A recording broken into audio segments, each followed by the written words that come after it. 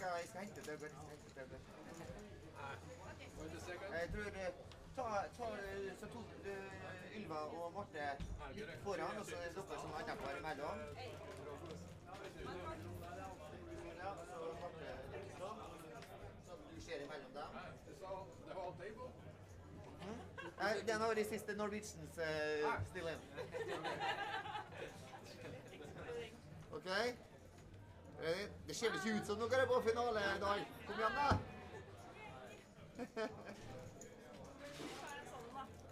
Ja. Nei, det går ikke. Nei, det blir... Jeg har en del der noen som skal finne en sånn også. Ok, lykke til sammen.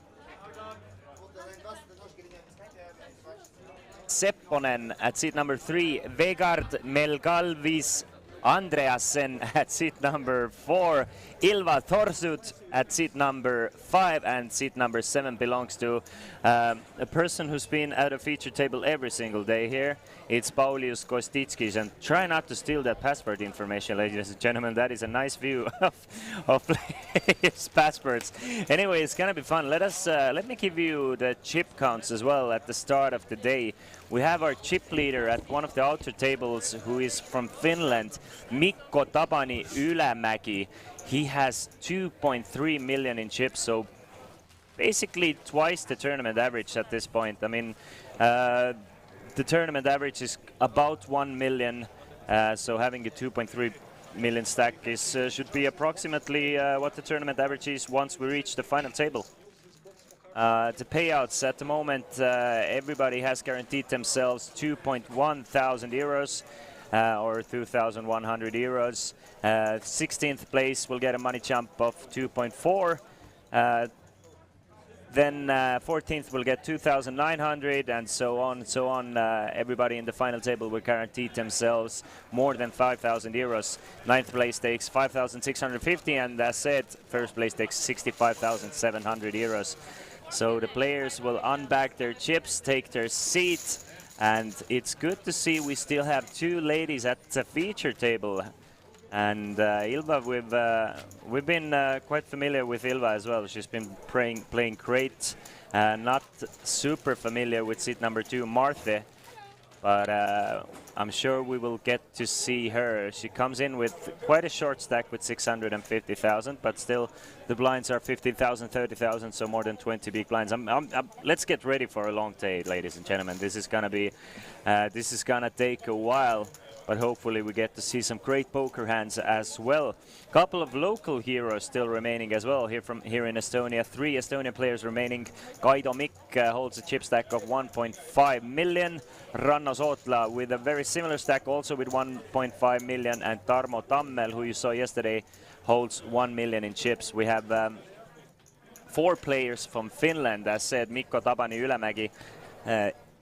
He's the chip leader holding 2.3, but Kalle Mikkonen has 1.5 million, Kwang Duan has 1.3 million, and our shortest stack is Eetu Johannes Sepponen, sitting at seat number 3 right here, with just 180,000 or 6 big blinds, so expect to see him go all in very quickly at this feature table. Just to go over players one more time, 5 players remaining from Norway. Second in chips is Vegard Melgalvis Andreasen, sitting at seat number 4 right here. He holds 1.8 million in chips. Then we have 9th in chips Ylva Thorsut, sitting at seat number 5 here. She has a bit over 1 million. Thomas Hansen, Raymond Vilnes, and Marthe Stertard Lingvar also at a couple of them at our feature table, but also still remaining. One player from Iceland, it seems like Lee Kwok, who you saw yesterday at the feature table. He was crushing the feature table, but comes in to this final day with a short stack of 605,000. One player from Greece, Renta Elina Chris Katos, 16th in chips with 345,000. One player from Lithuania, sitting at seat number 8 here. His name is Paulius Kostitskis. He has 1.3 million, and we have one player from Sweden as well, coming in 3rd in chips, David Bergen with 1.8 million. So no runaway chip leaders as of yet. I mean, if 10th place gets a double up, they're basically a chip leader at the moment. So everything is still possible for all of these players. Couple of them, especially Eetu, Johannes, Sepponen, sitting at our feature table, they need to do some work and have to do it quite early. But let's see how it plays out. And I think seat number 4 at our feature table, the Norwegian Vegard Melgalvis, I think he was actually the final tablist at our previous Coolbet Open also. Oh, really? So yeah. He can go for back-to-back, and he has a very strong stack to do it. He's definitely a very strong player. And as we see the button on the very first hand wakes up with a jacks, and he has a 700k stack, so let's see how this works out for him. It's gonna probably the raise sizing is gonna be close to 60, maybe 70 or 65,000, but no, well, that's a large open from him. Makes it almost 3x, which is something you rarely see at this stage of a tournament, raise sizes that large. But it's Teemu Sepponen who has to put in 60,000 pre-flop by being in the big blind, and he's gonna go all in the first hand. I mean, he has 33% of his chip stack committed already. King 7 is good for him. So are we gonna see an elimination the first hand of the tournament? Sepponen needs a king to stay alive, or running 7s or something to happen for him, but Vilnes is in a very good spot to eliminate him here, but no, that's a king on a flop. Jack still have a couple of outs, backdoor flush draw, and can hit a 10 to make her straight. So let's see if Raymond can eliminate Eetu here.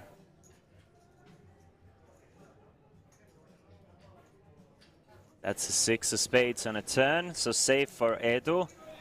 And a queen means that Eetu doubles up the first hand. That's the start he needs. I mean, he really needed an all-in, and I really love the fact that he called with King 7. I mean, against the button open anyway, you have a lot of your chips invested, so you need to take that risk. And sometimes you have to trust in math and hope to get lucky there. Yeah, Raymond with a pretty short stack himself must be really unhappy with this kind of turn of the events there. Yeah, super important pot for him. Still has, I mean, close to 20 big blinds. We are playing quite deep stacked. The tournament average at this point is 36 big blinds, as the average stack is 1,080,000 in chips. So the average has already reached 1 million. Ylva Thorsut with exactly the average stack with 1,080,000, and she is sitting 9th in the tournament, so exactly in the middle of the pack. What do you think, Kristen? Who's going to be the table captain for us today? From what we've seen, I mean, Paulius Kostitskis, he's very loose player, and he loves to press others, and it's kind of a good situation for him. I'm not sure where Sepponen is sitting. He's sitting at c4, right?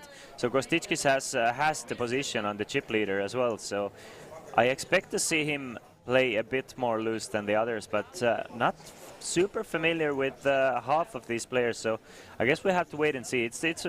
I mean, there are still plenty of short stacks at this table to keep the big stacks honest here, because obviously everybody wants the ladder, but it's I mean, the big money is at the final table, so you need to make a move here.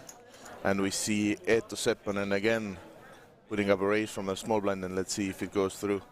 And it's yeah, basically committing himself by raising 215,000 there. He's never folding and gets 2 in a row and up to 465,000. So he has tripled his starting stack from this day, or close to tripled it. It's a very nice start for the Finn. I mean, what do you expect? How long the day is gonna last? Usually for the final table, for me, the good pace is 1 player per hour is how it's usually been when I've done these commentaries. And we have 18 players remaining, so I mean, we really might be in here for a long one. But I was talking to some of the staff, and they were very, I mean, hopeful that it might even end at 9 p.m. or 10 p.m. What's your guess, if you had to guess? Are we gonna go into the morning hours or no? I think we're not going until the morning hours. I think it's not going to be so late, but probably until the evening. At one point, we get to see who takes down the first prize and who walks away with what was 65k? 65,700 euros, yes. And yeah, the blinds are gonna go up decently fast. I mean, we're playing 45-minute levels, which is, I think it's better for the players as well in a sense, because at one point you do start to feel that fatigue. So you rather take a bit of a, I mean, the thing is, if we were playing super long levels, hour long or plus, then I mean, I would rather play a bit of a more of a turbo format and feel energized and know that I'm playing well than feel like I might have busted because of fatigue. And this is why I love this tournament scheduled by Coolbet Open here. I mean, it's just super well thought out, and even though we had a large show up from the players with more than 600 entries to this tournament, generating a prize pool of more than 300,000 euros. It's still manageable, and we can still take this one in the bag with everybody being happy in 3 days.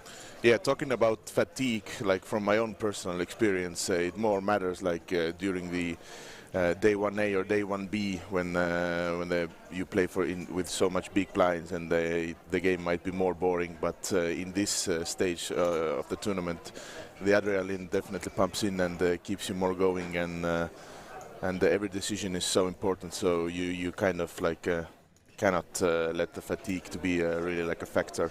That is a good point from you, because of course you have that experience and you have actually managed to close out at a 3-day tournament.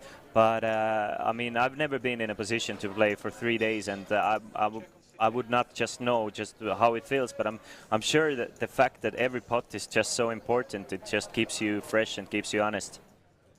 As we see the big blind defend, Kostitska's gonna defend with 5-4, and he's gonna have to fold on a 10-9-7. It's a type of a board where we see a lot of opponents just give up when they raise with a hand like Queen 4, because it's kind of a scary board. It seems to connect with anything, but chip leader keeps the pressure on and takes this down with a small bet. Yeah, I mean, there's 1 million draws on this board, and they're really tough to continue betting into it, but we see Vergaard c-betting here with a queen high and takes down the pot. And when I asked you before, like, who's going to be the table captain, I was actually thinking that it's going to be Vergaard. I remember him being like pretty aggressive and not being afraid, so I'm expecting him to opening up a lot and putting pressure on his opponents. I also, just to let you know, I got my experience of playing a side event yesterday. Hopped in the Hyper Turbo, got exactly one hand in and was busted, and that was my experience in Coolbet Open. What happened? I mean, it was a Hyper Turbo. I folded a few hands, and all of a sudden I just had 20 big blinds, so I 3-bet jammed with 5s, got called with ace-king, and there was a king on the river. And that's the way it went. And we see Vergaard opening up with 10s and picking up the blinds. I mean, the blinds are so huge, they matter so much in this stage, and every blind you pick up, they increase the stack. And yeah, it's 75,000 to be taken off by just taking the blinds and antes. And to let you guys know, we have lost one player from the outer field. You can see there's 17 players remaining. Once we reach 16 players, we will have a quick redraw of final 2 tables, so we have new players for you guys as well. But we had Tanel Evert finishing in 18th place, local player from Estonia. He took home 2,100 euros, so congratulations. Of course, I'm sure he wanted a bit more making it this far. It's always hurts. I mean, getting 10th to 20th place, it's the worst feeling in sorts, unless you're playing for like your whole bankroll and you're still gonna be happy with the result. But I went through a period like for the past 5 months where every huge and deep run I had in a big tournament, I finished like 12th or 13th, and it just sucks to not even close out one of those and not even make top 3 in one of those. So I just had a for months on. I just every big tournament I played for, like when there's tens of thousands up top, I got 12th or 15th, so it hurts. So I feel your pain, Tanel, but still a great showing from you. And there are still right now 3 Estonians left in the tournament, right? Yes, sir. Still 3 Estonians left. Tarmo Tammel, Ranno Sootla, and your good friend as well, right? Ranno? Kaido Mikk. Yeah, Ranno and Kaido both. I know them pretty well. Yeah, with Ranno, Ranno, me and Ranno kind of grew up playing poker together. Ranno was our little young friend. We were just turning 18. Me and a couple other friends and Ranno were grinding and learning poker together. So I have some memories with him as well personally, and it's cool to see that the people who stayed with poker, they're super successful in that field. Same thing with me and Kaido. I mean, we have learned poker together a lot and discussed hands and studied a lot, and it's very nice to see my friend going so deep. Unfortunately, he's not at the feature table, but who knows? Yeah, maybe at the final table. Yeah. Of course. I mean, I'm sure we're gonna get an international field as it is anyway, because I mean, 5 Norwegians, 3 Estonians now, 4 Finns, couple of Swedes, couple of Icelandic players, a Lithuanian and a Greek person here and there. I mean, it's a good time. And we are gonna witness a 3-way pot here, couple of pocket threes. And it's all Norwegian here. Yeah, Battle of Norwegian. This table is very Norwegian heavy. I mean, if there's 5 total and we have 4 at this featured table, so all our Norwegian viewers, this one is out for you. Enjoy this featured table until we will have that redraw. It's an ace-king deuce board, meaning that the king-queen takes the lead. And Vergert's gonna continue with the king-queen. Sorry, with the king-9 here. Easy fold for 3s, and expecting king-queen to at least call once here, right? And I'm expecting this pot very often to just be checked down, unless someone hits a 2-pair on the turn. It is 55,000 to call, quite a large portion of Martha's stack here. Martha Lingver, I know she is a crowd favorite here. A lot of players in the chat yesterday asked about her. It's great to see her play now. 350,000 in the middle. Martha checks it over to Vergaard. And Mr. Sepponen with a Finnish last name, but with a Norwegian flag. I wonder if he has a Finnish father or a mother. Vergaard looks very interested in this hand and decides to continue, which I didn't really expect. The thing is, if Sepponen is betting here, I feel like she might get Lingvar to fold the better king here every now and then. This can be the case here. I mean, it's really tough to continue here with the king, and I think she will release her hand. I mean, what can you do here? It is Lingvar opening from under the gun, and Sepponen. Lingvar defended the small blind. I mean, it's for 1/3 of your remaining chip stack. It's really tough to do other than folding here. Let's see how she ends up. Do you think that Sepponen is bluffing here? Is maybe trying to get rid of hands like some hands with equity, of course, but at the same time trying to get rid of weaker aces? Something like ace-10 or king-queen specifically, or king-jack suited or something like that. I think, he's like trying to fold out these hands with equity, because I mean, this king-9 is like too good hand here to bluff, but it works out as a bluff here, and so I don't really blame the fold with the king-queen there. I would fold it myself. I mean, after same. I would have folded as well. And the thing is, after you get called on a flop, I would have to assume that it was a bluff with king-9. There's definitely not value to be get there, not too much value. So I'm guessing that maybe he's trying to like pressure exactly the. Though there's not too many king X, especially him holding a king as well. But maybe he feels like if he's gonna check this one down, he's gonna lose this pot a bit too often there. So he thinks that betting there has more merit to it because he can get quite a few stronger holdings to fold. Yeah, but as well as the ace-king board, of course, way stronger for the under-the-gun raise. So I feel like it was a bluff, but I mean, it worked out well. Whatever it was kind of another merge-looking bet here. Kostic is thinking about it with queen 4, no. I'm sure yesterday he would have opened it when he had a large stack, but... Yes, there is a new captain of the table, it seems like. Especially after seeing that king 9 hand, I'm starting to believe more and more about that aggressive nature of our chip leader. And looks like Eetu is gonna, gonna release his hand, and he's gonna fold, yeah. If he would have shoved there, I think it would have worked for sure. It would have worked, yeah. But it's kind of difficult. He still has 13 big blinds. You kind of still can wait. You don't have to shove 14 big blinds, blind versus blind.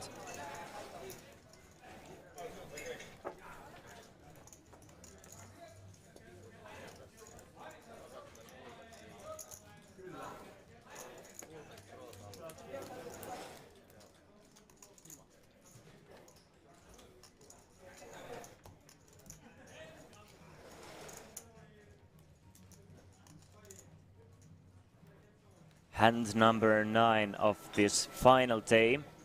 Still waiting for one more bust out for final 2 tables. It's Paulius Kostitskis with ace 10. This time he's gonna come in with a raise.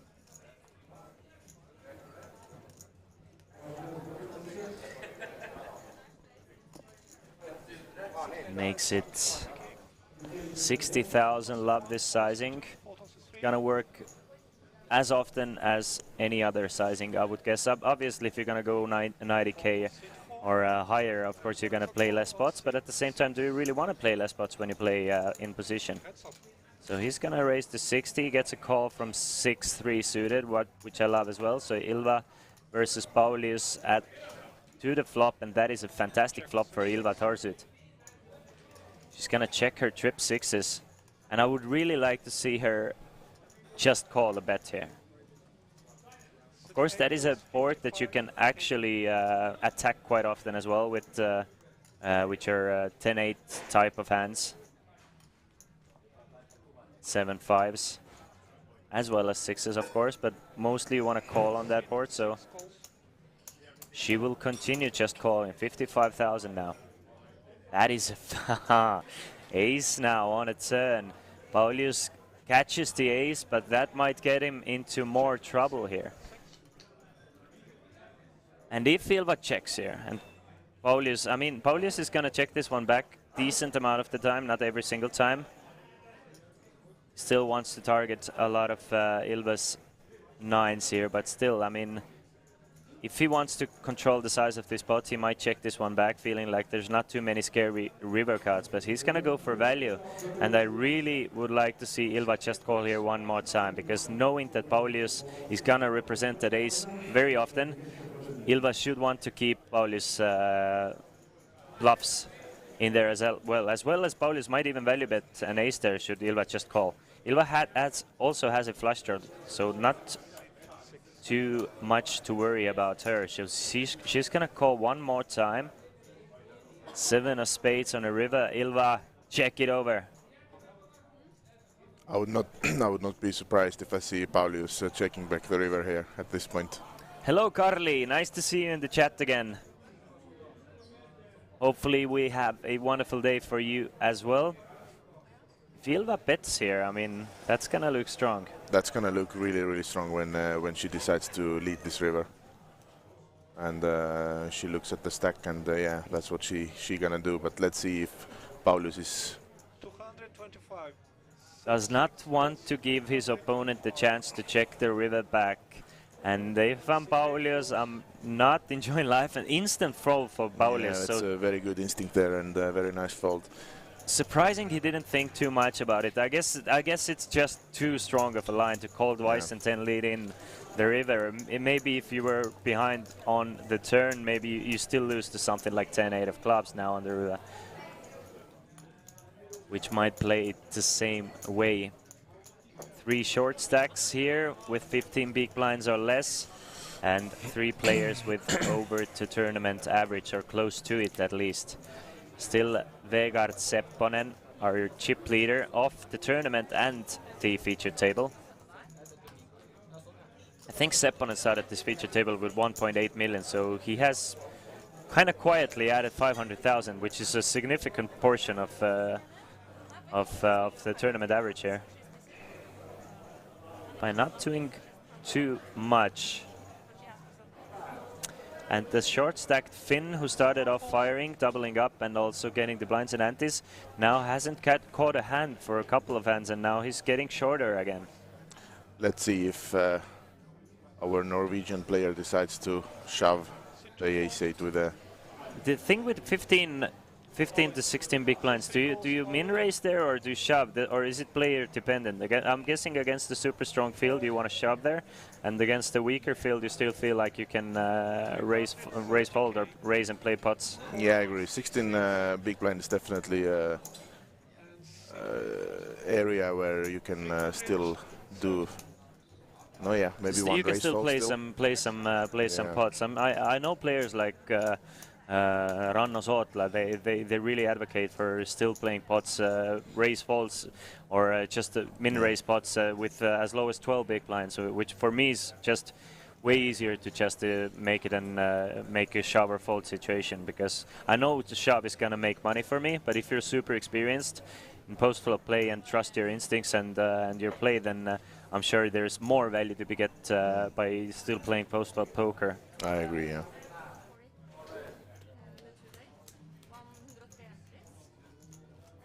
It's a very interesting dynamic. We have like 3 short stacks and then...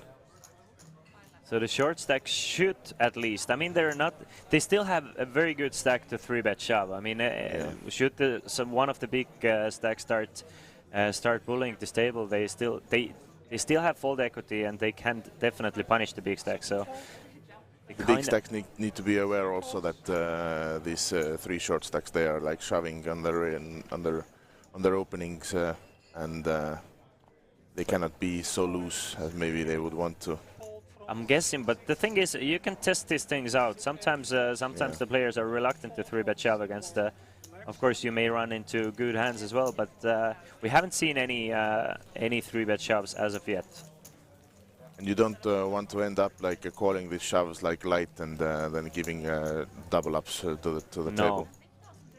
That's the reason why it's good. I mean, of course, the short stacks keep you honest, but you always prefer to have them still. It's good to keep players short, and it's for the short stacks tournament life almost every single time you open with a raise.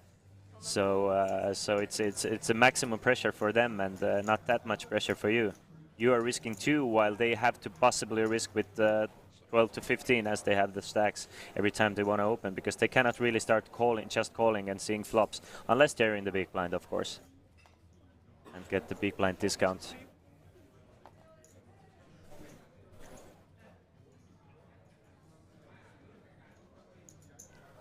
Sit 4 raises to 60k. Fold on sit 6. Fold on sit 8. Fold on sit 1. Raise to 60,000 from Sepponen's big stack here.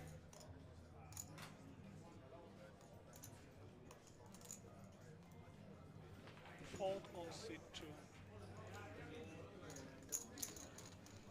Let's hand.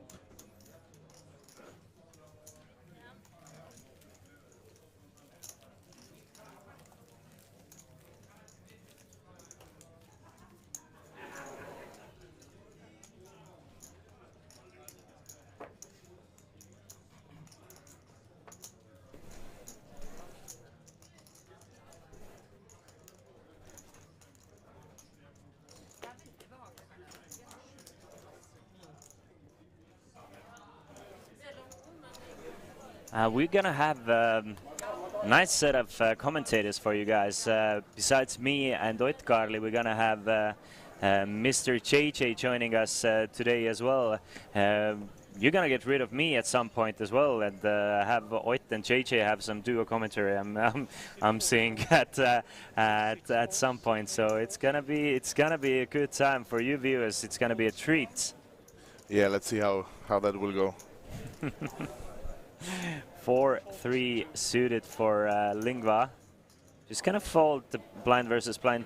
Do not really blame her. I mean, she would have gotten calls from Sepponen here as well with ace-10, so you don't really want to shove with 4 high there.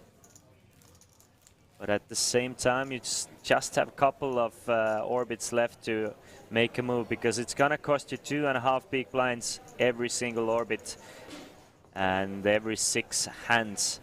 So I mean, 12 hands without picking up anything, and she's gonna lose half of her stack. So the blinds are going up in 20 minutes as well. So you need to stay aggressive, you need to find moves, and maybe not even uncomfortable moves.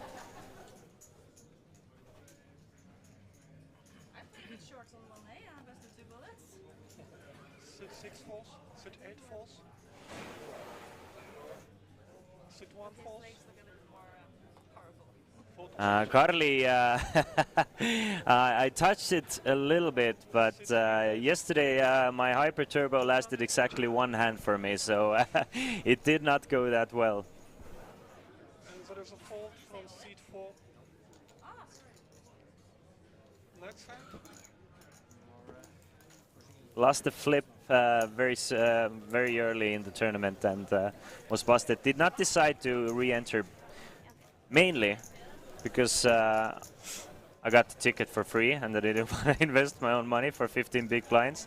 And secondly,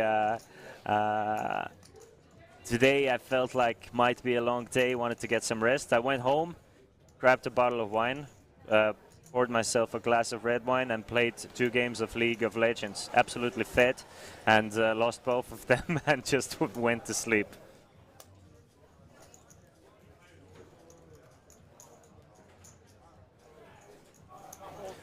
I bought myself a computer recently, like a month ago, like a gamer computer, and I'm just I haven't played League of Legends for 3 years, and I used to play like semi-decently. I was a decent player, and now I'm just climbing the ladders again and just enjoying life, and 3 years has done nothing for me. I'm still very awesome at the game.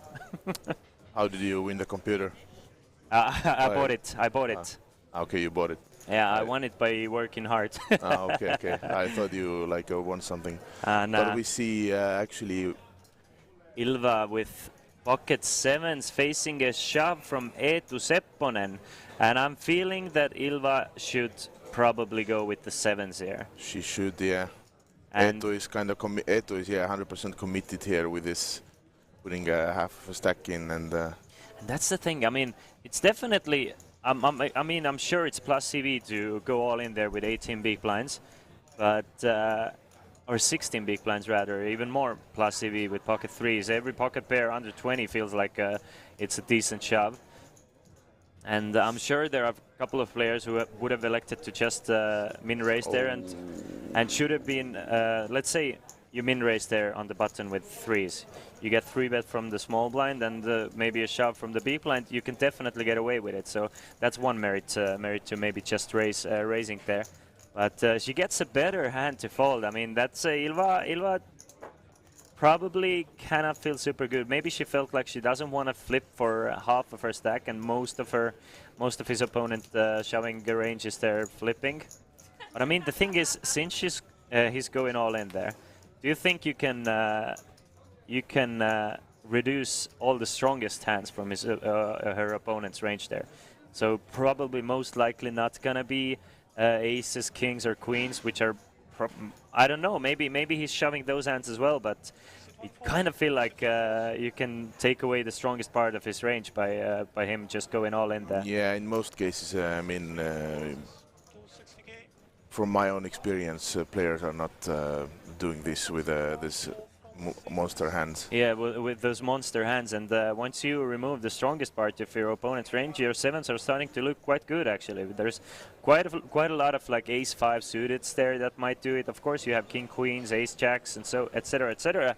But also small pocket pairs really love to shove with those 15, 16 big blind stacks, 3s, 4s, 5s, 6s. So I mean, I think Yeah, in my experience as well, I'm calling there with sevens. Of course, we have the opportunity to see the cards, and it's easy for us to see, but it's just usually the case. Yeah, I mean, sometimes there are spots that come up that you really have to take, and then sevens was the one for me. I would definitely shove there and just. It's just it seems like a very great opportunity to not just remain with your chip stacks, but actually add quite a lot of chips there. Yeah, against the button open from looks like a looser player also. So. Yeah. Yeah, it isn't like he's been knitting up. It's his third time all in, fourth time all in already, and the one hand he showed was King 7. So you can definitely see that he's willing to not just. I mean, if he's willing to call with King 7, he's definitely willing to push with less. Of course, the stacks were different back then, but. Hello, Spike. The morning I just joined. Is this the final table? This is not the final table. We are down to final 17. Once we lose one more player, we will have a redraw for final 2 tables. But at the moment, we still have 17 players. Everybody, it's a 550 euro tournament.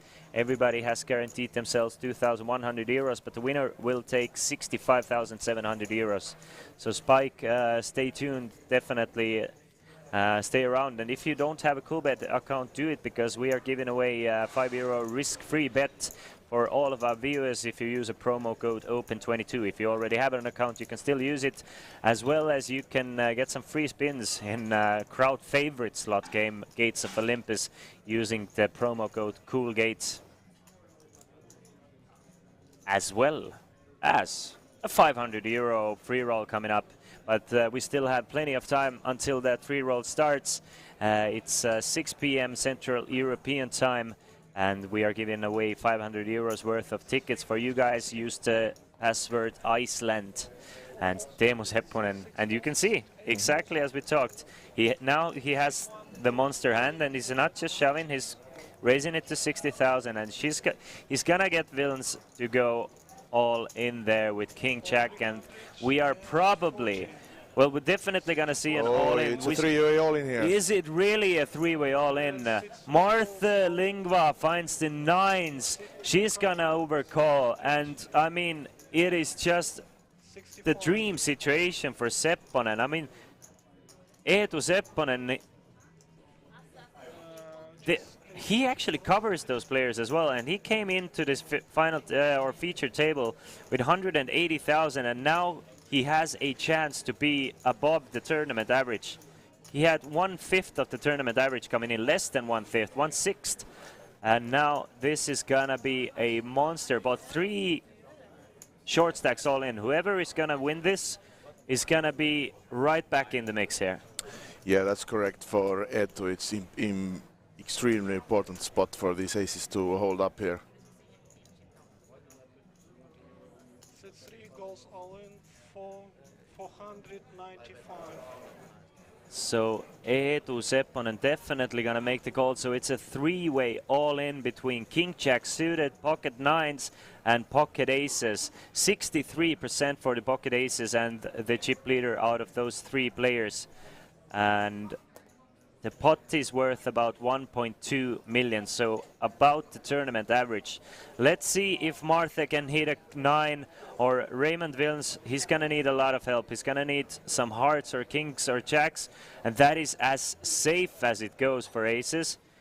No one has the diamonds also here. There's a chance of a chop pot here, but a 4 of diamonds. Oh, there's 1 heart. I mean, never mind. So King Jack needs a heart or a king or a jack, or they're dead. No, now everybody still has a chance here. King Jack needs a heart, 9s need a 9, and aces need anything but. And that is a deuce of diamonds on a river, meaning we have a double elimination on our feature table. And what a dream situation and a dream spot for Eetu Sepponen, who came here as the shortest stack of the tournament with 180,000, and with less than an hour he has more than 1 million now. 1.3 million stack for Eetu Sepponen, and I'm sure that He's shown that he's willing to gamble. So let's see how he's gonna use this bigger stack now. So we're gonna lose Raymond Vilnes in 17th place. He's gonna take home 2,100 euros. And since Martha had a bit of a bigger stack, and she's gonna be eliminated in 16th place, and she's gonna get that money jump, and she's gonna get 2,450 euros, meaning that we are down to 15. We're gonna pause the tournament clock, and we are gonna do a quick little redraw for you guys for the final 2 tables. So don't go anywhere too far. We're gonna be back in about 5 or 10 minutes. Until then, ciao.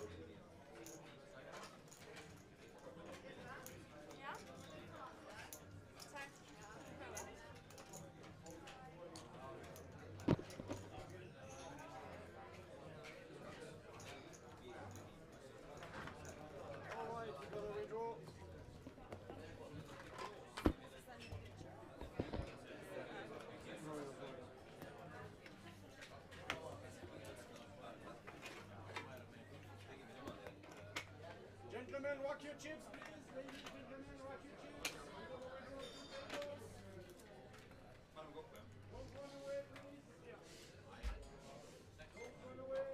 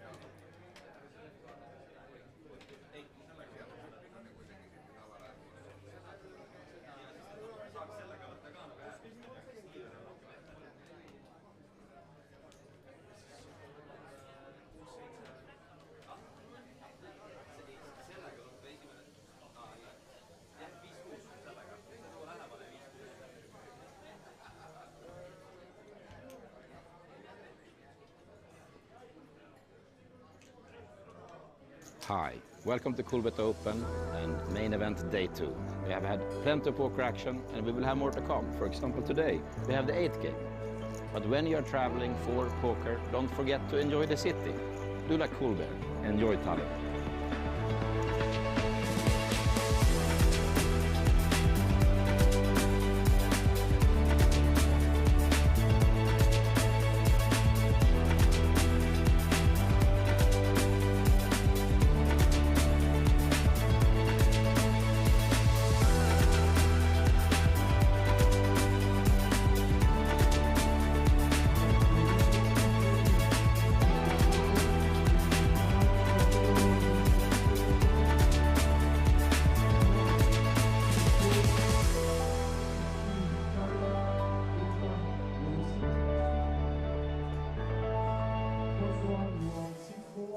Hi, welcome to Coolbet Open and main event day 2. We have had plenty of poker action and we will have more to come. For example, today we have the 8th game. But when you are traveling for poker, don't forget to enjoy the city. Do like Coolbet, enjoy Tallinn.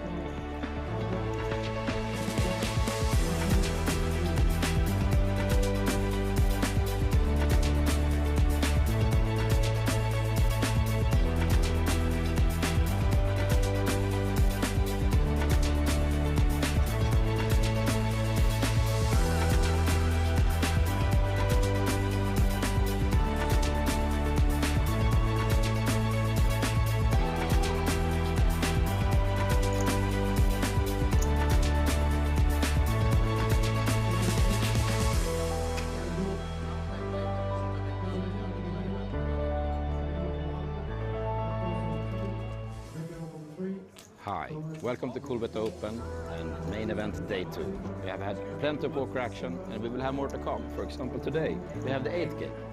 But when you are traveling for poker, don't forget to enjoy the city. Do like Coolbet, enjoy Tallinn.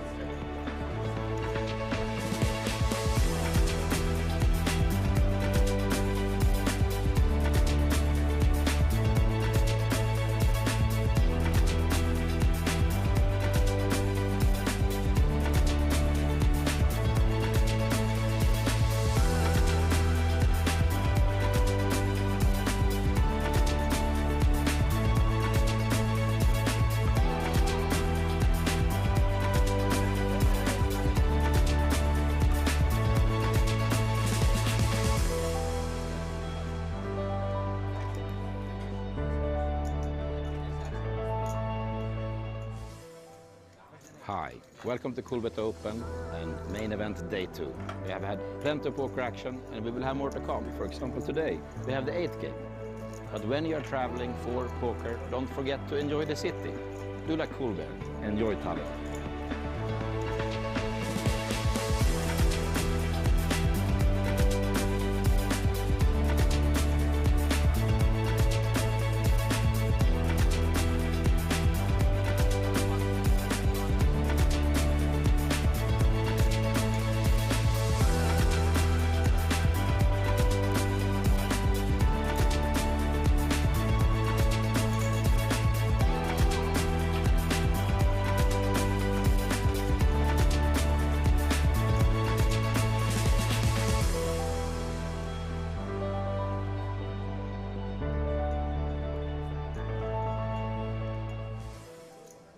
Hi, welcome to Coolbet Open and main event day 2. We have had plenty of poker action and we will have more to come. For example, today we have the 8th game. But when you are traveling for poker, don't forget to enjoy the city. Do like Coolbet, enjoy Tallinn.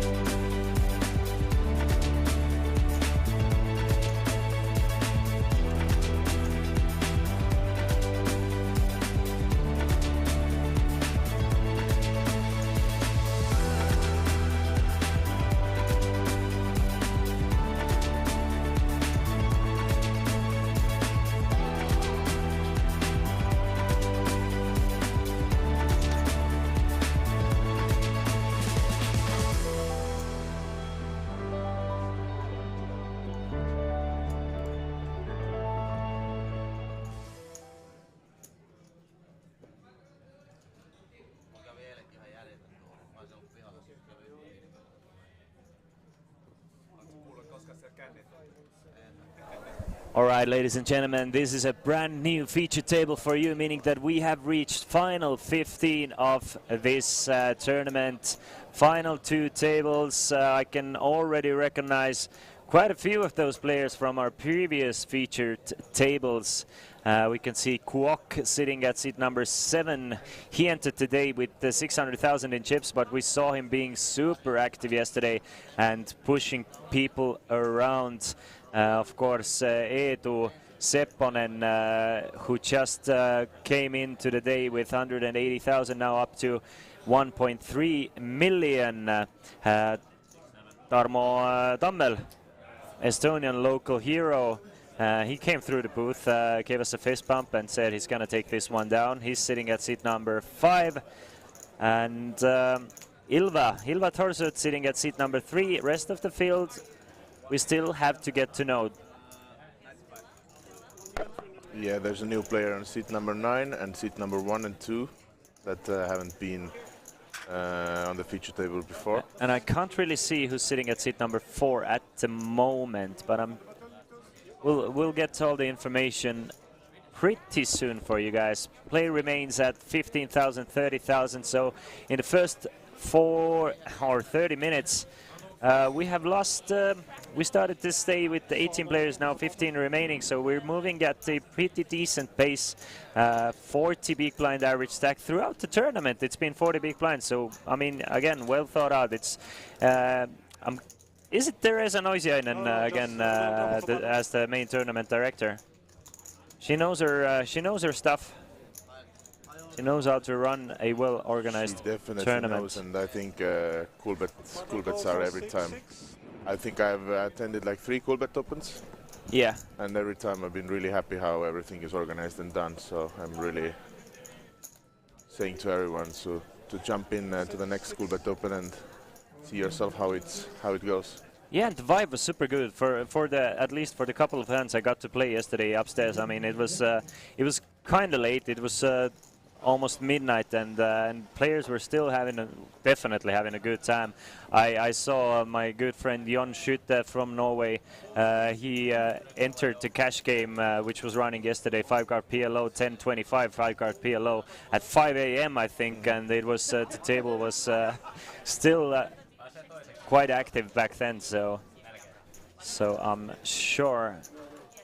I mean, let's see. There's still a couple of cash game tables running at the moment as well, and it's 1 p.m. local time, so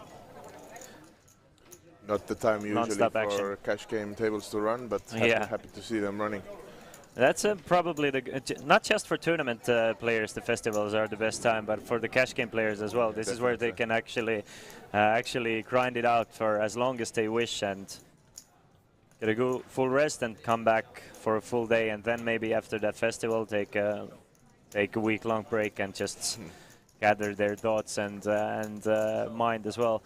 Morten wants to know how long the delay is. The delay is 30 minutes. So we're playing with a 30-minute delay here, but if you want live updates, you can visit coolbetopen.com for our live blog as well as the live updates. So go over to coolbetopen.com.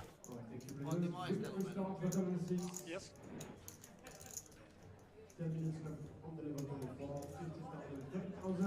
So we are ready to start again. The clock has been started. The cards will be shuffled up and dealt. So let's do it. I am excited as ever.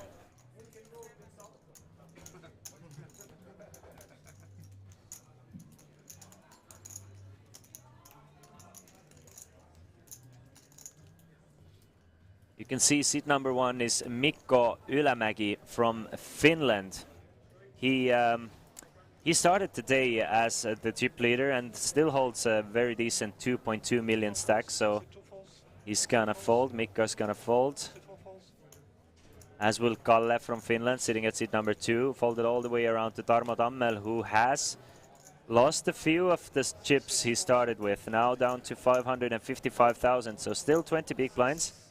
But it's Kuok Lee going all in with 450,000 from the button with pocket 7, so definitely good enough hand. The ace deuce is a hand you want to go all in with yourself, not call, so Sepponen is gonna fold, as will Bergen. David Bergen from Sweden started today as the 3rd in chips. The only Swedish player still remaining, but still healthy with the chips. As you can see, still with 1.8 million. Quite deep stacked. I mean, average stack is 1.2, right? So we have most of the players at this... yeah.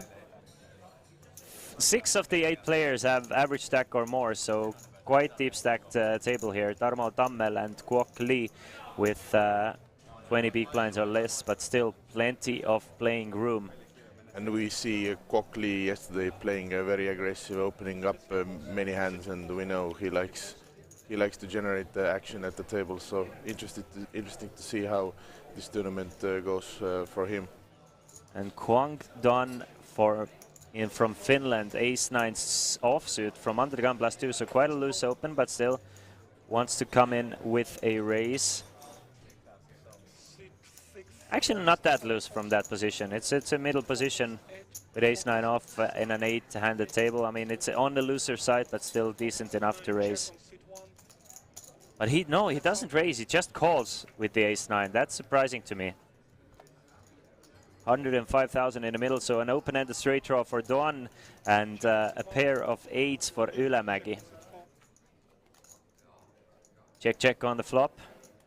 So doesn't want to lead into the pot, just limping in with ace-9 and flopping the open-ended straight draw. He's not gonna try and steal this one away. And now Ylämäki is thinking maybe he's ahead here with his pair of 8s and a good kicker. But he's gonna still check one more time. So checked all the way till the river, and now that lets Duan actually catch an ace. So we're gonna see a check again from Ylämäki now, but let's see how much Duan bets. 35,000, so very small bet from Duan here. Unless you think Duan is turning something like 4s or 5s or 6s into a bluff, you're probably gonna have to fold your king 8 here. On that run out on an ace 10 jack 8 deuce. Yeah, I don't mind the fold here. The ace is pretty bad card on the river, and it having gone check until the river. I mean, usually if your opponent has a hand like 6s or 5s there that they decided to limp in with, they're probably gonna check it all the way down. Yeah. Especially when the big blind has been checking all the way and not betting anything, so I don't mind checking down the pocket, small pocket pairs there. Still some showdown value. But interested to see a player limping there with an ace-9. Yeah, definitely. It's not the hand that plays the best post flop usually. So you really want to, if you want to come in with in the pot with a hand like ace-9, you kind of want to come in with a raise. I agree with you. Want to give yourself that opportunity to steal the pot away, or maybe just steal the pot away pre-flop or at least post-flop. But it's ace-8. Ylva is gonna fold the suited ace from under the gun, and good from her because Kwan wakes up with ace-queen right behind her, and he's gonna make it 65. Those white chips are worth 25,000 each, and blue chips are worth 5,000 each.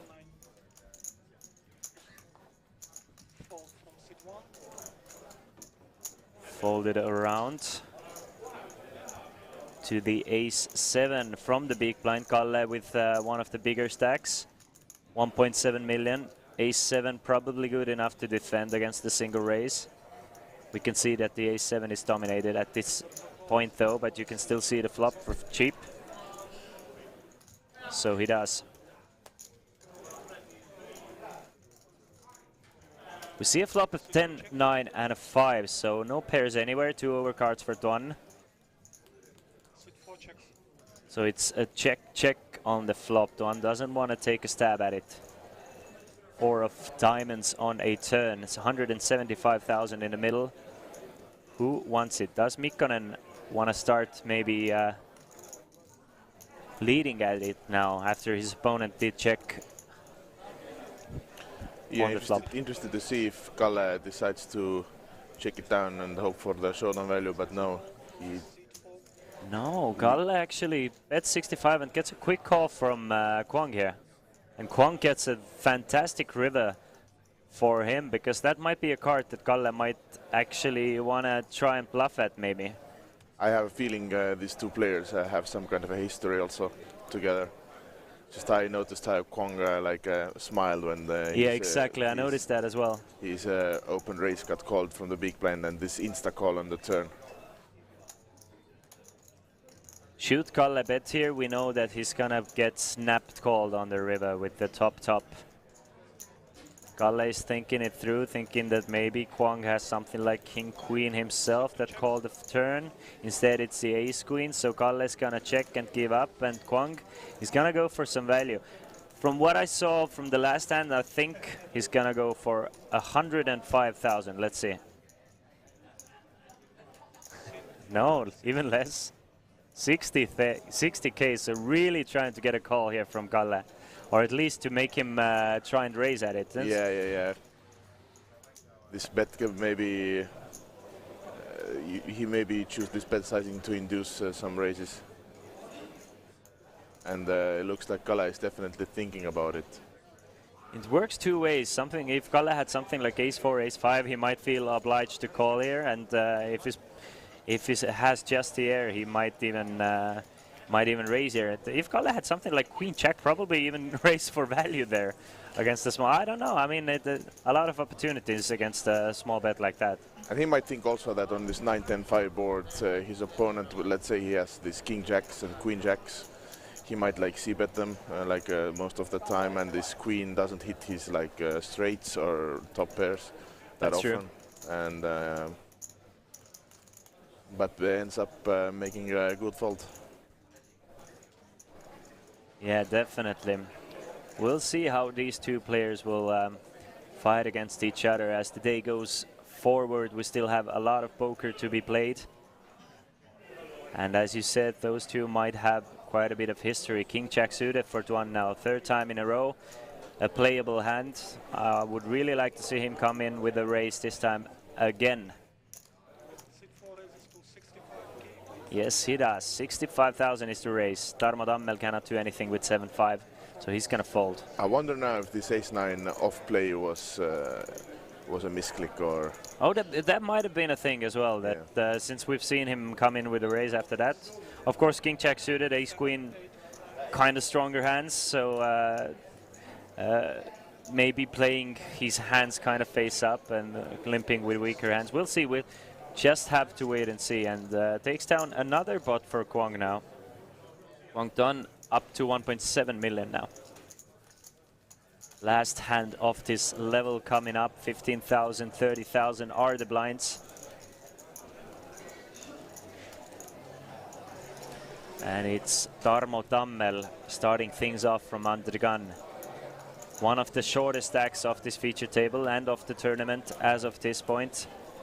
Has less than half of the tournament average.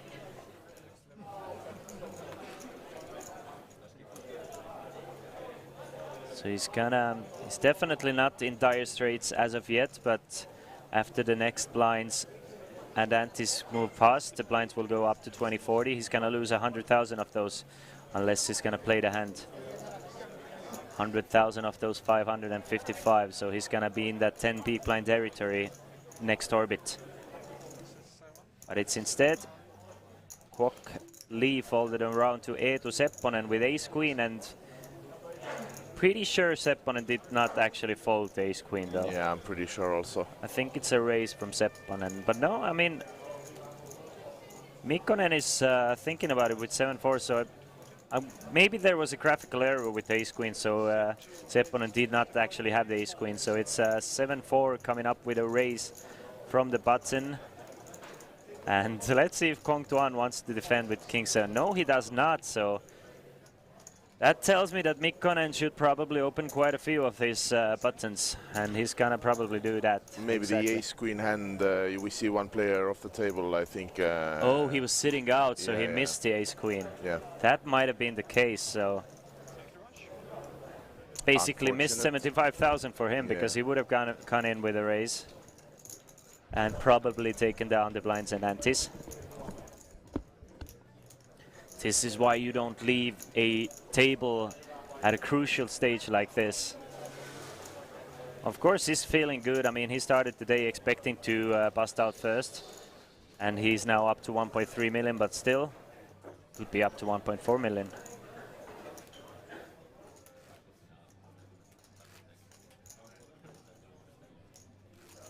And you can see that you can win a trip to Qatar if you deposit 20 euros, bet 20 on the Champions League final and take part in the Qatar raffle. You can use the promo code for that as well. Yeah, we have the Champions League final today. Do you follow football? I used to be a huge fan of football, and I used to watch a lot of the Premier League games and especially all of the Champions League games. But in the past couple of years, I'm usually working during that time, so I haven't had a chance to watch too much. Who's playing at the finals? I don't even know. Liverpool and Real Madrid. The thing is, I can't remember when that happened, that Liverpool got that good. Because I was like making fun of Liverpool at one point, and the other person was like, they're only one of the 5 best clubs in the world at the moment. So at some point in the past couple of years, Liverpool got good. But it's Ilva running into pocket aces here, and he's gonna 3-bet to 230,000 against Ylämäki's pocket aces. And if you're Ylämäki, how often do you just call here with the stacks being the way they are? Or do you just ship it in and hope your opponent has it? You can definitely have some calls there. Especially, I would do that against looser opponents. But when you're playing against tighter opponents who 3-bet maybe with a not so wide range, and if you start calling them, they have ace kings in their range, and you just might lose some chips when you start calling them too much. And I think shoving here is like more effective. That's true, but by calling there, I'm sure you can't really make that big of a mistake as well, because you're gonna get 25% of your opponent's stack in anyway. Well, it's already in. Let's say if Ilva can get away from her ace-jack, and so she does. I really don't mind to play. I don't mind the 3-bet, and I don't mind to fold to a shove. If you get a shove there, your ace-jack doesn't play that well against a 4-bet shove. Yeah, well played by both. I don't mind 3-betting there with ace-jack. I would do it this myself as well, and just unfortunate to run into pocket aces there, aces, yeah. Because I'm sure Ylämäki, being the chip leader of the tournament, he's gonna open quite a few of those pots anyway, and your ace-jack really wants to target those loose opens. Yeah. As it is, it was aces this time for Ylämäki, and this is why big stacks are that dangerous, because once they pick up a hand, it's kind of difficult to put them on it, because they are opening very wide. And they can be more patient also. Yeah, for sure. But something tells me not a lot of this remaining field is gonna be very patient. It's Nordic poker at its finest, and I'm sure we're gonna see some fireworks here. And all the Estonians who are still in, I'm very sure they're gonna go for a win, and I know them, all the guys personally, and they are definitely more of the players who are willing to great and do some action. To be honest, compared to Swedes and Finns and Norwegians, Estonians are super tight in general. Like if you compare population against population, but those 3 Estonians still remaining. I mean, those I might not agree. It was maybe like this 5 or 10 years ago, but really, yeah, really. Maybe I'm wrong there, but every time I seem to play, it seems like the Estonians always have it. Never see a bluff, but it's Kwok Lee going all in with Queen 9, getting snapped called by Kalle Mikkonen, and Kwok Lee is in trouble. He still has very much alive cards. Can hit a flush, can hit a queen or a 9, but Mikkonen does call him. So King Jack against Queen 9 here. That is a jack on the window and a king to go along with it. So Kwok needs to hit a 10. We've been in this situation today one more time with jacks against King 7, where jacks needed a 10. Now it's Queen 9 that needs a 10. Can a 10 come on the river? Because the turn is for a spades, meaning that no flush draws to be found as well. Kalle Mikkonen is on the verge of eliminating Kwok Lee in 15th place, and that will be the case because the 7 of diamonds means that Kwok Lee is left with just Queen High against Kalle Mikkonen's 2 pair. Good game, Kwok Lee. 15th place for you, and you will take home 2,450 euros for your troubles, and that means players have reached another money jump Everyone has guaranteed themselves now 2,500 euros. So kind of a significant money jump. Basically the money jumps are getting bigger now. Now they're full buy-in sized money jumps. I will let you know the prizes as well. 14th and 13th place will get 2,900 euros. 12th gets 12th and 11th gets 3,700 euros. 10th gets 4,600, and then we're up to the final table with 9th place taking home 5,650 euros and first place 65,700 euros. The difference between first and second place is 23,000 euros, so it's gonna be a big heads-up match once we get there anyway. Heilis wants to know the payouts for final table. I will go over them really quick. 65,700 for first place, 42,800 for second, 26,600 for third, 20,700 for fourth, 15,260 for fifth, and 10,170 for sixth place.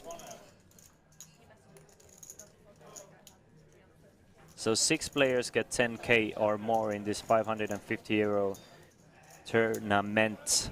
Compton again coming in with a raise. So I'm pretty sure that limp in with ace-9 was a sort of a misclick. Armo Tammel now our shortest stack at this featured table. Has to fold one more time. Sepponen from the big blind. He's gonna defend, and it's not that large. The blinds did go up to 20 and 40. I did not notice that immediately. So a nice defend from Sepponen's ace-3, flops a pair of threes. So we're probably gonna see at least one call, but it's a check-check. Kwang Dun really loves to check back those flops. Gets even scarier for the ace-3, so let's see if Dun can actually find a bluff here. He does not have showdown value with 7 high, so he should probably try and stab at it. But if he wants showdown value, he gets it on the river. Gets the 7 on the river, and now it's gonna be pair of 7s against pair of 3s. Dun actually goes for value here, or is it a value? No, that is definitely a bluff. Or is it the value? 175,000, close to pot size bet on the river. Gets a quick fold from pair of 3s, but that would have been a sick value bet if 3s ended up leveling himself calling there. Very interesting bet sizing and line taken by... Isn't it? He really likes those check, bet the river lines. I was surprised of a bet of a river there. We finally caught some showdown value, and his opponent didn't show any strength, so... I mean, it does work in a sense. You don't have to show your hand if your opponent really doesn't have anything, so you kind of don't... kind of protect your, I mean, image there. Yeah, would expect really if you bet there to bet small, or just most of the time check behind there, but was very surprised to see this sizing taken by him. Queen for Ylämäki, our chip leader. He's gonna come in with a raise, I'm sure of it. The cool thing is our chip leader does not have a super large of a stack. Well, I'm sure we're gonna see a clash at one point between two big stacks, but our chip leader has 60 big blinds at the moment, so basically less than double the tournament average. Makes it 80,000, and our second big stack here, Mikkonen now thinking about it with ace-10. Probably gonna be a 3-bet or a fold. Or, I mean, probably gonna be a 3-bet. So here we go. He's gonna 3-bet it. 200. Which I really like. I like the 3-bet with a hand like ace-10. Players do tend to make that mistake quite often, to just call with a hand like ace-10, which is gonna be in trouble if the chips are gonna go in. So might as well take the lead of the hand pre-flop. Kind of fold out the equity from other players, get a couple of better hands even to fold maybe. And just take this hand down pre. And once you get called, you can adjust accordingly. And if you get 4-bet, it's an easy fold with ace-10. So beautiful play from Mikkonen. Looks like a guy straight from the Internet School of Poker. He does, yeah. I don't mind the 3-bet there. Would prefer to have more later positions there, but still, well played. It's funny to see, like, when the poker boom happened. Of course, that was in 2003, and right after the poker boom, there was a period of poker, online poker and live poker, being dominated by like barely 20-something Swedes, and well, Isildur is a prime example of that. Just super aggressive, 5 and 6 bets pre-flop every single hand, and that was the style of play back then. And now those 20-somethings who are still in poker, they're 30-somethings, so in their early 30s, and the play style, I mean, it's still aggressive, but you know, it's way a lot more balanced, and you don't have this huge influx of young players coming in as they were nowadays, and then it seems to me, of course, age doesn't make a difference there. You can be as old as you want, but it seems like poker nowadays is basically the playground, or the cream of the crop goes to 30-somethings who just dominate the game and who have stayed since the poker boom and just perfected the art of poker by now, and just have 15 years of not just you know. Back then, you just had live poker to get your experience in, but nowadays you get a lifetime full of live poker experience in a couple of months, basically, and millions of hands of data available for you online all the time. So the learning curve has been super quick, and I feel like the stage of poker and like, I mean, the average recreational player is better than most poker pros were 10 years ago. So yeah, sure. That tells you something, especially in No Limit Hold'em. I remember like when 10 years ago, the coolest guy at the table was like who 4-bet bluffs and 5-bets the most like pre-flop. You remember this area? Yeah. It's super small 4 and 5 bets every time, and people kept them folding against those. It was like rather, instead of thinking too much about odds about calling, people were thinking about like who's gonna be the last aggressor, and the last aggressive move usually won.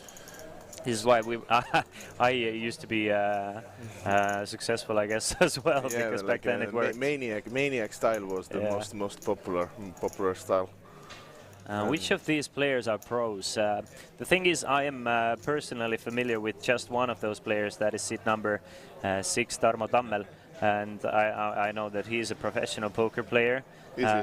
Well, let's say poker is a lucrative. I wouldn't say it's a hobby for him. Okay. But okay, let's say a semi-professional poker player. If you disagree with me strongly. Yeah. I mean, I was just curious. I know he plays all the events, but is he like also like playing online? As far as I know, he's made his money playing poker for the past 10 years. Okay, cool. I didn't know that. And it very much to me looks like a couple of those players could definitely be. I'll try to get some info during the break, but seat number 2 seems like someone.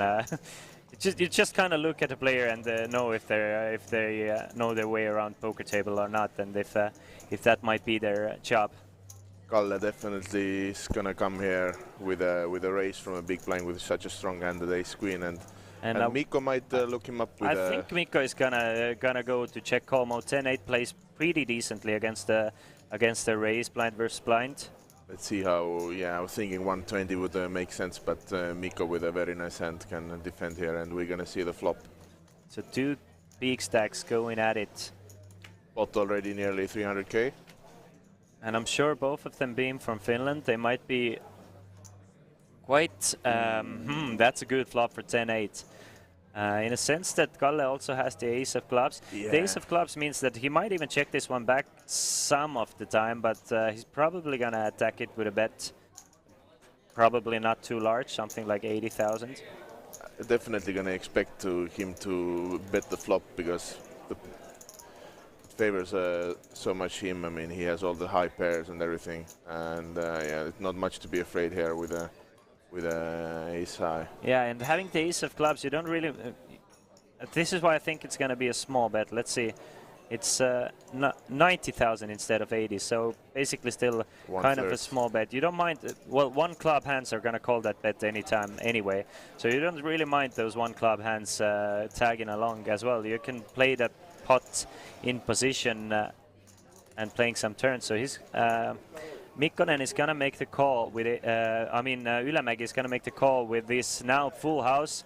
So that means that Mikkonen is drawing dead with the ace high. Ylämäki checks it over to him. And now is the time maybe where you wanna check back, or do you still wanna go for a bet and maybe check back the river? Yeah, it's definitely fine to check back here and reevaluate everything on the river.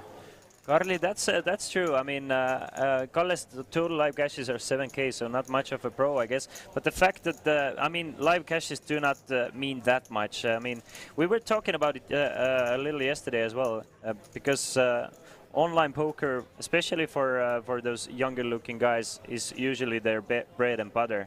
So a lot of online poker players don't really travel around live festivals as much, because for them, I mean, I'm not saying that for sure that Kalle Mikkonen is a pro, but live scores don't really mean that much, because for better online players, playing a live tournament is basically, unless you want to get a sponsorship deal or something, it's basically wasting money, because you're spending a lot of time in just one tournament and a lot of equity there. It's Yeah, the traveling costs are huge. I mean, when you want to travel from festival to festival, and with everything, with the hotel and everything included, that as well as it. Yeah, exactly. And you have to invest possibly 3 days for a single tournament. So unless you're just like a bracelet or trophy hunting, which a lot of the online pros also do, then that does not mean, which doesn't mean that sometimes you don't want to let loose and play an online live festival or something. Yeah, but that's why we have satellites for these live tournaments, satellites which have those packages with everything included. So yeah, really nice to hunt them and try to win. When you played your Coolbet Opens, did you always bought straight in, or did you play the satellites as well? No, I bought straight in, yeah. Baller. Just a baller, but it's an advantage for you as an Estonian. You don't have to worry about the hotels and stuff. But when you come in from abroad, you still have to sleep somewhere. You have to get here somehow, and so on. So it's much easier to have the poker room to worry about these things, and it's just so much more simpler. I mean, sometimes it's just nice to combine a vacation, and you know that there's like a poker festival somewhere, and just speaking like someone who just came from Malta, visiting a friend, and just also playing a poker festival. Yeah, that worked out fine. Yeah. Ace Queen now for Ylva Thorsud. Facing a raise, so probably gonna see just a shove here from the big blind. I mean, Ace Queen suited plays pretty well. She has a nice stack to 3-bet shove with. So she's gonna go all in for her 700,000. And probably gonna see a fold for Bergen, who has been the most quiet at this table thus far. But nice to see him come in with a raise with an ace from the cutoff. But this time he runs into the ace queen and folds. That's a nice pickup from Ylva. Yeah, Hailis, I agree with you that they are the satellite packages are great.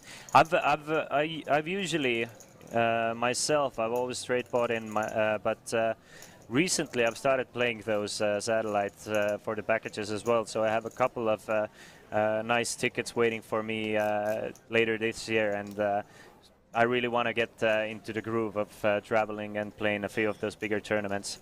So this year for me is going to be the first year probably ever to just travel around and not just work, but also play some poker and get to know some people at the field and enjoy myself and hopefully get a big score.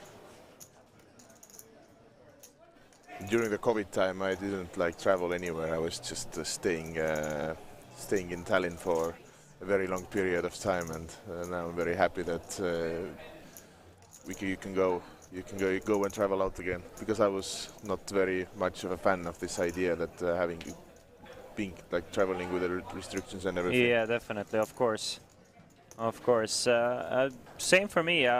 Being used to traveling about 20 times a year. It was 20 times? Well, doing TV tables around the world. It's just Okay. it's mostly like two trips a month. So it was kind of a hectic graphic, kind of a hectic schedule.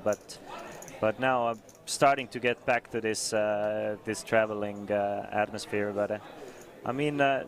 To be fair, I did not mind the lockdown period at all. I started to appreciate the time for myself and taking vacations and working from home. As I'm sure a lot of you guys listening also started to do. And it's Sepponen with King Queen now. King Queen suited, very powerful hand, so he's gonna raise it up with to 80,000. Couple of very bad hands being folded, and let's see if the big blind decides to defend with an ace-9 off here. Tarmo also with a very short stack now. Tarmo's probably not looking very happy here. Yeah, he's still, from what I've seen from, I mean, I guess since he already side, he's probably gonna fold.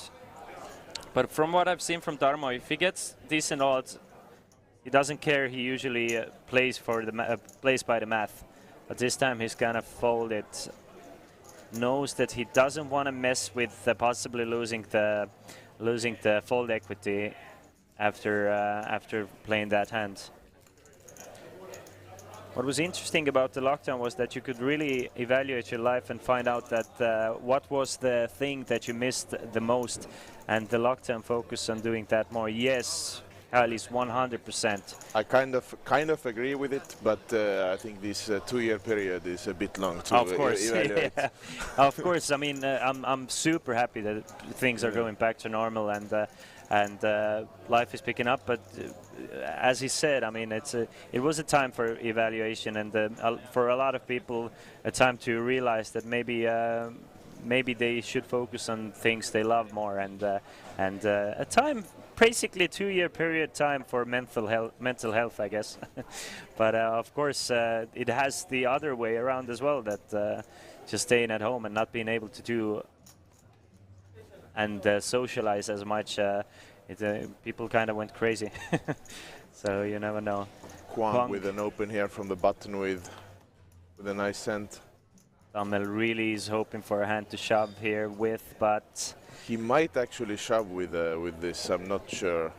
You know, like your Tarmo Dummel. He's thinking about it, but no, King 3 probably a bit too weak. But Ace Deuce is definitely a call for Eetu Sepponen, so he's gonna make the call. So Ace Deuce against King 10 to the flop, 240,000 in the middle. Let's see. Can we see anything interesting on a flop? Kind of, because nobody hits anything. Let's see. Yeah, at one we already expected him to check back the flop, so he does one more time. 5, 6, 7, 8. So a straight on the board almost. So another check. Tuan wants a 9, but that is not a 9. That is a 6 on the river. Let's see if Tuan bets this time, or this time he's gonna take the showdown value with the King 10. So he does. And for the first time, after checking twice, he doesn't make a pair on the river, and he does check it back.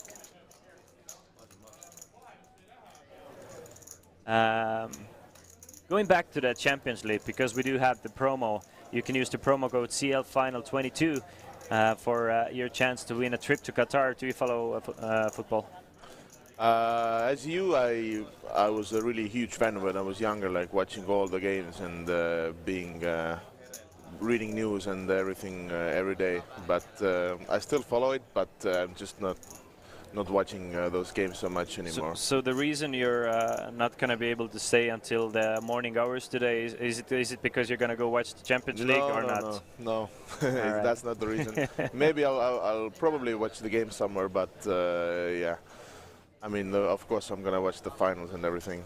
and the Euros and the World Cups and some finals and But tell us a little bit. league games. Tell us a little bit about working in Coolbet. Do you do any of those like group activities? I don't know, go karting or paintballing, or I don't know, have pizza days or whatever. How is it to work in at an organization like Coolbet? I mean, yeah, we do have different kinds of team events, which are always like really nice and enjoyable. And pizza, yeah. Everything you expect from a modern company, we have. So you wouldn't change it for any other job? No, I wouldn't. Great.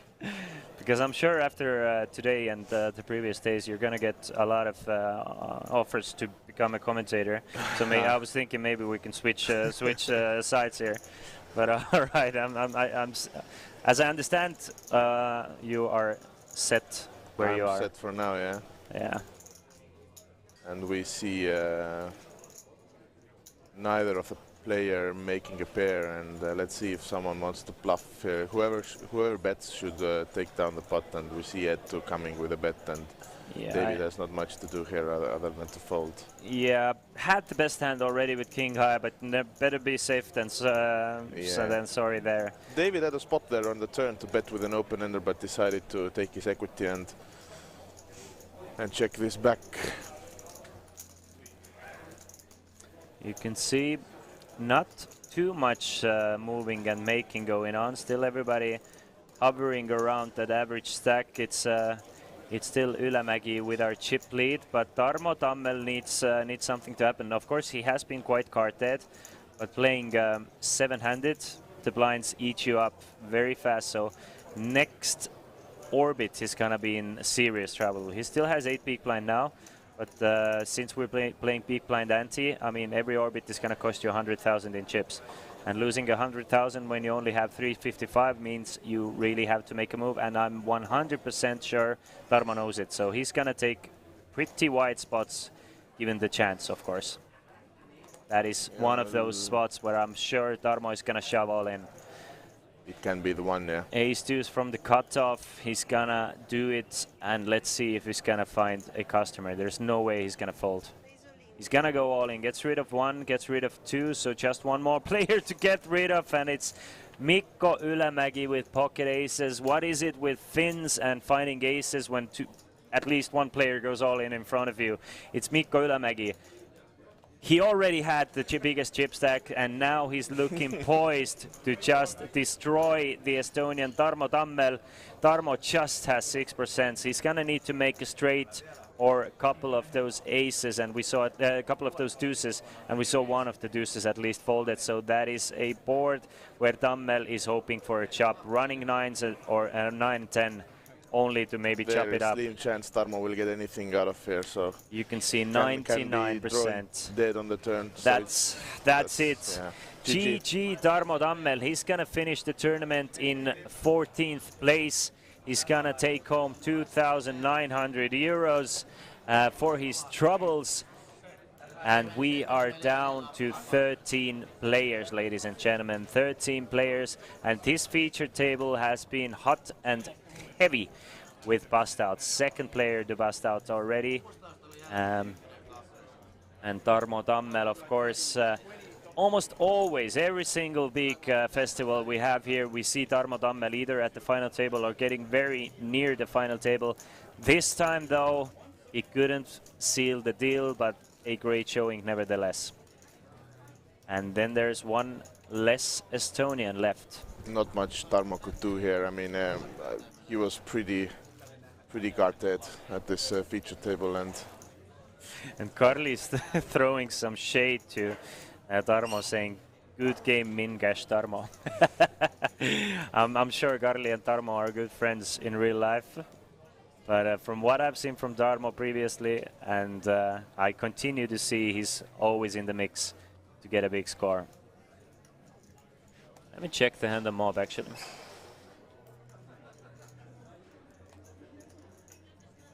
And that opens up from the cutoff. Looks like with an ace-5 off. David folded the king-10 suited on the button, which is surprising for me. Kalle with an easy decision on the big blind. Tarmo Tammel is 20th in Estonian all-time money list, gonna add 2.9 thousand with 142,000 live earnings. What is his biggest cash in live setting is what I want to see. I mean, Carly might not be wrong. He has 142,000 in live earnings, and best live cash is 11,815. So a lot of those mean cashes or near misses for him. That's unfortunate. Yeah, let me check a little bit more. This should go check through here.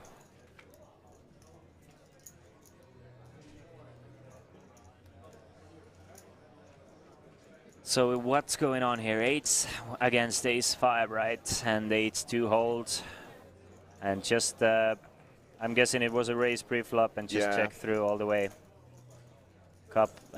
Bit of a friendly play by two Finns, but at the same time, at no point I don't see anyone having to bet there. Maybe ace-5 could have stabbed at it, but decided not to. So 4 Finnish players at our featured table. These are all the 4 remaining Finnish players as well. 1 Swede, David Bergen, and Ilva Thorsud is our shortest stack at the moment.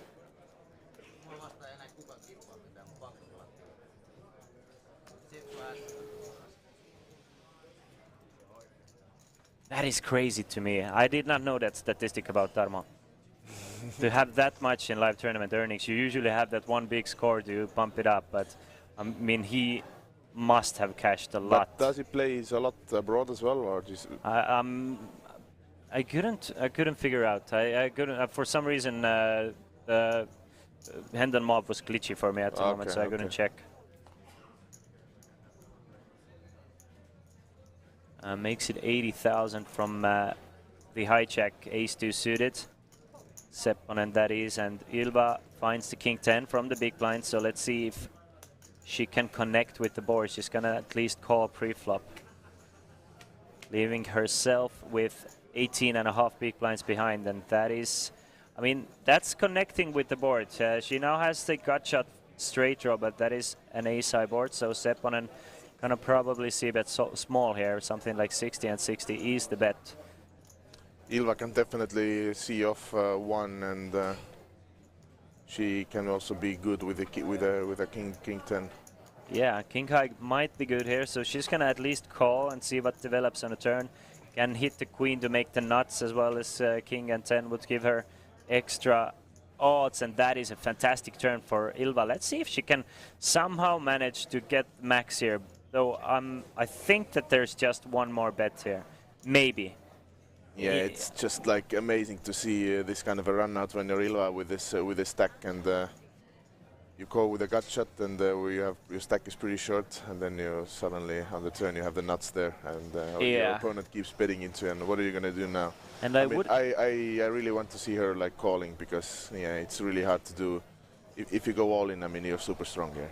You have 2 pair plus. You have 2 pair plus, and more often than not, your opponent is gonna put you on something like Queen Jack specifically, or a hand that Queen helped. But the thing is,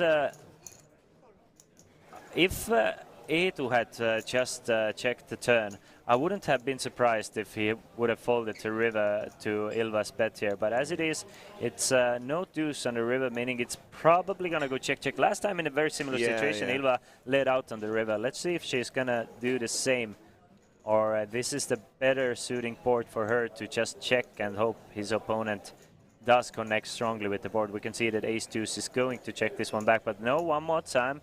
I mean, again, don't tell anybody, but if Ilva is going to call you twice and lead the river, from what we've seen, she has the nuts. And there should be really easy fold for it to super small bet, though. Super small bet. It might look kind of like of course, we see it's the nuts, but it might look like a blocker bet with something like king queen. So Eetu is gonna pay that bet off and get the bad news that Ilva outdrew him on the turn and had the absolute nuts by the river. So far these river leads have been working for Ilva, because I'm sure Eetu would not have been, Yes. would not put any more money in the spot with this ace deuce there. Yes, and there goes my thought that if Eetu checked the turn that he might not have paid the river. As it is, he bet the turn and actually also paid the river. Yeah. So That's a pretty big pot actually there. yeah, Yeah. it's just every pot that goes three streets, even with the very small bets like this, is gonna be massive for those players. And I mean, that was just a 4 big blind bet on the river, but the pot ended up being about $1 million. And Eetu Sepponen now back down to 825,000. 13 players remaining. We are playing down to final table, and then we will have the final table redraw, and then we will play down to winner. Eetu comes right back at it with King Queen this time. Makes it 80,000.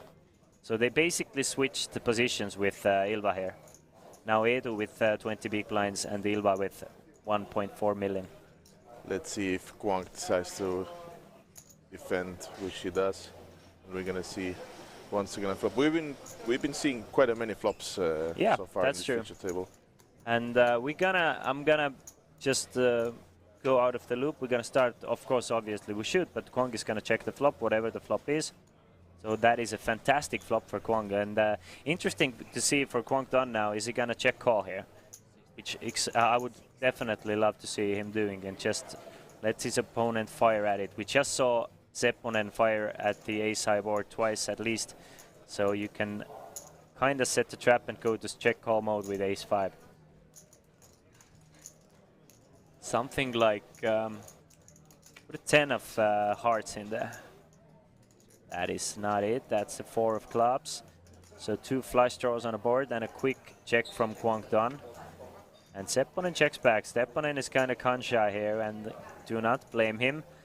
One of those flushes, the immediate flopped flush draw comes through, as well as puts a straight on the board.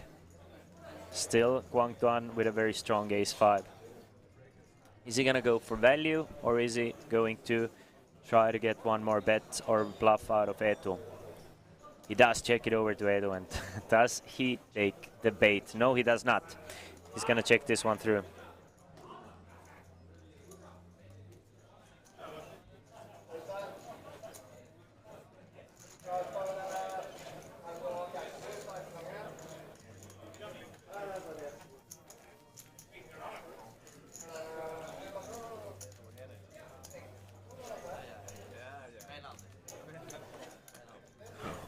We see some Finns enjoying themselves. Yeah. These good old morning shots. Yeah. I mean, nothing like a morning Jägermeister to get you going. Yeah. You can grab 10 free spins at Gates of Olympus. You just have to log into your Coolbet account, use a promo code COOLGATES, and grab your 10 free spins worth €2. So €2 worth of spins for you guys, and spin it up larger. I grabbed them. I got €4 for that. I mean, I'm just here for the free spins and free bets and stuff like that. Again, I ended up losing that €4, if you're wondering though. Queen Jack for Ylämäki, definitely our biggest stack, and definitely good enough for a raise from the hijack.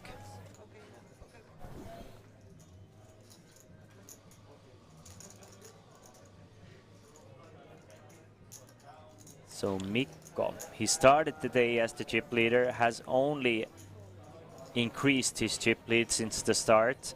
Hasn't played like too flashy, but has had a good hand when he needed some, and just a nice, decent, straightforward poker. Yeah, I mean, he's been playing pretty solid, not doing much. I mean, the spots he had, I mean, he played them correctly in my opinion. And I agree. Just a well-rounded, nice player, and Sepponen does not shove here with King Jack, which is a bit surprising to me. He has 15 big blinds facing a big stack open. Would have expected to see a shove there with King Jack suited, but instead elects to see a flop, which is the Ace-Ace-9, and that gives Mikko a chance to steal this one away, should he elect to do so. Maybe. Yeah, I'm curious to see if Eetu decides to check call here with a King High on this Ace-Ace-9 board. He's gonna face a bet at least. There's one spade there for the king jack. Of course, we can see that king high is ahead, actually dominates the queen jack, but 55,000 is all that Ylämäki needs to do to get his contremate and opponent out of the pot. Another reason why, I mean, if you're taking notes and you want to get better at poker, then probably a better move to go all in there with king jack. Of course, it's never too bad to see the flop with king jack suited, but in a situation when you just have 1/3 of the tournament average, you're not really at the final table bubble just yet. You really need to make some moves. King jack suited is quite a powerful hand to 3-bet shove with, and just put the pressure back on your opponents. Yeah, against the chip leader, I wouldn't mind to take a more aggressive line. If he was more deep stacked, obviously, then there's more merit to just call there with king jack. But being one of the shortest stacks of the tournament, you have to try and pick the spots to apply pressure yourself. Pocket fours for Mikkonen now. Gonna come in with a raise to 90,000.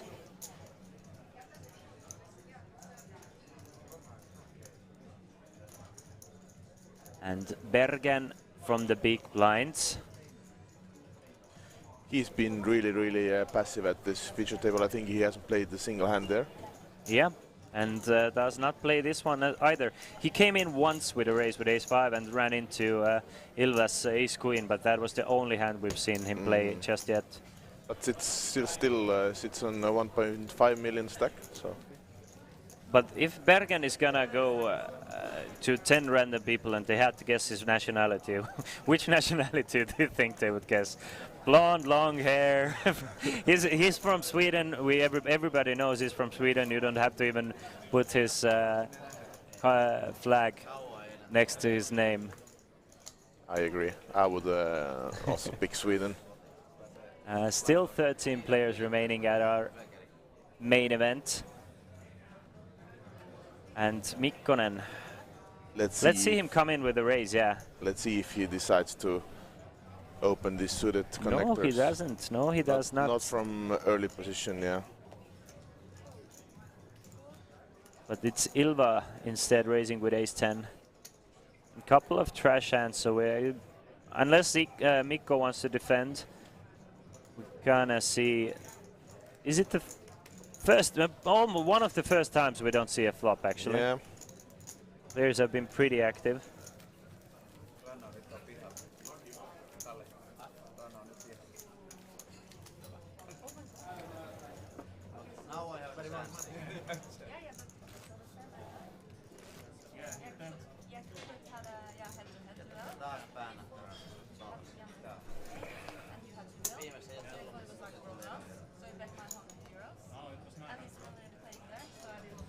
Trying to listen into what the players are talking about.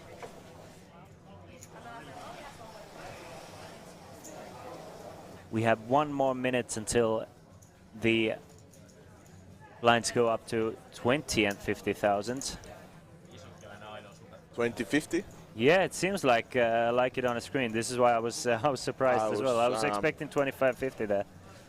I think it's 2040, no?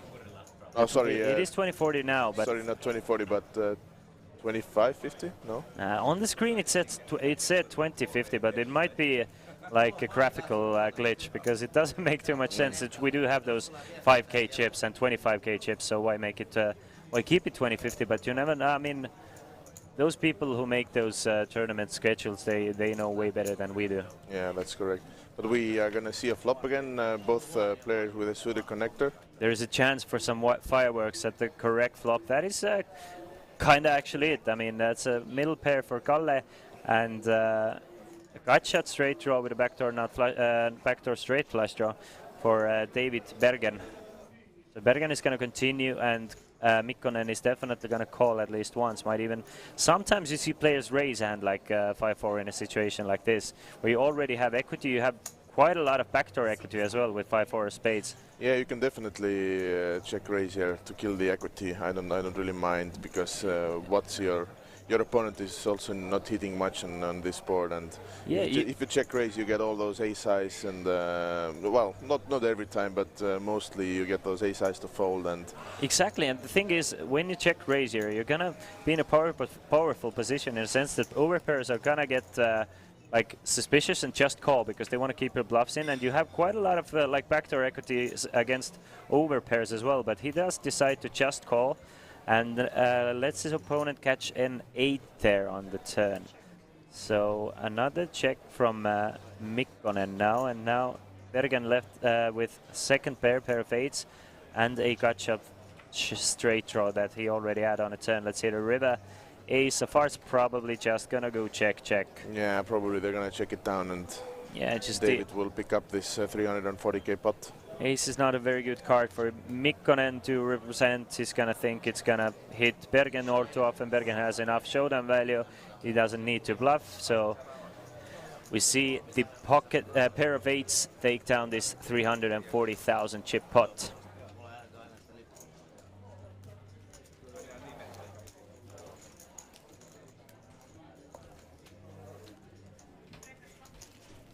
And there you have it. The clock has run out. We are waiting for the next level. For some reason we stopped the tournament clock. I'm not really sure why, but maybe we are adjusting the 2050 blinds.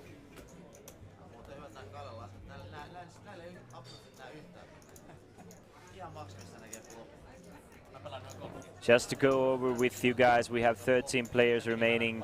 13th place takes home 2,900, but if you manage to ladder up one more time, you're up to 3,700 euros. The winner of this tournament will get 65,700 euros.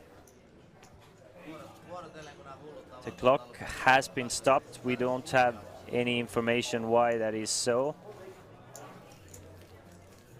but I'm sure we're gonna continue sometime soon. Meanwhile, you can go ahead and open your Coolbet poker client because we have a 500 euro free roll for you guys. You can see it down under here, all the promotions for you today.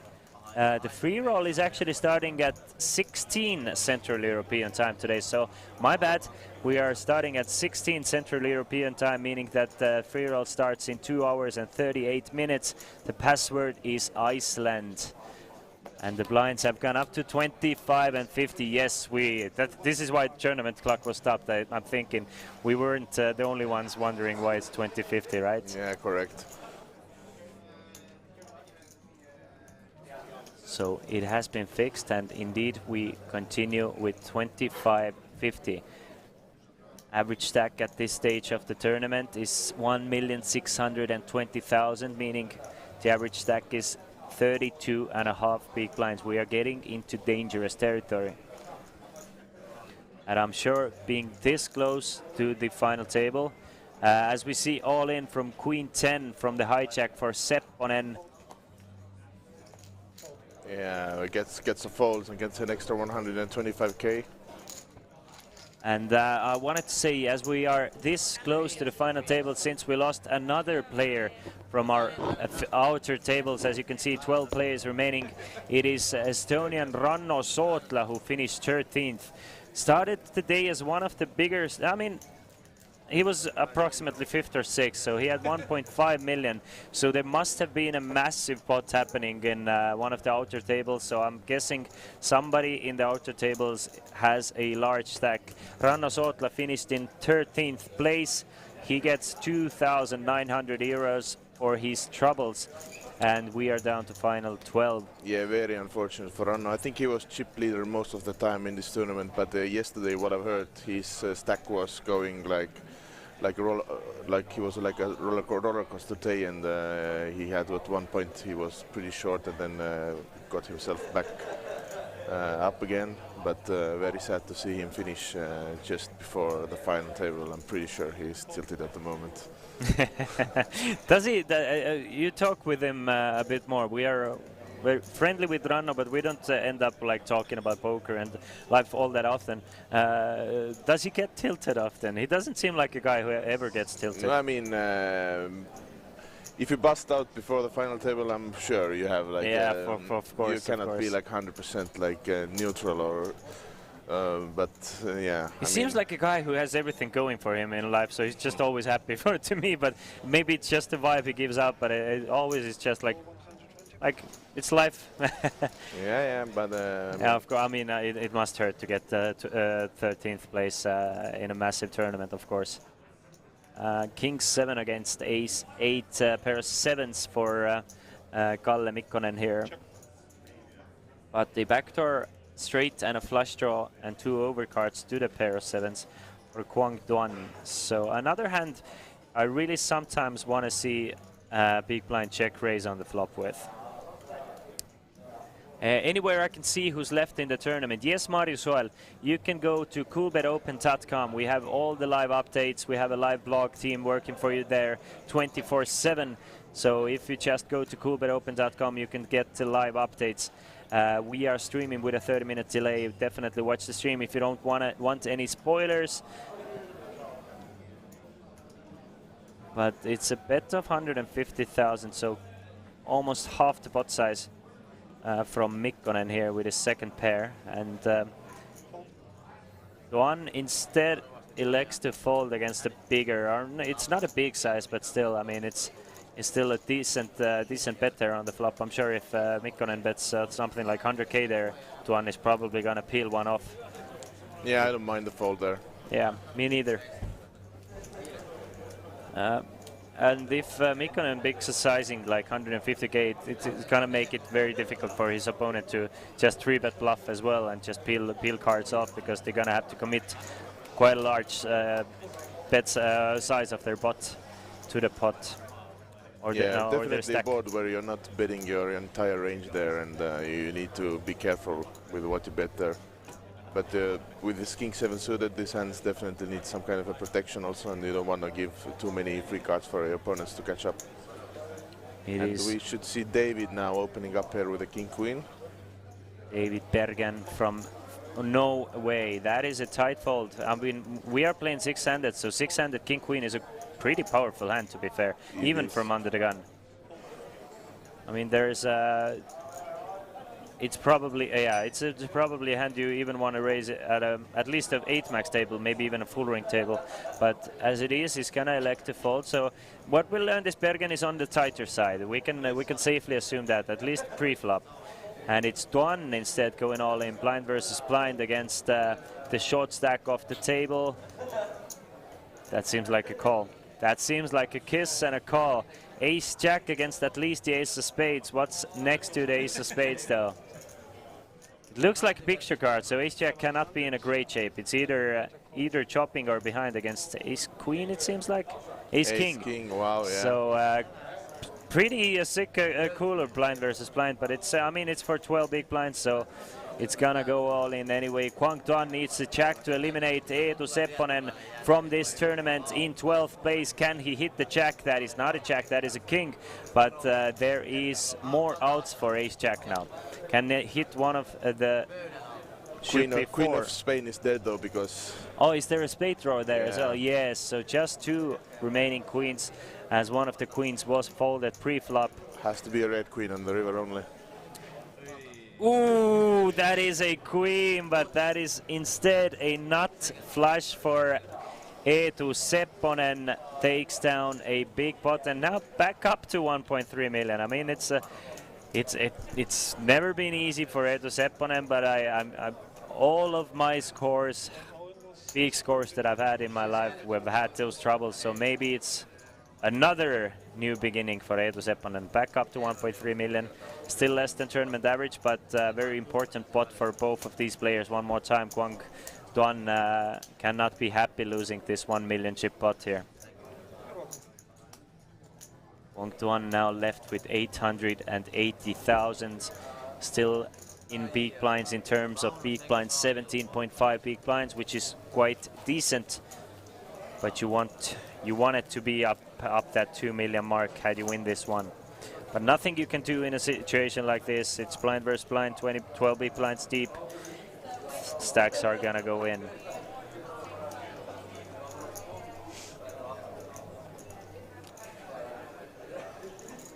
Yeah, you really want to be on the other side of the cooler there. This ace-jack versus ace-king is very unfortunate for the ace-jack. For sure.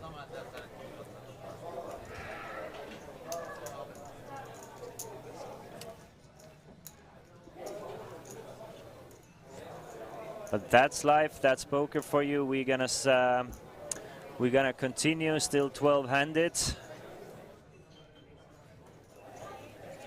And something tells me, I kind of get a vibe that this table is gonna cool off a little bit after. I mean, now that there are no immediate short stacks at the table, so and I haven't seen anybody gone too crazy at this table. Everybody's playing pretty solid, and I'm sure we're gonna see quite a few min-raise spots and some flops, but I don't think we're gonna see too many like crazy 3-bets and stuff. Yeah, because I mean, players must have the feeling that they're very, very, very close to the final table. Nobody wants to make a big mistake there. It's Hunt like off chips. True, but in this spot I'm thinking if I was here to like David has been playing pretty tight, and I would most of my small blinds I would start up with raising in this type when my opponent is playing on the tighter side.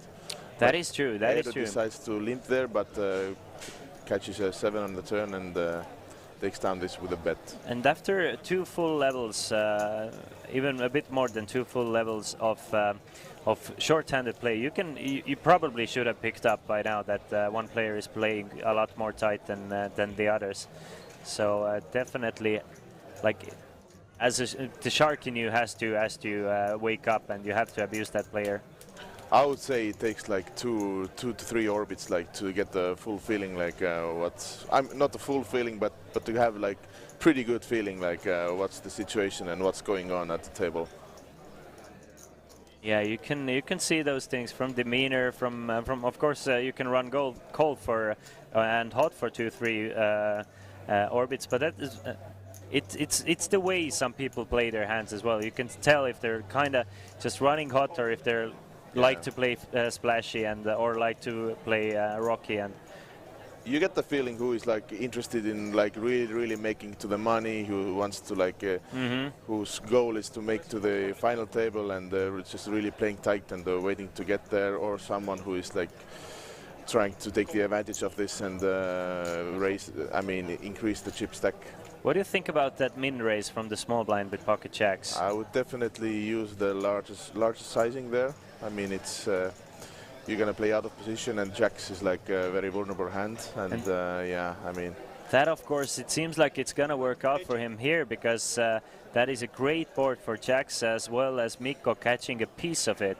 But Mikko does have it. He still has the second pair. He still has a lot of backdoor draws. He can add equity to his hand with quite a few. Any heart, any 3, any 2s, any 6, any 5, any 7, any 8 will give him extra outs. And that is the heart. That is the king of hearts. That's an interesting turn, and I think David might start checking here and not putting any more money into the bot out of position. But he decides to. I like this bet actually, because his opponent doesn't have many king X's, and he still has some protection what he needs with jacks. And a lot of value as well. And a lot of value, yeah. And not just protection, but a value bet. I mean, I would kind of love to see Ylämäki start playing aggressive here. But the thing is, when you raise here, it's just way much better to just call here with a pair and a flush draw. I mean, if you raise here and you get shoved off your equity, you're gonna hate your life. So I mean, it's just 6-5 in itself might be ahead already. Plus, I mean, you really don't want to open up the pot. So I love the bet, but it would have been a love a call. But it would be interesting to see if he just if he raised here, what jacks would do. So he does make the call. He needs to hit the 6, 5, or a heart to take the lead in this hand. Mikko is still a lot of equity here, and he catches the flush on the river, which is very, very sweet for him. Yeah. I mean, that is the greatest, very good run out for him. I mean, just the cherry on the top would have been the jack of hearts, but that is still, I mean, the board is still looking decent for Bergen. Wouldn't have been surprised to see a bet of like something like 250,000 to even target those 10s and some of the, I don't know. 5-7 also 8. completed on the river, which is now straight. That is true. Which Mikko can definitely have there. And I'm just wondering what bet sizing Mikko should use here. Like what bluffs, potential bluffs does he have here? Like if he has something like 7-8 or 7-9, they both made a pair or a straight. 5-7 made a straight. He's not betting with a 10x with a like a bigger sizing. Probably not betting with the 6-5 unless it's a hearts, right? So I would go with a smaller sizing gear, maybe like 200 something. But he goes very big, yeah. He goes very big not, indeed. Not huge, but I mean, he goes full pot size here.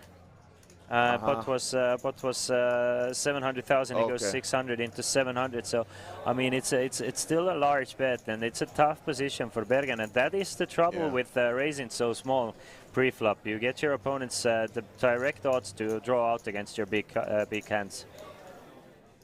And now, I mean, it is going to be a tough one for Bergen. I mean, I believe he's going to end up folding the jacks. Something tells me, but I don't know. Sometimes tighter players, when they get their stronger hands, they end up getting married to the hand and then just play them out all the way. But you never know. Let me see if I get to find any information about Bergen while he is making the decision. Against this sizing, yeah, I mean, it's definitely a tough decision. I mean, it's not easy to fold here, but what can his opponent potentially have here? Yeah, not too much that continue on a turn. And the backdoor flush also hits. I mean, and you sit there with the jacks without a heart. So yeah, very good laydown from David. Nice fold. And I cannot find information on Bergen on Hendon mob, so it might be his first ever cash as well. So nice showing from Bergen thus far, and a beautiful fold with the pocket jacks.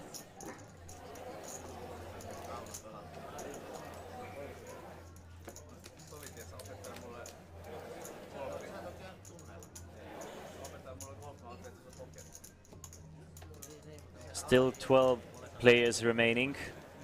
I think we have a final table once we reach. Is it final 9? It should be, because otherwise we would have to play one table 400, one table 500. Yeah, so we have an unofficial at least final table at 9 players.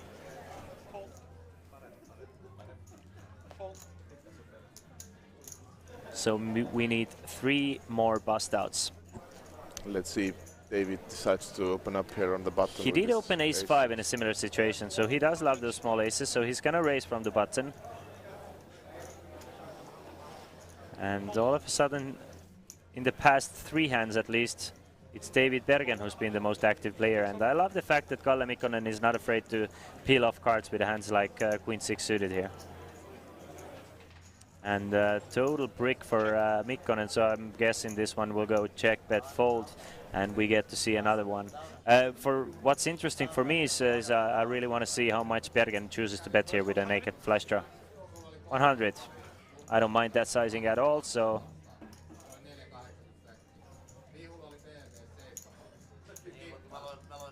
After a little thought, he's going to fold.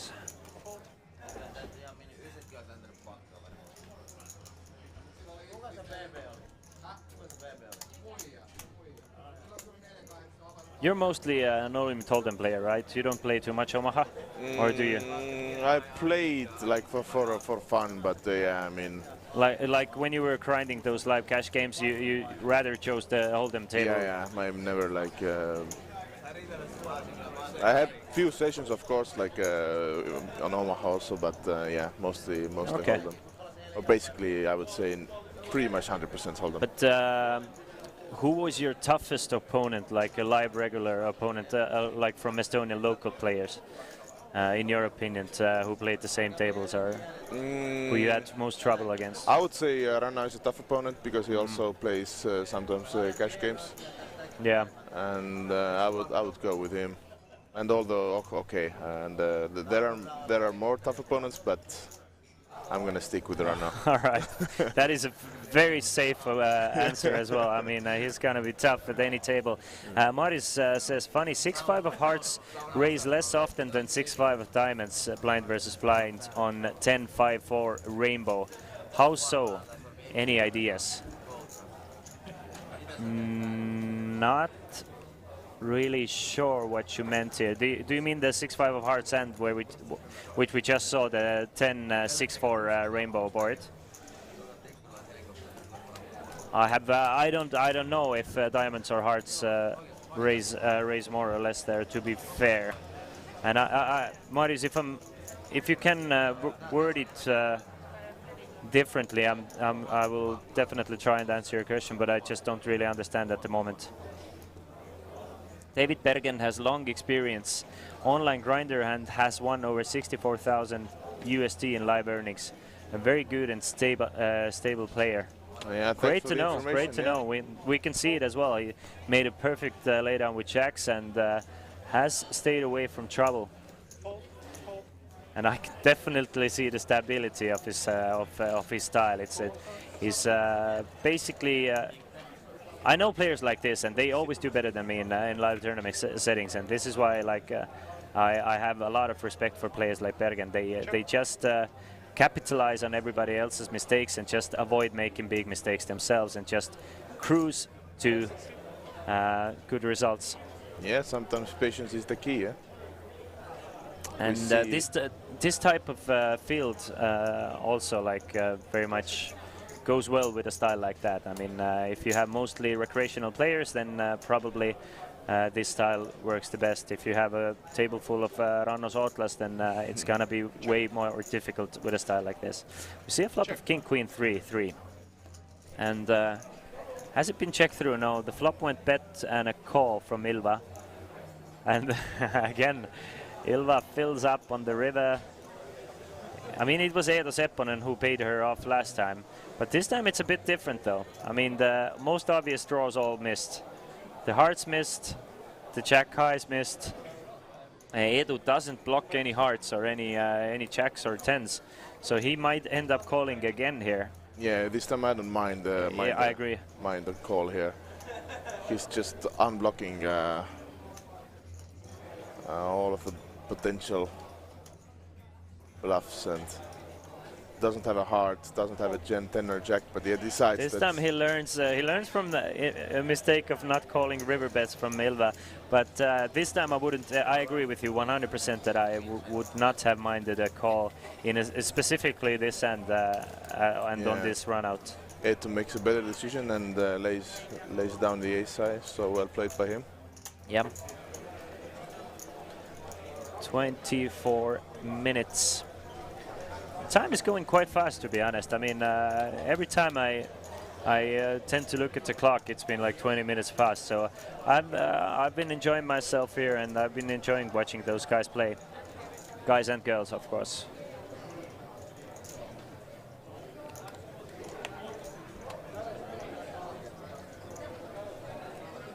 Do you know when do we have the next break? Yes, in 23 minutes and 30 seconds. We will go on a 20-minute break. And after that, I know, Otkar, you have some errands you have to run, a lot of things, you're a busy man, and we will be joined here by JJ. Yeah, I will I will follow the stream from elsewhere, but hopefully there will be action, and oh yeah, for we're sure. gonna see the winner soon. For sure. All in. That is an all-in. Wait, oh yeah, Guangdong went all in with ace-10, and I'm pretty... Let's see if Bergen gonna end up calling here with pocket eights. I would really like to see Bergen call here. Opening from the high jack with pocket eights. Guangdong is going all in for 930,000. And Bergen, I mean, I wouldn't be surprised to see a fold. And we do see Bergen fold here. So, a fairly tight fold, but it's yeah. 600 table, 20 big blind reshove, like in a standard setting, you want to call there, but maybe, you know, there are some live read situations and all those things, and as well as being close to a final table, of course. Again, eights, you'd rather shove for 20 bigs than call it off, but I think eights. It's an understandable fold. I think if the position would be like vice versa, that ace 10 opens and 8 shove, I think the result would be the same. So that's true. Or potentially it could be the same.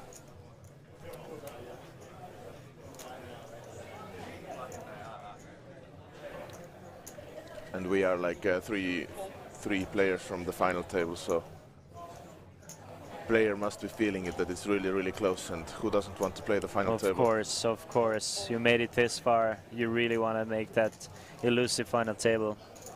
But we see, which is nice to see, Ilva is like loosening up a little bit. He called this with his king 5, and she's definitely not afraid here to play. Yeah, she's feeling comfortable, and I mean, every time we've seen her, she's picked her spots, and probably like picked wider spots than most of the field, and this is why she's at 1.5 million at the moment as well. She does not mind to play pots, and the thing, the vibe I get from Ilva as well is that she's not just guessing. She's actually, she knows in most situations where she's at and how to play the situation, and there we have it, another pair of kings for Ilva now. She also runs pretty well. I mean, to be fair, she flops a lot of top pairs and turns. Turned the cut shot to the nuts, and she had full houses, and she's flopping like top pair again with the king 8 off. And to be fair, it's always nice to run good, but she's also been playing good and not afraid. It's really nice to see. And that is a nice combination to have, to play good and run good.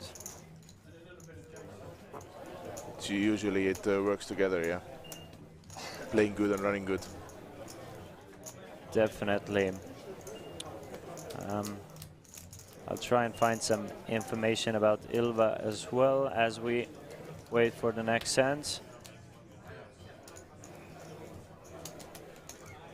Ilva Thorsud, 67,000 in live tournament earnings.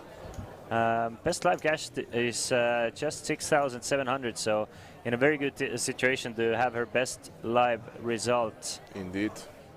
But 67,000, so she's been around grinding poker tournaments, especially again with only having the biggest score being 10% of her total scores, meaning that she has cashed in tens and tens of tournaments, meaning that she's probably played hundreds of them. To decides to limp in with king queen again, and David with the queen 6 off, and Eetu. Eetu flop strong here. He really tries to trap David, or yeah. David is. He's gonna take the bait this time, yeah. Again, if you're Eetu here, do you start raising on the flop, or do you start? Do you just call here out of position? Both are fine, I think, in this spot. You can see that might be trouble for Bergen here. Flopping a pair of turning a pair of queens, I mean, but now that he has equity, he's gonna check this one behind, and Eetu looks like he's gonna win at least 100k more in this spot, but I think the river bet is more likely gonna be something like 150,000. I don't really see Bergen getting away from this one though. I mean, bluffing at it on the flop, turning to a top pair, checking it back. I mean, it is just a very disguised top pair here, but it's a very small bet from Sepponen as well, so nothing Bergen can do. So Sepponen now up to 1.4 million, Bergen down to 1.1 million. No harm, no foul in that situation when we have two players blind versus blind with top pair, so not too much lost there. Ilva is one of the top Norwegian poker twitchers, former Norwegian ladies champion. Now that's awesome. Yeah, yesterday we were talking about that she's a streamer from Norway. Yeah.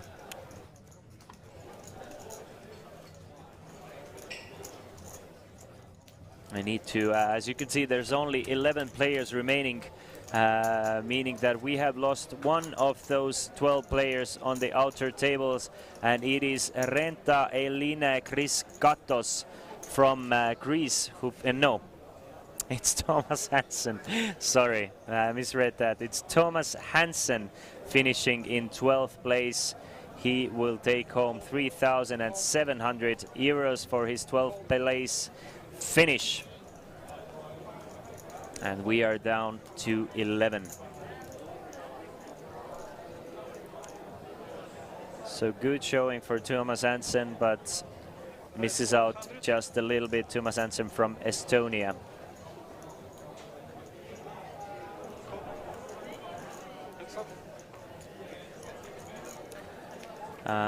Another raise from the small blind of Bergen, another min raise with ace-7 this time. Really not a fan of those min raises, and again it's Mikko Ylämäki just capitalizing on those min raises and just calling, and also flopping well. This time he's gonna flop a flush draw with 10-8.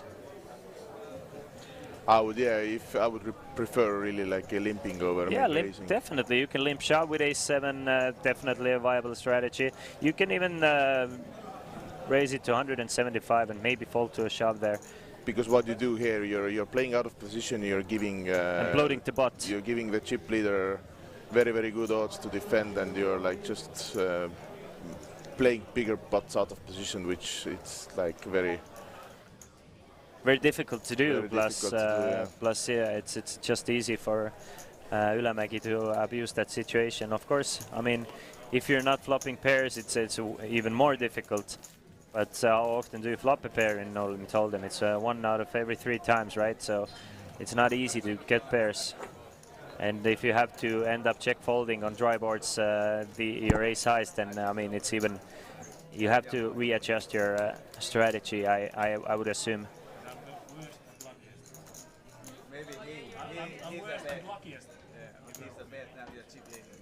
That is, of course, just the analytical side of it. It's a completely different vibe to stay at the table. It's a completely different situation to play yourself. Ilva Thorsut, pocket queens this time. One of the first premium, like proper premium hands we've seen. We've seen jacks once, but let's see if the queens can find anything. It's Eetu Sepponen with pocket fours. Is he going to make the call? Yes, he is.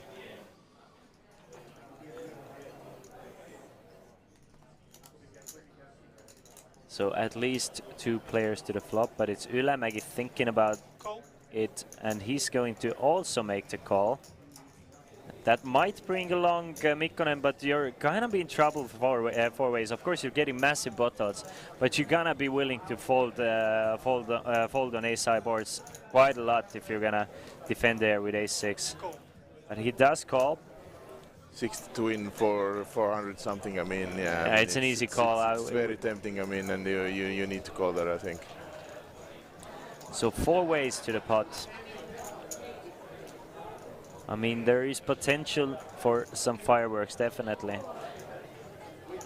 Put something like 2, 3, and a 5 in there, and we're gonna see some fireworks.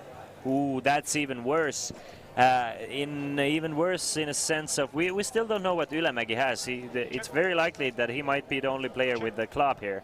But it's overpair for Thorsut and a set of 4s for Eetu Sepponen. Let's see what Ilva decides to do on this monotone board with an overpair and no club. I wouldn't mind check and just keeping the pot under control there against 3 opponents, but she decides to bet there, and also cannot blame her for that. There's plenty to protect against, plenty to get value against.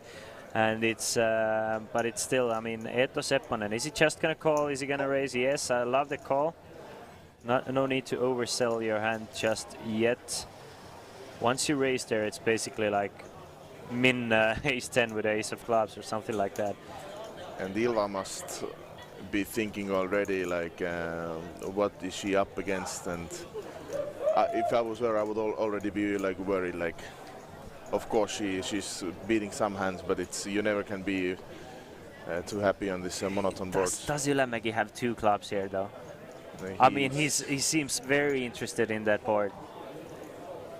He's gonna raise it up to 450,000, and now it's up to Ilva to realize if she's gonna be behind, because if she's gonna chip, she's gonna get called by Sepponen. Yeah, I mean, it's no, from Ilva, I think it's a very, very easy fold here.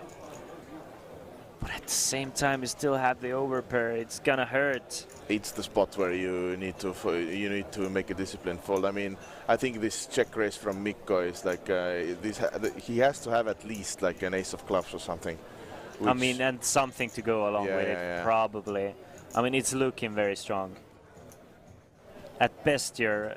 I mean, And if you think about it, at best you're at like a 50-50. Yeah, and you need to know that, well, Eetu was also like calling the c-bet here on the flop. He also has to have something. I mean, the queens should fold there, and she did, which is really nice. And she's proving why she's Eetu so Sepponen far goes in the all in. tournament, and it's an all in at the call. And Ylämäki snap calls, meaning that he probably has at least a very strong. I mean, he must have the flush, right? Yeah, I think so.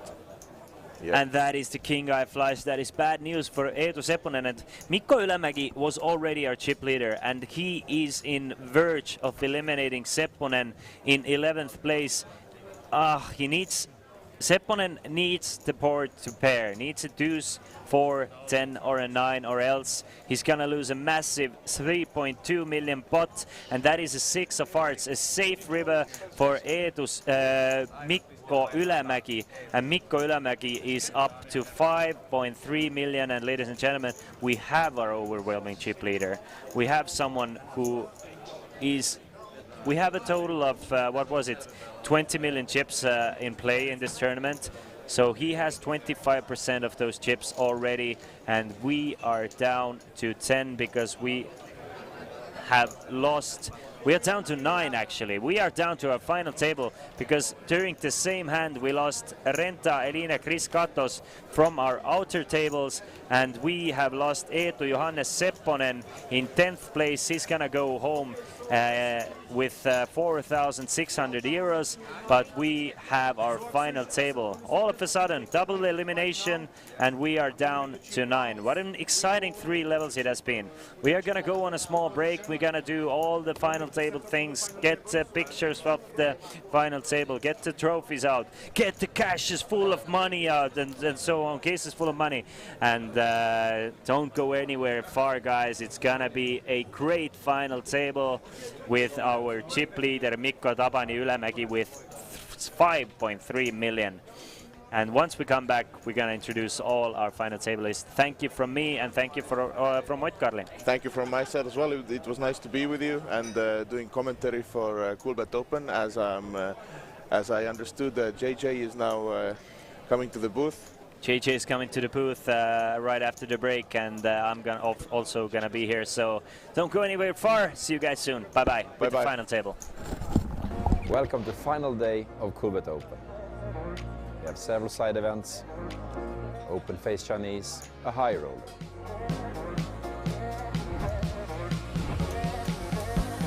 Over the week we have celebrated several winners, enjoyed sunny weather,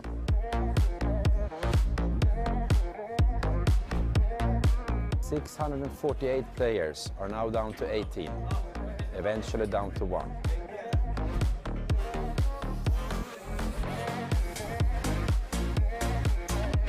We'll crown our champion and then of course celebrate in Coolbet style. Party like Icelandic.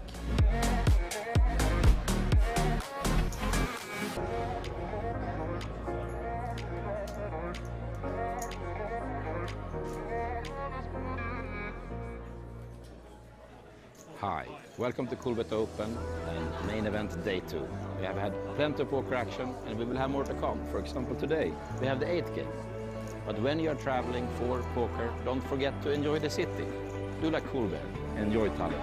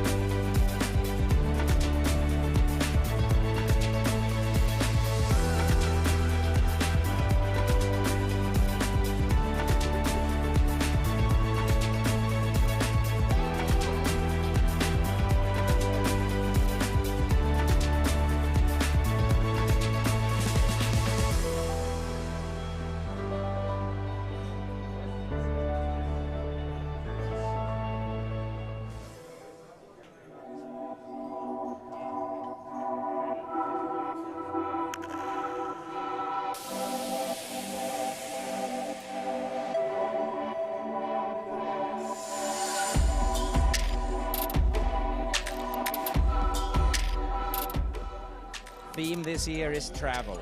We haven't traveled for 2 years, finally we can. Me, I live in Tallinn, hence I have the microphone for the opening day. I walked here. Hilton, classic park casino. Today we have day 1A in the main event. We do have a PLO 220 tournament. Then we have the 2-day Coolbet Championship tournament. And of course the Nitro Turbo.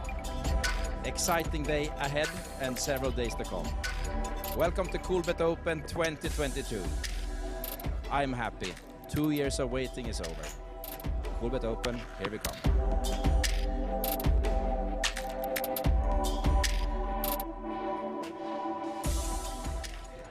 Welcome to final day of Coolbet Open. We have several side events, open face Chinese, a high roller.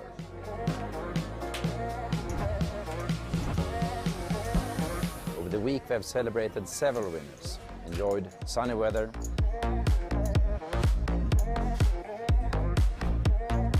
.648 players are now down to 18, eventually down to 1.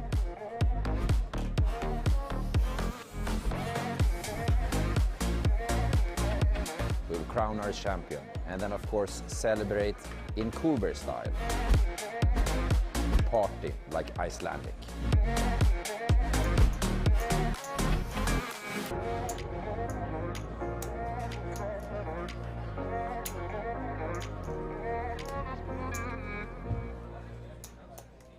Hi, welcome to Coolbet Open and main event day 2.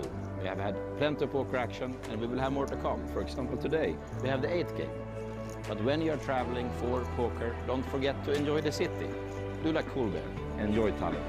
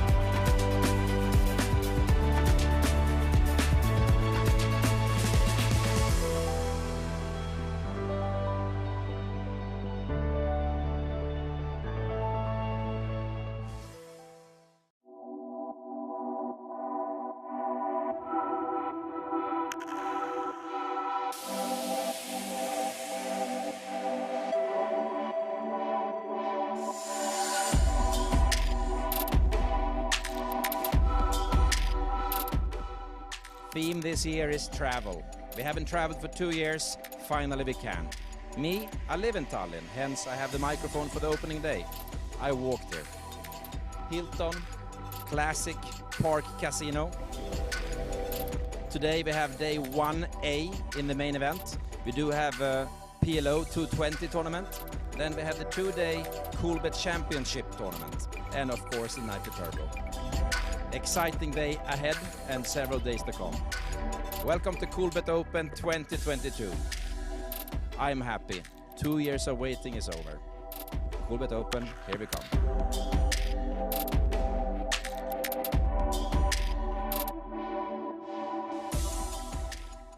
Welcome to final day of Coolbet Open. We have several side events, open face Chinese, a high roller.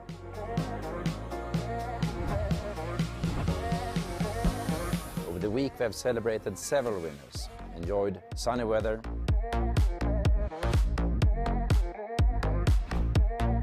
.648 players are now down to 18, eventually down to 1.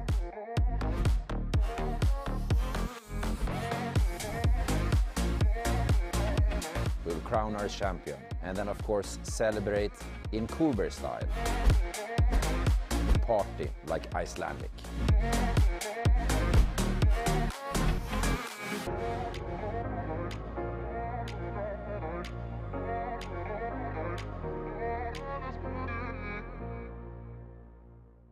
Hi, welcome to Coolbet Open and main event day 2. We have had plenty of poker action and we will have more to come. For example, today we have the 8th game. But when you are traveling for poker, don't forget to enjoy the city. Do like Coolbet, enjoy Tallinn.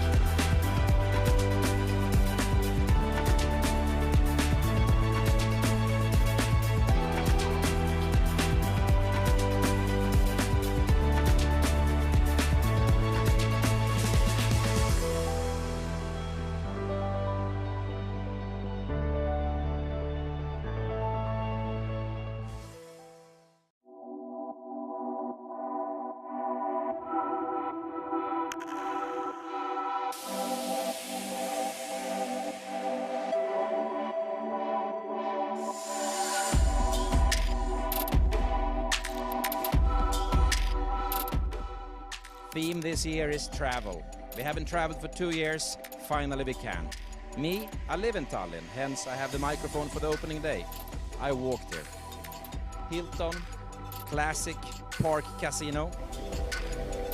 Today we have day 1A in the main event. We do have a PLO 220 tournament. Then we have the 2-day Coolbet Championship tournament. And of course the Nitro Turbo. Exciting day ahead and several days to come. Welcome to Coolbet Open 2022. I'm happy. 2 years of waiting is over. Coolbet Open, here we come.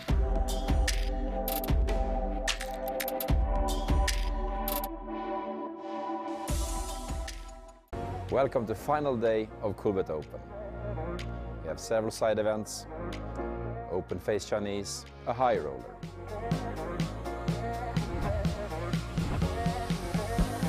Over the week we have celebrated several winners, enjoyed sunny weather,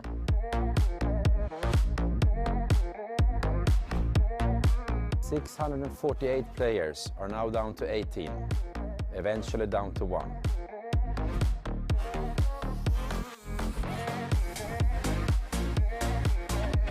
We'll crown our champion and then of course celebrate in Coolbet style.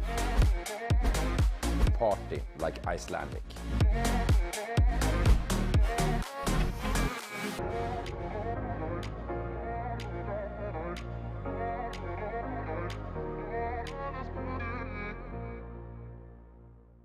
Hi, welcome to Coolbet Open and main event day 2. We have had plenty of poker action and we will have more to come. For example, today we have the 8th game.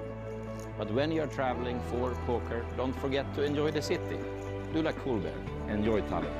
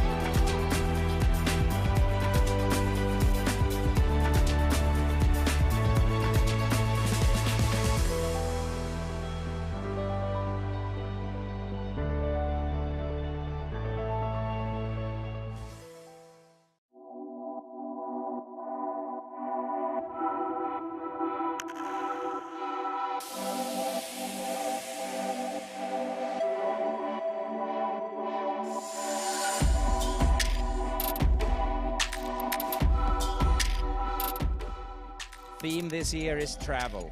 We haven't traveled for 2 years, finally we can. Me, I live in Tallinn, hence I have the microphone for the opening day. I walked here.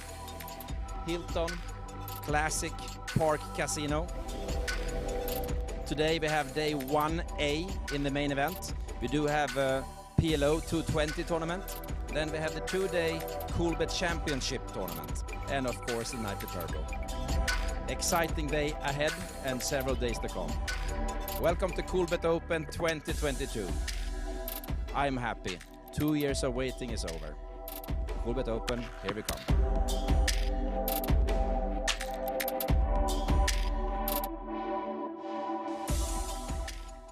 Welcome to final day of Coolbet Open.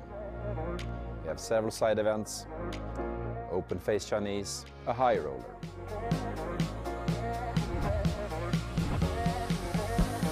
Over the week we have celebrated several winners, enjoyed sunny weather,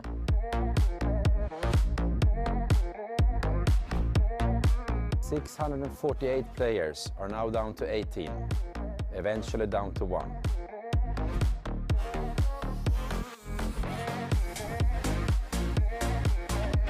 We'll crown our champion and then of course celebrate in Coolbet style.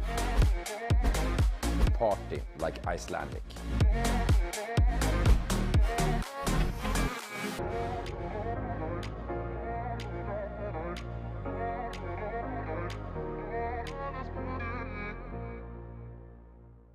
Hi, welcome to Coolbet Open and main event day 2. We have had plenty of poker action and we will have more to come. For example, today we have the 8th game. But when you are traveling for poker, don't forget to enjoy the city. Do like Coolbet, enjoy Tallinn.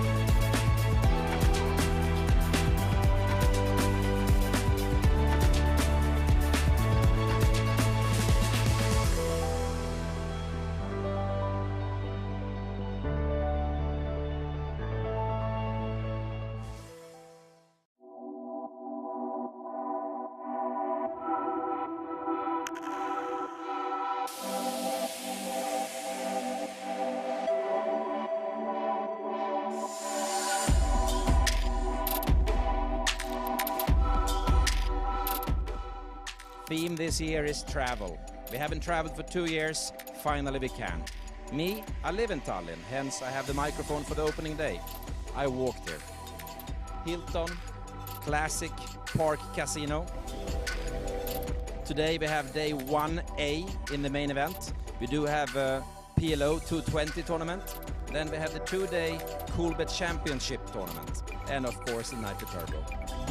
Exciting day ahead and several days to come. Welcome to Coolbet Open 2022. I'm happy. 2 years of waiting is over. Coolbet Open, here we come.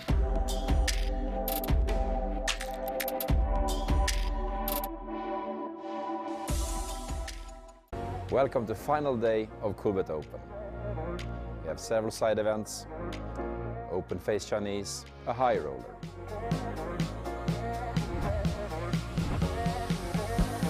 Over the week we have celebrated several winners, enjoyed sunny weather,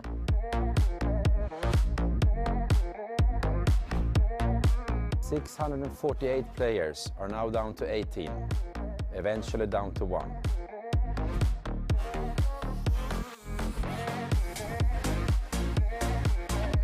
We'll crown our champion and then of course celebrate in Coolbet style.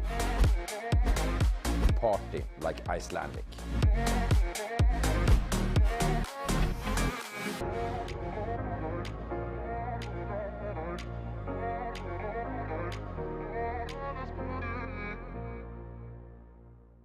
Hi, welcome to Coolbet Open and main event day 2.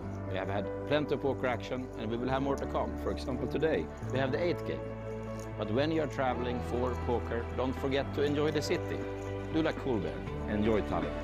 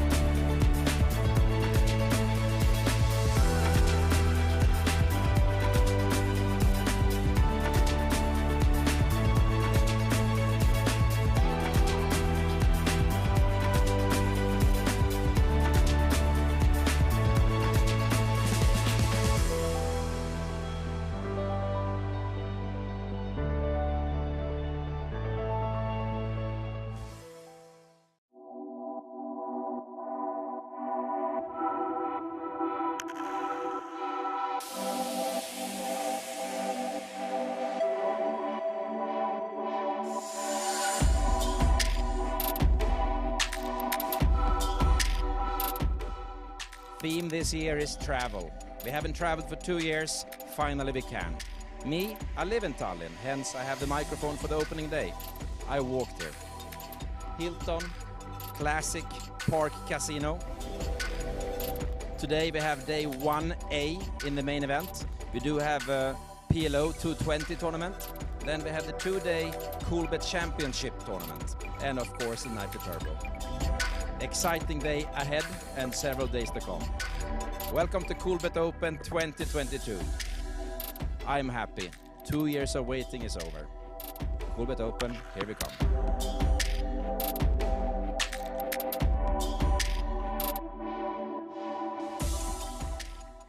Welcome to final day of Coolbet Open. We have several side events, open face Chinese, a high roller.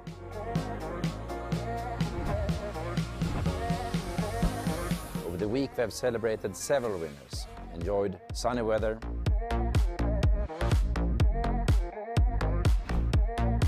.648 players are now down to 18, eventually down to 1.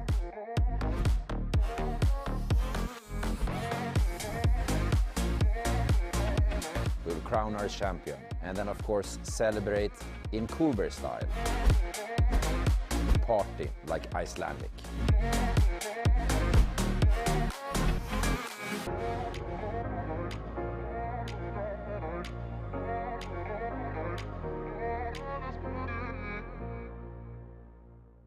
Hi, welcome to Coolbet Open and main event day 2. We have had plenty of poker action and we will have more to come. For example, today we have the 8th game. But when you are traveling for poker, don't forget to enjoy the city. Do like Coolbet, enjoy Tallinn.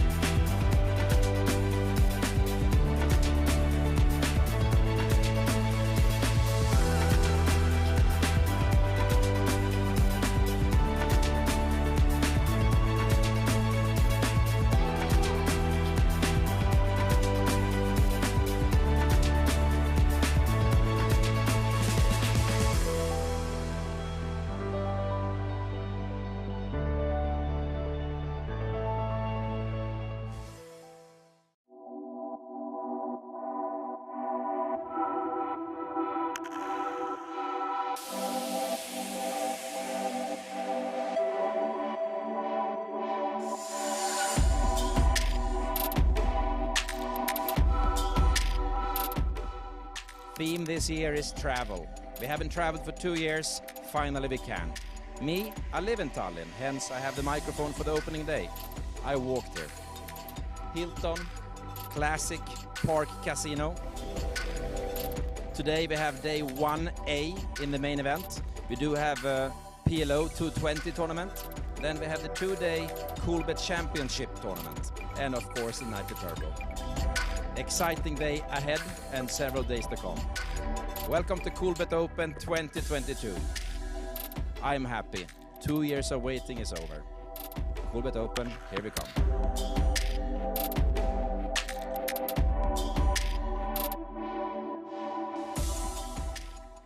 Welcome to final day of Coolbet Open.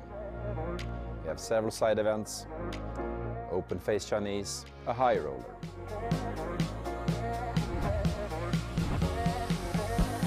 Over the week we have celebrated several winners, enjoyed sunny weather,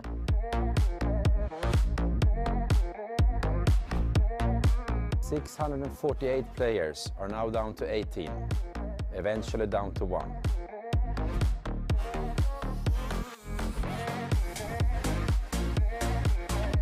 We'll crown our champion and then of course celebrate in Coolbet style.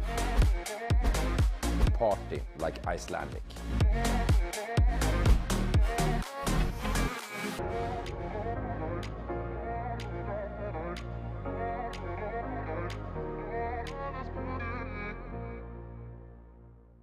Hi, welcome to Coolbet Open and main event day 2. We have had plenty of poker action and we will have more to come. For example, today we have the 8th game. But when you are traveling for poker, don't forget to enjoy the city. Do like Coolbet, enjoy Tallinn.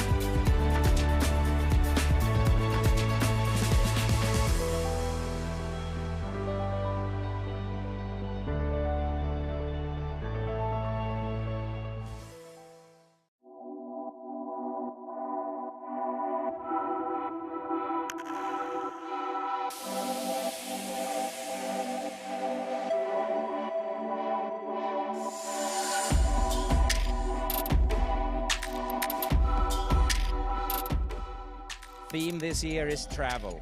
We haven't traveled for 2 years, finally we can. Me, I live in Tallinn, hence I have the microphone for the opening day. I walked here. Hilton, Classic, Park Casino. Today we have day 1A in the main event. We do have a PLO 220 tournament. Then we have the 2-day Coolbet Championship tournament. And of course the Nitro Turbo. Exciting day ahead and several days to come. Welcome to Coolbet Open 2022. I'm happy. 2 years of waiting is over. Coolbet Open, here we come.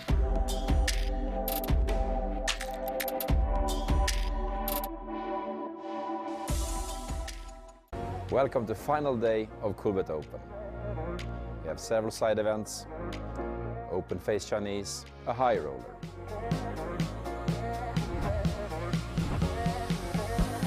Over the week we have celebrated several winners, enjoyed sunny weather,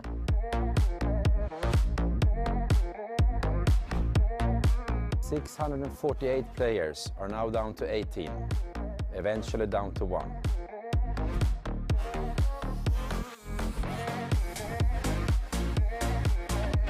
We'll crown our champion and then of course celebrate in Coolbet style.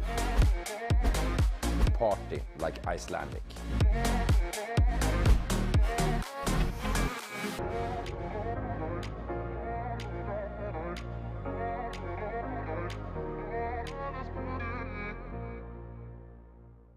Hi, welcome to Coolbet Open and main event day 2.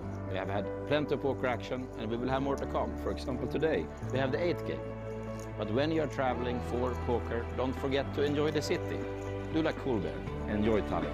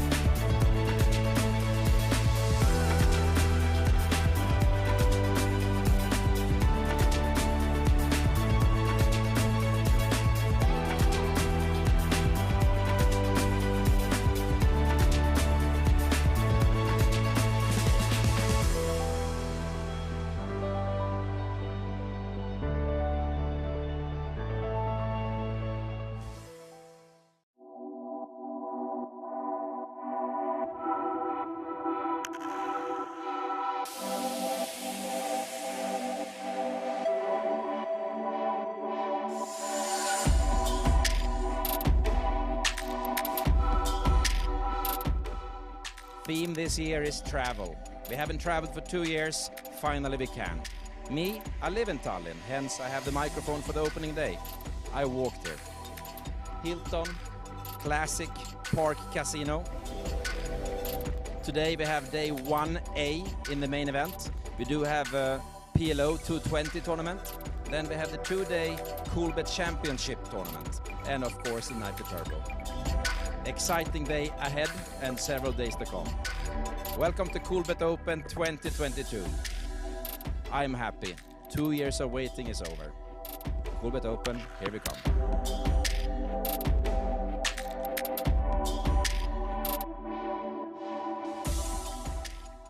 Welcome to final day of Coolbet Open. We have several side events, open face Chinese, a high roller.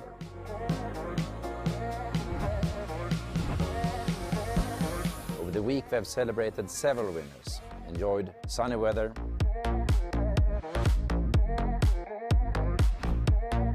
648 players are now down to 18, eventually down to 1.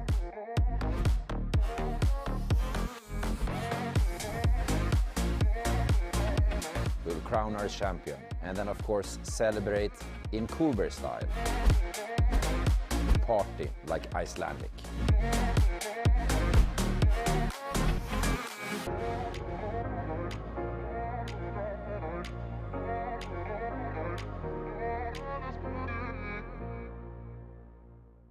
Hi, welcome to Coolbet Open and main event day 2. We have had plenty of poker action and we will have more to come. For example, today we have the 8th game.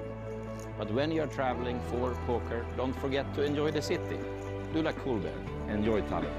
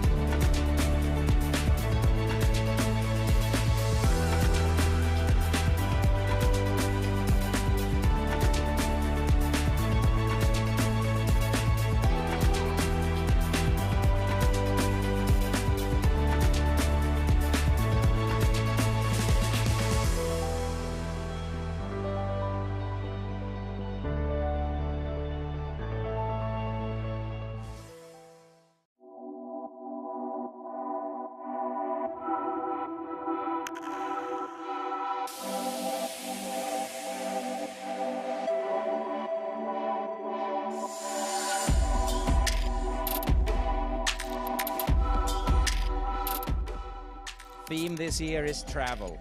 We haven't traveled for 2 years, finally we can. Me, I live in Tallinn, hence I have the microphone for the opening day. I walked here. Hilton, Classic, Park Casino.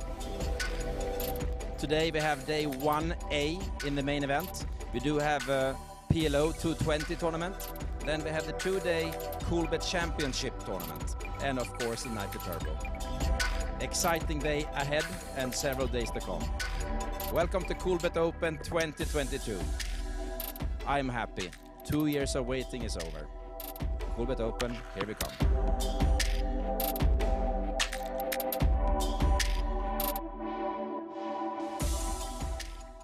Welcome to final day of Coolbet Open.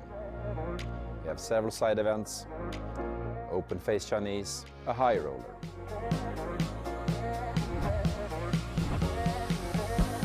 Over the week we have celebrated several winners, enjoyed sunny weather,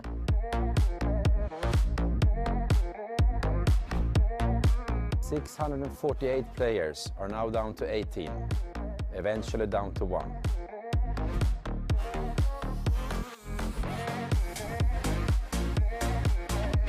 We'll crown our champion and then of course celebrate in Coolbet style. Party like Icelandic.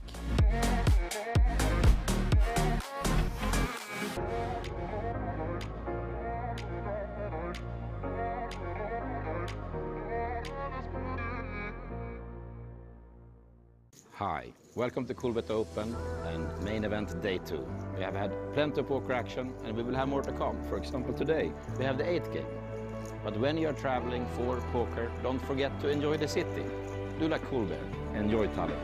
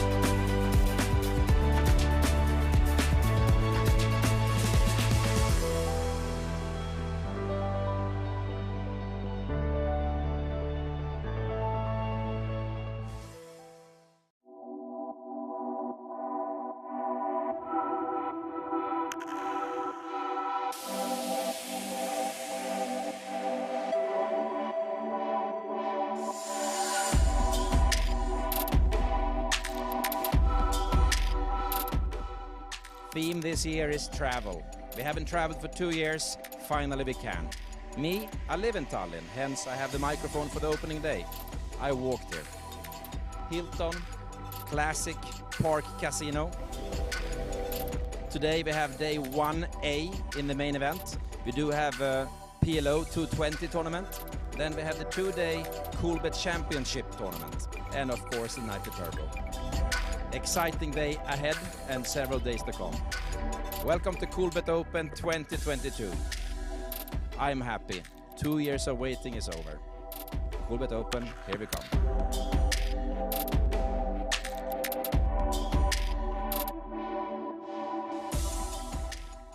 Welcome to final day of Coolbet Open. We have several side events, open face Chinese, a high roller.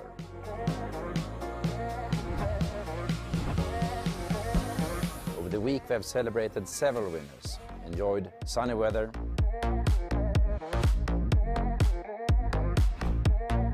648 players are now down to 18, eventually down to 1.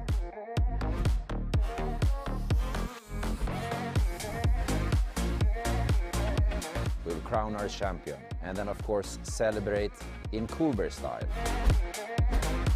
Party like Icelandic.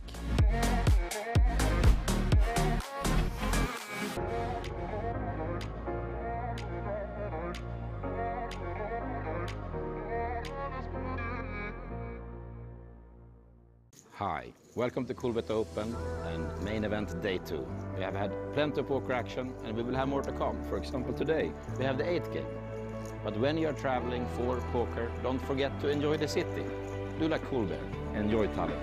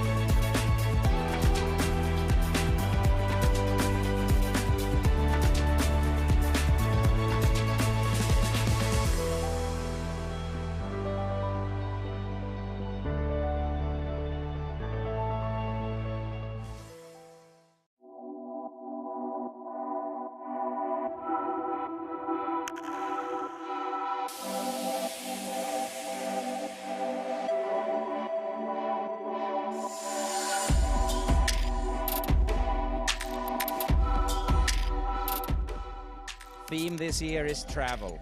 We haven't traveled for 2 years, finally we can. Me, I live in Tallinn, hence I have the microphone for the opening day. I walked here.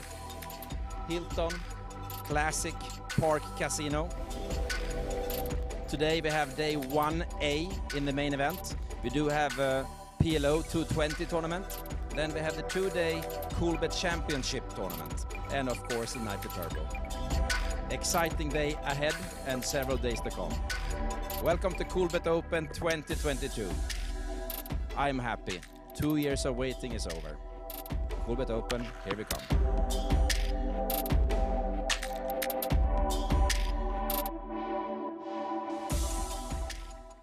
Welcome to final day of Coolbet Open. We have several side events, open face Chinese, a high roller.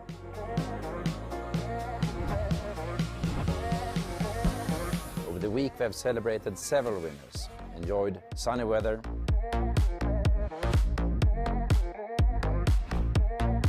.648 players are now down to 18, eventually down to 1.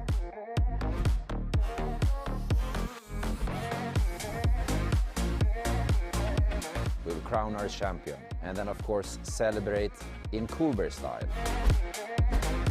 Party like Icelandic.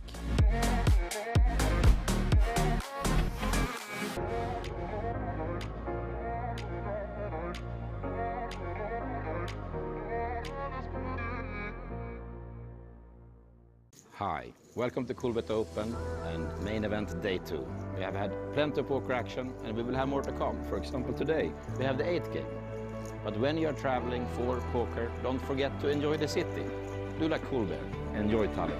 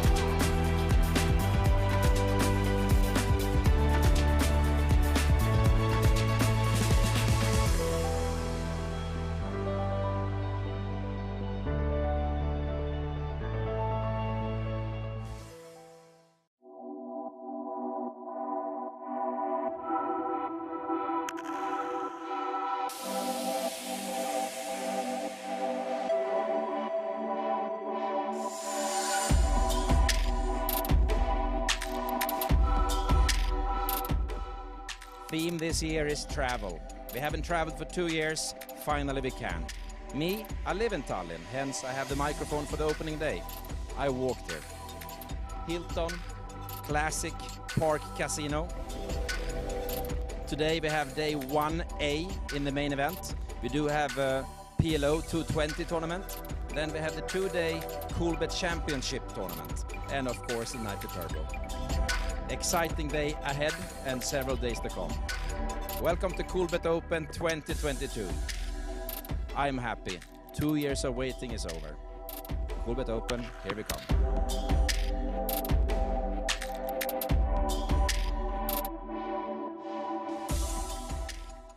Welcome to final day of Coolbet Open. We have several side events, open face Chinese, a high roller.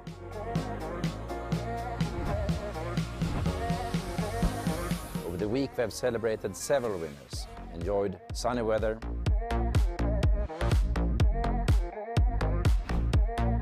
648 players are now down to 18, eventually down to 1.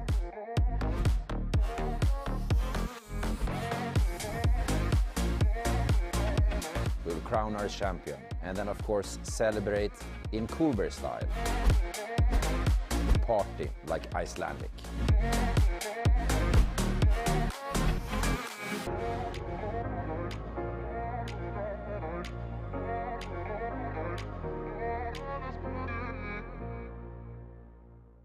Hi, welcome to Coolbet Open and main event day 2. We have had plenty of poker action and we will have more to come. For example, today we have the 8th game. But when you are traveling for poker, don't forget to enjoy the city. Do like Coolbet, enjoy Tallinn.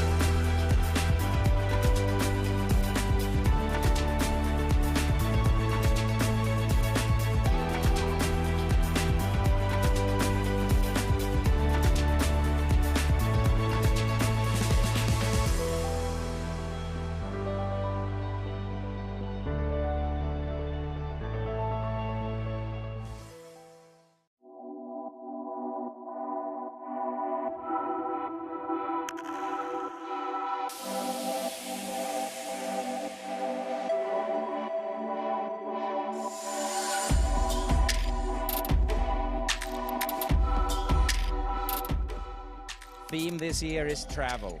We haven't traveled for 2 years, finally we can. Me, I live in Tallinn, hence I have the microphone for the opening day. I walked here. Hilton, Classic, Park Casino. Today we have day 1A in the main event. We do have a PLO 220 tournament. Then we have the 2-day Coolbet Championship tournament. And of course the Nitro Turbo.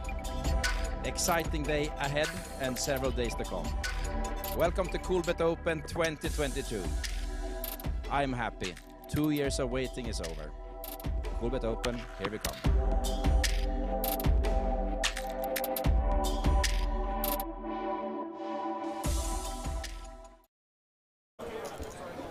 Exactly as Franke said, I am happy and JJ is happy. We're all happy because 3 long days of playing poker have come down to this Coolbet Open main event here in Tallinn and final table. My name is Christian Laas and I am joined finally now by JJ. Hey Christian, hello everyone, lovely to see you as the only English-speaking person here. Oh no, hang on.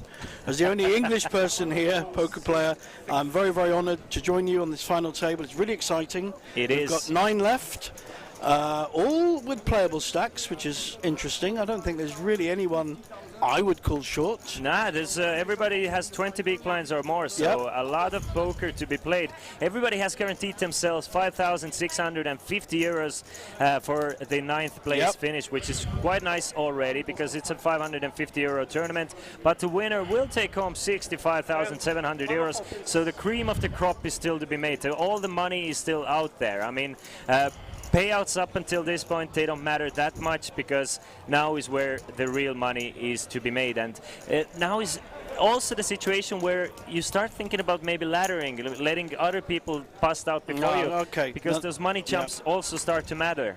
Well, I would argue that at this point, 9 left, between 9 and 5, I never consider laddering, because you've got to play to win the tournament. You just gave the figures. So 9th place is 5,500. That is 10 times your buy-in. First place 65, 130 yes. times your buy-in. Now that difference is worth taking risks for, even at this late stage in a tournament, in my view, having played a lot of final tables. This I cannot argue with. Before we start, let me introduce you to the players as well. Yes. Coming in as the chip leader is Mikko Tapani Ylämäki from Finland. He Lovely. brings 5.2 million to this final table.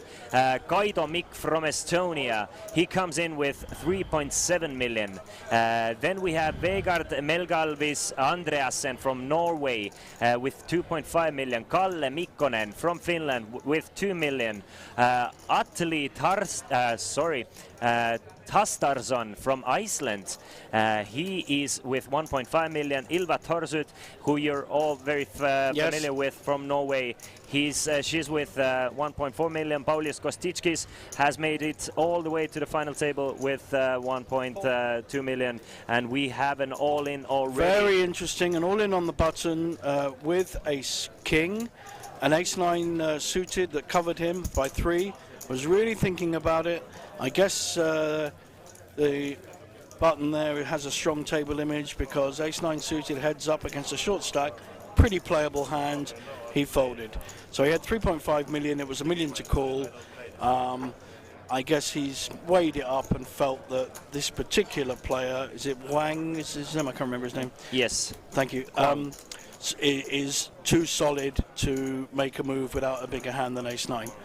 I mean, you know, ace-9, ace-10 suited, in certain situations, can be such a strong calling hand when people are short stacked, because they make moves with absolute, you know, king jack, ace-5 is definitely jack 9, ace-5 suited, all of these hands. So it's not only he thought about it, took his time, and decided rightly, as we can see the cards, to maybe fold.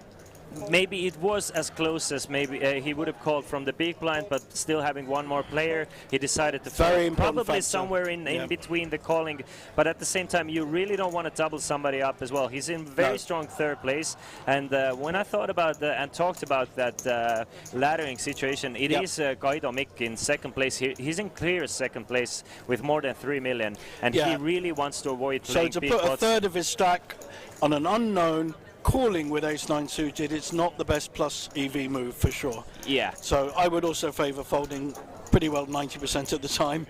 But he thought about it, took his time, which is great. You know. And get a feel for the table. See if somebody's maybe he starts shoving there a bit too often. Then you can start thinking about calling, but probably not the first hand of the final table. You might not really be all that familiar with all the players. We actually have a couple of players who haven't been in the featured table thus far. One player sticks out. It is seat number 5.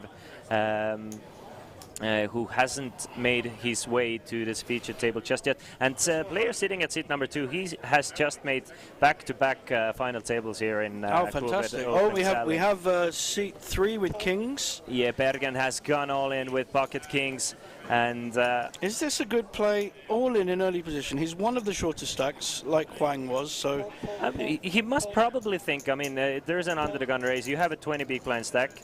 Kostitskis finds aces, and that is the 3rd time we see aces versus kings on this featured table. I mean, and on a final table, that is the sickest cooler you can find. Bergen, we saw him, and he is by far the tightest player we've ever had at this end. And to run kings into aces is just heartbreaking. I don't want for to him. predict this, but I've got a horrible feeling the Kings are going to lose. Now, I'm very clever.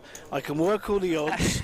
And that's where hang on, there's an ace on the flop. No, do you know what? I'm staying with the Kings losing. I at least hope that, I mean, he did get it in as the second nuts against the nuts, and I was hoping for the diamond on the river, so you can say he busted out with the second nuts against the nuts. And now, I was genuine before I knew that we had aces in late position. It was a genuine question: should he be raising an early position with kings? Now, I think it's a genuine. It is not a no-brainer, and it is not an automatic shove on a final table. I really mean that. I played in the Irish Open, which you were reporting on. Yep. In 5 different tournaments, I got knocked out or crippled when I had kings, including the main event. And it's like, I know it's a great hand, but I mean, it's a very great hand, to be fair, and you have 20 big blinds. Okay, maybe you can't really wait. I'm so hurt by the Irish Open. Now, the thing is, I get your point. You can sometimes call there, but I think if you're going to call there a raise, you actually kind of do it to try and get somebody to 3-bet after you and kind of play it as a trap. If he raises, even let's say 4x, so it's a big raise, and someone comes behind and re-raises all in who has a strong table image, you at least then have the choice. Now, you could be raising to induce a bet with ace-queen or ace-jack, hopefully, and you can still call, and fine, he's got aces, you lose. But there are 2 ways of winning, always. And the problem with pushing early with any hand, I mean the vulnerable queens, jacks, kings, is if someone happens to wake up, and I know we got 9 players, and I know what the odds are, but if someone happens to have, I mean, even ace-king can beat kings with a miracle. So, I honestly, I'm questioning it 100% honestly. As a play on a final table, you talked about laddering. It's not the best laddering move. Late position, different decision. But nevertheless, it's David Bergen finishing in 9th place. Yep. Sickest cooler in No Limit Hold'em, Kings versus Aces. I still remain with my thought that nothing you can do there. And as you said as well, you need to make a move to win there, and that is a move definitely to win. And you okay. I'm gonna be a pain here on Devil's Advocate.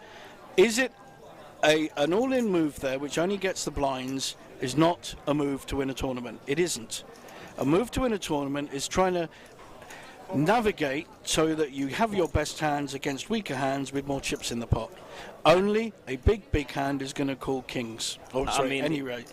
In that case, the thing is, in my opinion, a 3-bet there looks so much stronger than a shove. I mean, absolutely. So if you get shoved on, you really have to consider, does this guy have aces? I have folded aces, I swear to you, on a Queen 10-8 board, and the guy had a set of 8s in the Swedish Masters in Stockholm some years ago, because it was the right fold. I don't want to fold them, but it was the right fold. And that is a good point from the chat as well, which we missed, because 8s were folded in that hand, and 8s would have made quads in that hand. Of course, we have another pair of 8s here for Ylämäki against Kaido Mix Ace 7 and 10-6, and 8s bake this one down with a c-bet. So it's going to show that Ylämäki with a big stack, he's going to come to play. He's not afraid of the draw-heavy 2 overcard flop. He's still going to bet his 8s, and he's going to keep the pressure on his opponents, and I hope to see more of that from Ylämäki. I played 2 tournaments this week against him, and from what I saw, I rate him very highly. He's strong, he doesn't back down, he picks his positions well. I really liked the way he played from the small, few hours I played with him this week. And the only other player I played with here is Ulva, and that was in Tallinn. No, Bratislava last year. And she's was there tournaments in Bratislava last year? I thought that everything was is in lockdown, but no, but the tournaments still were happening around the world. You know the best because you have been traveling quite a lot to Poker Circuit. And I was here in September, so here in Tallinn for the Kings of Tallinn, maybe. Yes, it might have been and then I think the Coolbet was in Bratislava, or maybe it was the festival. Can't remember which one. The festival. Because I won. Yes, it was. It was. I won one of the last events, which was the Coolbet Poker Listings Championship. But I'll be honest, I never know which one I'm winning. I don't look at the sponsors. Sorry, Coolbet, I love you. We don't have Coolbet in the UK, which is unfortunate. So it is. But it is. I love the people that work for the company who I've met and the vibe. I would love that in the UK, but talking about during the breaks, you see Frank introducing the city and just doing that. What's your experience with Frank? You've played a lot with him, met a lot with him, played quite a lot with him, drunk quite a lot with him. I think I fit in with the drinking culture around here. I commentated on a PLO cash game that the Coolbet Norwegian sponsor Swine, a guy called, what's it, a great name? Something Boy, Naughty Boy, no. Do not remember. And Franka and Maurits, the Poker Listings owner, were all playing. So I got to commentate on that. And to be honest, he ran over the table. No one was picking him up, and I have a very close relationship, or fairly close relationship, with Franke and Maurits as well, because when Franke finished one of his companies called Cash Game Festival, which we've had in London. Yeah, he ran for a while, and I took over as Franke's next person, okay. and that was in London actually. Did you run the Aspers? Yes, Aspers, yeah. And right after me, since didn't work out for me for a while, then it was Maurits who took over, so it was just this Frank to me to Maurits, so it was I still have a very last nice weekend relationship with them. I was in Stockholm with my nephew who has played here this week. Saturday night at his poker club, Maurits is there playing. I didn't know he was going to be there. Fine. And then I play the Unibet satellite, which we can get in the UK, for the festival that's going to be here at the end of the month in Tallinn. And I have aces, full house of aces over eights. The opposition has got quad eights, and it was bloody Franka. I'm sorry, but you know, I hate the guy. He's horrible. But the cash game was wonderful because he was so aggressive with no hands at all, and everyone just let him win. And I was watching Ulva commentating on her, and I don't know how much Omaha she plays. I know she runs online Omaha games, so she plays. And she folded a full house. Wow. But a small one, but to Franka? I mean, I can't fold a pair to him. But getting back to the final table at hand, we saw Kaidamik open folding. We're playing eight-handed as it is. Open folded pocket threes for early position. And I don't really mind that. I mean, really? Even though he is one of the biggest stacks, I would have personally raised, but there are a couple of those reshoving stacks out there, and you really want to start thinking about maybe folding those deuces to fours in a situation like that. And we see Ulva's thinking with a mid-8, ace-8 offsuit, had a raise in front of her with a pair of nines. She's on the button, so she's got position. And Andreasen is the one raising with nines from the cutoff. Now the interesting play here is a re-raise. In my book, I think that's the only play. It's either a fold or a three bet here. I think calling there is just you're gonna be in too much trouble, and I really do love this three bet. And also her table presence is so strong and solid that it's going to put a lot of pressure on the nines, I think. So I like this play. Very nice so far. It's a small three bet, but it is a three bet. And I can guarantee you that Andreasen cannot feel super comfortable with nines there.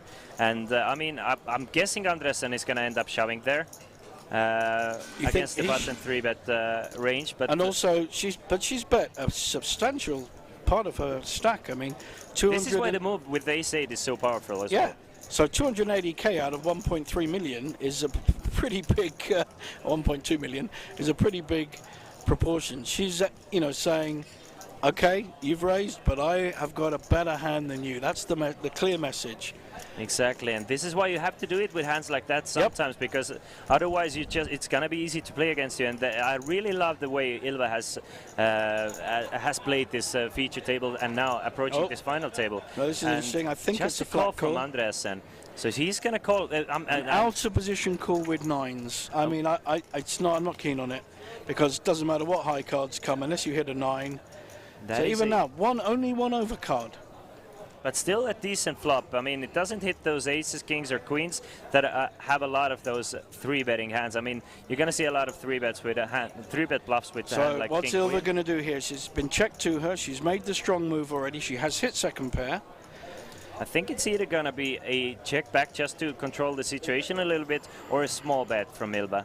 Yeah, And I can't see too. She's not really, from what I've seen of her play, she's not likely to make a big bet. So I agree with you. And I think a small bet makes a lot of sense with all her strong hands, as well as her bluffs. Yep. But that is a very small bet. That is a bet that it's a bit too small. Knives are going to definitely peel. If I'm the opposition, when someone bets that much, my spidey instincts say she's weak. Yeah, and even if your opponent has aces there, you actually get proper odds. They're calling for 120k. Yep. With the backdoor diamonds and backdoor straight draws, plus as you can see, the straight flush draw comes in. You're now open-ended straight flush draw with nines. You can feel pretty decently. I mean, you're never drawing dead in a situation like this. That's for sure. The only bet you're probably going to fold to is a push, but Ilva doesn't come over to me as someone who will make a push here. That is a card that you might actually... She's only got pot value now. She's got literally just under the pot. And Andreasen, maybe even take the initiative and shove the turn there yourself, and maybe sometimes get a better hand to fold. I mean, I'm sure if I've got a feeling it's going to be checked down from now, I'll be honest. I think... Yeah, to be fair, that is a rundown of I see check, having seen the turn. It would be kind of out of character now for either of them to bet. Yeah. Yeah, and the Thorset still has all the overpairs in her range that can check back the turn. Yeah. So it's gonna go check back, and nice aggressive move for Ilva, but it is a favorable. But she didn't follow board. through. She did not follow through. So a nice aggressive raise, but then a weak bet following that gave a different message. So to me, I think there were mixed messages there. That's true, but at the same time, she kind of hit the board already, so she didn't need to turn her 8 into a bluff at that point. And I mean, if your opponent has specifically 9s or 10s, of course you want to continue barreling, maybe get them off. But I mean, against the calling range, I feel like she had enough showdown value to not pollute or bloat the pot anymore. Well, I think it's a fine turn. bet, in my turn opinion. gave an up and down straight and a flush, and the river gave an even gave a different 2 pairs. So the river helped her, if you like, from a reading point of view, but the turn was not a good card for her. And yeah, okay, I think again there's arguments both ways. She's still in. She's made an attempt, a good attempt, I think, on the re-raise. But even that was quite a small amount. It wasn't an amount that emanates strength, I would say. Yeah, as it is, in my opinion, in my humble opinion, I think both players played it fine. And I say that when I don't really believe. I say it in my humble opinion. It's a great phrase, mate. But no, I look, I totally accept that. I mean, I think we're also here to offer different ways of playing things in our experience, and that's. And that is the beauty of poker, you know. You have the different styles, and you can make so many different styles of poker work, and it's interesting, and that is good to have 2 different analyses, and that's how you get better. You talk about situations, you think it through, and as long as you're open-minded, you can always adjust your game accordingly. So we basically on this hand, I don't think it's going to get very far. We've got top pair against no draw, so I can't see Kaido making any. He's folded. I don't mind to defend with 8-5 against the min raise. You can definitely defend quite large white there. I think if you do that, you have to have your game plan already set as to where you're going to go on the turn and the river. So you already, have to plan that.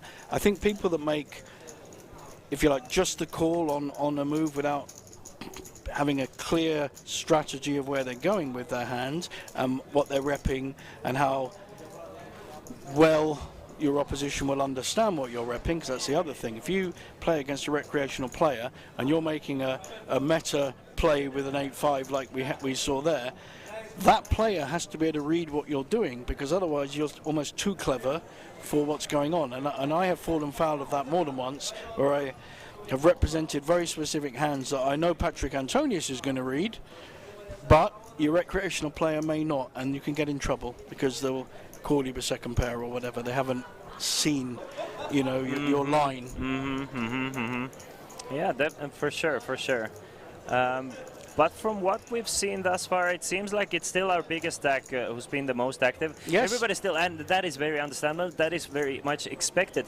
That players are gonna feel themselves, feel the vibe of the table a little bit. I actually do love the move by Ilva. It didn't work out for her in that specific situation, but I love the fact that she's willing to make moves and she's willing to put 100% agree. 100% agree. In that situation where she can be the force. On a purely technical level, on the pot sizing and the amount of chips she had, another 60,000 on top of the 280 would have been interpreted as a much stronger play, whereas he felt he could call the difference, which was only 140,000 with 400 in the pot, 500 in the pot. So he's getting a lot more. He's getting 4 or 5 to 1 to make that call with a pair of 9s. Most people are going to do that. Whereas she had a great opportunity, so I think the instinct was 100% right. I would question the actual amount she raised. That would be my thinking. That's all. And it's not a right or wrong, like you say. Yeah, but I would, if I was coaching Ilva, I'd be discussing, why did you do that amount? What was your thinking? Do you think less or more?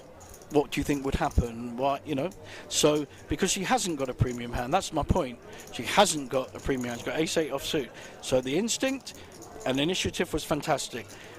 From a technical point of view, I would question the actual amount she put in for the race. That would be my...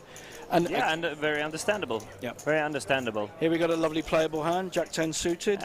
Opened and cut the blinds and antes, and since the blinds are now 30,000, 60,000, wow, that means there's 150,000 chips to be stolen away every single time.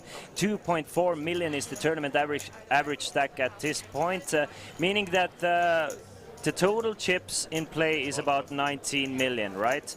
Yes. So, and player sitting at seat 9, Ylämäki, he has more than 25% of those. So he's definitely feeling all right with his chip stack at the moment. Yeah. So what do you think of this kind of relatively recent kind of thing where the big blind pays the ante? So I love it. I absolutely love the fact, just because there are a couple of reasons why it's difficult to not like it. It's one of them is because it speeds up the pace, and I am very much the advocate of even maybe getting card shufflers to every single table for the dealers to be able to move on as soon as possible. Of course, dealers they're doing a great job, and they need to make sure that the deck is properly shuffled. But especially when we get to at one point we're gonna get heads up, and most of that time is gonna be spent dealer shuffling cards. It's their job; they have to do it. But at that point, it's either I always say that have two dealers, so one ready to shuffle. We need a shuffle monkey, is what you're saying. That's a new official term. We've termed it here, guys. Coolbet.com open. Shuffle monkey is required. And the second reason why I like it is because it makes things way more simpler for all the players. You used to get dealers needing to exchange chips all the time. It's just it's a matter of pace of the game, in my opinion. So when it first kind of came in, it actually was on the button, so there was a lot more. The button was paying the ante. Then it was a small blind, and now it seems to be across most places. Now it's the big blind, so it's quite an accepted thing now, and I totally agree with you. It speeds the game up. The only issue is when you run like a turbo tournament, when you've got 6 big blinds and you're putting in 2 of them. Of course, it's just a bigger chunk at the time, but at the same time, you would have put that one in during the orbit anyway, so it kind of evens out anyway. Yeah, but it just personally it hurts more to put in 30%. I know, and I do agree. And it kind of changes the strategy a bit as well, because if you have to put in 2 big blinds instead of 1, then you feel a bit more pot committed in a situation. Here's an example that you flagged up earlier. Mikko, is that how you pronounce his name? Ylämäki. Ylämäki, yes. Ylämäki, thank you. I'm never going to get the names here. Ylämäki, Finnish player, who's chip leader, has made a raise with a very dodgy ace-3 offsuit. But it's from the button. Any ace from the button usually good enough for a race. And is ahead of king-queen offsuit. So it might be a poor ace, but it is connected. I like low aces. I prefer them suited, but they're very playable in Hold'em. And like you say, especially in position. And I can take very light poison. That if it's anyone else racing from the button, I'm sure Andreasen is thinking at least about 3-betting to king queen. But against the chip leader, holding a second to third place, you really don't want to. You don't want to 3-bet those hands. So both the player, his chip stack, and his position really squeezes that king queen play. Yes. And very good point. No one's hit anything. The ace is still winning. He's still in position, so he probably has already smelt some weakness, from seat 2. You can do the names. I'm just going seat 1, seat 2. It's fine, but as long as anybody understands who we're talking about. And whenever I forget, I go to seat numbers myself. So he's smelt weakness. He's seen 2 checks and quite rightly believes he's ahead, which he is. We know he is because we see the cards. But if I'm sitting there on the button with an ace and no one has bet this flop, I'm going to feel pretty confident until I get re-raised. And Andreasen is going to make a call. He feels like he's going to have enough showdown value here. And I'm pretty sure that is a sort of a value call. To keep his opponent honest here, probably Ylämäki is going to end up having a lot of those king 10, I think we'll see a queen check. I don't think we'll see another bet. It would be a clever value bet, but it's not necessary. Nah, yeah, I agree. If it's going to be a bet from Ylämäki, it's going to probably be a bluff, but there's not a lot you can bluff out there that you don't already beat. So, I mean, there's no bet that makes any sense. Mario says the only thing I dislike with the big blind ante is that some places don't adjust to half ante with a few players at the table. Imagine playing 300 and still playing full ante. Most do, Marius. So certainly when I play in London and parts of Europe, once you get to 4 players, in fact, some cases 5. So once you get to 4 players, the ante is half. In my experience, I kind of agree with you. It changes the strategy quite a lot by having a full ante in there. And last time I was commentating on a final table, and I'm pretty sure it's going to be this time as well. Even in heads-up play, we're going to have the full ante. So it's going to change the strategy immensely. It's going to the less players at the table, the bigger role the ante plays. That is for sure. And during the Irish Open, we played the full big blind ante as well, because I think almost all the tournaments now, I think usually they remove the ante by heads-up play, but I've seen more and more of that not being the case nowadays. Being an Omaha player, I'm going around, well, not quite the world, but Europe, I suppose, mainly. And I'm playing these Omaha tournaments, and suddenly these antes are appearing. And I'm going... In Omaha. In Omaha. Now, I'm a firm, totally 100% against antes in Omaha. And it's a real... it changes the dynamics so much. I mean, was it last year, I played a trophy tournament in Luton, which is near London. I'm going to interrupt you for a second because Ylva Törsit has moved all in against Kaido Mix Open with pocket fives, exactly the way I busted out yesterday playing the side event. But it was instead ace-king. I like this play with fives because even if you're up against ace-king, you're still winning.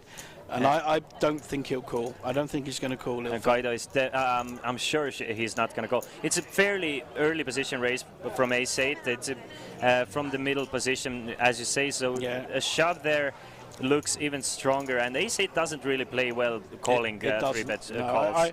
I don't think I've ever called ace-8, ace-7, ace-6. I don't think I've ever called with it. I mean, maybe a satellite where you're suited and got lots of chips, but in a normal proper tournament, it's just an awful calling hand. It plays so badly. Yeah, if Ylva had something like 8 big blinds, you're probably going to have to call, but 10 big blinds plus, but 10 big blinds plus, I'm sure it's... Ylva's pointing to one of her, the bear, pointing to the Coolbet bear on her shirt, so I don't know what the significance of that was, but maybe that she felt the power of the polar bear. And Ylva is a fairly famous Norwegian player. She's Yes. a poker streamer as well as a former Norway ladies champion. She won this year, well, last year, the Norwegian Online Ladies Champion.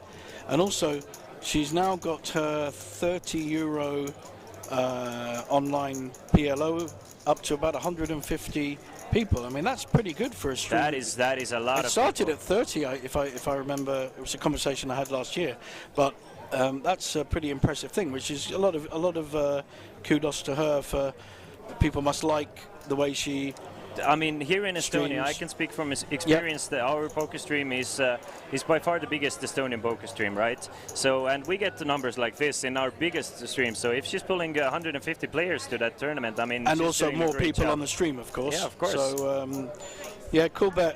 She's in fact she's the only. Although you see some patches, people, you see some Coolbet patches. In fact, on us as well. Yeah, of course. Ylva representing is the Coolbet. only Coolbet professional. She's Norwegian, so she's the only Coolbet professional on the final table, just for information. And just to plug Coolbet a little bit, and I don't feel ashamed to do it at all. I've been working with a lot of companies, and they mostly, and I would say almost every single time, just wonderful people and treating me well. But Coolbet has always one-upped every other company. I mean, they're always making sure that I'm feeling good, that I get my rest enough, that they usually even comp me the Hilton freaking suite. So Wow. I mean, it's great. Well, And the key question is, are they going to bring us a food card for later?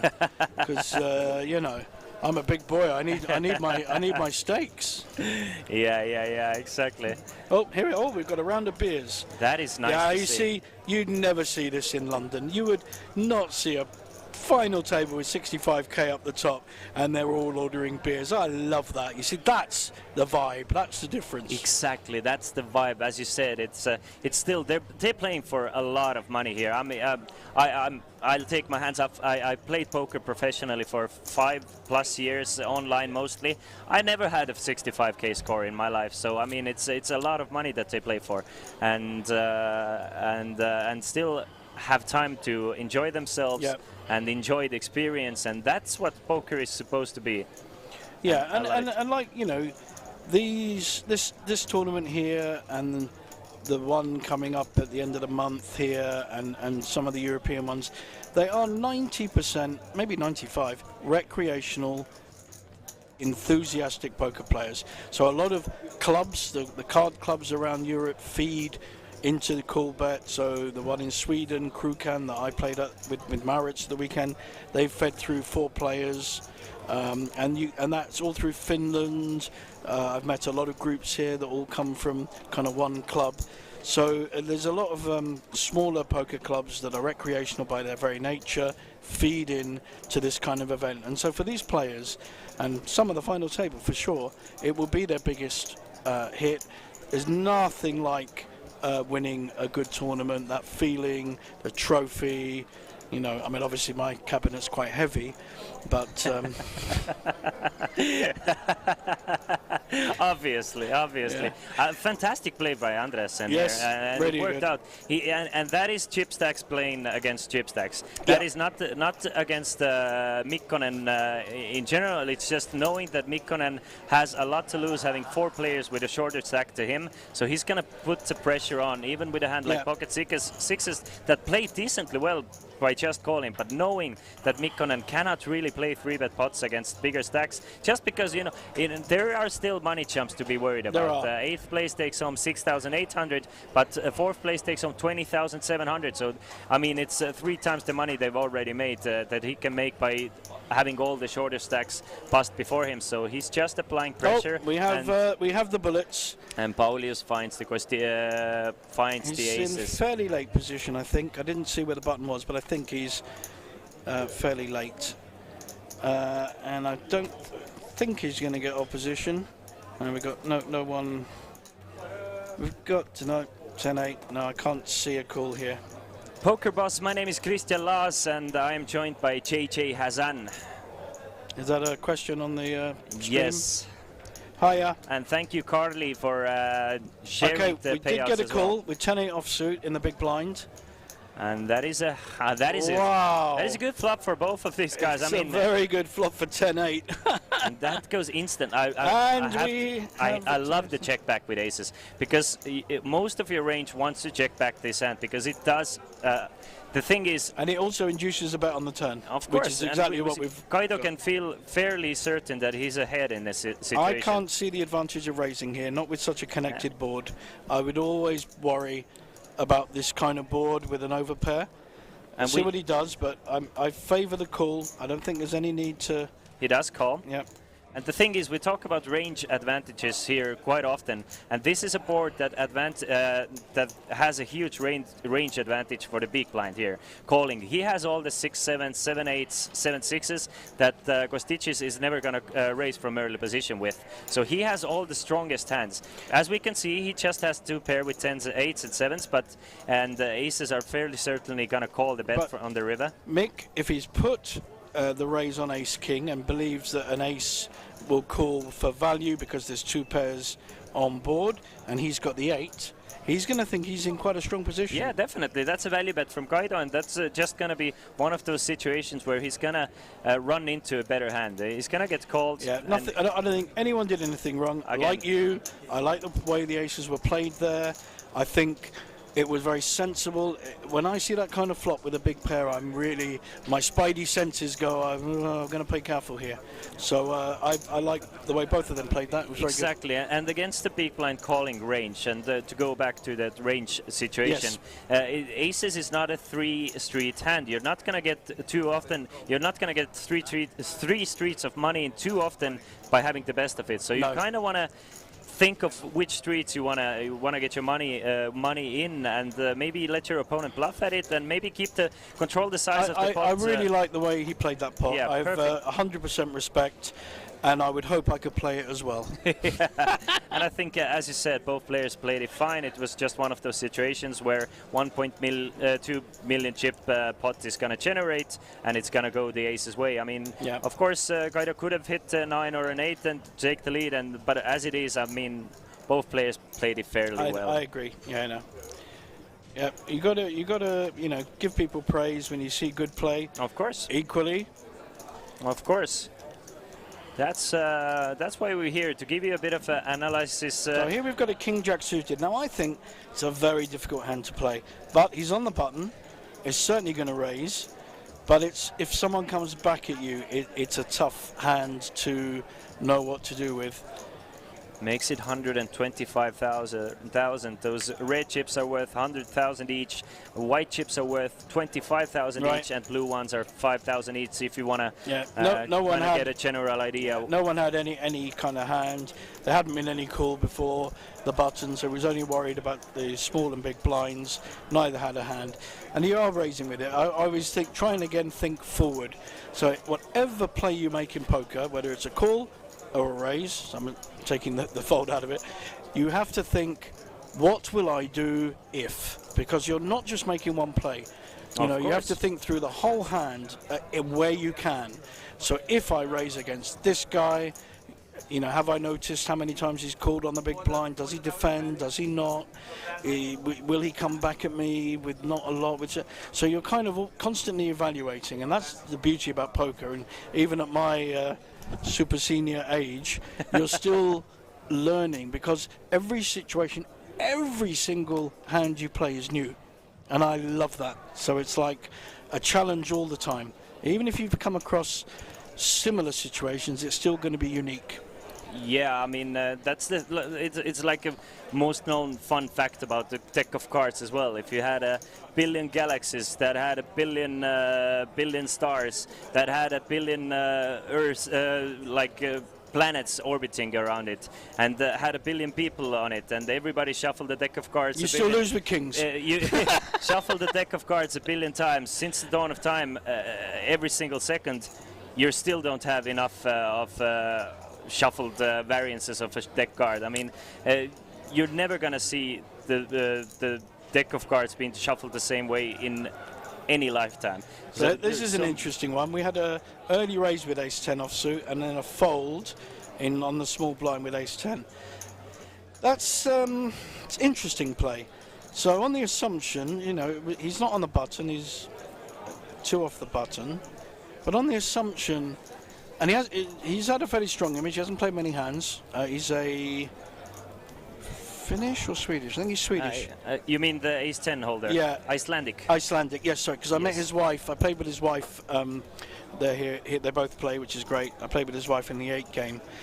But folding ace-10 on a small blind when it's not a particularly large bet is pretty solid, pretty tight. Not wrong, not right, just an observation that I don't know if I can do that, but then I'm probably a more aggressive player than the standard that we've seen so far. All right. Just in, you know, you always That is a bold statement from JJ here, seeing a table full of Swedes, Norwegians, Finns, Estonians, and Icelandic player in the mix as well, and he says he's by far the more aggressive player. Let's not, Christian, let's not take words and expand. But what I said was, I'm naturally a more aggressive player than what I have seen on this final table so far. I'm just kidding here. I told you, I think, a story before where I played a rebuy pot limit in Stockholm. So I come along with my aggression and my Omaha skills, and I find the whole rest of the table are more aggressive than me. So I have to completely change my strategy. Look at that, pocket queens for Guido Mick now, who has lost approximately 1 million since starting this final table. So lost a couple of decent-sized spots, but still healthy with by a very interesting queen. Oh, he's hit the nut. He's hit the gin. As it comes. The problem is he won't get paid, and that's the guy's got king 7. The thing is, on that board, do you sometimes check back because you just massively hit that board, and you kind of I would check 100%. And hope to let your opponent catch up just a little bit in a situation like that. Yeah, I think you have to. It's too strong to be betting. But I do love the bet that the bet is a min bet. It's basically just one big blinding, which opens up your opponent to kind of come after this spot as well, because you don't have too many nines that open. We see a raise. He's got some red chips. I do like the. I love the min raise. Is that 150? 150 he's going to go for. And Guido is just going to call here. He's just going to call here, and I love it. Look at the face. He's going, really? You've really got me beat? Okay. And a lot of weak body language. I like this a lot. And the more I think about it, I really do like the one big blind bet from Guido here. Yeah. It does open up your opponent to check raise you with. It's like so pathetic, isn't it? It's such yeah, exactly. And these are super try board that you want to bet small on, as well as you don't really open that many nines. Your big blind has a lot of nines. Look at the eyes. His question. He's going, look, I've made a move. I got my hand caught in the cookie jar, as we say, and like you predicted, and I would have. The thing is, he's looking at this raise, and all he's thinking is check Vegas on the turn. and the fucking Mirage. Check on the turn. That is an 8 on a turn. Check. Instead. It's going to be a check. Got to check this because of the raise. 10 check makes a straight now, in theory, but having king 7 and not blocking the 10 or a jack is gonna give up Kostitskis here. Guido Mick, is he going to check back though? He has to check back. There's no advantages unless he's literally put him on a 9 or there's one a advantage, trying to build a bot. But at the same time, I mean, if his opponent has something like a Jack X, probably going to call another small bet. One of the best plays in poker, if you have it, is check the turn, bet the river. It gets called at 70-80% of the time. Okay, we can see the cards again, makes our job very easy. But I favour, and he hasn't done it, he's bet, but I favour the check and bet because people perceive that as weak. And so we'll call with ace high, with king high, or a pair. We know he had the nuts, or second nuts, but so I think there, with all the excellent body language and the lovely one blind bet on the flop, I think he slightly changed his story there and didn't help himself win a bigger pot. And for Kostitskis, it was a one and done sort of a deal. Yeah. He tried to stab at it on the flop. Yeah, he wouldn't have he wouldn't maybe even have called a bet on the river. But I think one of the things in poker, especially at this kind of stage, is it's so hard to get value from your big hands. It is hard. So you have to try every trick in the book to get the best value you can from a hand. Whether that's getting the oppo to be betting for you, if you like, when you've got the nuts or equivalent of nuts. whatever strategy you think is going to work with that player that you're up against. And it's a difficult thing to do. I like to think it's something that I'm okay at, but I know I need to improve at, because I think it's still one of the more difficult things to do. I think it's kind of easier, to not, just to kind of play a hand and, see where it goes and win a pot. But to get maximum value from your big hands is tough.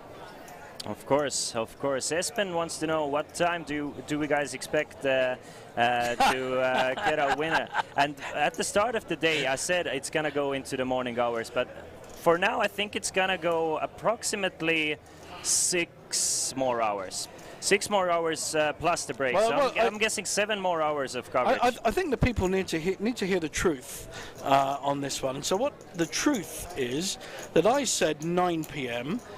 Between us. We don't have any money on this. There's been no gambling.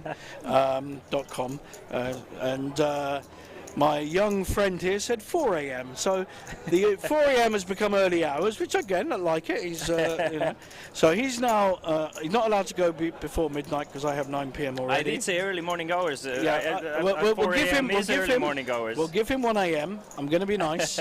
So I've got 9 p.m. He's got 1 a.m. There's only one winner here, folks, and I mean the truth is still yet remains to be seen, because we're still playing 8-handed, and we have an interesting hand coming up here, guys. I guess we have to wait and see. But before we go on this on with this hand, I want to let you guys know, because in 30 minutes there will be a free roll for all you guys viewing this this coverage. 500 euros worth of tournament tickets given away by Coolbet, and join in by using the password Iceland. First place takes home a 200 euro ticket. So it's a couple of ace-highs going up against each other.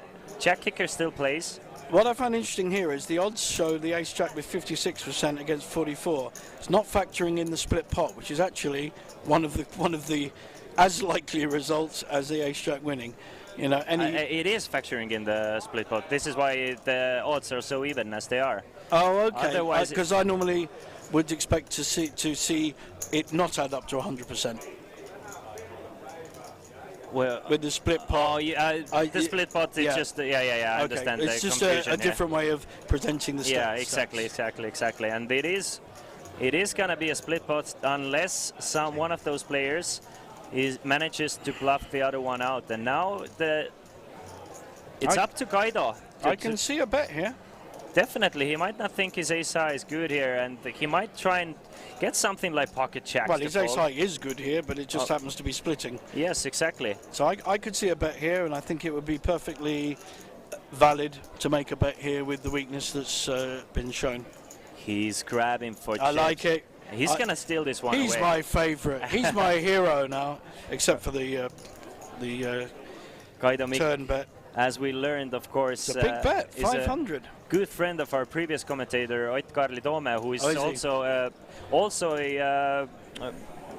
what's the word I'm looking for? Reigning champion of this event. So yes, he won it in 19, didn't he? Yes, exactly. And Kaido's won it as well.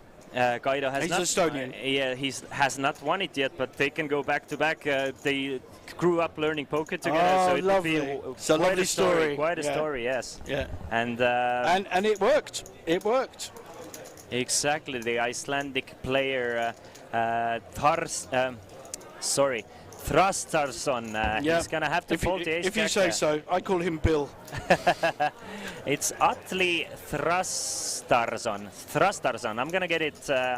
I'm gonna get it very soon. Thrastarsson. I think of all the nations here, the Icelandic names are the most difficult. I mean, they have a freaking volcano called Eyjafjallajökull, so I mean... Well, that's easy for you to say. So it's the only reason I know it, because I went to a round trip in Iceland for 3 weeks, and I went inside the Eyjafjallajökull, and that was the only word I managed to learn. There's another volcano in Asia. I think it's called something... Oh, is it in Mexico? Capotalana, I don't know, some huge... Volcanoes obviously have got a thing about having really big, complicated names. Yeah, someone needs to have a word with those volcanoes. And you have all those Hawaiian volcanoes with very difficult names. Yeah. And Hawaiian shirts. They all wear Hawaiian shirts. Have you ever been to Hawaii? I haven't. I nearly went there for honeymoon, but we decided to go different direction. I've been to near, West Coast in America a lot, but no, never done Hawaii. Done a lot of parts of the world. I've travelled, not just playing poker, but travelling for its own sake, and I've done world trips and stuff like that. But I just missed Hawaii. Haven't done Mauritius, but a lot in Asia, a lot of Asia, Australia. Played in the Aussie Millions out in Australia, which was a lot of fun. All right. Fantastic casino, the Crown Casino. Oh, I've worked there for a while, so it's a but wonderful. But when you go around the coast to Sydney and then Brisbane, the casinos get worse and worse, and the people that are in those places get less interesting and less interesting. Well, so in Australia, when I used to work at Crown Perth, it was so I was on the second. In Australia, if you're listening and if you're wondering, you can have one casino per state. So the casinos are huge. I think 400 miles is the distance that you can not allowed to casino. So it's a massive complex there. And look at that, Andresen is gonna 3-bet with 9-3 and gets 1-1 to fold pockets. I think isn't that his first kind of? That was a beautiful 3. I mean, isn't that his first move without a hand? That I've seen. I think it's the first move without a hand we've seen all 3 days. From anyone. Yeah, exactly. From anyone. I mean, now, this flags up, a really interesting. It's just walked past me in real time, which is like weird. We're just talking about it. Whoa, what did you? Oh yeah, we're half an hour behind. So whoa.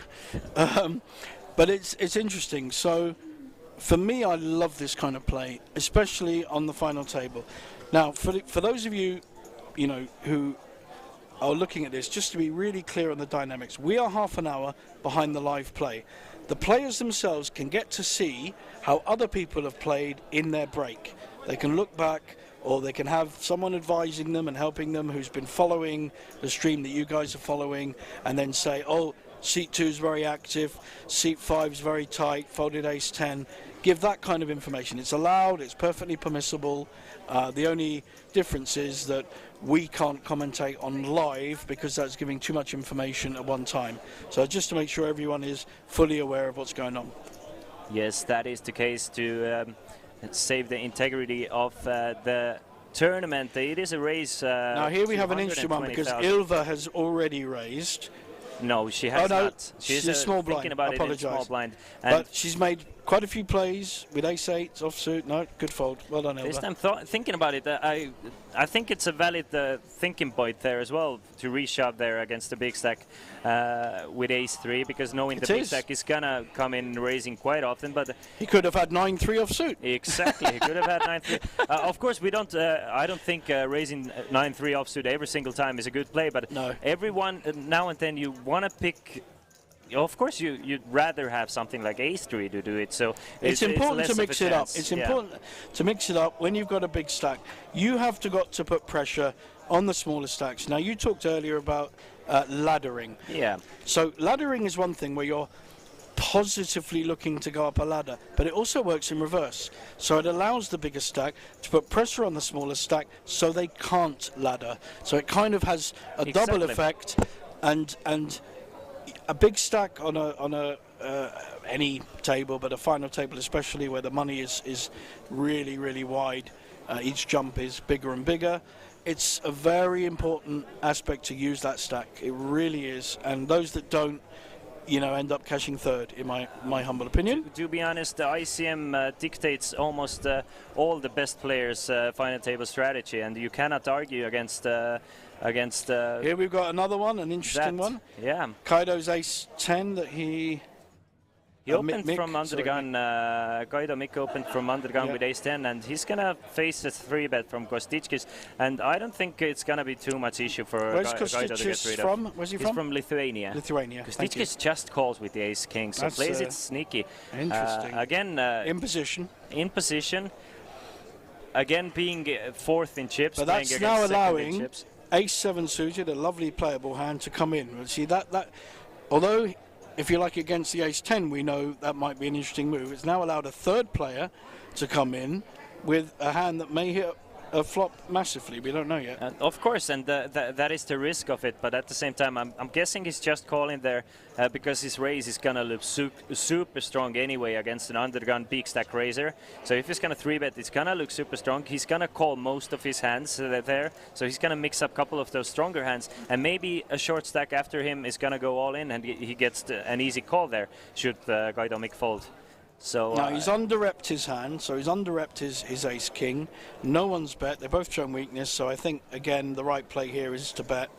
He's going to bet his 2 over cards. He doesn't know it, but he has the winning hand at the moment. It's just one with a gut shot straight draw, but you don't really want to start drawing gut shot straight draws out of position against 2 big stacks. You don't, and his hand was very red, and the flop is very black. Yes, that's true. Do you guys play the prop bets of colours of flops? Every now and then, especially in cash games, I do it. Red and black, so 2 red is red, and there are a couple of sites out there where you can do it live while playing a poker tournament now. Really? As well. Yeah, and it's kind of fun. They all take the 2-7 game? Of 2-7 game every time almost. I love that. Yeah. Especially when you're playing with mates and at a home game. Exactly. And just the kudos of taking 50 euros off everyone. Yes. For me, the problem is I have 2 very different sorts of friend groups because me coming from an acting background, yes, and which has led me to this commentary job, and being a streamer is my acting background, and yes. This means a lot of my friends really have no idea how poker is being played. Well, I'm exactly the same. So I have 1,500 friends on Facebook. Half are theatre, acting, film. The other half are poker, and there's some in between. But I have 3 actor friends that play poker, that cross over. A couple of very well-known, or either well-known actors or well-known poker players. But apart from that, I'm in a very small minority. Yeah, so lovey one side, and I don't know, capitalist money grabbing swine on the other. But the thing is, it's I've made it a personal goal of mine to we have those home games every month or so. Lovely. Sometimes we always, and it's just to teach poker for them, and they love it. Yeah, they absolutely love it. I remember losing. I got all the actors together from a company I was working with where used actors for training and development, and I got knocked out by a drunken actress who'd never played poker before, and just called. It's like, So this is where I say you can't make sophisticated plays against someone who literally can't read their own hand. And that is a very aggressive play from Guido Mick here with ace-8 and gets a fold from Ilva Thorset. Not much has been working for Ilva thus far, but still trying to keep it in the mix. And I really like to play with Queen 10 suited. It's playable. You can definitely shove with it as well if you're by far the shortest stack. But it seems like Ilva feels comfortable with playing pots, and she has run into it a couple of times, and Guido is kind of taking advantage of the fact that Ilva is I think you're right. I think he has spotted that, if you like, she's so solid that she will fold everything except a very, very short range of hands, and he's playing on that. He's spotted it, and that's absolutely right.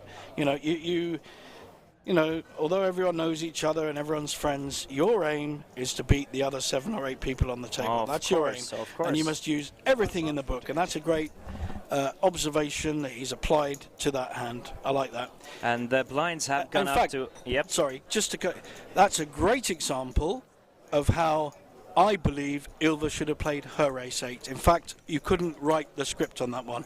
So he has played the ace-8 in a much more assertive, aggressive way that wins him the pot. And I think Ilva didn't. So I think literally my case is made. Thank you very much. A couple of key differences you missed, though. Don't worry about those.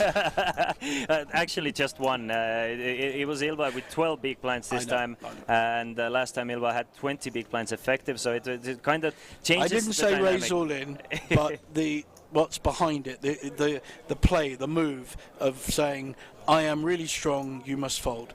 And her amount didn't say that and allowed 9s to call. Whereas, and I know the dynamic's slightly different, but he's got the same hand. It doesn't change in poker. It's the same pretty awful hand, but he's made the play to put maximum pressure on Ilva. And we have an all-in here. with Tharstarzon going all in with ace-3. He has fallen down to, the blinds went out up meanwhile 40 and 80,000, so he's going all in from the cutoff for approximately 10 big blinds, and it looks like he's probably gonna get it through. And he's gonna be happy with picking up the blinds and antes there. I mean, it's almost 25% of I was his going to say chip stack, exactly that. Yeah, it's 20-25% of his stack. So it's going to add 200. we're now going to get 2 or 3 players that will make moves with much worse hands, but will the other players on the table recognize that? Now, it's something I always look for. So when someone's shorter and they're making moves, this is why I said to you earlier when we had the ace-9 suited, in certain situations it's a good hand to call with, and would have been a fantastic hand to call with in that situation, because that people will make this kind of play. Late position, they need to get chips, they're really short. Definitely, all in.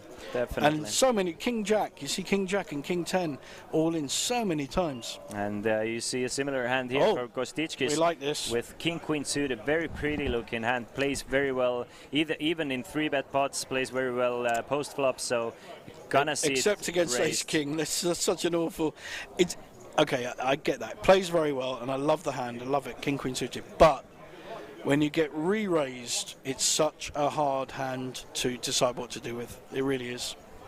I think. I find it hard. I agree. I mean, it's a hand that is a strong hand. So Ilva's got to push here Ilva's with going to go nines. all in. She's going to get called by Kostichkis 100%. Yeah.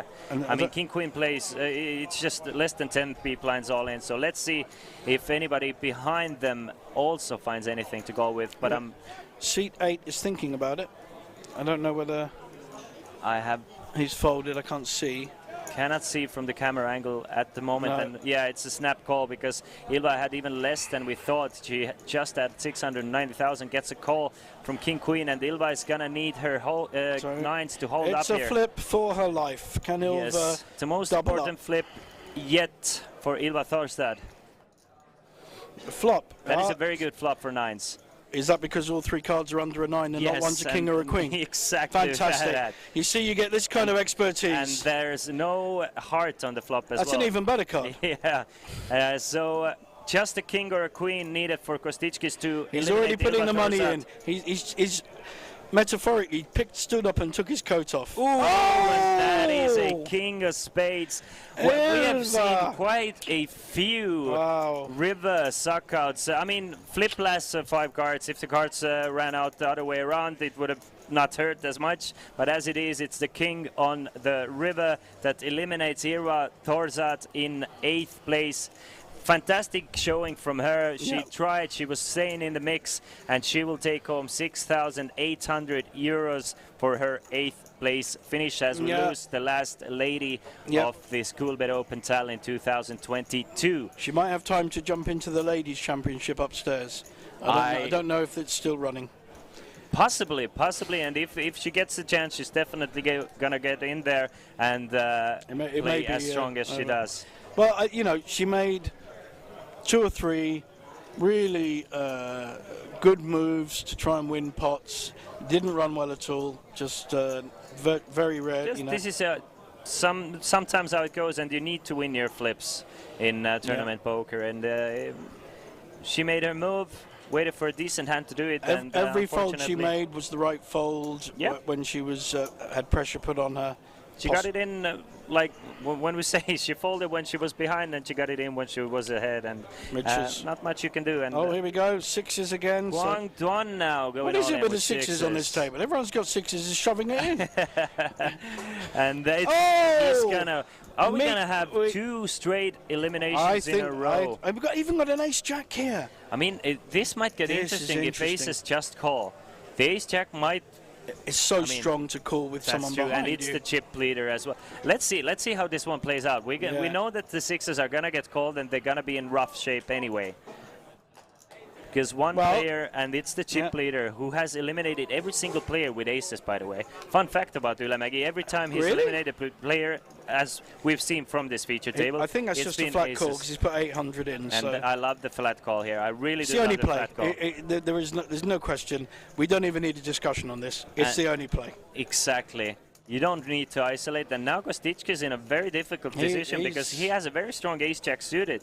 I mean, he's not going to shove all in here. He may call, though, and I couldn't argue against that call with his hand.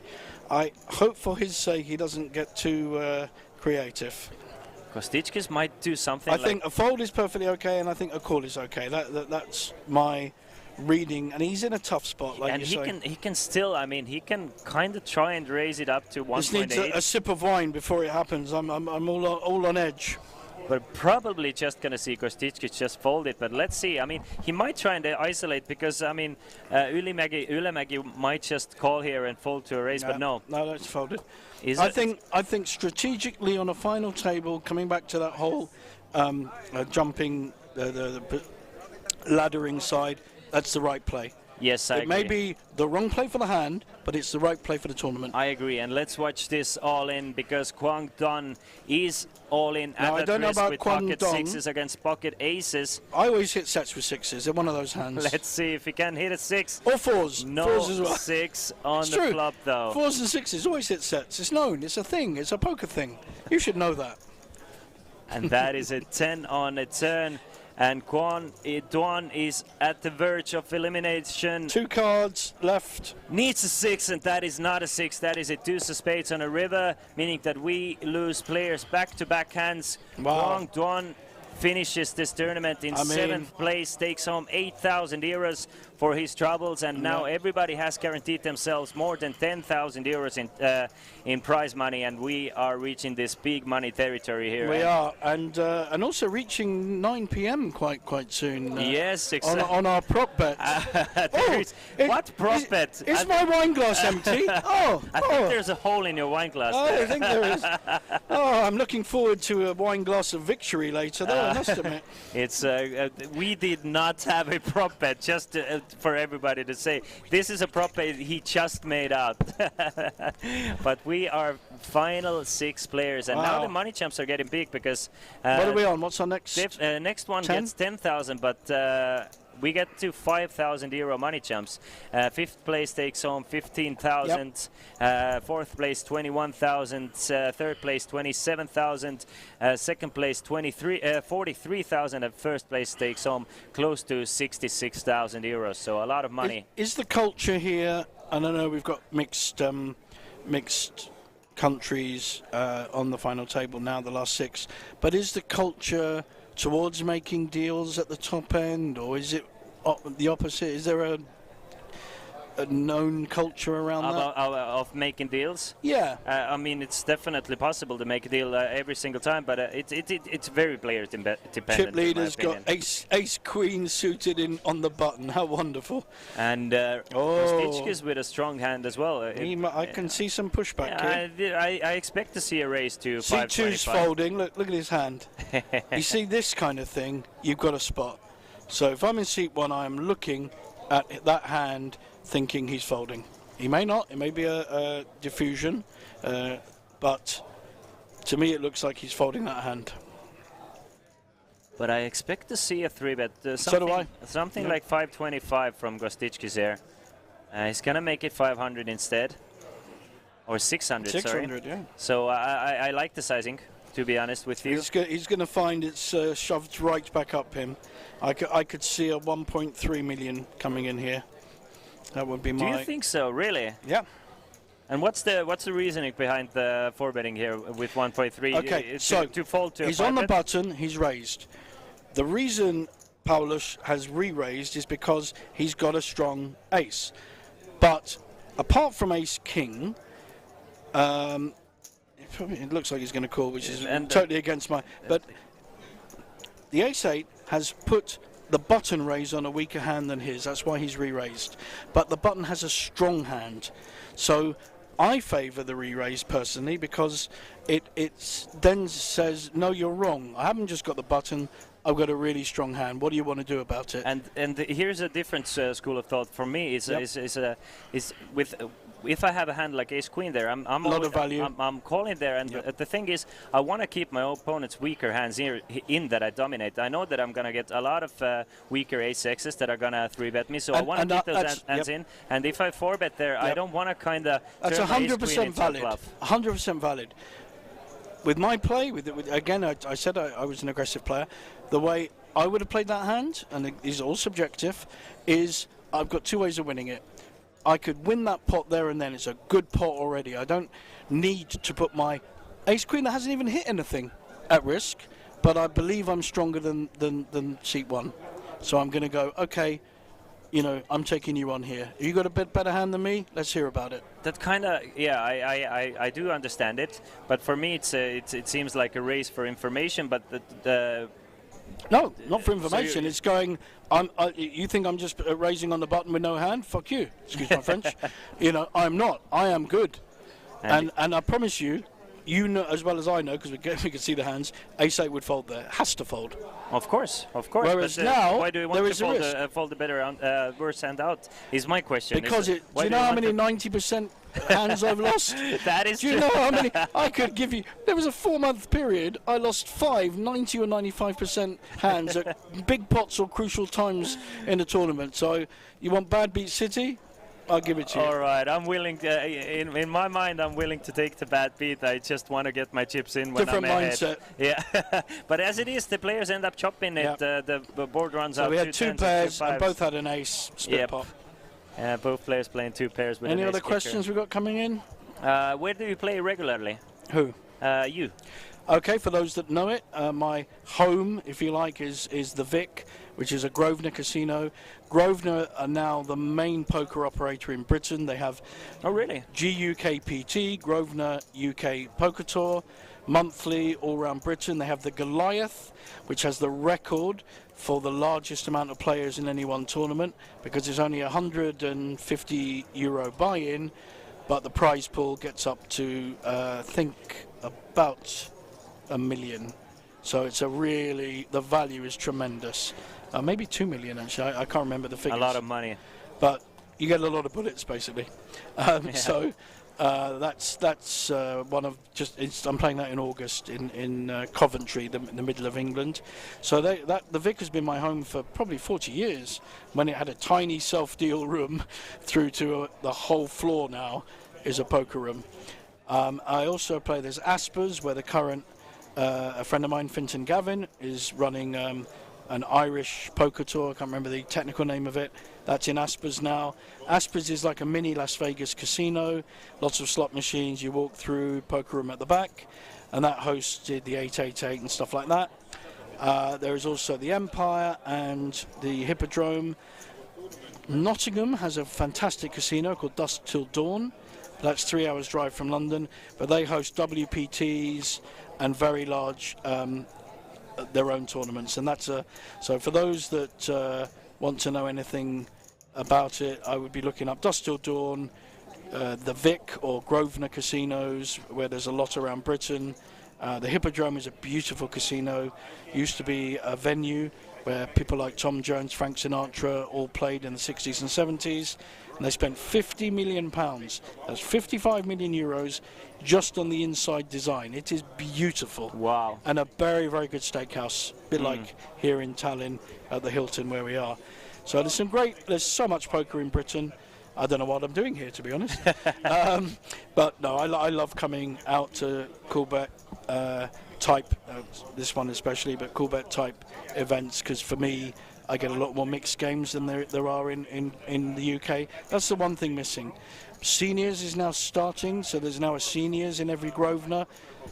I know it's hard to believe, guys, but I am a senior, super senior, and that's great. So again, in America, has the kind of, I mean, I played a Golden Nugget Seniors a few years ago, 750 runners in a seniors. Wow. In America, we get like 70. In the UK. I mean, in the World Series of Poker Seniors event, you get thousands of players, like 3,000 or 4,000, right? So a lot. 1,000 buy-in, 3 million guarantee. Crazy. Or is it 5 million? 5 million guarantee. Huge. The value is incredible. Fantastic event. I've played it a couple of times. But I mean, to qualify as a senior, you have to be 50 plus, right? Yes. Yes. Okay. And super seniors used to be 65. but they all died. So it's now 6. Wow, that was funny. Sorry, that was genuinely very funny. Okay, I've got a good story, but let's make sure that we're not missing too many hands. And Yeah. I will tell it to do with the Super Seniors. It's a good story. It is going to be at least a flop scene from Guido Mick here. Yeah. Probably again against Ylämäki, he's just going to call. He doesn't want to put himself at risk, and he doesn't want to get 4-bet on as well. Doesn't want to play a bloated pot out of position. No, and we've seen him play very solidly, not overcommitting himself so far. He's unlikely to change that. And he's going to flop. That's a pretty good flop for flop a for pair. aces, yeah. Just one overcard for the 8, so definitely going to call at least one bet here. Yeah. Not the worst flop for ace-3 either, because he does hold the ace of diamonds. Also, he's and a backdoor straight draw. played a tough poker all tournament. Like I said, I played with him a few days ago, and I really like the way he played. He's intimidating. He's an intimidating. Wait, we have to pose for the camera. He's an intimidating player to other players. I can assure you of that. Oh yeah, for sure. So, but you can't fold here. That jackpot! That is a fantastic, fantastic turn card, because it gives Ylämäki now the nut flush draw, and maybe he's wants to play the nut flush draw. And it also aggressively as gives well. him the ace for 2 pairs, which often will win a hand, which counterfeits someone else's. Okay, we got 2s here. Ylämäki does not want to hit the diamond on the river. I mean, you people. The thing is, you cannot really put your opponent on pocket jacks here. No. If you think about hands that beat the ace of diamonds, probably 3-bet. Pocket 10s, maybe call. Pocket 8s, maybe call. He's checked it. Check, He's checked the second nut. Well, third nuts technically, but he's checked. This is I can't gonna be see huge. anything but a bet here. This is, I mean, the thing is, Guido Mick doesn't have too many jack deuces, 8 deuces, 10 deuces, so very few combinations of full houses for Guido Mick. So Ylämäki can really bomb here, and Guido is going to lead in instead. Well, I like this. I like leading in with this because it's like an attempt to win the pot. You know, I don't have anything, but I'm going to do my best to win this pot. And the thing is, it's a small bet, which I love as well. It's going to be raised. It's going to be raised. I see 650 coming in. And I wonder strong raise. He got to think he's ahead. I think even more. I think it's going to be an overbet. I think it's going to be closer to $1 million. Do we have a prop bet on this? I mean, let's see. I'm going to say $1 million. You're going to say 650. See who's nearest. All right, glass of wine. Who gets closer? All right, glass of wine sounds good. I really think it's going to be a large bomb here from the ace. Oh, the JJ's looking good here. If he's going to go 800, then I think you win. It looks like 800, so very, in a very tiny margin you're going to win. But it's still a win, yeah. Yes, of course. Glass of red, thank you very much, young man. No worries, no worries. but I'm wondering if it's just going to call, because there are a couple of pocket of 10s. Yeah, there's no value in him re-raising, because there technically are 2 hands that he's losing, 3 hands that he's losing to. Jacks, 10s, or quad 2s. They're possible. They're not likely, but it's possible. There's no. If he raises and gets shoved on, he is absolutely in a horrible place. But is anybody ever gonna shove there with weaker than 8's full? The thing is, maybe you still. No, I meant C8. Yeah. So if he raises there and gets re-raised, he's in a world of trouble. Yeah, of course. That's what I meant. But maybe just a click back from Guido here to 1.2 million or something like that. Again, or it opens the possibility. So, okay, we talked earlier about making the most value. I don't think that is a situation to get any more value than he's got, because you're opening yourself up, albeit with a very small chance of being up against a bigger hand. I mean, yeah, if you're going to click back to 1.4 million, then you're probably going to have to fold to a shove there. But which is why I don't want. There's no point risking that. Not at this stage. He's made a lovely pot. He's hit a magic hand, and he's got paid, particularly because of his bet on the river. It was a lovely bet on the river. It's the amount and the fact that he did it. All right.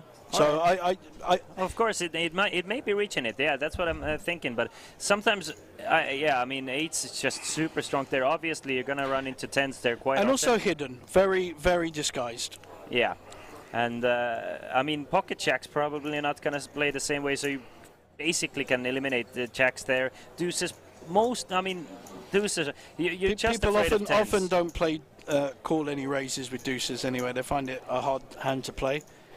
I love the ducks because sometimes they just hit like that flop. They just hit massive.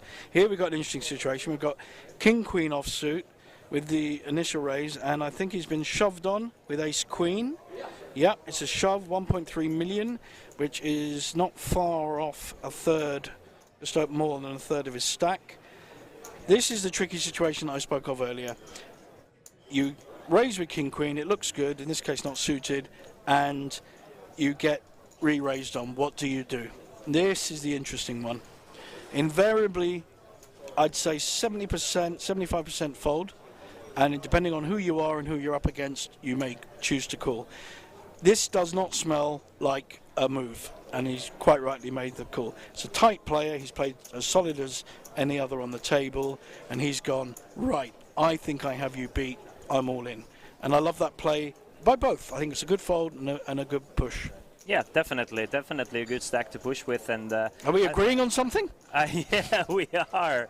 I think we agree on most of the things. I'm just kidding. As far as it's not a hand analysis, we might agree on most of the things. All right, just kidding. Yeah, but Sigurjan wants to know when is the next live poker festival held by Coolbet, and I cannot tell you an answer straight away. I can. Yeah. Okay, I am in the know.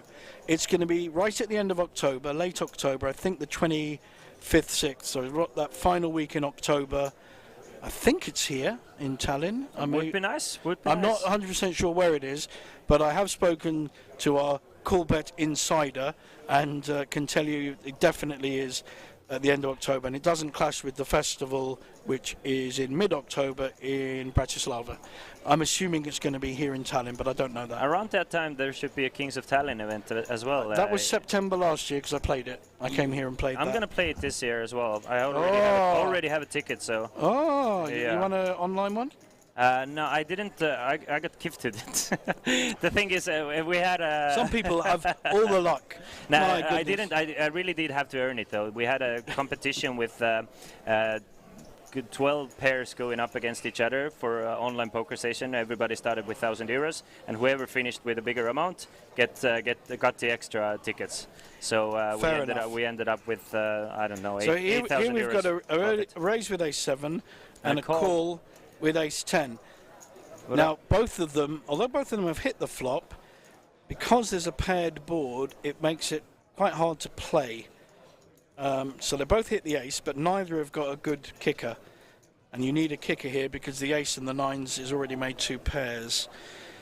So this is more likely to go to who plays this hand more aggressively, to be honest. It's one of those kind of hands. I'm not sure. I think it's going to be a bet from Guido, a call from Ylämägi, right? And I think it's at some point Guido is going to bet one more time. Or let's see the turn. It depends a lot on the turn, though. I mean, that turn might go check, and it's a matter of does Ylämägi go for some value on the river. And if the river is not a spade, then Guido is probably going to pay him off. And they're both two of the chip leaders on the table. When you are a chip leader and up against an equivalent chip stack, this is a time you really have to play more carefully because you can't afford to lose 20% of your stack to that chip leader. Because not only does it make them stronger and you weaker, it means the dynamic between you has started. It's dog eating dog kind of world, a mano a mano, and you have to be, I think, even more careful against your kind of likely heads-up opponent if you get that far and you're both still in. But here we've seen an interesting bet. It's a 300 bet. Probably going to get called by the ace-10. I can't see him folding yet. Definitely call him. Yep. Just a check on the river, on most rivers. Unless it's a 9 or a 9 or an ace, it's going to go check. Interestingly, the 10 is now playing. So you see the tick in the box. That means he's 100% won the hand. We know that. But Kaido Mick may not. So we might see it. No, we've seen check. It's a check, and Ylämäki adds to his already big stack, now up to 6 million. And if you were wondering why I was on my phone, it's because the free roll has started, ladies and gentlemen. Go over to Coolbet poker client and register to the free roll, because you don't have to play on your PC. If you're on a go, you can use your phone to do that, as I did right here, right now. No, and we are giving away. It's just folded Queen 3 suited, but it's half an hour ago. But yeah, so this information is going to be of no use at all. I'm going to finish my thought here. The password is Iceland, and we are giving away 500 euros worth of tickets. So go ahead, download that Coolbet poker client if you don't have it, either on your phone or on your PC. If you don't have an account, Coolbet has quite a lot of promotional stuff for you. For example, today you can use promo code COOLGATES for 10 free spins on a game, Gates of Olympus. So a lot of cool stuff given away by Coolbet here. And very nice. The cream of the crop being the free 500 euro free roll for you guys. I mean, you can use it tomorrow for the Sunday main event. Well, you guys can all use it. I can't. I'm a foreigner. That's, I mean, while you're in Estonia, you can definitely use it. Of course, you can make an account here in Estonia. You just cannot play in the UK. A lot of players. Without an Estonian address? I think you need like an ID. I think you need to have some kind of registered address. Oh, maybe. I did look into it, and it's maybe the same. Maybe you need residency. And now, with all the checks throughout the poker industry, both online and live, massive double checks on whether you viability, financial well-being. It's massive in Britain, and I think coming into Europe a lot as well. Well, I used to live in London for a little while, and I think it's always been a lot of I don't mean it in a bad sense, but bureaucracy in that sort of field, which I don't mind at all, because you need to be safe. It's worse now. In that area. I played a week's tournament, didn't cash in one, but I won one. I think it was actually in Bratislava. I won one the previous week, not that they knew. And a guy comes up to me, second time. Now, he knows me well, I know him well, because it's my home casino, and he says, look, give me a little word, JJ, and I thought maybe I'd done something wrong on the table. He went, I just need to check your financial well-being, because you played 3 tournaments and didn't cash. I went, well, it's called variance, so I'm not, much as I love cashing, there's going to be a week where I don't. I'm fine, everything's cool, blah, blah, blah. And because they know me quite well, I don't have to actually get proved with documents. But some people, they've been like banned because they refuse to show all their bank statements. They don't want to. They see it as a threatening their freedom. Yeah, that is one of the more annoying things. Well, we've got the famous sixes again. Back to the table. We've got the sixes but no shove. And it's a lovely board for sixes. It's a great board for sixes. Queen 9 still overs, but I think we'll have a bet here. He's got such a strong table image. Yeah, something like 150,000 and probably going to take this one down. Queen high in this situation doesn't get super sticky usually. No, I'd be folding it to this player with this stack. If it was the like 8-8-2s, we could see Queen 9 start making moves at some times, maybe check raising a bit, but 8-2s. I think it's 80,000, is it? Yeah, it's a good bet. It's exactly good enough to get rid of Queen highs. Yeah, you don't need to go higher, to be fair. Fantastic bet for him. I'm very impressed from what I've seen from Mikko Ylämäki, and if I have to choose, he's in my opinion the favorite of this table. Well, can I just say that I did say that when I sat down here and saw the 9 players. Yes, you did. I've got a good eye for players. So I did a thing called Dragon's Den many years ago. In fact, it's up on the Poker Listings podcast. I was just interviewed by Jason this week. It's now published and the story's in there. Go ahead and check this out, damn. Yeah.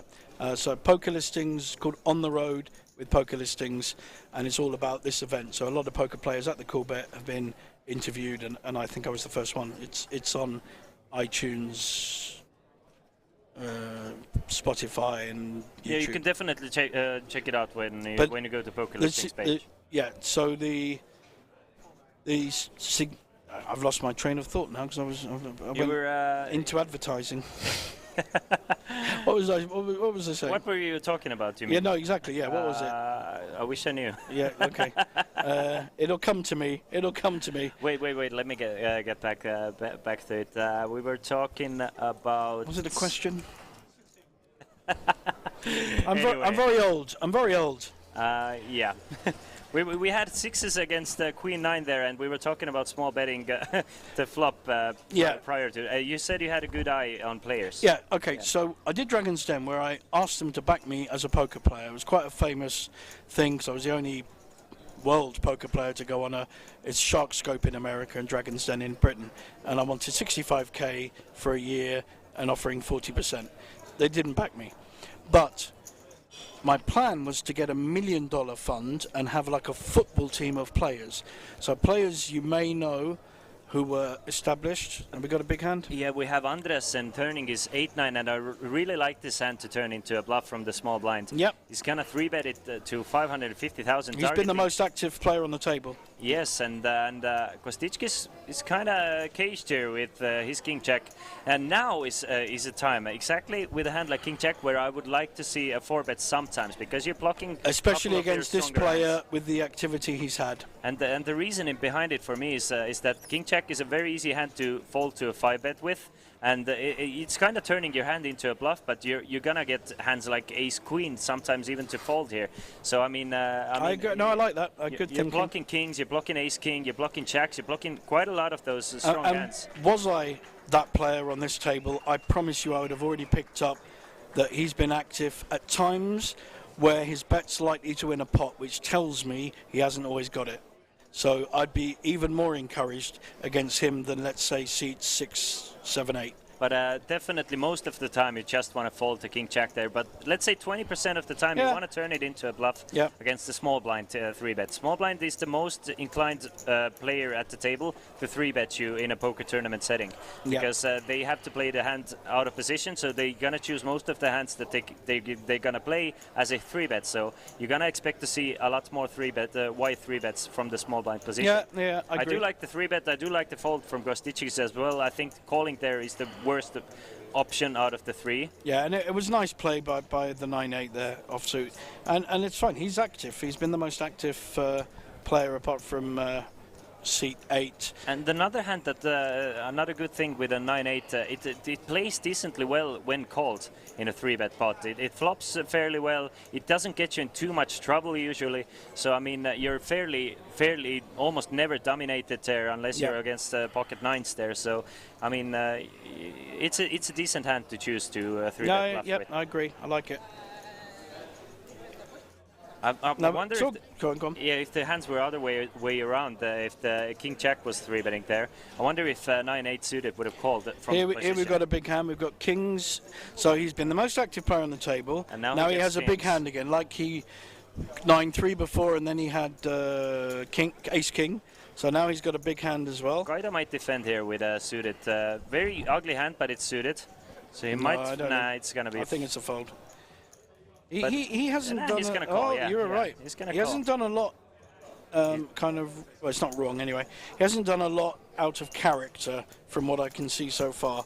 And again, it's a perfectly good hand to call with. With the stack steps as they are, any suited hand is a decent call against.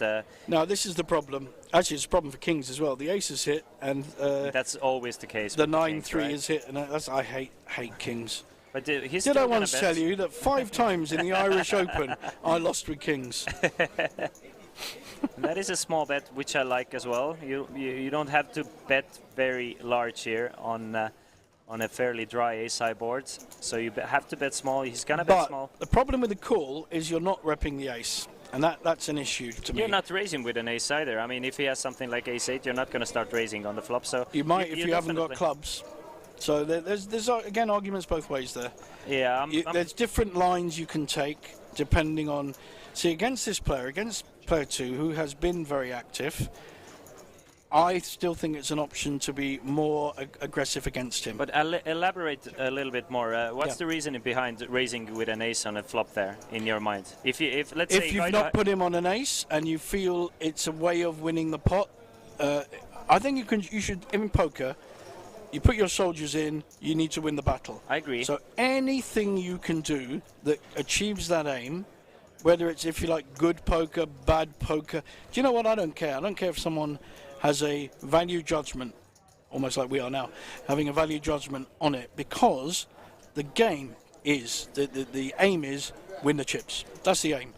So all the different ways of winning you can apply, and I know there's. But I'm not gonna let you get away with it. That's fine. Because I need to. I mean, that is just something that if you said you're If you'd have raised to 400 grand. Let me just ask. Ask the question. No, it's fine. The question is, you said you're not going to put your opponent on an ace-10 raise with an ace. That doesn't make sense to me. For me, if you're not going to put your opponent on an ace and you think they're then you'd be calling. Exactly. Why? But he doesn't have an ace. That's my point. He doesn't have an ace.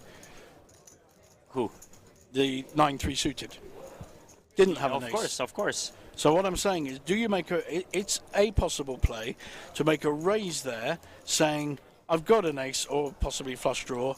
I think we misunderstood each other here, because what I understood is we were speaking that you were saying that if he had an ace, no, that was my fault. I meant he could raise it to represent an ace because he's only got 9-3. But the thing is, the ace isn't raising there that often, isn't it? So it doesn't make a lot of sense to raise there either. Yeah, I'm a really bad player, though. Did I forget to mention that? I know I mentioned the aggressive bit, but I also didn't mention the bad. No, I mean, I just I'm a very big fan of theoretical poker play, and that's how I take my. Here we've got an interesting hand in seat 1. Queen Jack suited, it's a fascinating hand, Queen Jack suited. I do like it. We've got a raise. Oh no, look at this. Poor Paulus, every time he's got a playable hand, someone else has got a big one. He's done very well to get the chips he's got. So I think we're going to see a re-raise with the ace queen off suit. Can't see any other play. Probably 400, 425. In position, yeah, something like 400 makes a lot of sense. Yeah, I agree with that. Makes it 450. And now Queen Jack is in such a difficult position. He's out of position, hasn't got a premium hand. He's got a really interesting hand that wants to see a flop, but he has to fold.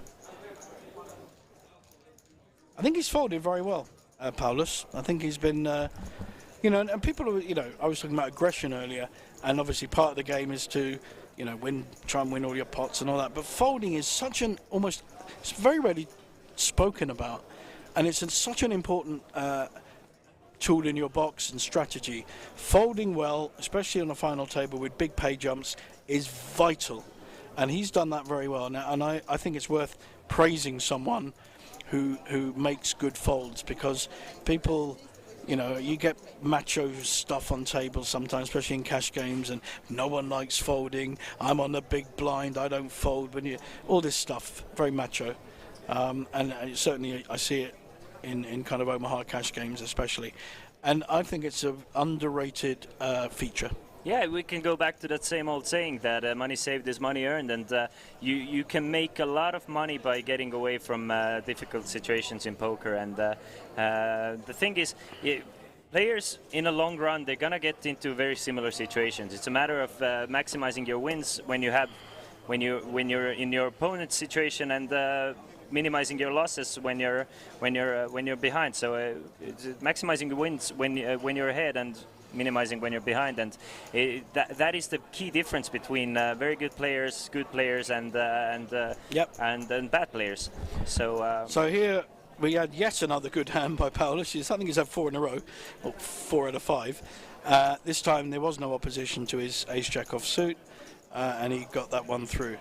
So he's getting some hands at the moment. I think he's getting the best hands of the lot so far, just overall from what I've seen on this final table. Yeah, that's another little thing about it. That it's not always the player who gets the best hands who's going to end up winning it. Nope. But it's also it's so much to do with nuance and what other players have. I mean, you can have kings 2 times and run into aces with them. Did I tell you about the story from the Irish Open? Exactly, and you can. We've seen Kostitskis wake up with more than his better share of good hands, but he hasn't been able to capitalize on it, and it's not his fault, because he's run into better hands. He's run into situations where nobody has anything to play along with him. So I mean, sometimes you can just vibe by getting medium strength hands and just completely. It's also hitting the board, hitting your hitting top pairs when your opponent constantly gets second pair, and so etc. etc. It's not just getting good pre-flop hands. So here we've got something that we haven't actually seen a lot of. We've got a small blind against a big blind. We call it a kind of blind battle. Neither of them have got out of order. Ulamaki has called with 10-7. He's now hit his 2 pairs and likely to bet against the big blind, who showed no interest in that flop, and I think the big blind will just fold. I can't see any other action. But sometimes people can go ballistic on small blind and big blind and get very defensive, aggressive. I was seeing a call. That surprises me, actually. And Queen High still hit fairly often there, so I don't mind to call in position to see what develops under the river. Yeah. If you're gonna fold Queen what's High, more interesting now is he may think his queen is winning with the 2 pairs, but we know that there's a bigger 2 pairs out there. yeah, probably not gonna call twice though. I think he might call again. No, that 2 is a good card for the queen. It's only losing in his mind to a king. of course, and king might not bet the river, so it makes it less likely your opponent It's a has small bet, king. I think. Isn't it a very small bet? It is a bet of 150,000, so Yeah. he's gonna make the call. So I should be in the predictor game. for definitely. Of course, you never know how the hand develops, but I don't mind a call with Queen High there. I mean, your opponent, if you're gonna fold Queen Highs every single time in a limp blind versus blind, you're just gonna get abused. So you have to keep your opponents honest. And Ylämäki, another situation where he makes chips by not having the best hand pre-flop, but just capitalizing. He was very much dominated. Yeah, capitalizing on a situation given to him, and that just dropped So him his hand. now we've got a graphic on screen. You can see how short our Swedish player is. Is he Swedish? Icelandic. Yes. He's, I think, in my memory, only played 1 hand on the final table. Yeah. It might be 2. Has been quite carded, Yeah, athlete, he has. Thrastarsson, and But if he makes a move, even though he's only got 8 bigs, he's not going to get caught with any hand. Of course, you know? of course. So because he'll get respect. So that's the one advantage. Also, going back to that laddering conversation, he's laddered 3 places with a similar short stack as the other 3 that are out. And we're gonna see an all-in from him now. What? Ace Queen with Short 8 stack big with blinds. Ace Queen? Yes, that You is are an you are all-in. very good at this. I mean, I'm telling you, how it's could a you prediction. predict that? It's a prediction. It's just experience talking here. I'm not doing a prop bet with you. Ladies and gentlemen, 16 years of poker experience that led me to this point. We know that Thrastarsson has gone all in with Ace Queen. Might get a call from Kostitsky. 45 years of poker experience and I had no idea. No idea. But it's Kostitsky's. I really like the fold from the small blind. Did he fold Ace-7? Yes, he Wow. might have called. It definitely, probably would have called. But from the again, big blind. that's table presence. So he knows he's made a perfectly, again, good fold. But the Ace-7, he knows that against this player, it's extremely unlikely to be ahead. So I like that fold as well. I mean, another situation where probably might have called from the big blind. You never know, but the thing is, you get to play only this many hands against a player at the final table. So I mean, a 25 hand example isn't proper enough sample size to know if he's just running very cold, not getting any hands, or he's just rocking up. And so I'm guessing, like, from the B blind against an 8 B blind shove, he's gonna end up calling, because most like, I mean, his opponent is gonna go all in there with Queen Jack suited at least. Well, okay. In the main, I think your general point is 100% right. I'm not sure this player will go all in with Queen Jack from what I've seen so far, and I think the others have picked up on that, which is why he didn't really even think about it. He went, I'm not good here with Ace-7 fold. There wasn't I'm 50-50. There was no, he'd already made the decision that against this player. And like I say, I think that's to do with how solidly and tightly the image he's created. Like you say, could have been card dead the whole time, or, fold Ace-Jack kind of every time. I'm going to reserve judgment on that, because we haven't seen the Icelandic player be in a situation where he has folded Queen Jack in a situation like that. So we don't know just yet. Neither do the players, and it has a lot to do with Andersen still being there to act behind as well. Yeah. But I agree with your analysis that probably had a lot to do with the player just not having shoved that often. I mean, that is poker is a game of information, and especially the information that you don't have. So if you don't know your opponent is capable of shoving white there, then you probably have to make a tighter fold than usual. Yeah, and yeah, in effect, it comes down to the same thing. So it almost doesn't matter why, but you're still coming down to I've got to having fold to this. fold this time. Yeah, exactly. And once you have more information, you have to readjust, and it's another game of just constantly and readjusting your strategy. Okay, now this is interesting. And, so and he's going to make the call with King 5, and it's a good call with King 5, and exactly, this is why I reserve judgment in a situation like that. So he is ahead. Again, Anderson is varying his play with good hands and bad hands. Doesn't mean he's going to lose this one. It is a queen on a flop, so Tarstarsson needs a king or running straight cards, or else he will be eliminated in 6th place. He only had 10 big blinds, so I really like the call with King 5. 7 of hearts. He had 8 big blinds. Or even 8. Oh no, because he won the 200, yeah.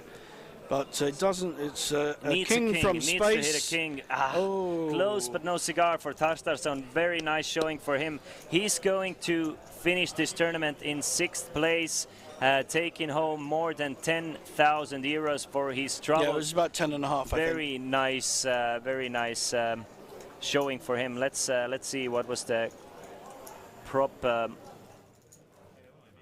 payout for him. He took home 10,170 euros. For a 550 euro investment, I would take that every single day. Of course, he was hoping to make that final step for the victory.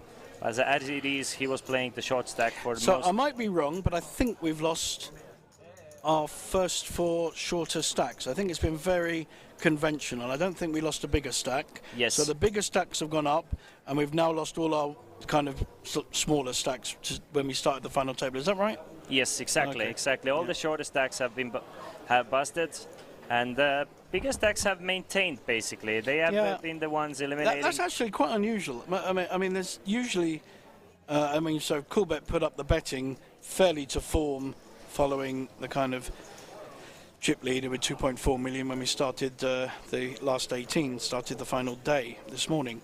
So they were the fairly simple odds linked to their chip stacks. Of course, Coolbet will know some of the players, but not all of them, and therefore there's no other method.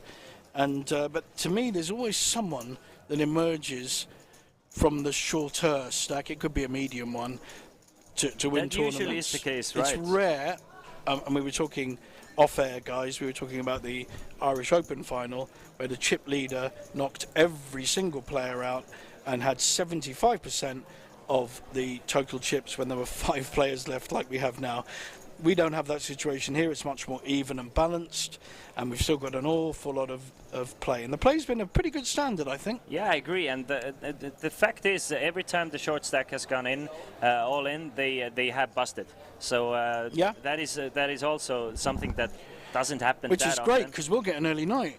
Well, oh no, more important, I can play the Omaha. Exactly. What time does the Omaha start? There's a small Omaha at 9 p.m. So and what is small for you, Mr. JJ?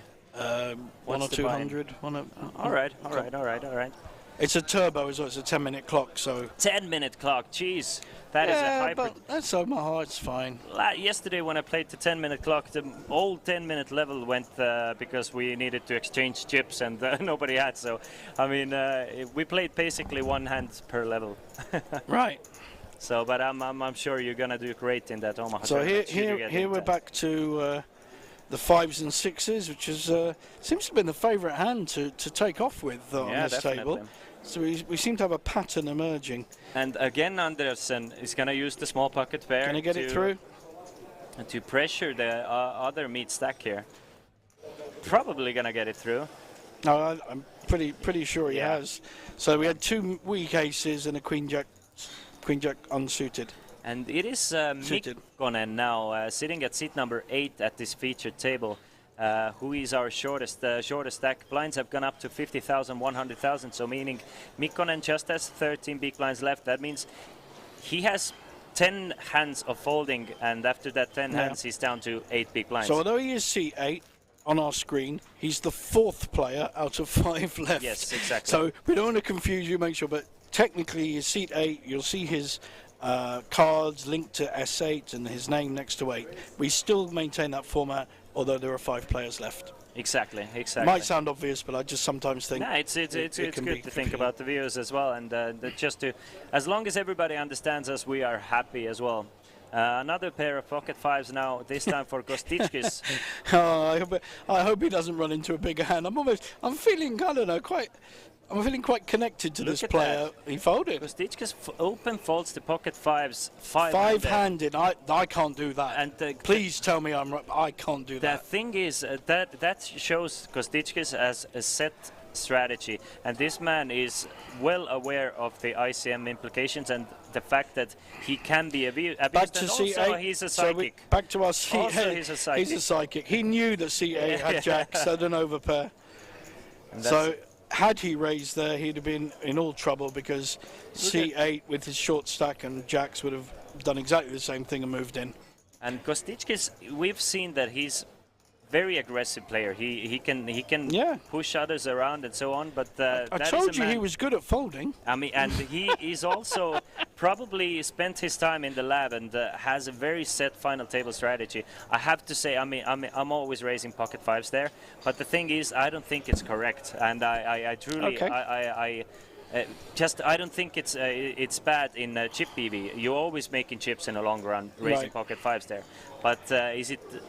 I think it's close to, or very close to, minus EV making money in the long run. Because you have a lot of money to be made by just staying away from trouble and maintaining your position. And you have this one person sitting with 13 big blinds, so you kind of very incentivized to let him bust before you, because you make that. I mean, the chips you make are the chips you make. They're gonna give you a certain amount of EV to get the better place, right? But the money you make by other people busting is money in your pocket every single time. Ace Queen against Ace Jack here, and that's the reason why. But also just calls here. The raise was from seat 7 from Kaido Mick, who's not played a hand in the last hour, and has been very solid. Got a lovely solid presence. So that's why I think there was no re-raise with the Ace Jack there. Again, choose your player, choose your situation and adjust to that player. So he doesn't think his Ace Jack is particularly strong. He probably wants to hit it. I'm sure he feels like Ace Jack is strong enough, but there's no value in re-raising with exactly, and at the same time, there's a lot of value in staying in the tournament, staying away from trouble, and we see a small bet of 100,000 on the flop getting called by Kostichkis, and now an ace on the rhythm. Now he's in problems. He's gonna lose another 300,000. I think so. If I should or had to predict here. I think it's gonna go. I can't see anything but a bet with the Ace Queen and a call. Yeah, and Kostichkis probably not gonna bet himself, because the ace is so much better for the pre-flop raiser. He's thinking about betting. He is thinking about it. I promise you, that's going on in that brain. There he is. He's gonna block bet here himself. It's not. This is more than a blocker bet. Makes it. That's a bigger bet than a blocker bet. That's gonna get called. So 350 instead of 300,000, he's going to lose. It doesn't matter that much which way he's going to lose it. If it's going to be probably be the same bet coming back. Yeah, if it's going to be Guido Mick betting or not. I'm still a little strong for a blocker bet. I mean, I personally, in a sense, blocker bet in a sense that I don't mind it. He's going to get the value from ace 10s, ace 9s. Yeah. But also, it's a good strategy. Yeah. I mean, what my point was, I would have preferred a check just because the ace is a good card for your opponent to bluff. Should he have something like 10 check? And I favour that exact thing. So the blocker bet is for those that aren't sure. It's making a bet to stop your opposition making a bigger bet. Yes. So the reason I said the 350 was a bit high for a blocker bet is I'd like to see it nearer the 225, because you're still betting, you're still saying I think I'm winning. Ace Queen is never raising here. Only a king or an ace king is going to be raising you, and then you fold, and you've only lost 225. And what you were saying was you favour the check, so that you then call what could be a bluff as we know, Ham's with a better I guess- hand. I guess so I'm- I think yeah. both are interesting. Yeah. No right or wrong. Both have their place. But I favour a smaller blocker bet.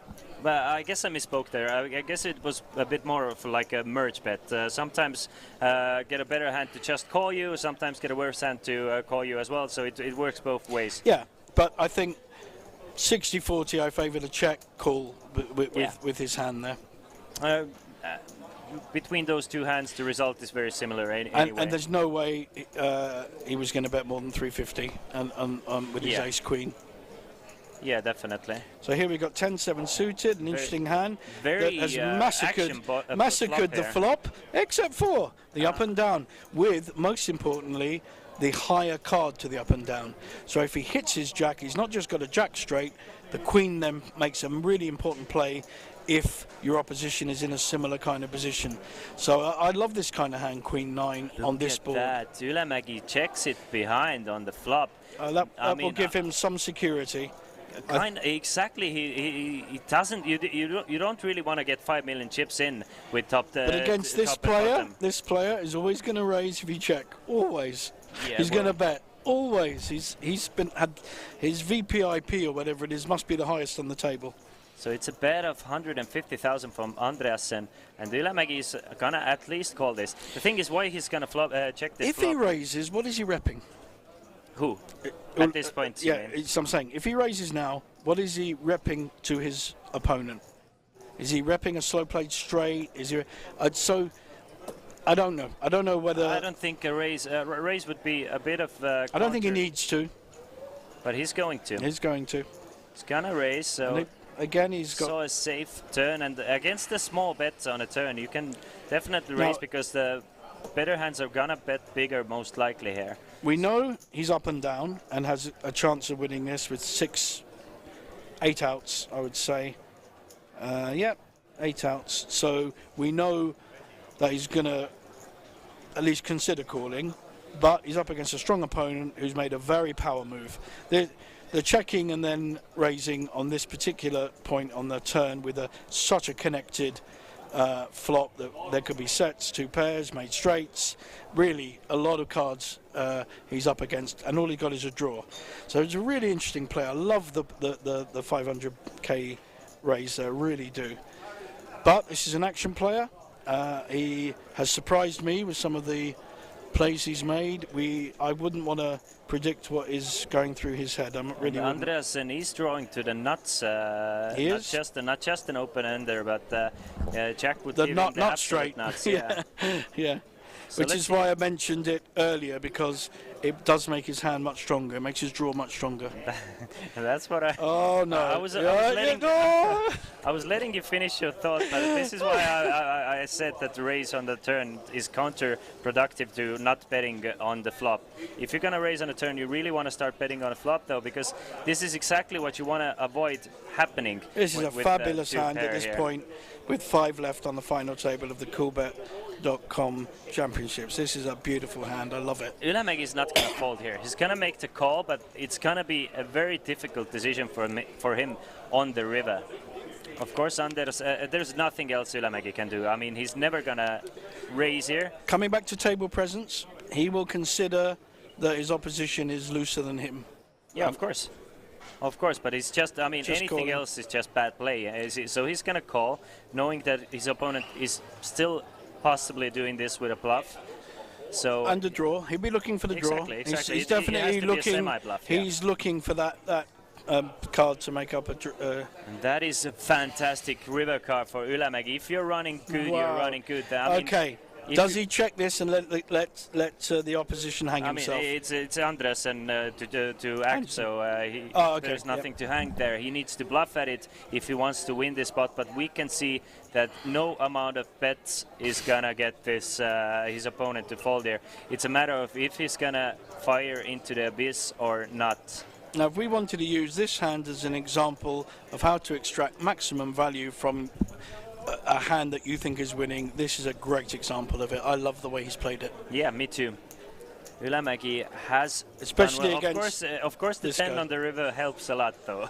I mean, he would have been in a very tough position had the river not been a 10 or a 7. I think we're going to see about 1 million, maybe a and little bit more. That's going to be million fired. Now the question is No, Ylämäki going to raise? 1.5. Ylämäki has the second nuts. Is he going to raise, or is he just going to protect himself against possible 10-8? Which is not going to Okay, again, there is no particular advantage in raising because the pot is already significant. The value is already there. I favour a call, although we know he has the best hand by far. If he doesn't, he's risking losing the lot. He's played against a player that's come back at him 3 times, who is unlikely to have nothing. We know he's missed his draw, but he's unlikely to have nothing. And one of the hands he could have genuinely is 10-8. You know, could he though? Is 10-8 really 4-betting on a turn against the raise? The thing is, it's very unlikely for 10-8 to just start piling chips in there. Yeah, I think there's an argument for both. For calling is a more conservative play, raising is a more interesting, trying to get value play. But you're only getting value from someone that's got the made straight. Pocket 8s. There's a made straight pocket there. 5s. Pocket 6-4. Yeah. There's a lot of hands that, 6-9, you'll get called Jack from. 6. You probably straights might not even call, but still, I mean, I feel like you're never losing there because 10-8 is not just playing the hand that way. Look at seat 7. He goes all. I love this race. I honestly, it's an undervalued race because a lot Has of he the gone all players. in? Yes, because a lot of the players just call there, and I really love this race because 10-8 is just out of the question, given the way the hand. How was many played. did he get in the pot? 3 million. 3 million pot. That's huge fantastic. Pot, huge pot, and he's our overwhelming chip leader now. He holds 50% of the tournament chips in his hands. Yeah. I mean, there's 19 million total chips, and he has 9 of them, so close to 50%. I hate saying I told you so, but I told you so. What did you tell I me? predicted that this guy, tough player, like him. Oh yeah, for sure. Before anyone had played a hand. He's playing He's well, really playing well. And he got a fantastic river for himself to play well as well. I mean, he's capitalizing in every situation that that he's gotten. And I do have to say that in my opinion, he has played every hand close to perfection, at least as far as I understand poker, and I feel it's quite deep. Yeah. Any questions come through? Are we okay? We're fine for now. Joaquim wants to know what's the password for free roll. Everybody watching us, we have a free roll running right now. You still have 20 minutes to enter this free roll. The password is Iceland. Go ahead, open up your Coolbet poker client or download it on your mobile app. In the UK, Iceland is a bottom of the range frozen food shop. Oh, is it? Oh, I did not know that. There's no Reykjavik involved. Yeah, it's like, you know, kind of the cheaper end of it. But they do have some interesting things. They have like frozen kind of venison and frozen. So a couple of interesting meats they've had there. They've had kangaroo once. So yeah, you get the odd weird thing, but in the main, it's, you know, ready meals. But for is it Icelandic food then? No, is it like it's not Icelandic frozen at all. fish or something? No. It's just frozen food called Iceland because the name is a frozen-ish name. But the poor people from the lovely country of Iceland, when they come to England and then they see this rather low brow version of their country, they can't be very happy. That's true. I mean, but you have to take it. Come to Tallinn instead. You get treated well and cash in a final main event.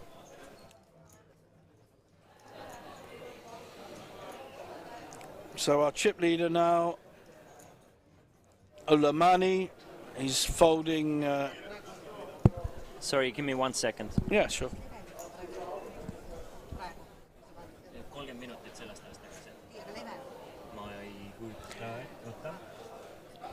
Oh, we've got our famous pair of sixes. This time he folded fives early on, if you guys remember, but now he's got a pair of sixes and he's made the race to 200. We've got a fold coming round. No one's got anything. Don't forget, we've got 5 players on the table, guys. So these mid pairs, small pairs are much stronger. They move up. As you get less players on a table, your range should increase, and you should be always thinking, so 9-handed, 6s in early position, you'd probably be throwing them every time. 5-handed in late or mid position makes the 6s so much stronger, and you'll want to be raising with them every time. and then re-evaluating depending on what happens. So there it got through, because the chances are that the other 4 players will not have as good a hand. That's just how poker works with the 2 cards you're dealt. If you're unlucky enough to come up against jacks that we had earlier, so the fives were folded, and our short stack in seat 7 had seat 8 had jacks and would have pushed anyway. Now here we have a very good example. We have King Queen in early position, making a raise with it. Again, we are 5-handed. Hopefully he's aware of that. Kostickas. This is hard for me, guys. Kostickas. Why can't people have 2 initials like me? It's much easier. We're definitely going to see a defend with Jack 10 suited. He hasn't got out of order, though. That's the kind of hand he might have re-raised earlier, but he's been dented massively by our chip leader. And who has ace queen? And exactly, Andresen is definitely gonna play the Jack 10 suited more often aggressively if he had a bigger stack, but having the chip leader, and also everybody else is kind of with a very similar stack now, and the difference between 2nd place and 5th place is still 30,000 euros. Wow. So it's a lot of money to be gotten by just laddering. So you really now the ICM starts to play. I mean, it's 9 million for our chip leader, and the rest 10 million divided by the rest 4 players. The predicted re-raise, the 3 bets come in. I'm assuming it's 650. That would be the amount I would have thought. So we've got a 200 immediate fold with the King Queen offsuit. Didn't even think about it. And now a much more active player is wondering how he plays his Jack 10 suited against the person that took a 3 million pot between them in the last few minutes. He's probably going to end up folding the Jack 10, but it's an awful feeling, because it's a hand with a lot of playability. You really would like to play it, and I'm sure he would play if he had like something like 4 million. Best hand statistically to beat aces or kings. For those that, I'm sure everyone knows that. But I'm old school. I like to keep these things in my head. Yeah, of course. We have. I'm sure we have quite a lot of new viewers and so on who might not. So for those that know these things, may or may not know, Jack 10 suited, 9-10 suited are the 2 best hands to take on aces and kings if you feel it's the right thing to do. Like maybe there's a short stack. I mean, literally, even if you see the hand, if the hand is up with kings and they've got a short stack and you've got a big stack, you may consider calling with that hand. It's that kind of thing. I know poker's never like that, but they're very playable hands, very good. And the reason is they hit the straights as well as jacks and 10s.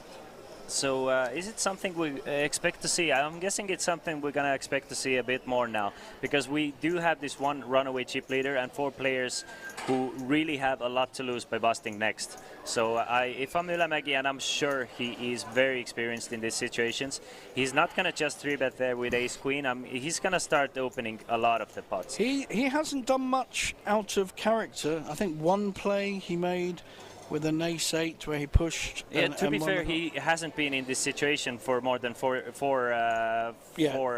hands. Yeah, so he hasn't had too many opportunities. So, and he's had good hands when he's done it. So we, like you said earlier, we don't know yet. Yeah, just to see if it's maybe something to expect. It's Kaido Mikkin clear 2nd place, and he's opening up with Queen 4, so he's opening quite wide here.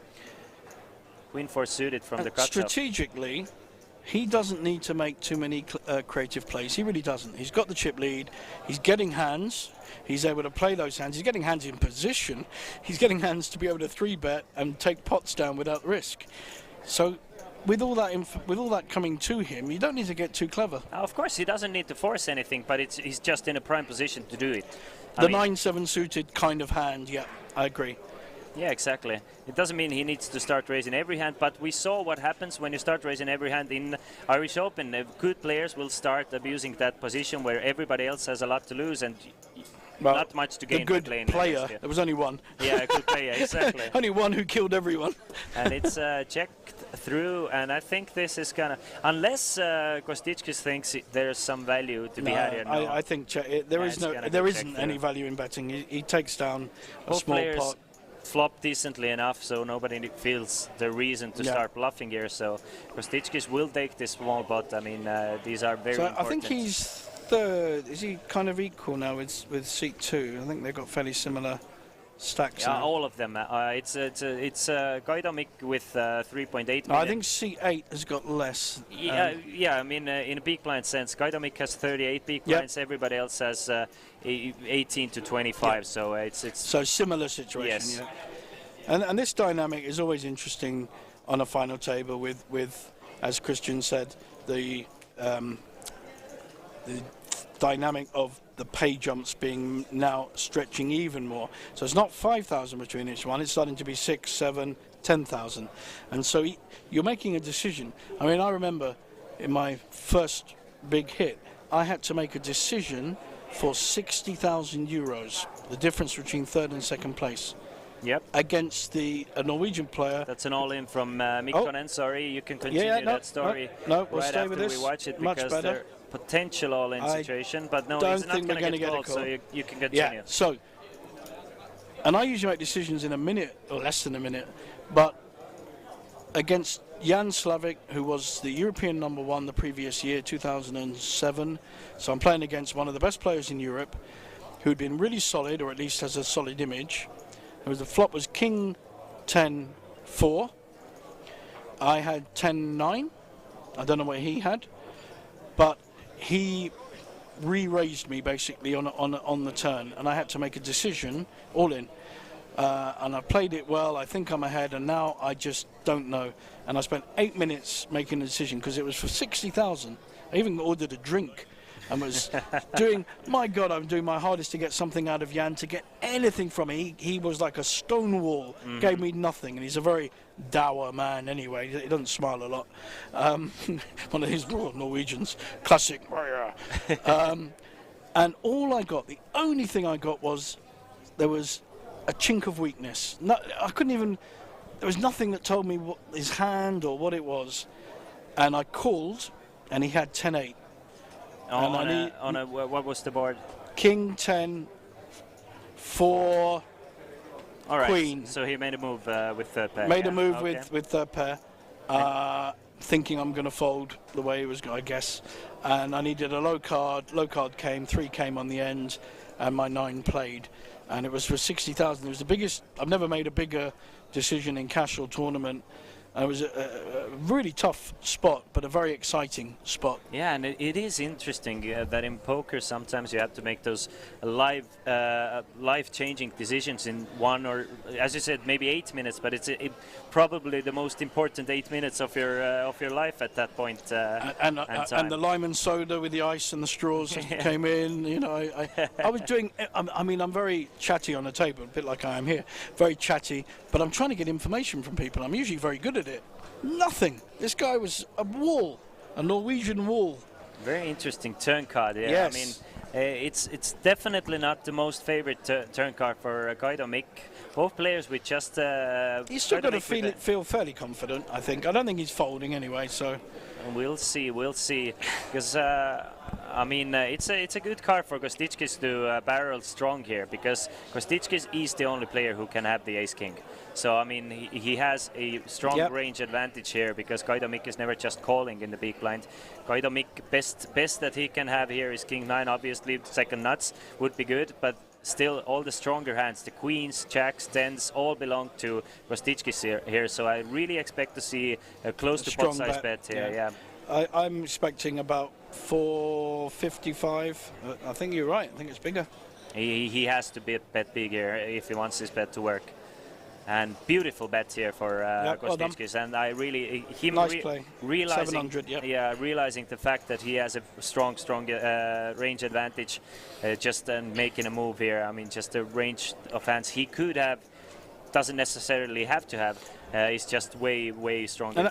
And what was also good about that is he's building on his existing table image, and he's made a choice against a certain player. And I think in the end, when you're heads up in any situation in poker, these are the kind of information things that really help you make the right decision. And that was fantastic. Very good play.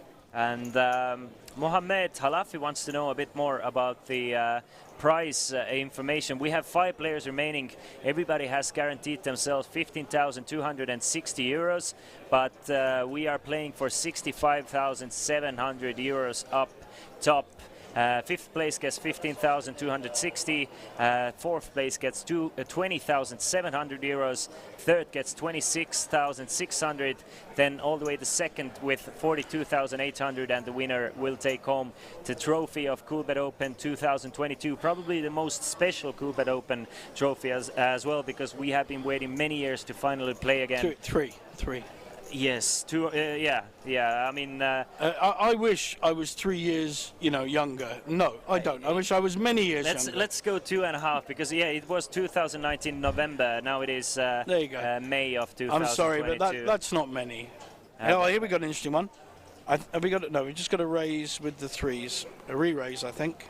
No, a push. Mix shoves. A push. I love it. I have to say, I love the shove there, because you can put so much pressure on, especially. He's putting max pressure on our most aggro player on the table. And Andresen, just to come back, because we touched it a little bit, but he is making back-to-back final tables here. We don't know his hand, do we? No, we do not. But it seems like he has a decision. He did raise pre-flop. We know that. We know he raised.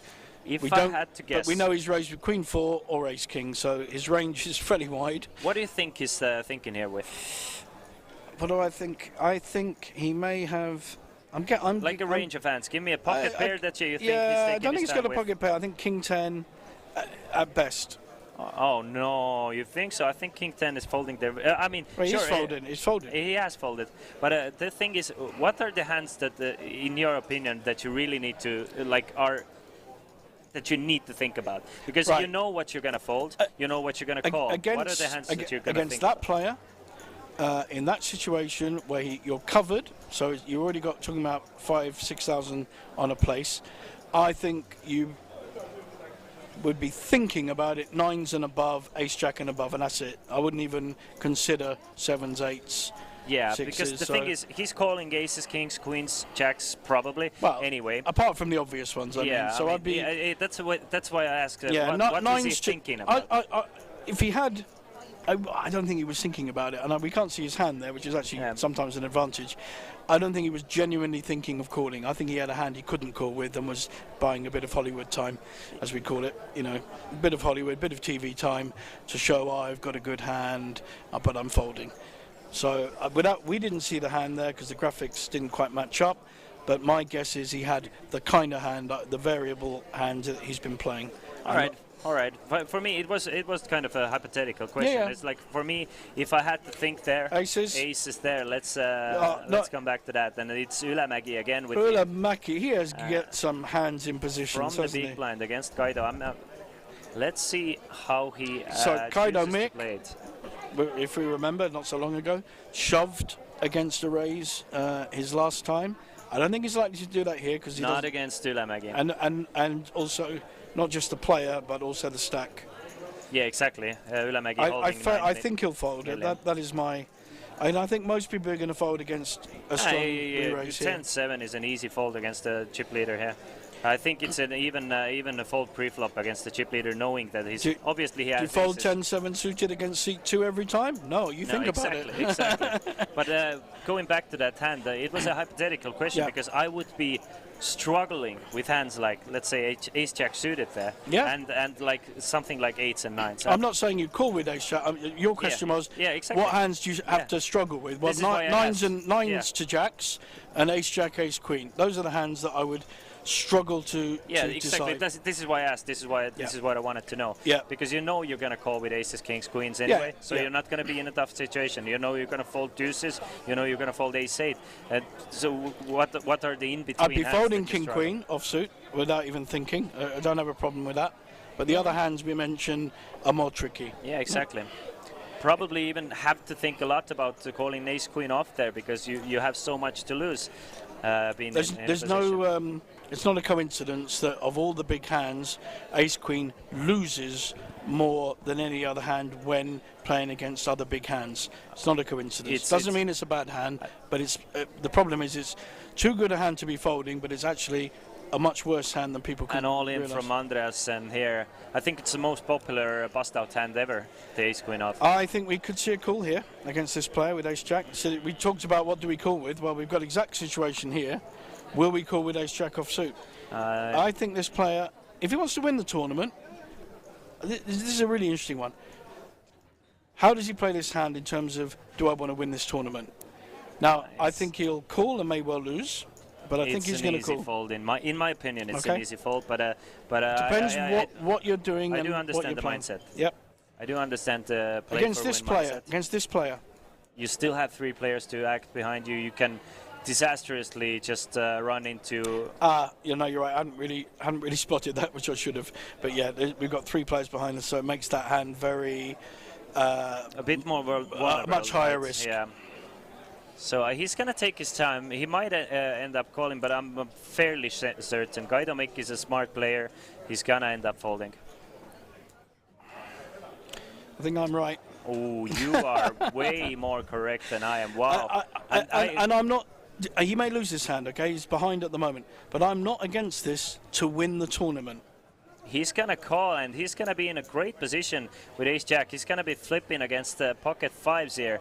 And let's see, Gaidomik needs to flop an ace or a jack. I've got a horrible feeling that the 5s are going to hold, but I don't think it's the wrong play to win the tournament, to attempt to win. That is a jack on the window. I'm very happy to be wrong. And that is a very good card for Gaidomik. Now, Anders in dire straits here with his pocket 5s. Needs a 5 on the river to stay in this tournament. That is a massive pot for Gaidomik as well. No diamonds. Let's see if he can hit that 5. No, he may not. And what I thought was a punt ended up working out super well for Gaidomik. He's up for 6 million in chips. And let us know in the chat what you guys think about absolutely the call here with Ace Jack. I mean, that was, for me, it's kind of crazy, but I mean.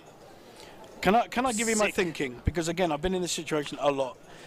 This is my thinking, which is why I would have called with Ace Jack. Okay.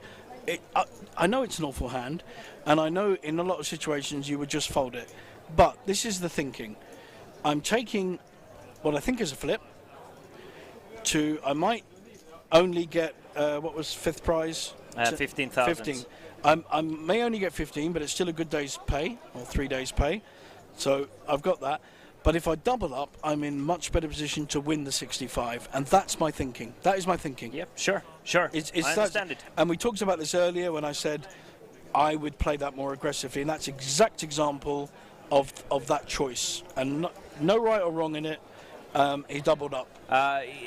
In a sense of going for the win, I completely agree with you in the sense of ICM and making money in the long run. In my opinion and in my experience, it is very risky and a little bit of a punty play, but I don't mind it to put himself in a good position to actually win.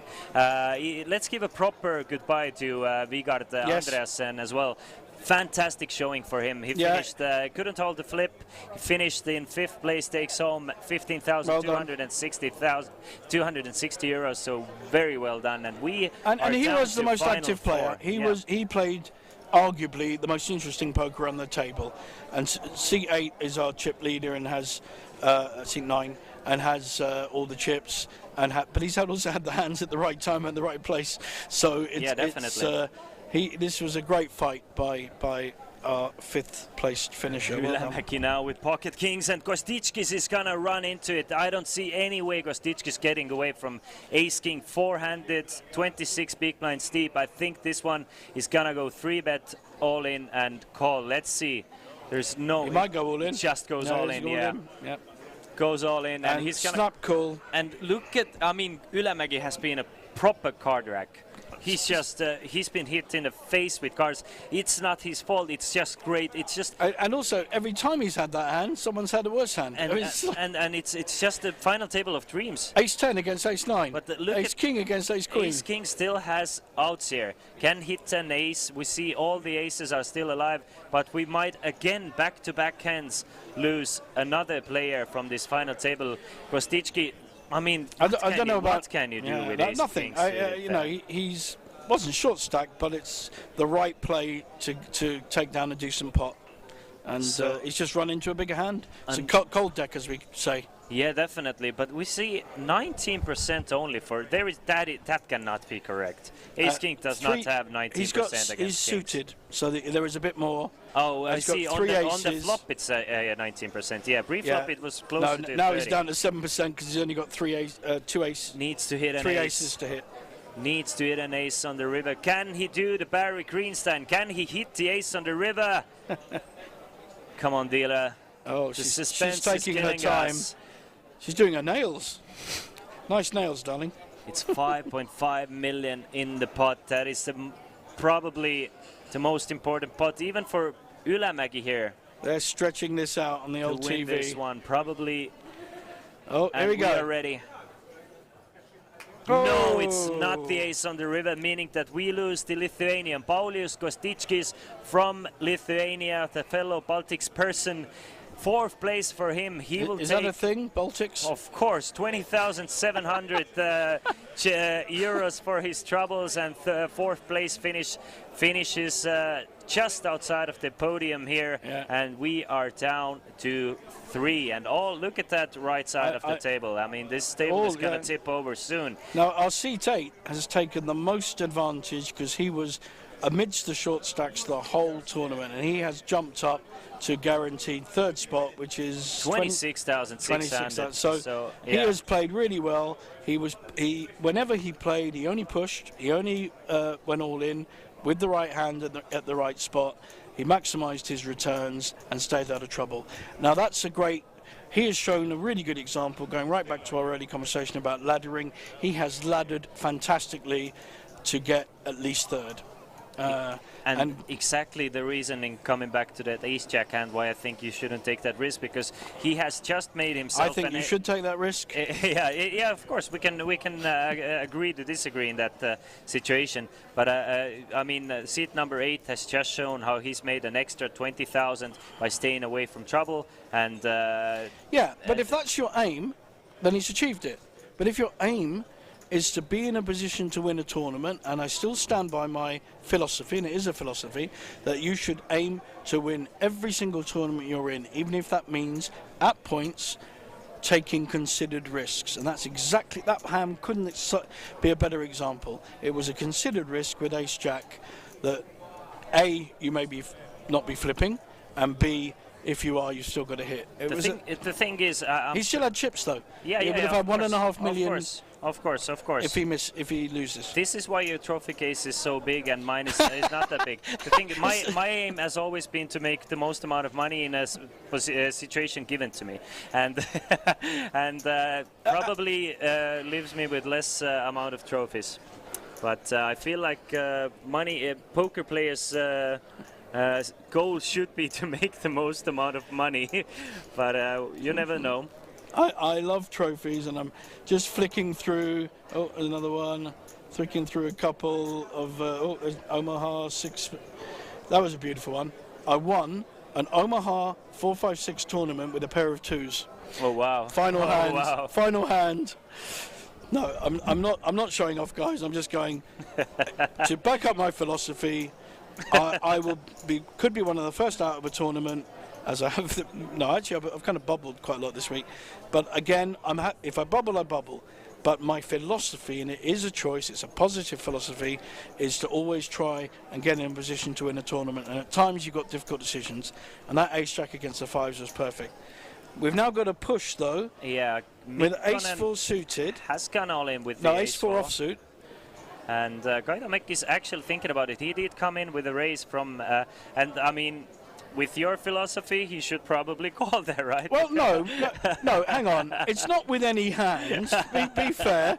He's got 10-8 offsuit. I think he should 100% fold. Okay, so, I was just getting this time. I mean, I'm seriously. But, guys, write in and abuse.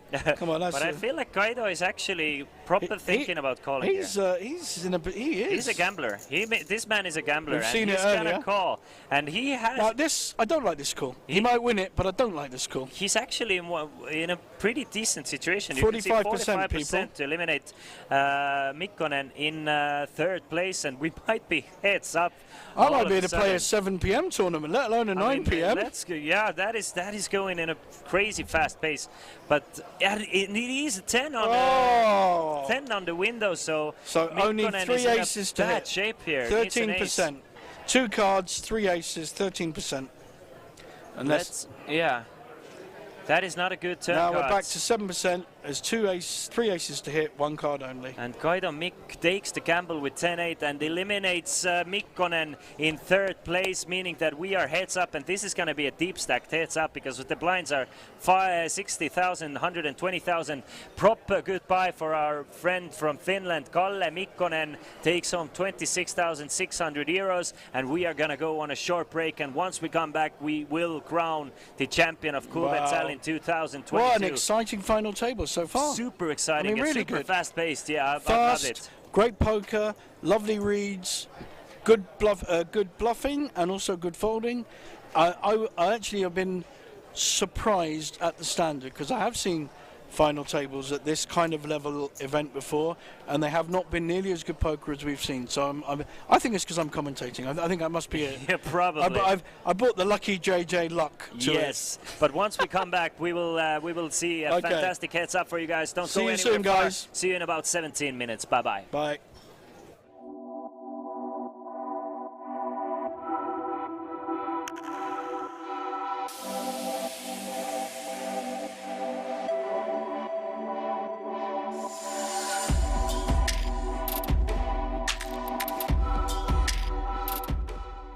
Theme this year is travel. We haven't traveled for 2 years, finally we can. Me, I live in Tallinn, hence I have the microphone for the opening day. I walked here. Hilton, classic park casino. Today we have day 1A in the main event. We do have a PLO 220 tournament. Then we have the 2-day Coolbet Championship tournament. And of course the Night Turbo. Exciting day ahead and several days to come. Welcome to Coolbet Open 2022. I'm happy. 2 years of waiting is over. Coolbet Open, here we come.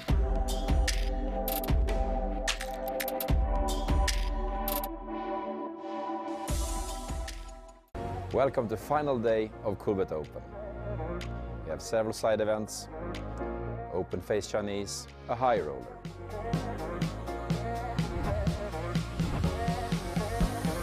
The week we have celebrated several winners, enjoyed sunny weather,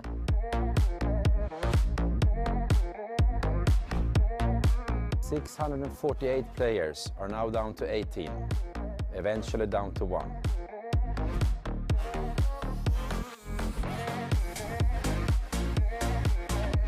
We'll crown our champion and then of course celebrate in Coolbet style. Party like Icelandic.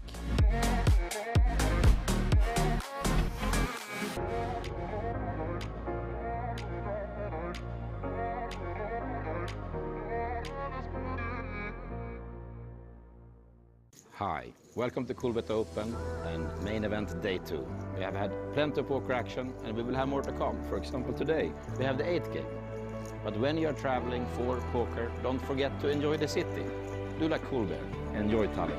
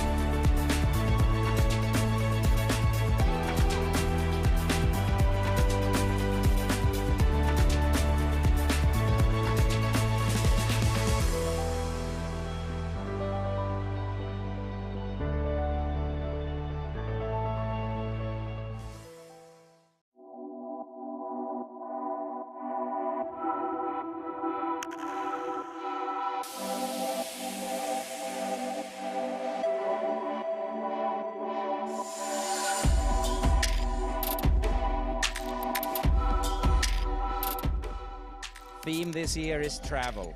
We haven't traveled for 2 years, finally we can. Me, I live in Tallinn, hence I have the microphone for the opening day. I walked here. Hilton, Classic, Park Casino. Today we have day 1A in the main event. We do have a PLO 220 tournament. Then we have the 2-day Coolbet Championship tournament. And of course the Nitro Turbo. Exciting day ahead and several days to come. Welcome to Coolbet Open 2022. I'm happy. 2 years of waiting is over. Coolbet Open, here we come.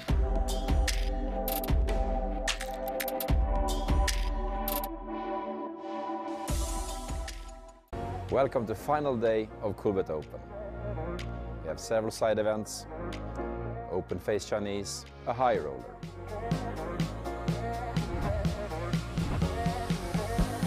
Over the week we have celebrated several winners, enjoyed sunny weather,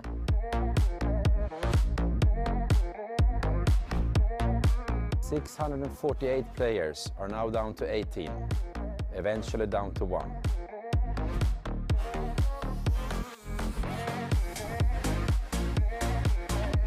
We'll crown our champion and then of course celebrate in Coolbet style.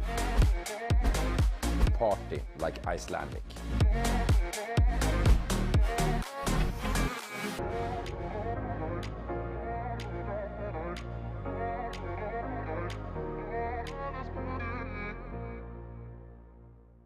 Hi, welcome to Coolbet Open and main event day 2. We have had plenty of poker action and we will have more to come. For example, today we have the 8th game. But when you are traveling for poker, don't forget to enjoy the city. Do like Coolbet, enjoy Tallinn.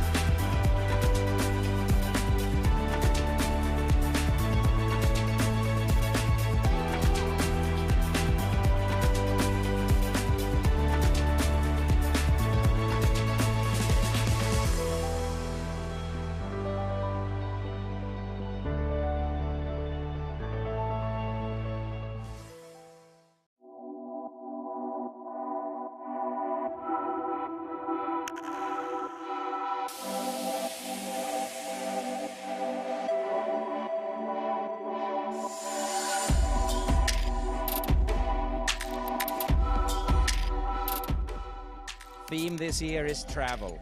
We haven't traveled for 2 years, finally we can. Me, I live in Tallinn, hence I have the microphone for the opening day. I walked here. Hilton, Classic, Park Casino. Today we have day 1A in the main event. We do have a PLO 220 tournament. Then we have the 2-day Coolbet Championship tournament. And of course the Nitro Turbo. Exciting day ahead and several days to come. Welcome to Coolbet Open 2022. I'm happy. 2 years of waiting is over. Coolbet Open, here we come.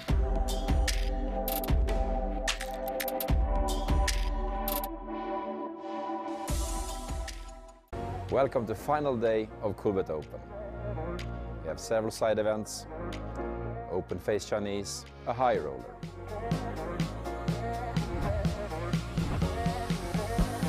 Over the week we have celebrated several winners, enjoyed sunny weather,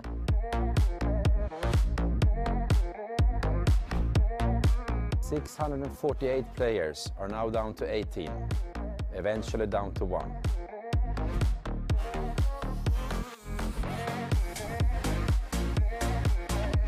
We'll crown our champion and then of course celebrate in Coolbet style. Party like Icelandic.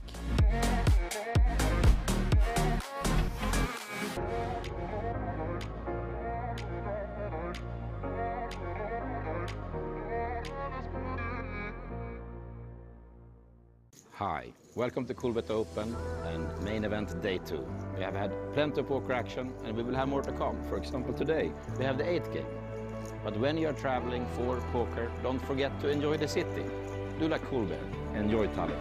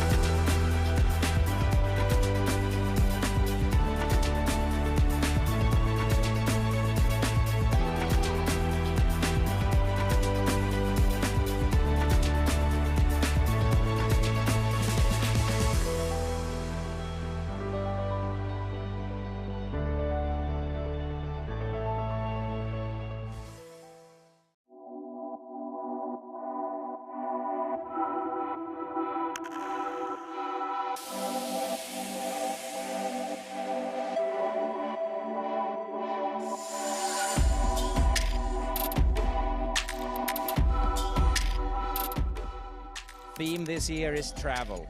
We haven't traveled for 2 years, finally we can. Me, I live in Tallinn, hence I have the microphone for the opening day. I walked here. Hilton, Classic, Park Casino. Today we have day 1A in the main event. We do have a PLO 220 tournament. Then we have the 2-day Coolbet Championship tournament. And of course the Nitro Turbo. Exciting day ahead and several days to come. Welcome to Coolbet Open 2022. I'm happy. 2 years of waiting is over. Coolbet Open, here we come.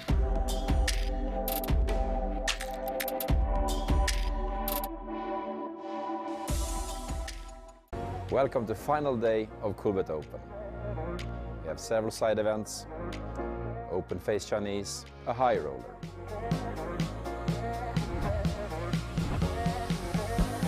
Over the week we have celebrated several winners, enjoyed sunny weather,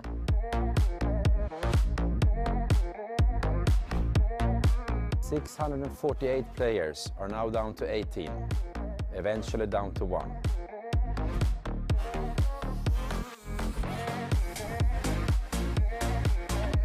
We'll crown our champion and then of course celebrate in Coolbet style.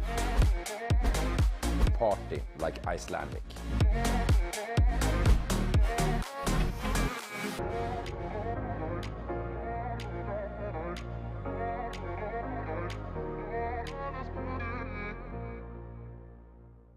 Hi, welcome to Coolbet Open and main event day 2. We have had plenty of poker action and we will have more to come. For example, today we have the 8th game.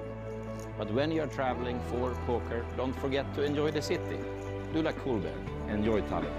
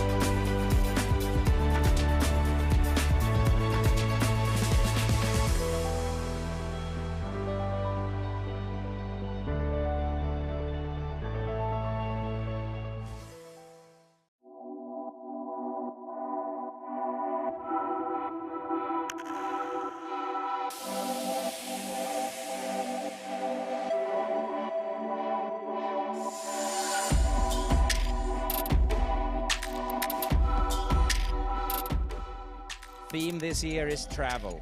We haven't traveled for 2 years, finally we can. Me, I live in Tallinn, hence I have the microphone for the opening day. I walked here. Hilton, Classic, Park Casino.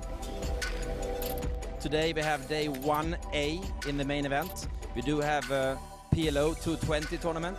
Then we have the 2-day Coolbet Championship tournament. And of course the Nitro Turbo. Exciting day ahead and several days to come. Welcome to Coolbet Open 2022. I'm happy. 2 years of waiting is over. Coolbet Open, here we come.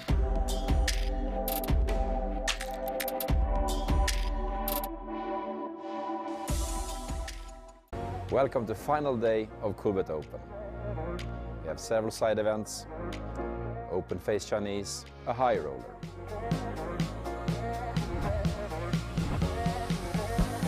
Over the week we have celebrated several winners, enjoyed sunny weather,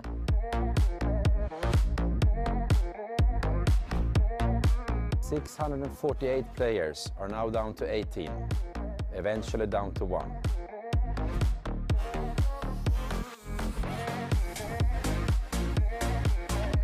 We'll crown our champion and then of course celebrate in Coolbet style. Party like Icelandic.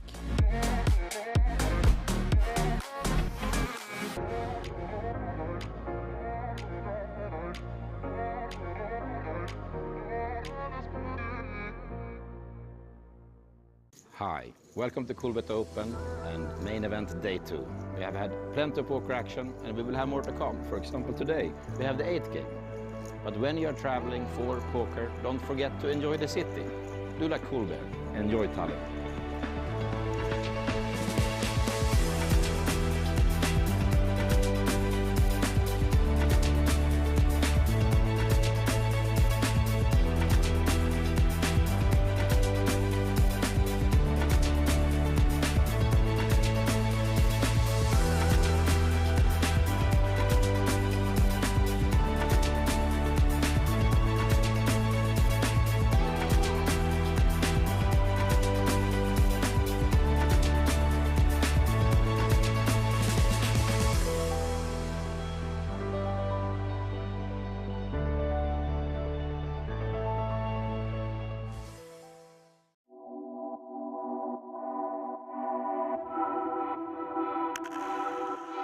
Theme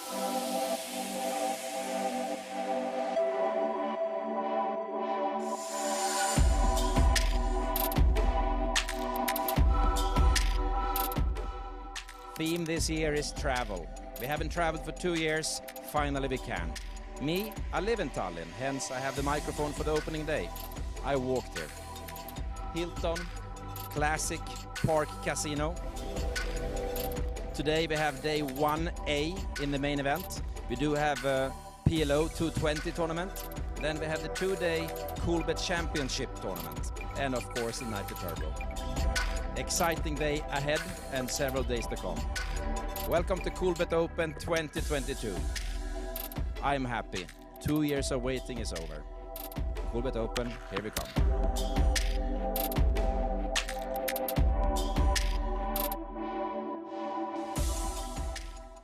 Welcome to final day of Coolbet Open. We have several side events, open face Chinese, a high roller.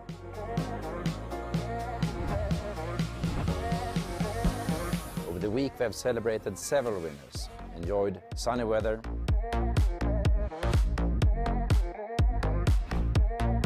648 players are now down to 18, eventually down to 1.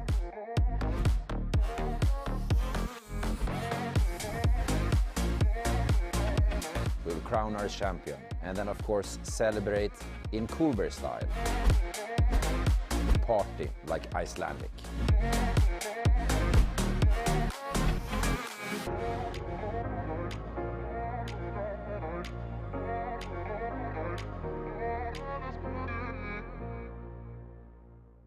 Hi, welcome to Coolbet Open and main event day 2. We have had plenty of poker action and we will have more to come. For example, today we have the 8th game. But when you are traveling for poker, don't forget to enjoy the city. Do like Coolbet, enjoy Tallinn.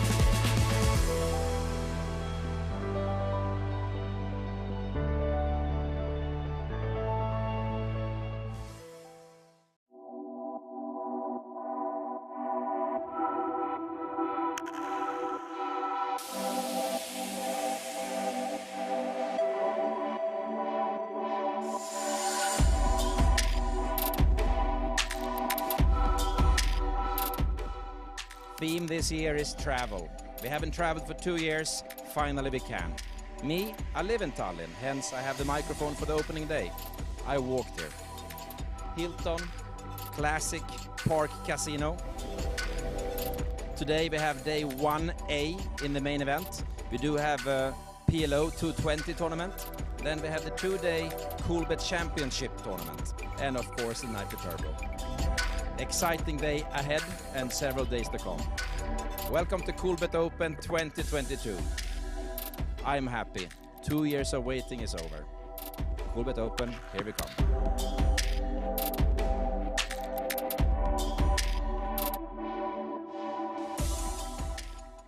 Welcome to final day of Coolbet Open.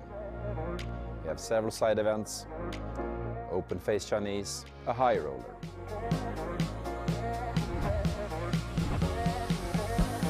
Over the week we have celebrated several winners, enjoyed sunny weather,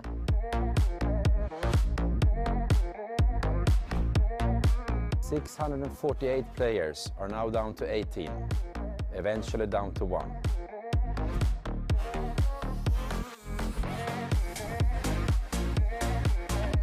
We'll crown our champion and then of course celebrate in Coolbet style. Party like Icelandic.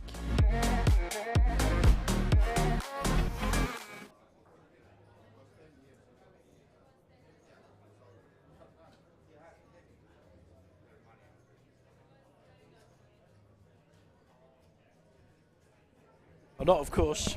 Ladies and gentlemen, here we have it. We are back with the final stages of Coolbet Open Tallinn main event.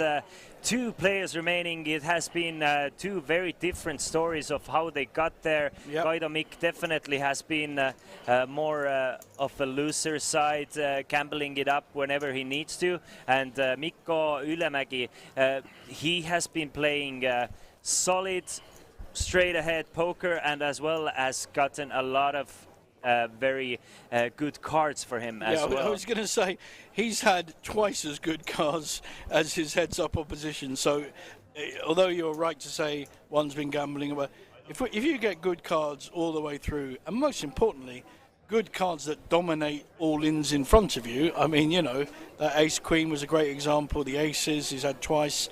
He's been in position with good hands so many times. It's very hard to lose. Yeah, of course. And the thing is, there are a couple of stories developing here as well. Kaido Mikk, one of the childhood friends who grew up playing poker with our reigning champion Ott-Karli Toome, so he definitely wants to take this one home and be the reigning champion and to keep it in the same household. So we have Estonia against Finland. Yes. Is that a thing?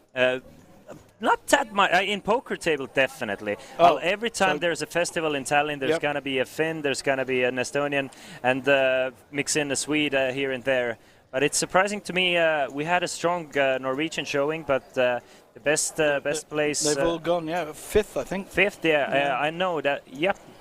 It was Andreasen who finished 5th for 15,000. As it is, these guys are playing for 23,000 euros. And in my opinion, what is the purest form of poker, mano y mano, heads-up poker action. This is where the most outplays can be done. This is where you have to play your opponent and not your cards. Obviously, if you get a setup, this is going in. But there is so much opportunity to outplay your opponent in a heads-up poker. And of course, I'm a bit biased because I did play poker heads-up cash games as a professional for a long time, and I do feel like this is... Well, that's good because I'm the complete opposite. I consider that heads-up is the weakest part of my game, which is why I will always do a deal. These guys have not done a deal, by the way. I did check.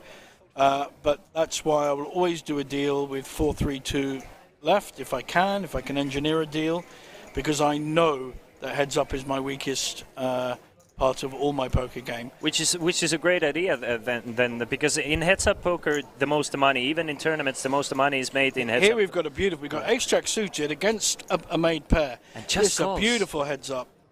Just calls with the 5s. It doesn't. You think you should be raising there? You're the heads-up expert. I mean, I would assume a hand the strongest 5s. Heads up. Let's remind everyone. Exactly. It's up. It's very difficult. I mean, played very passively with a pair on board, which makes the 5s a lot stronger.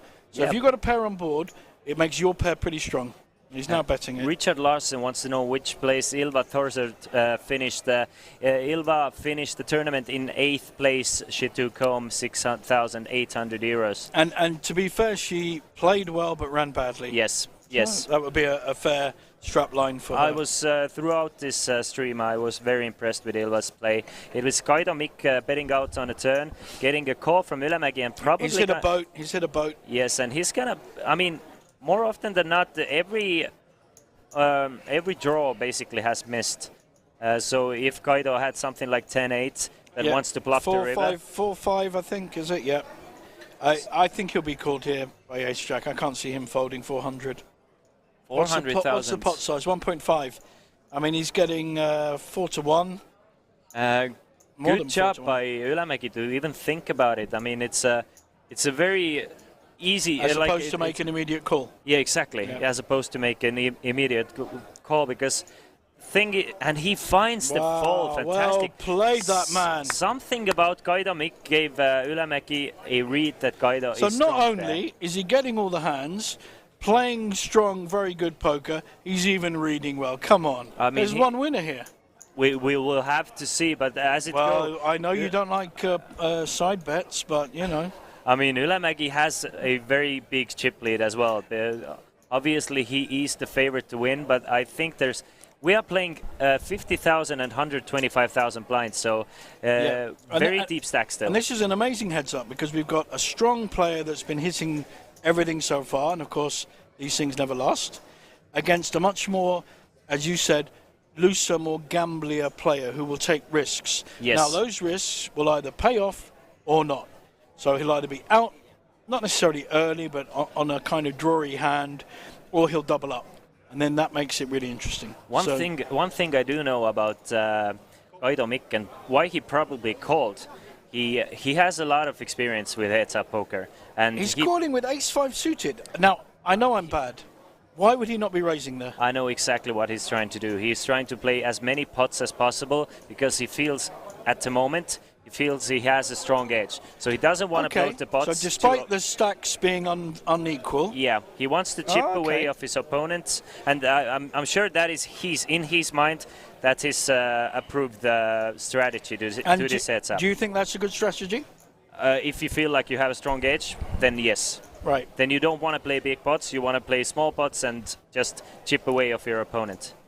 Of course, it's the other way around. If you feel like your opponent has an edge, you want to play a more higher variance route. Yeah, which is my approach, because I always think in a heads-up situation, I've got a lot of seconds. I mean, I have won a lot of tournaments as well, but I've also got a lot of seconds, and I know, I feel nervous, I feel less confident in a heads-up situation. I always assume the other person has more heads-up experience than me.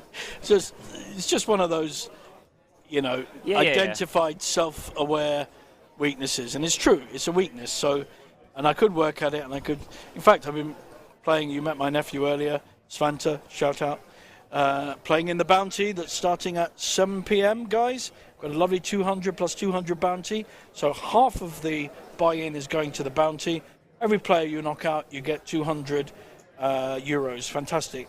Knock out 2 players, your buy-in's back. So that's another one. There's a lot of events today. Yeah. Not just this wonderful main event. We have a high roller going on today. 1,100 high roller. There were 70 people played the satellite and 9 seats, which is at 12 p.m. today. So that look at that. One more thing to notice, and why it's very inclined for you to call from the button. We are still playing with an ante. So big blind has to put in the big blind plus the ante. We talked about that earlier, didn't we, in terms of whether there's still an ante when your head's up? And they're still playing here with an ante. Yes, and so the fact is, big blind is putting in 250,000, while small blind has to, while the button only has to put in 50,000 before the flop. 5 times more than the button. So it's a very significant. different dynamic than a regular heads-up play, because the blinds are weird as they are. They are 51-25. So. 250 is putting. So your favourite heads-up player. What's the thinking of calling with King 5 offsuit on a 10-10-5 board against a strong player who's bet? I mean, is this an optimum play? I don't know. It's a question, genuine question. Probably cannot fold king highs to a single bet. King highs is just a powerful hand. I mean, we're playing heads up here. It's very difficult to get a strong hand. We can see that Ylämäki actually has the pocket jacks, but if you fold king highs to a single bet every time on a flop, that is just like you said earlier about the queen high. Yeah, same philosophy. Yeah, exactly. Ylämäki, of course, has the checks. And do I have to charge for this advice? I mean, sorry, do I have to pay? No, it's for free, my friend. Oh, of course. You might even get paid. 60 years old, always learning. Always learning. Yeah, but the thing is, it just comes down to statistics. It's so difficult to get a better hand than king high. I mean, So that bit I do get. Get. So yeah. But it probably, I mean, it's gonna go statistically. Our second in chips has had 4 beers, statistically. Just pure statistics here, ladies and gentlemen. But he's the Finnish or the Estonian? He's the Estonian. Yeah, Kaido Mikk is Estonian, and our chip leader is Finnish. Okay, yes. Good. And Ylämäki has approximately... Sorry to be ignorant about this, guys, but it's this, we're all one family, one world. Okay, apart from Britain with Brexit. Please don't go there. But we're all brothers and sisters. But sometimes our cultural, I just don't recognise everyone's. Yeah, it's fine.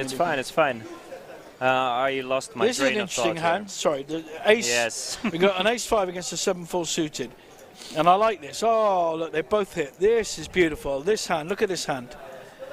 Ace-5 offsuit has hit the top pair, but we've got 4-7 suited that's hit the 4 with a backdoor flush draw.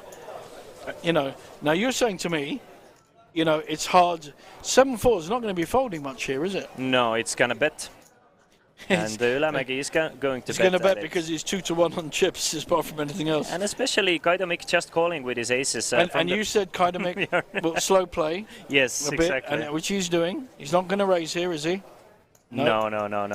I mean, and the fact why Ylämäki is leading in there, it's just less likely for Kaidomik to call in there He's with now aces up in and his down mind. with a 4, up and down with a pair. No, he's not.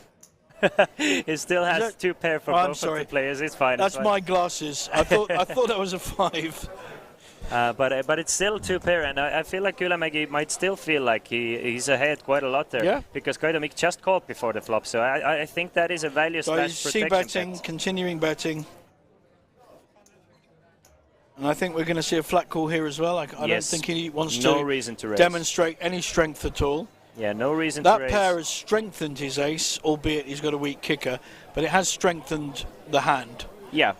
It's another one of those way ahead, way behind situations, so no reason to raise yet. Yeah, you mean he could be way ahead or he could be way behind? Yeah, against the 6 you're drawing very slim, but against the 4 now is the drawing board dead, paired with the basically. 6. Had it paired with the 4, he'd be in a lot of trouble. Yeah, exactly. So very close.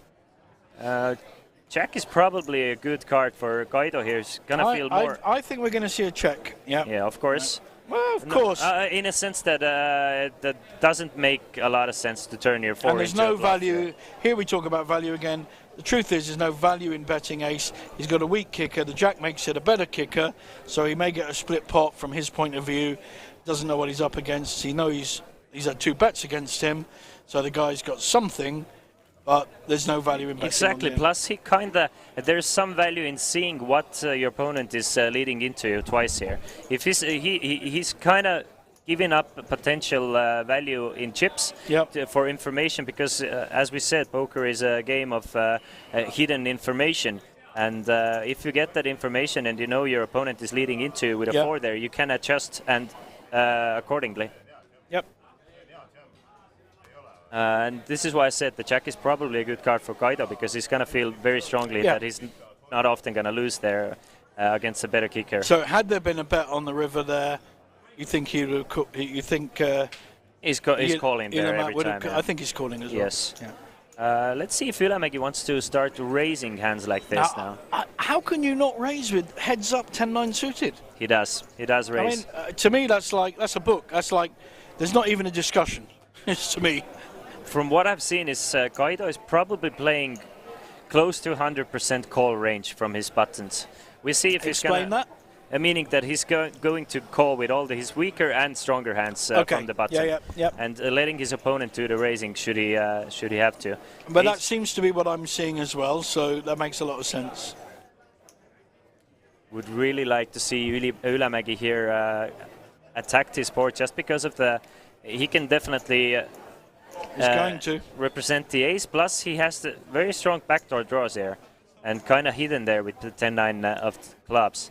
He has the backdoor. When you say very strong, you mean 2 clubs or 2 straighting cards? Yeah, in a sense that I mean, he's 60% of straight flush, meaning that it's a very strong. If the ace was a club there, it wouldn't be as strong, in my opinion.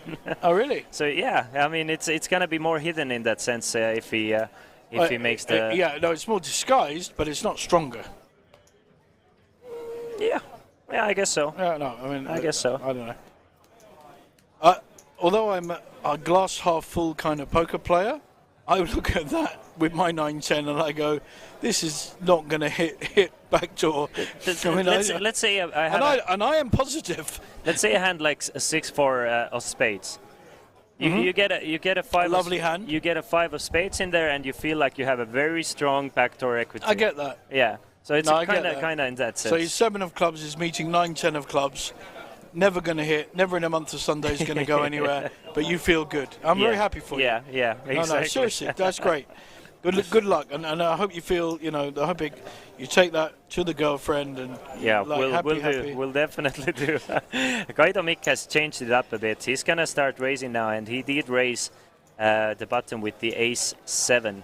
So let's see if. Do you think that's different from his strategy, or is he now going I have a good, strong suited ace, I'm going to raise. I think there's going to be like 3 to 4 gears that Guido's going to pick, So and he's gonna move around those gears, yeah, and keep his opponent guessing. I mean, Ylämäki is definitely... Which makes sense to me. And Guido must know that Ylämäki is a very solid opponent. If there is an edge, I it think might there be is a slight definitely one. a mutual respect there. Yeah, yeah. Like I said earlier, I've played 2 tournaments this week with Ylämäki. Yeah. And I immediately recognised him as a very good, strong, solid player. Put it this way, I look around the table, I play a few hands, and I go, I'm going to stay out of the way of that guy. Seriously, that's my, in the main, hands notwithstanding. But I don't want to mess with him. I don't need to. I don't want to because he's good. One thing we've noticed is Ylämäki is playing his buttons way more aggressively than Guido has thus far. Ylämäki, when he's coming to the bot, he's going to chip leader. He has to. He's surely coming in raising. Heads up that is almost a rule. It's fantastic flop here for potential action. I mean, if a 7 comes, if an offsuit 7 comes, we might see it all go in there. I mean, in case an offsuit 7 comes. Both players with a cut shot straight draw do this 7. 5 instead, so Guido picks up the lead here. Has a pair of 5s with his and it's straight draw. The same gut shot for Ylämäki. He's got the same hand. It doesn't improve his hand, but it might improve his ability to bet the hand. Ylämäki does have a better straight draw, though. He would have straight to... I think it's you are correct. It's the same. It's the 9 giving him the 10 high straight. Yeah, but and the 8 high straight. but the 5 doesn't change the 6-9. Oh no, that does not change. Yeah. Yeah, sorry, that's what I meant. In case the 7 comes, it's still Ylämäki with a better straight. No, what I meant was it doesn't. Yeah, I understand that doesn't change. He hasn't improved his odds. It's of course, the same. of course. I like the bet. I like the call. Yeah. It's, still now is the... Was there a raise pre-flop on this hand? Yes, it's Ylämäki coming in with a raise, and now let's see if Ylämäki wants to try and bluff. So will he play on the ace? Will he represent the ace? He should. I hope he does.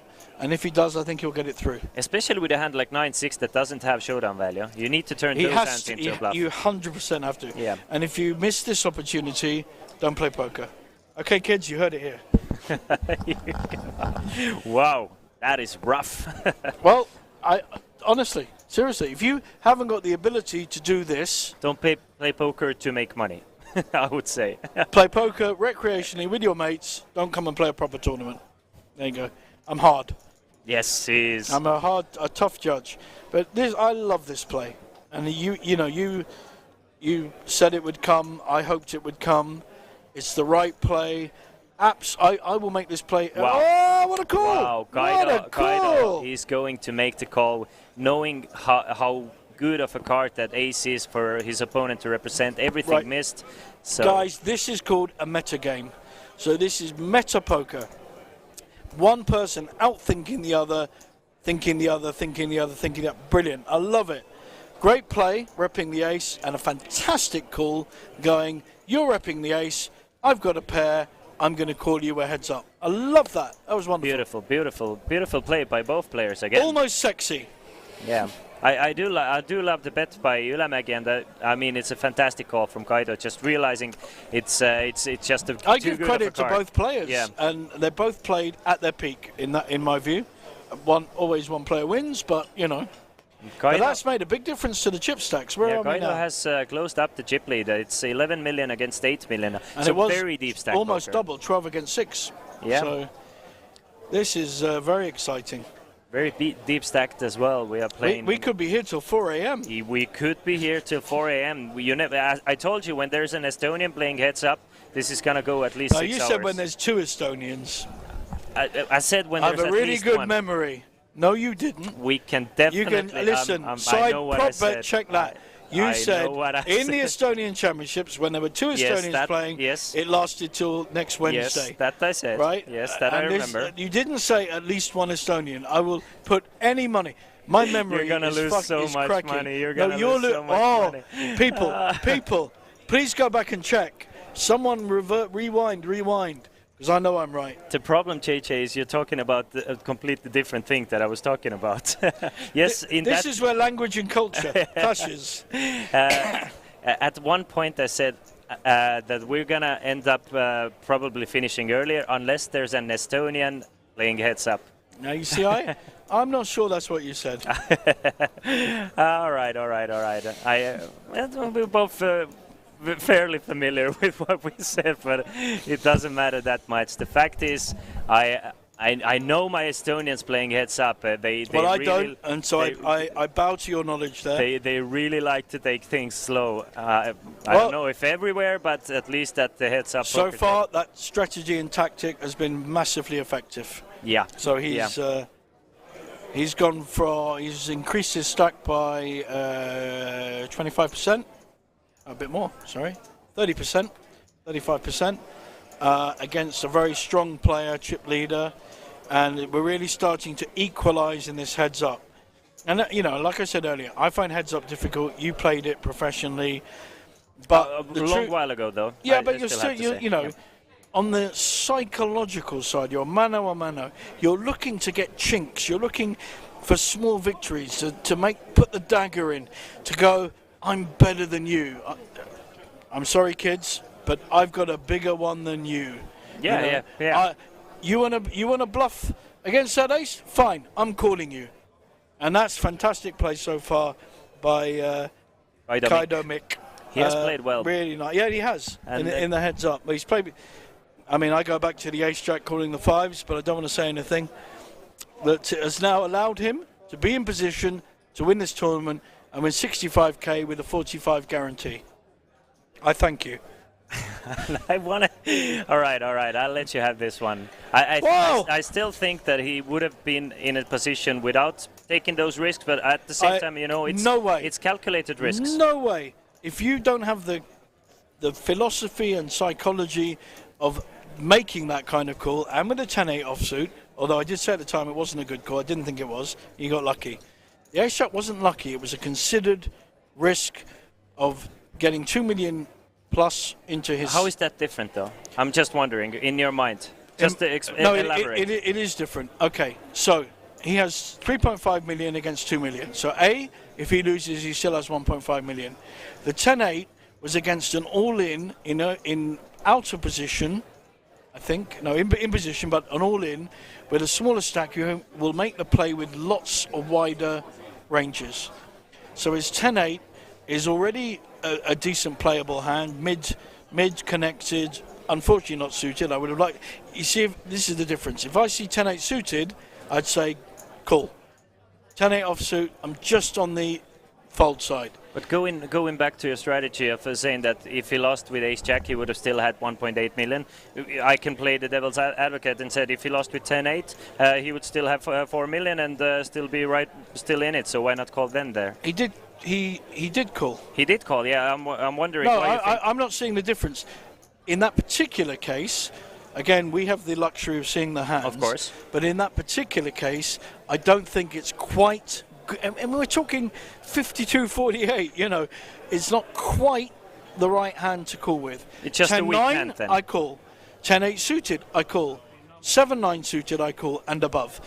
But we're talking 1 pip. One pip into my thinking of in that particular situation. That's all. So it's such a fine line. That's why I can't say this was good, this was bad. It doesn't matter. What matters is he's made it all this way, and now he's up to 8.2 million in chips. By making those kind of choices. Of course, and making those kind of choices all throughout the tournament. There are many ways of winning a tournament, and that is the beauty of this game. And that is a good flop for King 9 suited. It's a very nice flop for King 9. Definitely good enough to continue. What was the action beforehand? Who raised? It was a raise from Ylämägi and a call from Kaido Mick. I mean, King 9 suited, heads up, is a strong hand, you know. And again, guys, remember we talked about the range that went from 9 to 5 players. Now that range is even tighter. We've got 2 players. So the chances of one of your opposition player having better than King 9 suited is actually very small, really small. You're like 80% favourite. I'm just throwing a figure out there, but I probably think I'm somewhere near the mark because it's connected, it's suited, and it's King. Okay, it's not brilliantly connected, but it's a strong hand. In fact, King 9 plays very, very well in my Of course, limited it's a knowledge strong hand, yeah. in heads up. So you should be raising with that kind of hand. If you're full table, 9 players, it's a hand you should fold every time.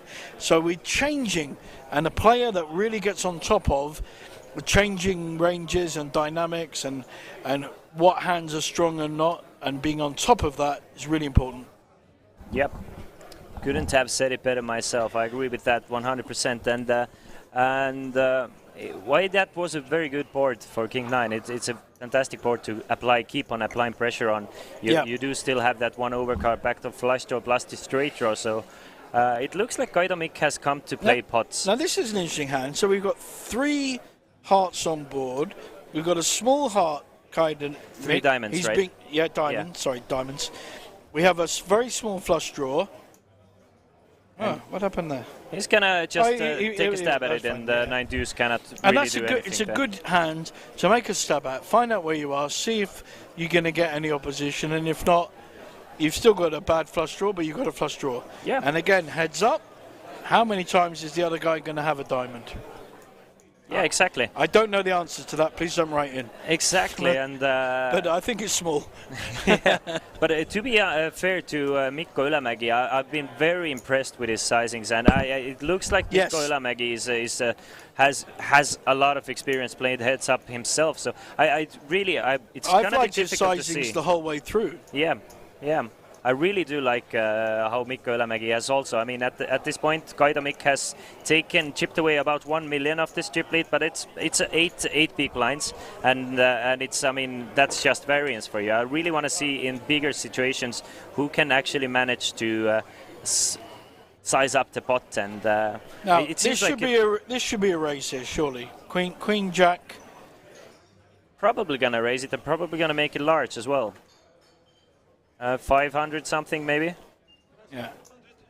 So do you think Instead sizing 400. is more important in heads up or compared to a kind of full table? Do you think it is a more significant factor? I think it has so much to do. I think the sizing is probably one of the most important and overlooked aspects of poker, because that's the way Well, how I you agree with that, and I said it in my recent podcast with Jason on poker listings. But in terms of heads up, Yeah, of course. I mean, heads up play, in my opinion, I've already said it, and I will say it as many times as needed, that the heads up play is where you can get exploited the most. You have to play every single hand, and there's you think a chance. you should never fold? No, I don't think that. Definitely don't That's think you should never fold. Really? No, yes. You got 8-3 offsuit. You don't think, and a raise. You think you shouldn't fold? I think you should fold. Oh, okay. That's what I said. That I don't think you should ever fold. I mean, I don't think you should not ever fold. That was what my anyway wording. Okay. Of course, I think you should fold. Of course. Oh, sorry. I think. No, I literally thought you meant you should never fold. I don't mean No. in streets. I meant literally on a flop. No, pre-flop. Of course, I think there are many hands you should fold, but there are specific opponents that you should actually never fold against. I agree, Okay. especially your buttons. I mean, So we have an aggressive Estonian player that's shown quite clearly he's willing to get it in with marginal hands, which he happens to have won, but that's irrelevant. Ace Jack, 10-8 offsuit, they're marginal hands. We don't, they could go either way, and he's gambling. So should our chip leader be aware of that and therefore widening his range of what he should play against him? in a situation like that, as Kaido has shown that he's calling basically 100% of the buttons, I think Ylämäki should pick his spots, but when he should apply pressure, the raises should be large. I mean, I like that. I mean, that makes a lot of close- sense to me. Yeah. So I don't think Ylämäki should start raising every single hand there and to try and isolate his opponent's But Olympic I range. think he has demonstrated that Yes, even in I a agree. fuller table. Yeah. He's shown the ability to time his moves and his plays. Yes, 100%. Even when he hasn't had the top hand in late position, which he's had a lot. During this heads-up play, to be honest, I haven't seen any big this mistakes. is interesting. Small pair against Kaido's what gonna must call. be two overcards. Yes, I mean, yes. logically. So, and he's not suited. Queen 4, not quite the computer hand, but heads up, might be near it. Interesting flop here. Guido's not going anywhere. Look And at that is this. a straight draw for. We love this. And now what I would really like to see is Ylämäki really apply. Go for, in his head, go for, this is a 3-street, either value or bluff spot. He should be starting to figure out that he can apply so much pressure, especially holding the threes, knowing that it's not super likely. He's blocking the straight. He's got third pair at worst. Yeah, no, I love this. There are many hands that Guido wants to call twice with, but not call 3 times with. So it's a very good spot, exactly in a situation like that. So he has to follow through now on the turn, though. Otherwise, I think that is the story it isn't complete. So what have we got in the pot? Nearly $1 million. He's gonna check this one back. I don't like that. I don't like that. That's what I was thinking. That it's just a very good hand to go 3 streets See, for. But he decided he's to go check for showdown value. Yeah, because he's got showdown value. Yeah. I'm going to lose. I think he missed an opportunity there on the turn. I really do. I think he had to follow through. Again, not a heads-up expert, but just as a poker, reasonably knowledge of poker. If you've made that bet on the flop, you have to follow through to add the pressure. I agree with that, especially because a lot of those one club hands really. I mean, when you see threes and ace deuce 4 flop, that is for me. It's exactly. Magic. I'm going 3 streets. I'm if I hit the 5 or not, I'm going 3 streets there because it's just so much stronger for me. So we now have a kind of dynamic where the chips have evened out. More looser play, you know, we're talking Queen 4 offsuit, not a hand you'd ever recommend anyone to play, is beating the more solid, considered player. Do you think that Kaido Mick has an edge that will put him forward to win this? I honestly, if I have to answer you honestly, I still think it's too early to say. Kaido Mick has shown, in my opinion, he has shown. I don't want to push you to make a decision. No, of course. But the only thing is, like Kaido Mick, in my opinion, is kind of a loose cannon. Look at this flop. Yeah. 3, 4, 5. Kaido Mick has top pair and up and down against. Sorry, Ylämäki has top pair and up and down against a made pair who's not going to fold. So we have the stronger player against the looser player. Stronger player has a massive hand on this flop. That is so huge. It's like what flop do I want? Yeah, that'll do. Yeah. But there's no way he's folding when he's hit the 3. No way. Because he's not putting him on any of that. No, I mean, even if you are, it's just too weak to fold the pair. No, you can't. Heads up, for sure. At least for one bet. Of course, you can start thinking about folding on the later streets, but still. The other aspect is kind of knowing your player. Now, I don't think he's ever putting him on 6-5 or 5s or 4-5, or he's just not putting him on it. And I know he could have any hand, but the way that the whole tournament's been played, his psychology is going to be thinking, my 3s are winning here. Like he called with those 5s earlier against the bluffed ace. His psychology is, I'm good here. And he does call one more time. I think he's going to call 3. I know. It depends on the river, though. Is there going to be a 3rd street? Probably not, though. I think there may be a 3rd street, and I think he'll call. That was my considered prediction. Let's see what happens. I love this. I'm happy to be wrong, guys. I don't care. But it makes sense to continue betting here. Okay. 2 overcards coming up. Both players happy with the showdown. I think it'll be a check, yeah. And Ylämäki will take down a first considerable pot for him. It's over $1 million. Yeah, it's over $1 million. So a little bit of redressing the balance there. What do you think about when players reach heads up? Do you think that the tournament clock should be should still be 45-minute levels, or in heads up play do you advocate for like making the level 30-minute long? I think it should be a 2-minute clock. But I mean, honestly. No, because then I can play a tournament. If it's a 2-minute clock, I can go and play the Omaha. I mean, obviously, I'm focusing on the whole event. These players are... No, hang on. I'm focusing on me again. Oh, my God. What do I do? Okay, serious answer. It's a good question. Because I mean, if you have a 45-minute clock for a 9-handed table, I mean, it just makes sense to just tone it down a little bit because you get to play many hands a level. If a tournament decreed that, what I don't like is the antes. So that's my first thing I'd say. It's not really just about the clock. I don't like the full antes with heads up. I think they should be banned. That also then changes the dynamic a bit. So there's that aspect. Actually, yeah. There's that, which I think you agreed with.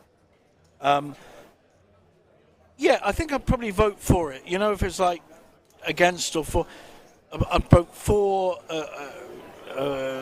Let's say lose a let's third. Say 30. Yeah. If there's a 30-minute, I probably wouldn't vote for a 20-minute clock, but I'd probably go yes. If there were like 5 options, I think I'd take the 30-minute clock. Yeah, because that's what I think. Because I like that some series sometimes, and again, it's this is a pretty good flop for Queen 9 against 5-6. He doesn't know what he's up against, but he's checked it. Has he checked it to check raise here, or just to check call? He will definitely use Queen 9 here, especially with a 9 but will he raise with it?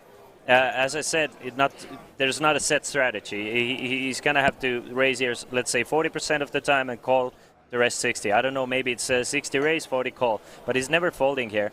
But he cannot just every time raise here or every time call here. He needs to mix it up a bit. Which he is, which he has been doing.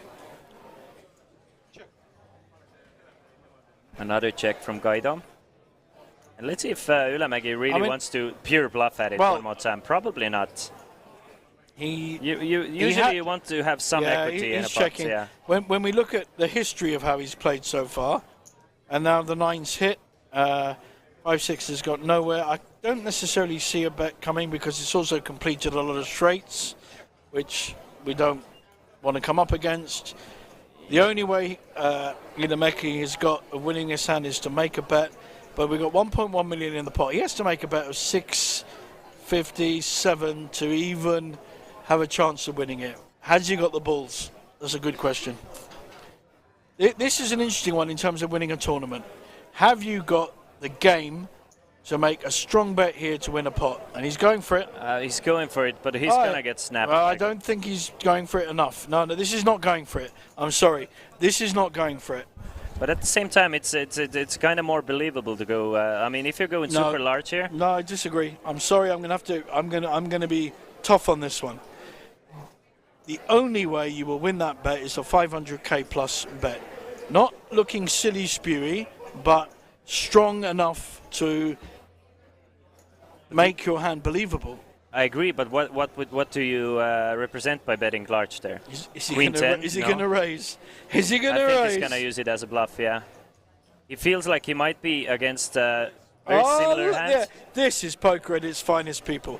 This is fantastic heads-up play. And you know why Guido raised here, and this is why I dislike a large bet from Ylämäki here. Okay. Because Ylämäki cannot represent a strong hand here. By betting small here, he can definitely represent the jack or a 9. Yes. And or better 9. That player exactly, and that hand cannot stand heat against the check raise. Most likely, but playing large here, I mean, he doesn't have any strong hands by the river by playing the way that he does. And that's a really good point, and a very fair. It must be something like maybe 9-3 that makes. Then I would also argue, okay, he had to bet because he had 6-5 and he had nothing, right? So he has to make a bet to win the pot, but by making such a weak bet, the minimum is he's going to be called by anything. You don't know. The thing is, we don't know what Guido has. If Guido has just a bottom pair of 3s there. No, I'm saying if he has anything, he's calling because the value is tremendous. 275 into 1.4 million. So he's getting 5-1, 6-1. So, getting 6-1 if he's got anything. It's you have to call. Even a pair of 3s, you have to call. All right. Statistically, you have to call. This is why there's sometimes a good, let's say, good reason to just give up with a hand, because if your hand does not make sense, giving up, there's no reason to force. Giving up means not losing any more chips. It doesn't mean giving up as in, falling over and dying. It means, and there's nothing wrong. It's as strong a play giving up as it is to make a call if you feel you're winning. Because you have to make a believable story to get your opponent. Here we got the close up on the trophy. Beautiful trophy. Very nice. I really do like it. Are there 2 trophies, or is that 1? I think it's 1. One trophy with 2 cards one side and something the other. I think it's a very original trophy, and I do like it. Okay. I think it's it looks cool. I think I might have to go and steal it and put it in my bag and see, you know. This is how you get so many trophies, right? You see, I did tell you there's lots of ways of winning poker. And the chip stacks have exactly evened out now. We are both players with 10 million in chips, so. And I said if we get to this point, it's going to be really interesting. I mean, if not allowing me to play the Omaha later. That's the only problem with this. Yeah, that's true. But when we have chip stacks as close as they are, this is where it's the most dangerous because two strong hands together. Look at this hand. Yeah. Ace Jack. Now Queen Jack heads up is a strong hand. My limited knowledge he's tells me gonna that. raise, yeah. And he's going to raise, and he's going to be met with a proper re-raise because there's no way Ace Jack heads up is going to think he's behind. No way on earth. What? Nice fold from Ylämäki here. Oh no, sorry. It's the right way around. Yeah, Fine, Guido. Sorry, I thought they were opposite for a minute. Yeah, all played right. Ignore the last minute. In fact, edit the last minute out. Delete it. I wouldn't have been surprised if Ylämäki actually called there with Queen Jack, but decides... he might call with Queen Jack, I agree. But I thought it was the other way around, which is why I was expecting the re-raise. Yeah. Thus far, Guido has been getting the better of Ylämäki, which is not surprising, knowing that just knowing as a fact that he has a lot of... you rated his heads-up play. You know him. You said he had the edge on heads-up play against the guy I promoted right from early on, saying he was a good player. I still think Ylämäki is a fantastic player. I just don't know Ylämäki's heads-up experience just yet. From what I've seen, still played very well. The hands have been just going Guido's way at the moment. Nothing too disastrous has just happened just yet. So here we've got a gut shot with Guido Mick against, if you like, a made hand. It's not really that made. He's got bottom pair, but he's hit. Now hitting a pair in heads up, how good is that? What are the issues there? The thing is, you have to constantly readjust to playing heads up. You're never going to fold against a single bet in just a limp pot hitting a pair. You have still so much more equity. You can still gain more equity if you're behind. And so here we've got an interesting situation. This 9-7 has now hit top pair, but it's also improved. Pair, yes. Sorry, second pair. But it's also improved the draw, which is not hit. So the 7 is now winning. I don't know where... I want to see how large Guido is betting here. Now that is interesting to me because Ylämäki is going to check, but Guido should probably go large. Should be betting for value here? Yeah, he's going to go... An overbet? I think he's going to go big. You're favouring the overbet? I think it's closer to 400,000. I'm lower. I must admit, I'm lower. He's going to get called, yeah. My view is, slight hindsight. My view is, if he makes 2 or 300, he's definitely getting called. He wants to get called. If he makes a bigger bet, the other opposition might have to rethink whether they call. Of course, and that's the reason why you have to protect your. Great bluffs. Example of getting maximum value. I think lovely example. Yeah, I agree. But the thing is, Guido does want to bluff there sometimes, so he wants to go on a larger There's size. interesting. We're up on our screens, guys. We see the VPIP. They're both very similar, both high. Yeah. And you talked about earlier how many you're playing more hands heads up than you would normally, which is fine. But we're seeing 66%, 64, both high figures in a full table. Are they high figures in heads up? Low figures? I have no idea. Just about the average, I would guess. Okay. I mean, it heads up depends as well as how deep you're playing, and when you're playing as deep as these guys are, I mean, it's something you expect to you expect You'd to see expect a flop. to see minimum 65%. Yeah, you expect to see a flop almost every hand. Okay. So everything is going as expected. The blinds will go up after this level, so I guess it's 7,550. Let me just check. Have any questions in the old chat boxes? Not at the moment. Not at the moment. Just mainly people sending fruit. Yeah, just many people images. sending fruit images. Okay. I like a banana, guys, if you want to send me a banana. But no aubergines, because even I know what that means. What is that? You really don't know what an aubergine is? I have never heard of the word aubergine. Oh, my God. Okay. I'm going to show you an image. Okay. We're going to go text. Okay. Do you know what that means? Why do you call it that? Isn't that Eggplant or something Eggplant, like that. American, Yeah, all right, okay. aubergine in French and English. All right, I did not. Do you know what that means Of course, in of course, text? of course, Yeah, of course. I'm not assuming. I don't know. No, I do know. I would assume I wouldn't know if I was you, but I do know. I do know as well. Okay, moving on. I feel it seems like Kaidomik winning another small one, and with his. He seems to be winning a lot of the jacks. smaller ones, isn't he? He's winning. He's chipping up. which is, and also chipping away. Yeah. Chip, you know. Why did the players stand up? Are they planning on making a deal or something? I think they must be going for a discussion. I We guess don't know, guys. I don't know whether anyone in the box can tell us. Do we have a chat box here, or? Because obviously we're trying to communicate to you what's happening, but we don't know. So we're going to just check with our producers. 1 second. What's happening? We will inform you guys as soon as we know. The TD is sitting down and playing. I'm Very guessing they are getting since the tournament clock has been stopped. They're at least talking about making a deal. Good. So what have we got on the two prizes again? Let's just remind everyone. So the first two places. Let me The tell first one was 65,000. 65,700 euros for the winner, and second place, they both guaranteed themselves 42,800. Okay. So it's a heads-up match for. I'm going to give my analysis, guys, whether you like it or not. I don't care. So we have two people with equal chip stacks. One arguably is playing a better heads-up than the other. Not even equal anymore. It's Kaidomik with a 3-minute chip lead. Okay, right. So the player I said who was playing a better heads-up strategy is now leading. Whether I was first or whether I was either player, I would be looking to smooth this out to gain 50,000 each. This would be my terms, 50k each, and playing for the rest. I've done a hell of a lot of deals in my time. I'm very good at it. As much as I know my heads-up is weak, my deal making is strong. If you look at the odds, the total. Give me the total of the two. Total of the two is 108,500. Perfect. 50,000 each, play for the trophy, and 8,000. This protects both players. It protects the stronger heads-up player who's going to be confident.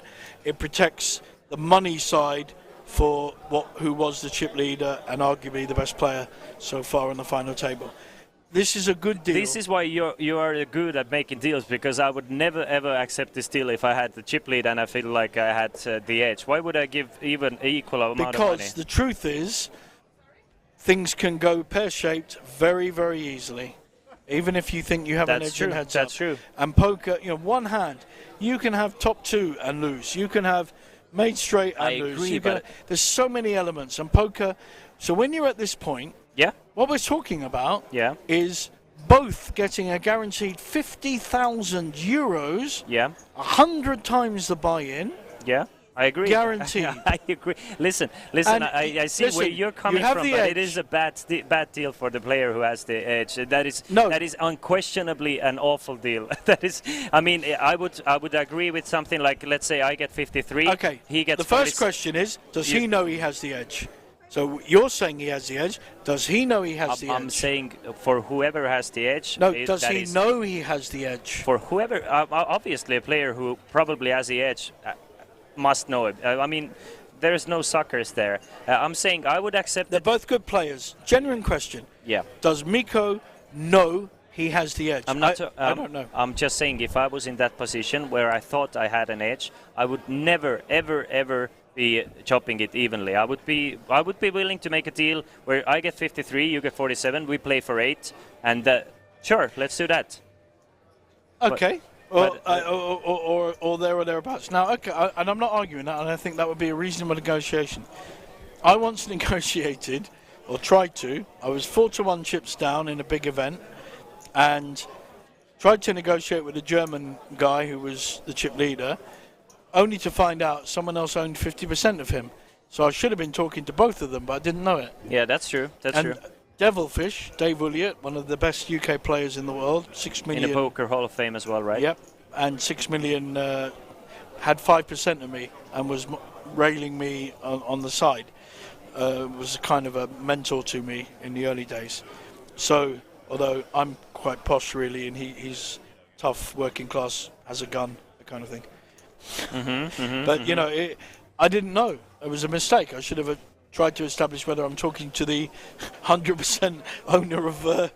But it probably not up to you to figure that out, though. I mean, it should be integrity-wise, it should be for him to. If he'd have said to me, "Listen, I can't talk to you. Someone else owns 50%," which he bloody didn't, then I might have. Of course, I would have reacted accordingly. But I didn't know when he said no to a deal that was the reason, because he didn't tell me. So I guess I didn't have the knowledge. Okay, we're back on the table, guys. We've got now this could be a car crash hand. Ace 10 against Ace 7. No one is going to think they're behind here. No, it's a matter of does Ylämäki check behind or does he try and isolate? But no, he's going to check behind the Ace 7. So two kind of strong hands, just seeing the flop here. He's played his big hands quite slowly. And that might be both trouble. hit an ace. Of course, there are 3 clubs at the board, so another club might save Ylämäki here. Yeah. No one's going to go ballistic on this flop. Yeah, not yet. Not yet.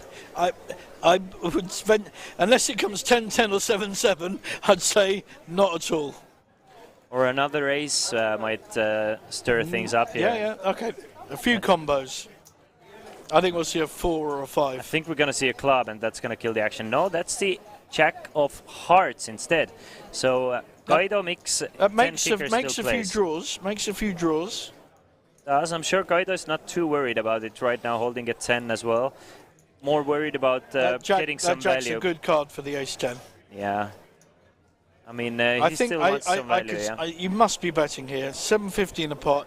I see a 400, 400. Yeah, 400. 405.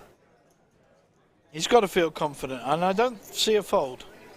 Nah, that's going to be a call from Ylämäki, and it's going to basically call and decide on the river. If they haven't made a deal, which, guys, we really don't know about. They did not go to discuss the deal. I got information that they just went to toilet. He's in touch. I get nothing. He gets everything. I look like this stupid old guy next to him. He's got all the information. I got the information right as they I feel like a schmuck. Playing. That's a good Jewish word. Good Jewish word. I don't think Ylämäki, after he checked back the flop... Do you think he might fold this? No, I don't think he gets to fold this hand. It's just way too strong here. He has to decide on the river, though. But, I mean, he checked back... I think he calls. Yeah, of course. I mean, of course, in a sense that, I mean, there's not much else. Top pair in heads up is pretty damn strong. Top pair of aces, especially because the pre-flop it went check. Made straight with a 10. Yes, but there are 4 clubs so that should slow down everyone. Well, it's going to be more interesting. This will be interesting to see if Guido is going to actually go for some value with the I was literally on exactly the same thought. Yeah. See, we can agree on something. Of course we can. This is lovely, actually. What a beautiful situation. 2 million pot, just under. I think I'd like to see a bet of 700,000. I think that might get called. Because if you get raised, you can fold. Maybe 6. I'm guessing it's going to go check, but it's just going to be interesting I'd like to see a bet here. Again, you want to win the tournament or not? I'm just kind of torn in between. I don't know if it should be bet, but I just... Are you torn between two lovers feeling like a fool? Yeah, kind of, yeah. Or like a patient, unionized on the table. You were right. I was wrong. Yeah, check. Go I still would have liked to have seen a bet. Okay? It's easy for us because we can see the hands. Yeah, I know, but that's why I do this. Yeah. It's much easier than playing real poker. I have to actually really try and work out what they've got. But this is easy. It's great. And after a full level of play, they have switched the positions pretty much. Totally, literally. Yeah. And no very large hands as well. We haven't seen a pot worth more than 2 million. It's just it's been Guido Mick just slowly. I think we had two pots of 2 million, but that's it. Yeah, exactly. It's so fairly compared to big blind sizes, we haven't seen large. If any sponsors are out there, I need a glass of red wine.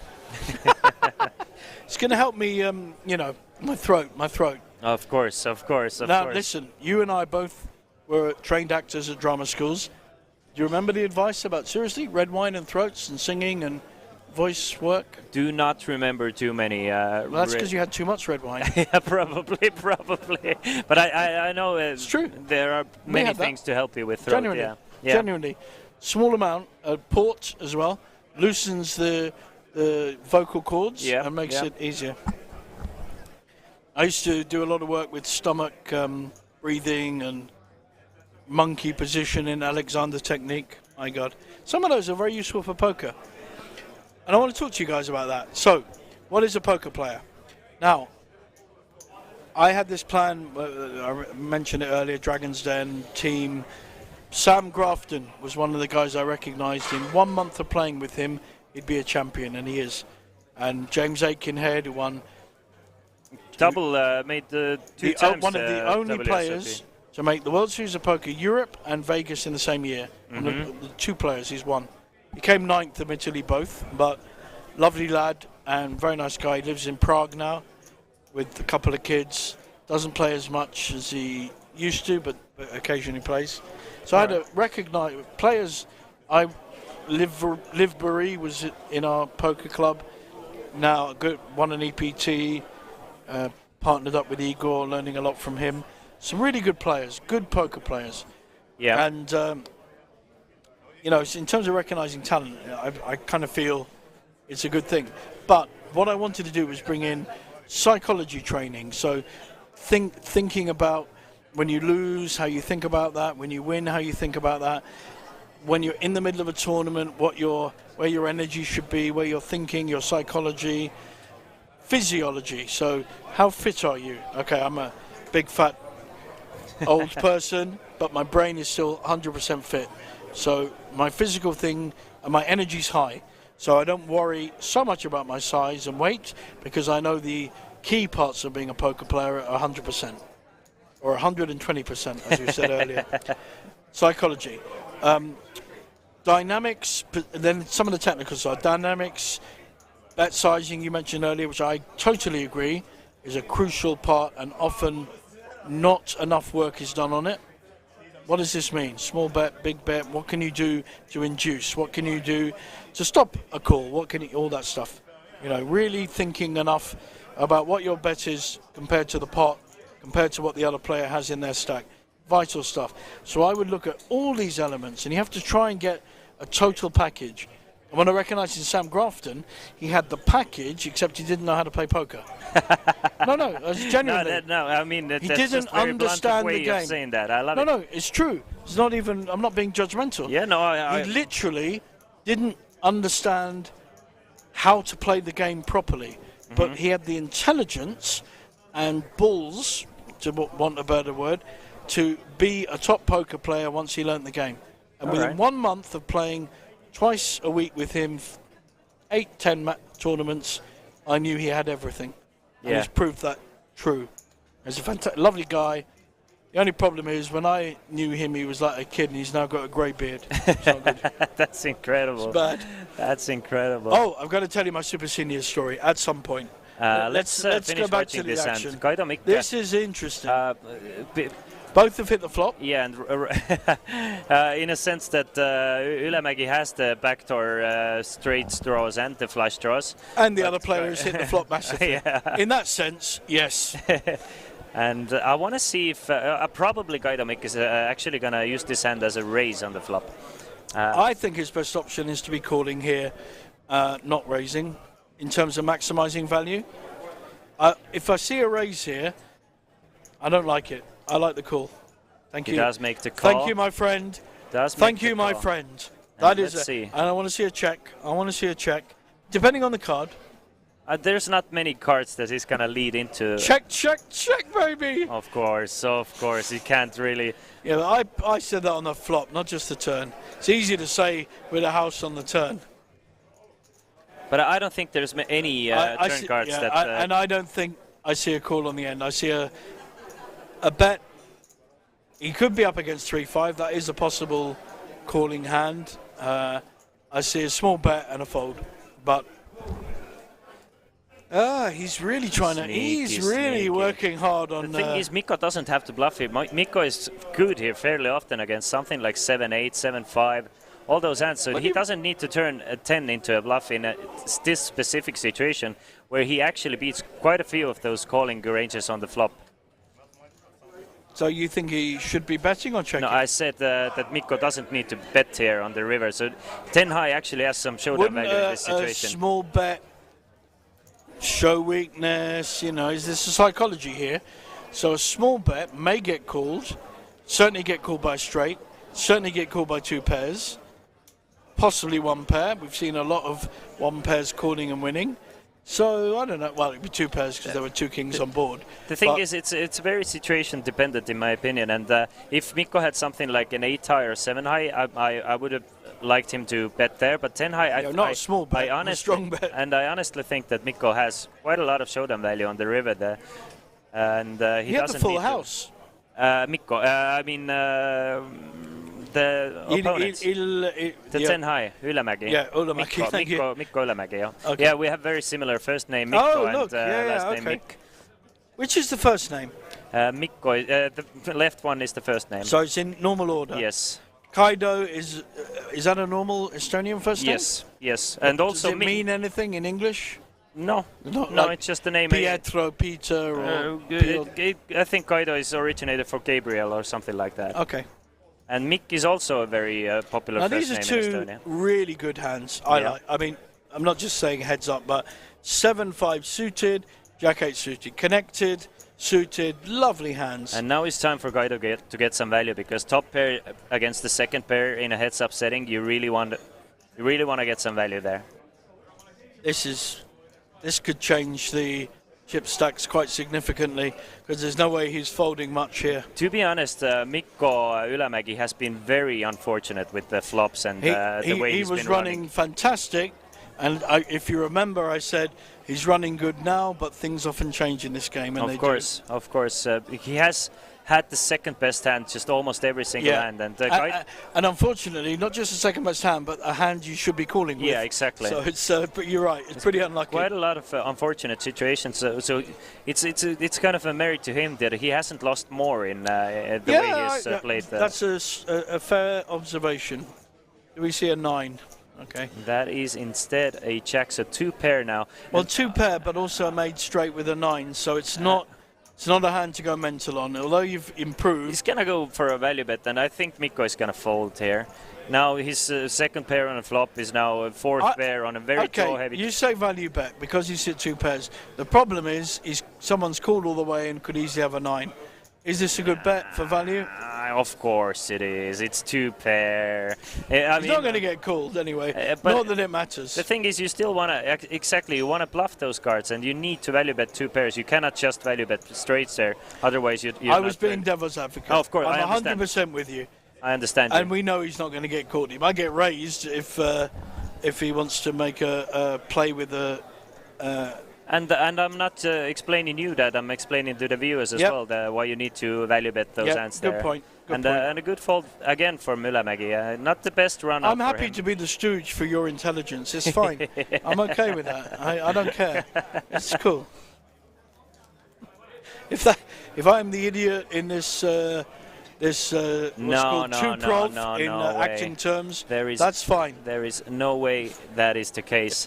It's just the way that I do my streams and the way I commentate, I tend to take the more analytical and I tend to dive But I like that because I don't take that, so I like it when someone else does. This is why we make a good couple here. I think we make a good couple. Well, team. Yeah, team, exactly. Yeah. This is why I'm the Estonian. I do not choose the right words every single time. But your English is fantastic for it being your second language. Thank you very much. I mean, I don't know, guys. Literally, I am the only English brought-up player in this whole casino at the moment, which I find astounding because this is such a fantastic week. Coolbet have an amazing festival here.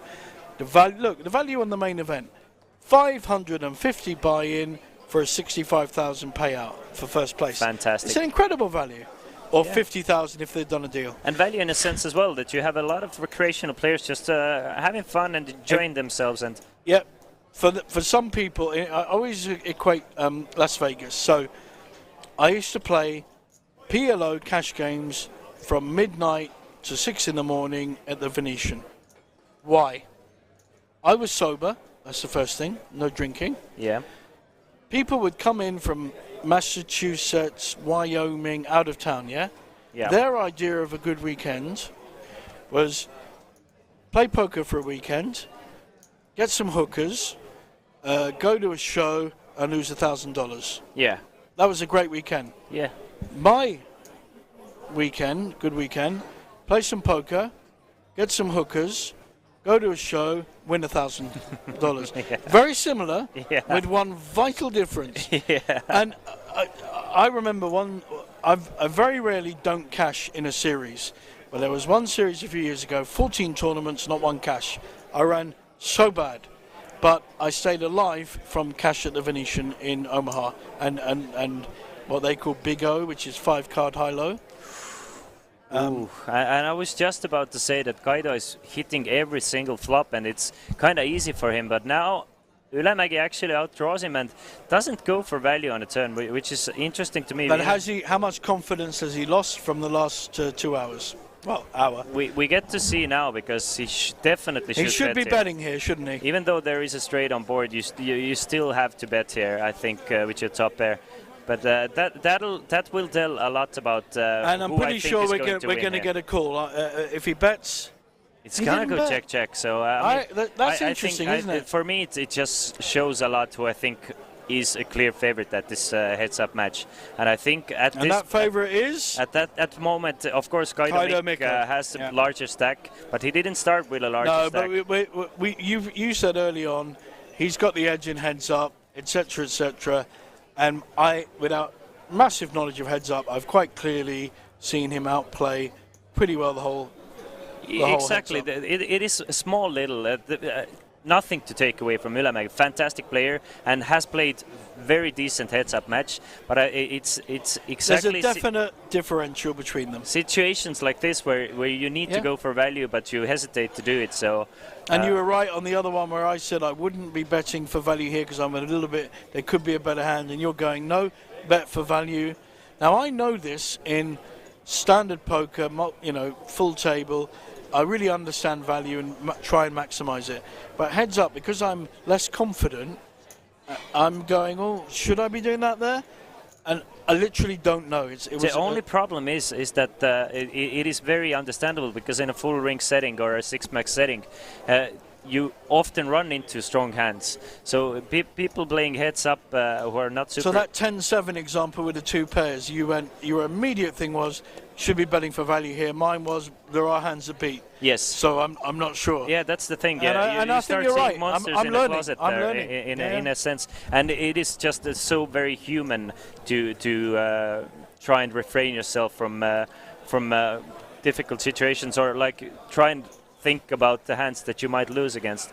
It is a flush draw and a straight draw for Ylämäki. That's a pretty impressive flop for 3-4 suited. Yeah, and I would have liked to see him raise, he's hit the nuts. And he's hit the nuts so far. And I think Mikko Ylämäki is going to need some help from the cards to take this so one down. We're going to need to see Kaido Mick hit his jack or hit his 9 to. Yeah, overall, I think Ylämäki is going to need a bit of help from the cards. His problem with not betting a lot before is that when he bets, Kaido Mikko is going to be much more suspicious. Yeah, so exactly. To maximise value here also goes back on the history of not maximising value. Now there's borders paired. He should still be betting, surely. Yeah, Ylämäki is definitely gonna have to bet here and try to get a call from an 8 or a deuce. So now going back to bet sizing. What size bet? The thing is, you need to figure out what you're targeting. You're targeting an 8 or a deuce, so you cannot go that large. Because it's too big. Much too big. Mick is not gonna wake up with an ace here too often, so you're really trying to target hands like. I think that was a very poor bet. I must admit.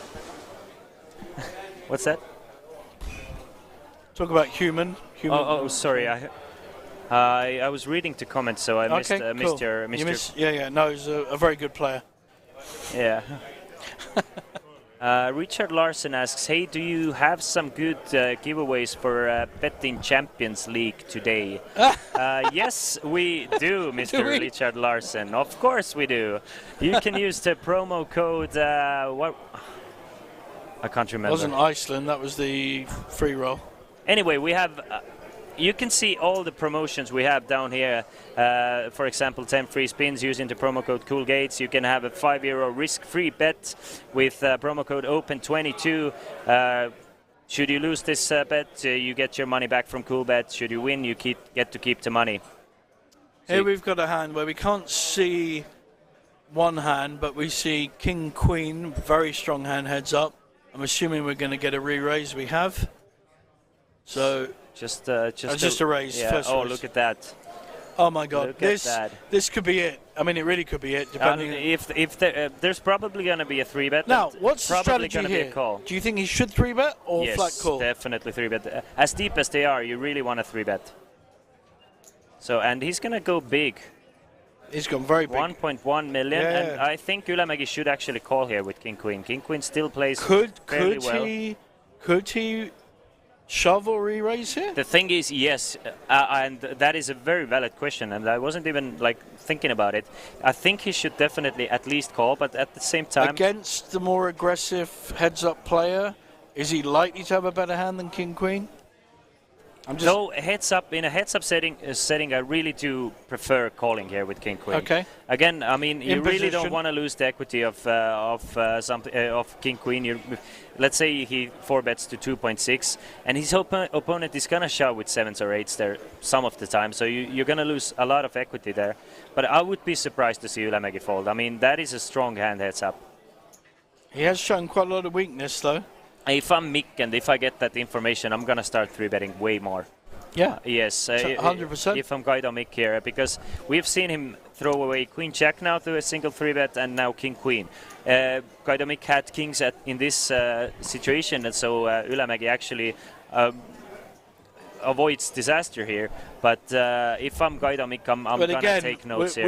We know the cards they have, but in other circumstances, King Queen folding King Queen to a 3-bet. It's quite weak.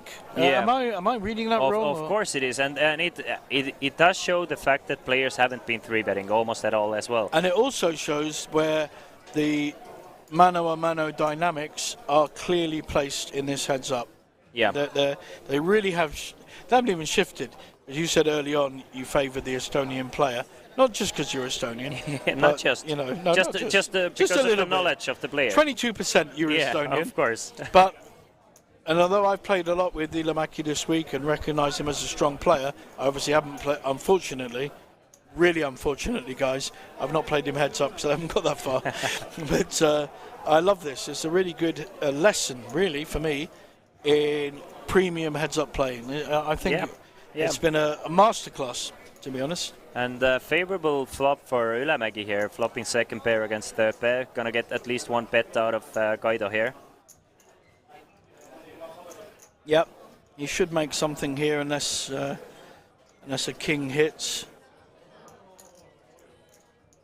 He's gonna make the call. Let's see the run now. We've got a jack of hearts though as well, so he's even got backdoor flush. Okay, seven of clubs, probably gonna slow things down. A lot of sevens. Technically a made straight, a flop, a flush draw. Exactly, and a lot of sevens that Ylämäki is gonna call the flop with. So. Just going to slow down. And now slow down even more. With probably just a check on the... They both got value hands to call. Yeah. There's no value in betting here, I don't think. Yeah, and if you're Guido Mick, Ylämäki has quite a few Queen 5, Queen Deuce sort of hands that you still beat. So I don't think... if Guido feels he's behind, he'll bet, but he doesn't. Yeah.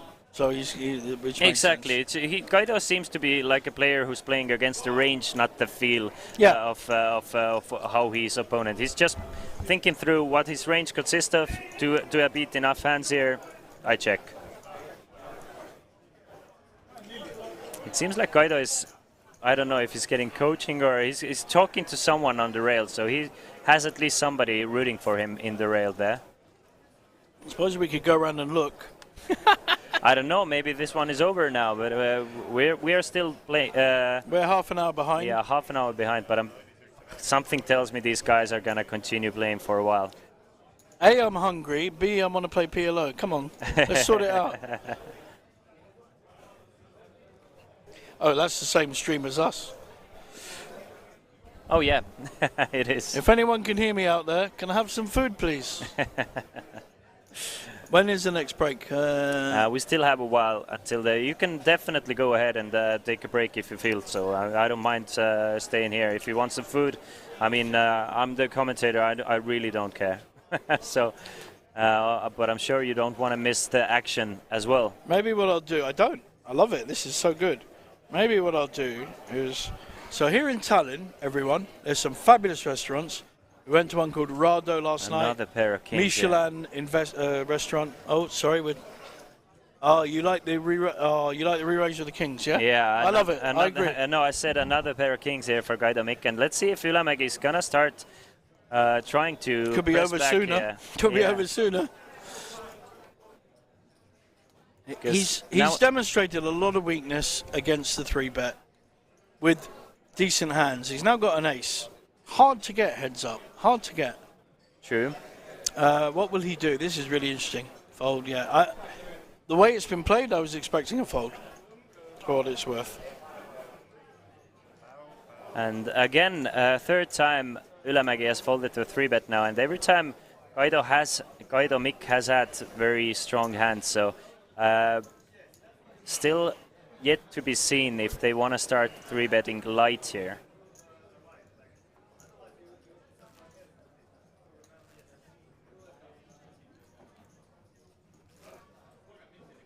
Or maybe a bit of two.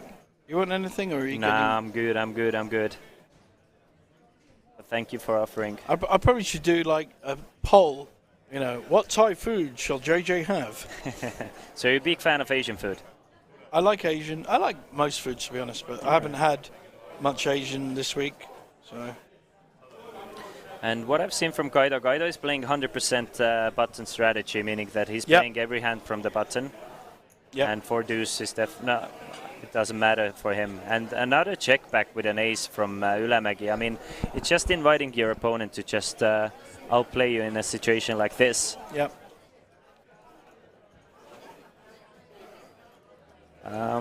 Good flop for both of these players in a sense that Kaido Mikk now has a straight draw, but still fairly safe board for a ace decent, high. a decent board for an ace for sure. Yeah.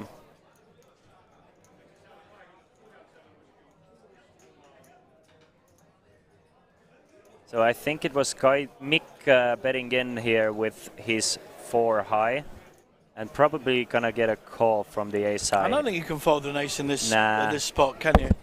Oh, sorry. So it is a bet and a call. Let's see. Hasn't really changed. Yeah, much. double gutter for Mikk now, and gut shot straight draw for Ylämägi to go with his ace high. Yeah. Let's see if Mikk is gonna try and realize his equity by checking, or does he want to turn his I think I'm going to 4-eye call into him a Mr. bluff? Checker, to be fair.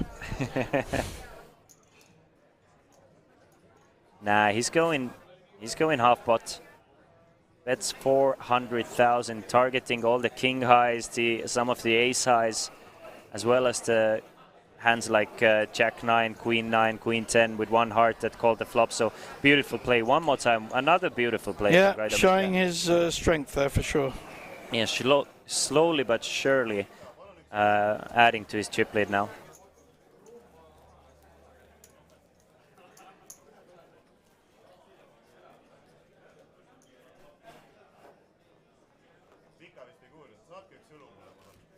When is the next schedule break? So it should be in about more than an hour. A bit. about an hour, yeah. At least one more level.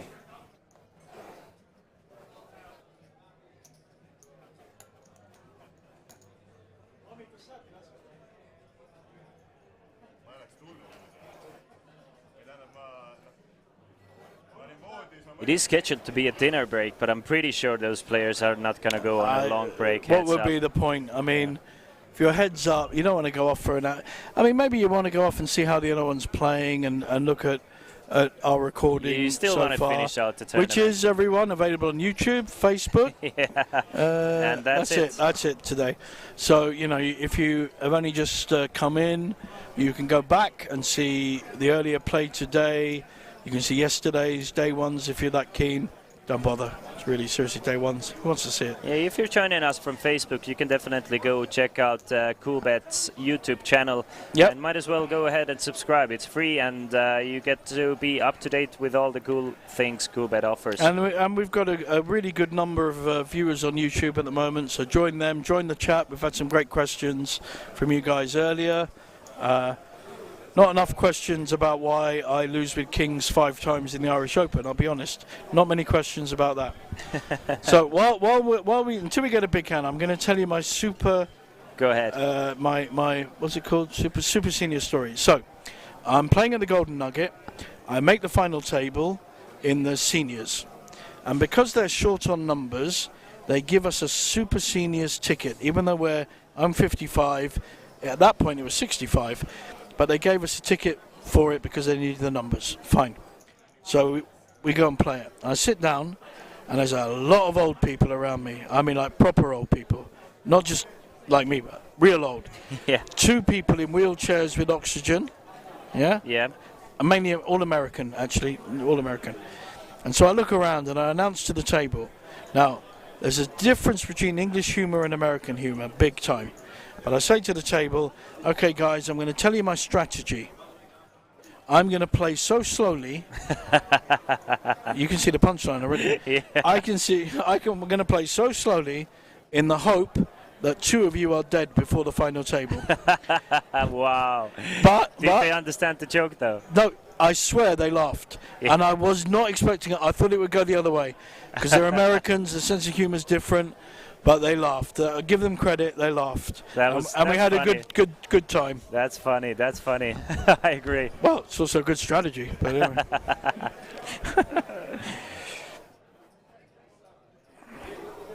Ylämäki with king 5 suited, gonna come in with a raise. And that's, I mean, we did lose a He's lot. dominating so massively.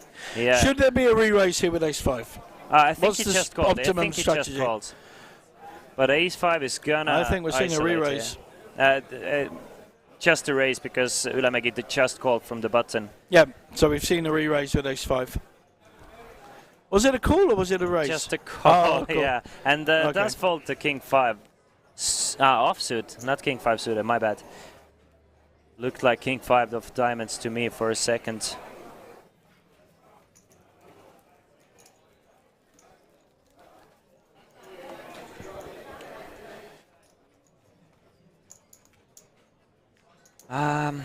I don't know. I mean, players are really avoiding peak pots here. So in a sense, it's very interesting to watch how Guido is slowly chipping away here. But I mean, one big hand for Ylämäki here. He's gonna double up, and it's gonna go for. I mean, it might even go for 4 or 5 hours more. I wouldn't be so surprised. Well, on that note, I have ordered, just so everyone knows, pad thai with prawns. Thank you very much. All right, enjoy. Estimated time 20 minutes, half an hour, which could take us towards a break. It will stay warm. It's cool. Yeah. Right, my stomach is looking forward to the pad thai, but my brain is looking more forward to where we're at. I mean, it really has been one way, hasn't it? This heads up. Yeah, I mean, kind of has, yeah. No, I mean it has. It's not even. It's so much fantastic awareness of position and hands and ranges by our Finnish player. I'm sorry, I know you're Estonian. Yeah, yeah. I know I'm I spoiling don't no mind. one. I feel a very strong connection with Finnish people. Yeah, I honestly do. and I said to you before, the guy to beat was Ylämäki. I thought he was the best player that I have seen so far.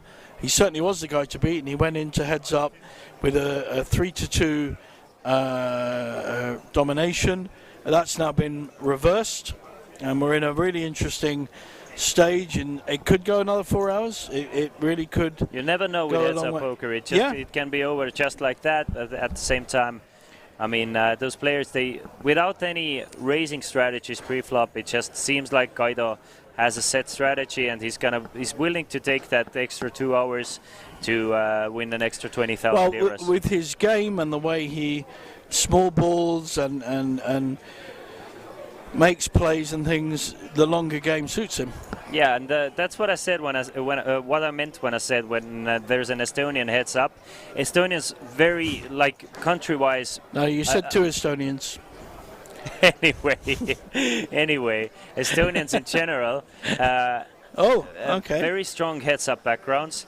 Yeah. very boring to watch. It's just the Well, biggest. this hasn't been boring, No, and I'm not the biggest fan of Heads Up, but this hasn't been If you're a boring. poker fan, obviously it's not. But I mean, for exciting to watch action, Yeah. 3-betting, 4-betting, having an Estonian at the final table is just the most dull thing ever.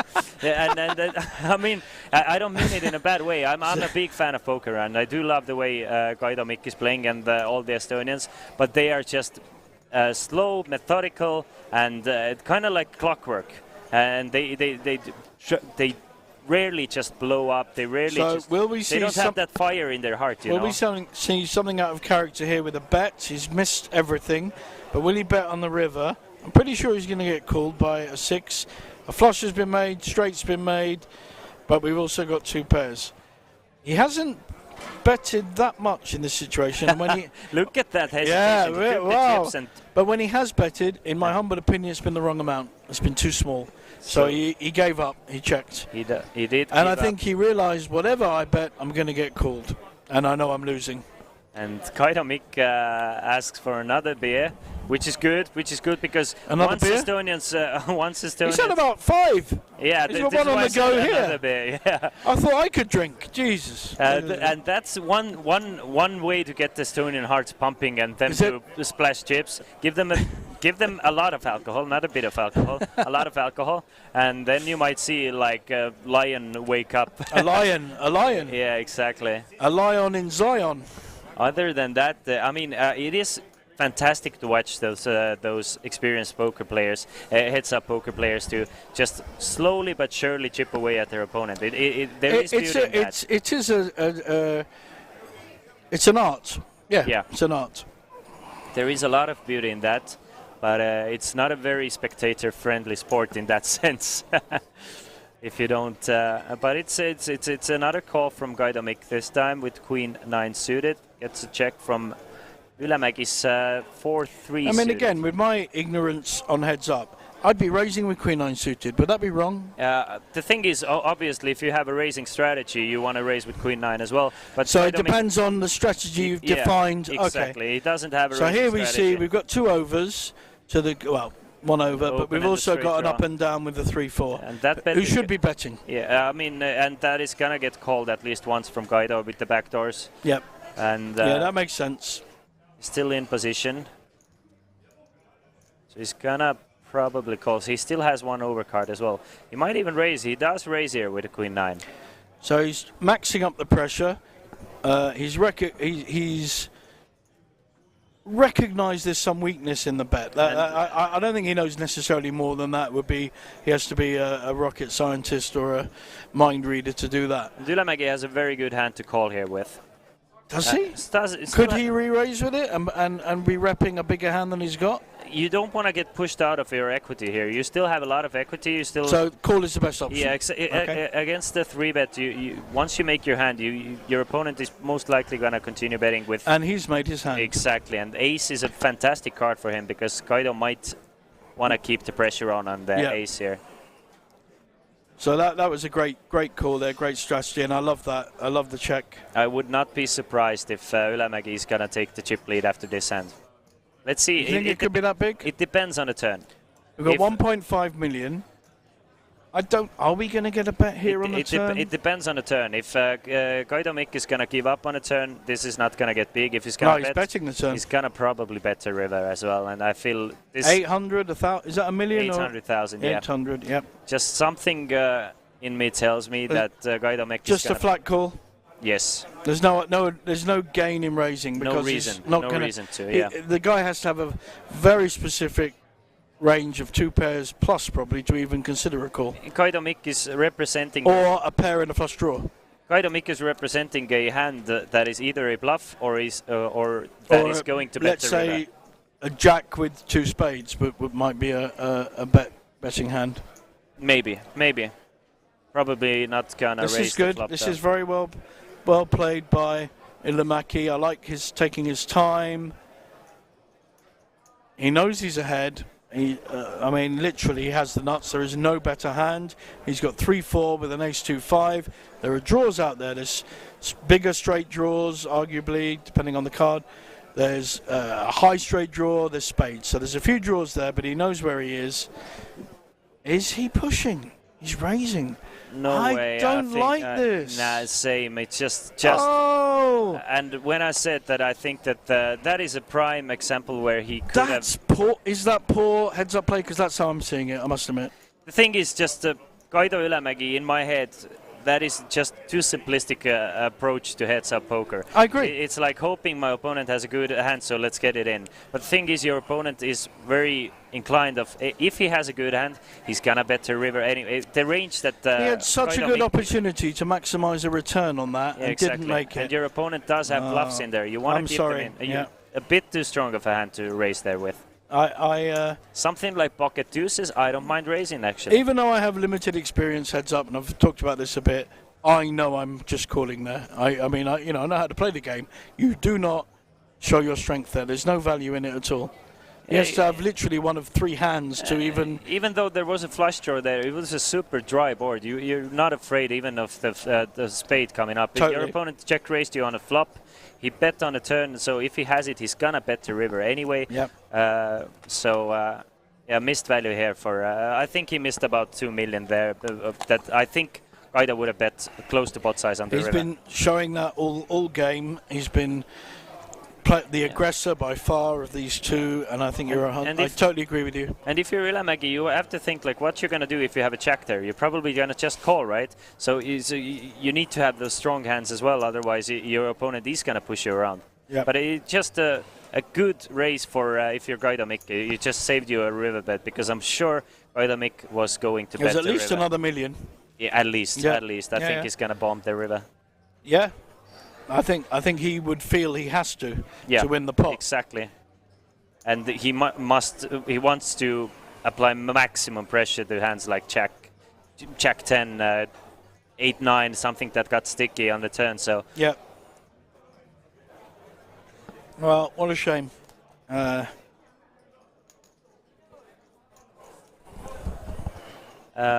It is a call again from Kaido with King 4 this time. So he tried raising once and figured that raising is not for him, so he's back to just calling. Just only hand he's raised basically pre-flop is ace-7 off, and that was once this whole heads-up match. Yeah, that's right. And his strategy is working, to be honest. Yeah. Was working until that flop. Another set now for Ylämäki. Ylämäki is running hot. King 5 is, like you say, is either good. Oh, look. Now, Ylämäki, listen, mate. I know you can't hear me, and we're half an hour ago. Please just call. Please do not raise here. Is that okay? I wonder if Ylämäki is raising, if Kaido Mick is actually calling the raise, just looking at the hands. No, calling the bet. Yeah, calling the... I mean, if Ylämäki should raise. Why? He does. To induce a 5-4 bet? What's the logic of raising here? I guess to just prevent a flush draw? To get more chips in the pot, I guess, in case Kaido Mick has a 10 or something. And he's going to fold again. But that's the same logic as the previous one, in case of. Well, there's no logic to that. There's no sense in that. It must be... I mean, again, I don't know the odds, but it must be so hard to hit a premium flop in heads up. So you must maximise your return. He has blown 2 hands there.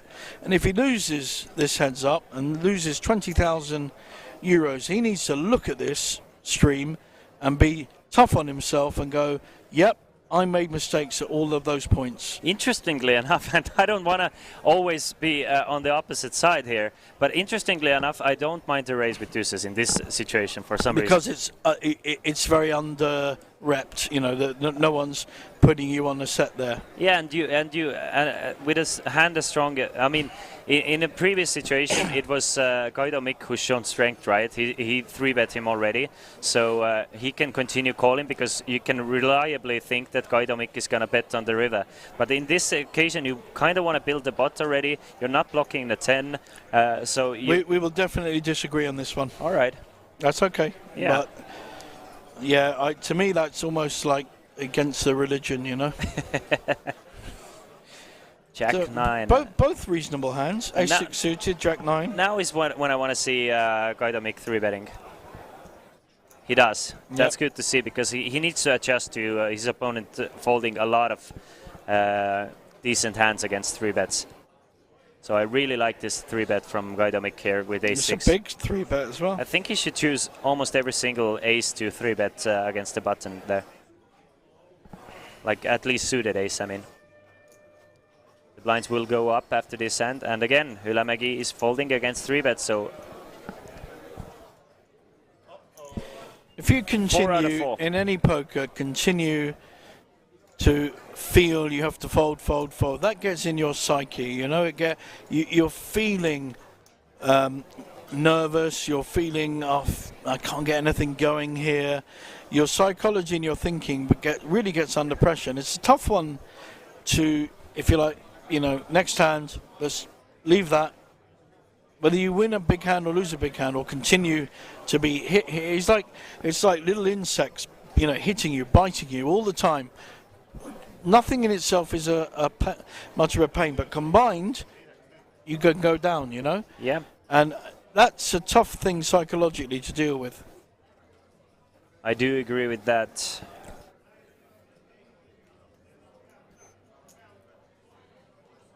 We've got a new deck by the look of it. I don't know what was wrong with the old deck, but we have a new deck. I'm guessing one of the having a lot of experience with TV tables and being on this side and also organizing a TV table. I'm guessing one of those cards just didn't register, or reading, the chip was not reading. Yeah. So again, I mean, just to keep it clear and simple, guys, the reason you and both us commentators can see the cards is under those boxes are readers, computerized readers, and they read the data in the cards. The cards are electronic cards. They read the data, RFID it's called, and then shoot through the two cards to us to see.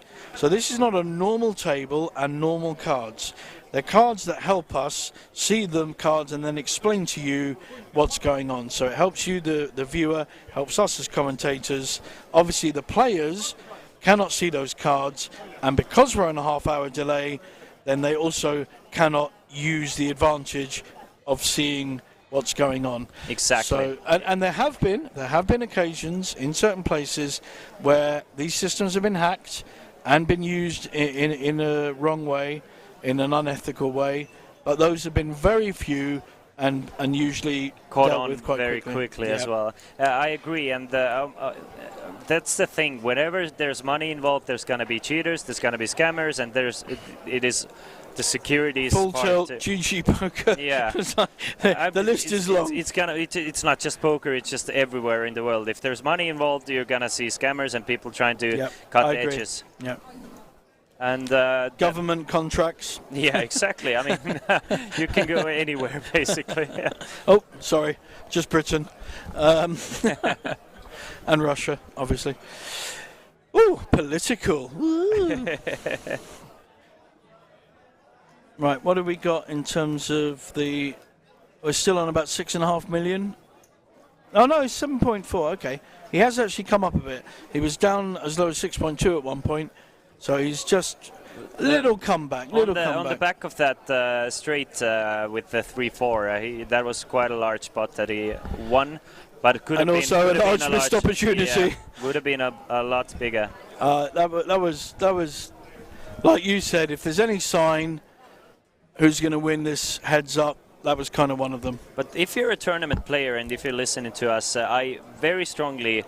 If you're taking tournament poker seriously, I very strongly advise everybody to take at least one coaching session for a heads-up play. Yeah. Because heads-up is where the most money is being made, and where you can make so much. Of course, you're not going to get there that often, but once you get there, you need to maximize your edge over your opponent. Good advice. Just don't do it with me.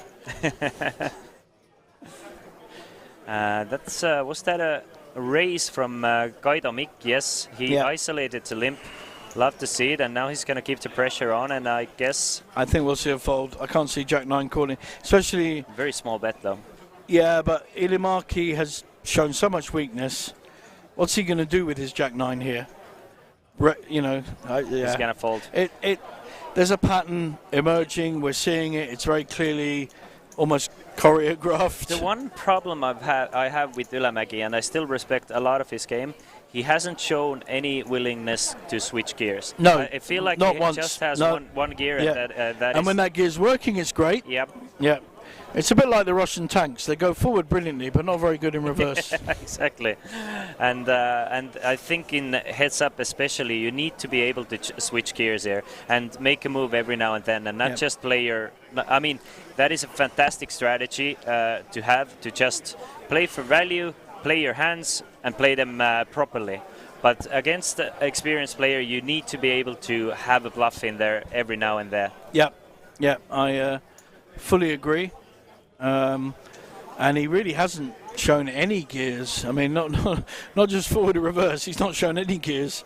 And when he was on top and winning, and again, you then have to maximise your position. And what he's done is he's ceded advantage in this heads up almost from hand one. Yeah. And the times he had the opportunity to get maximum value, he hasn't used them. He kept on going the same gear by just getting a good hand and hoping his opponent is going to pay him off. And Here we've I got don't think that strategy works for against Kaido Mick. We've got an up and down with Kaido Mick. He's not going anywhere. No way. And also with the weakness shown so far by Ilimaki, yeah, standard small bet fold. I wish I could bring you more interesting coverage, guys, but it's fairly one-way traffic. There isn't a lot of what I call poker, and I mean creative, changing gears, like you said, that I'm seeing. So I think the last half an hour, sorry, Coolbet, has not been the most interesting poker, and yet we've had a great final table from the beginning of the day. It really was a good final table. But right now, it's a little bit like watching paint dry with people talking. But it's what has happened is now Ylämäki is now chipped down to 32 big blinds, meaning that if he's gonna lose 10 more of those, he's gonna be in danger of busting out almost every hand he plays. So the standard for everyone out there, the standard line for what is considered to be a short stack and push is 10 big blinds. Now, I did a thing many years ago, an auction with Jamie Gold. Now, he is not the nicest person in the world, I'm going to put that out there. He has quite a dodgy past, but he did win the World Championship of poker. The biggest one. The biggest one in 2006. Yes, sir. Thank you. I bow to your knowledge. And I did an auction with him at Poker in the Park in London. Now, he said to me that his line, and I don't rate him as a particularly good poker player, but he said his line for shoving was 20 big blinds. What do you think of that? For me, 20. There are different. I mean, for shoving, I agree. 10 big blinds is something That's 10 your big line. blinds or less. I wanna start having a shove or fold, or I mean, I can still call, but 20 big blinds is a perfect opportunity to 3-bet shove. So the thing is, once a player is down to 20 big blinds, every hand could be a 3-bet shove, either against you or for you. So meaning if you're opening with So you're kind of agreeing, but then redefining it a little bit. Yeah, in a sense that it's a fine line for 3-bet shove, not just an open shove. That's the main difference there. So he was actually widening that to it was his line, depending on the hand in the position, to be an open shove. He felt that was the line, not 10. Yeah. I don't agree with him, but I just thought it was an interesting concept that he had thought about and applied. And he's an intelligent guy. I mean, he's got a good. He was a lawyer, wasn't he? And a media producer. A media TV producer. Yeah. But you know, bright guy. Will Kassouf, very similar guy. Who was a lawyer, right? Will was a solicitor. I used to room with him. Mm-hmm. He did something very stupid, but he has just had a very, very good 2 weeks. He won the high roller in Barcelona and then cashed in the main event. So you're getting along. Do you get? I know he's a crowd favorite every time we have a TV table. He's an interesting fellow to have a. Yeah, he's what we call Marmite. So Marmite in England is a paste made from kind of beef products. Isn't it something that originates from Australia, or am I? I think that's Vegemite. Yeah, Vegemite. Which is the vegetarian version of Marmite. All right. Similar product. Okay. But when you say someone is Marmite, what that means is he's either loved or hated. You like it or you don't like it. There's no kind of middle. It's extreme. Will is a great example of Marmite. He has an amazing following online and especially in America. But a lot of people, including people like me who know him, I know him very well. I played with him from day one. And roomed with it. We would go to Nottingham and room together. Sorry, this is getting worse. Sülemägi is folding pairs now to a min bet on the flop, so this is just kind of getting abusive in a moment. But no, it's good. So Marmite, and he did a stupid thing. He palmed 100-pound chips, more than one, about 5. In a game where he was being given, because it was busy, roulette table, he was being given chips by his mates. They're all out on a night out. They don't even normally gamble on tables particularly. And so he was given 4 chips, put 4 down on numbers and kept 1, palming it in his hand. The term palm, that's a palm. So palming something, I'm palming the phone, although you can see it. I probably have something smaller here, I don't. Give me your thing. Yeah. So you can't see. I'm now palming that again, bit big. But you get the concept. Idea, you get the concept. So he was palming 100-pound chips more than once. So I think, in all truth, if you analyse it, he had money. He wasn't poor and needed money. I think he did it for the sport and the fact he could get away with it. Still stupid, still wrong, and should absolutely be castigated for it. Absolutely, 100%. And it was his mates. It was Ryan Mendara, very good young player I know well. So it wasn't. It was his poker mates, not on. Slap the guy. And I ignored him for a good year or two. Just wasn't. I think it's your food arriving. Oh, is it? So yeah, I think it's here. Oh, okay. I'm just going to leave you for 5 minutes. All right, go ahead, enjoy a meal, and of course it's fine.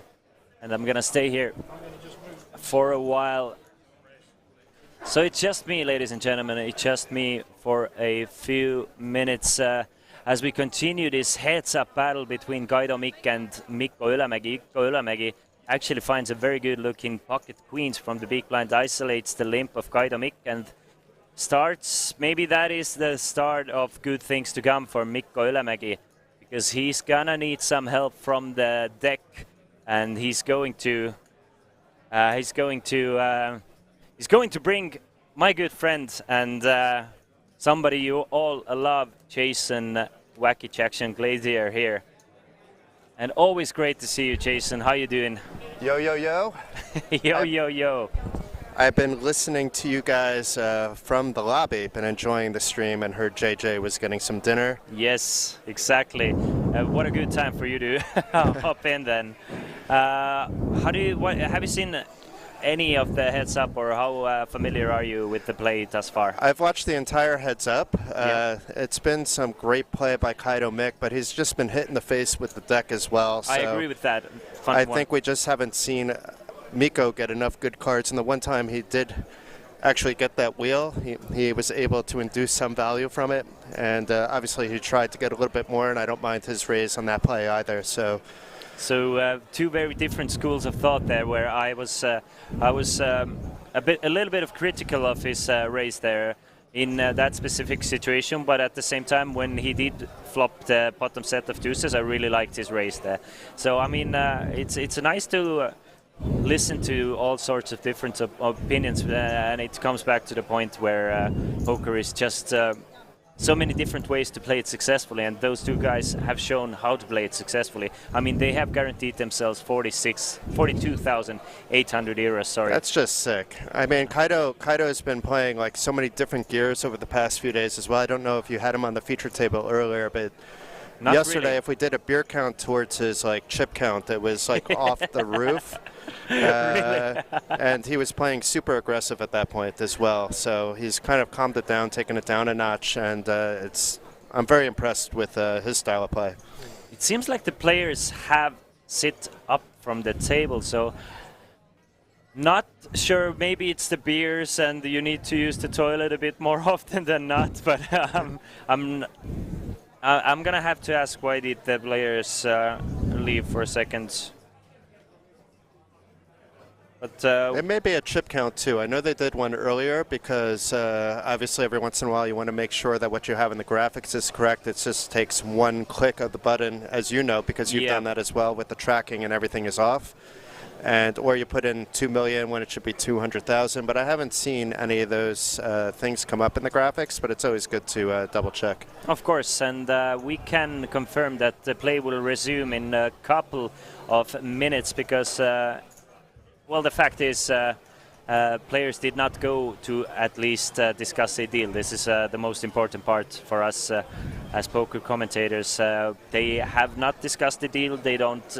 None of them have shown any interest of discussing a deal. So they want to play this one out, which is interesting to me because it tells me that both of these players feel fairly confident in their ability to beat one another.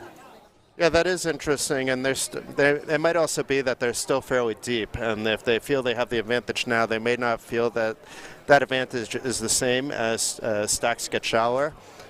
We've seen that a little bit in the play, too, where players are limping a little bit more often because of the deepness. 3-bets have typically been strong holdings outside of 1 or 2 occasions that you have to slip in. We haven't seen all too many 3-bets. Like that is kind of surprising to me. We do understand that, at least from what I've seen, Kaidomik has come in with a strategy of trying to keep the pot small as much as possible and play some deep stack heads up. So kind of try to chip away off his opponent. His opponent's gear is like. From what I've seen is when he has a good hand, he's gonna try to at least make the pot a bit bigger as much as possible, and hopefully get in that situation where his opponent cannot get away from his hand. Unfortunately for Ylämäki, of course, every time Ylämäki has had a great hand, Kaido has just held hair. So we haven't really seen how Kaido reacts to that strategy of Ylämäki once he actually has a strong hand that he needs to consider calling with. If he's getting information about the stream, he may just continue with the strategy even if he gets a piece of something. You know, it just seems like that right now Mikko is, when he's betting strong, he usually has it. It's very rare that he doesn't. Same with Kaido for that matter, although we've seen a little bit He's been a little bit more all over the place, but still keeping a very tight image as it is. I mean, we haven't seen a single crazy bluff. Every bluff has been calculated, and according to how the cards fall out, according to flops and turns. If the flop turn per se is favorable for Kaido or Ylämäki, then they're gonna use that card to bluff, but nothing too crazy or random 9-3 4-bet or anything like that. There was a 9-3, like I think early at the final table. Yeah, earlier at the final table. That was fun to watch. Kostitskis from Lithuania was that player, I think, who, and it worked. I was very sad to see him go. Yes. I mean, I'm not Lithuanian, but I've lived there for so long that always rooting for the Lithuanian players.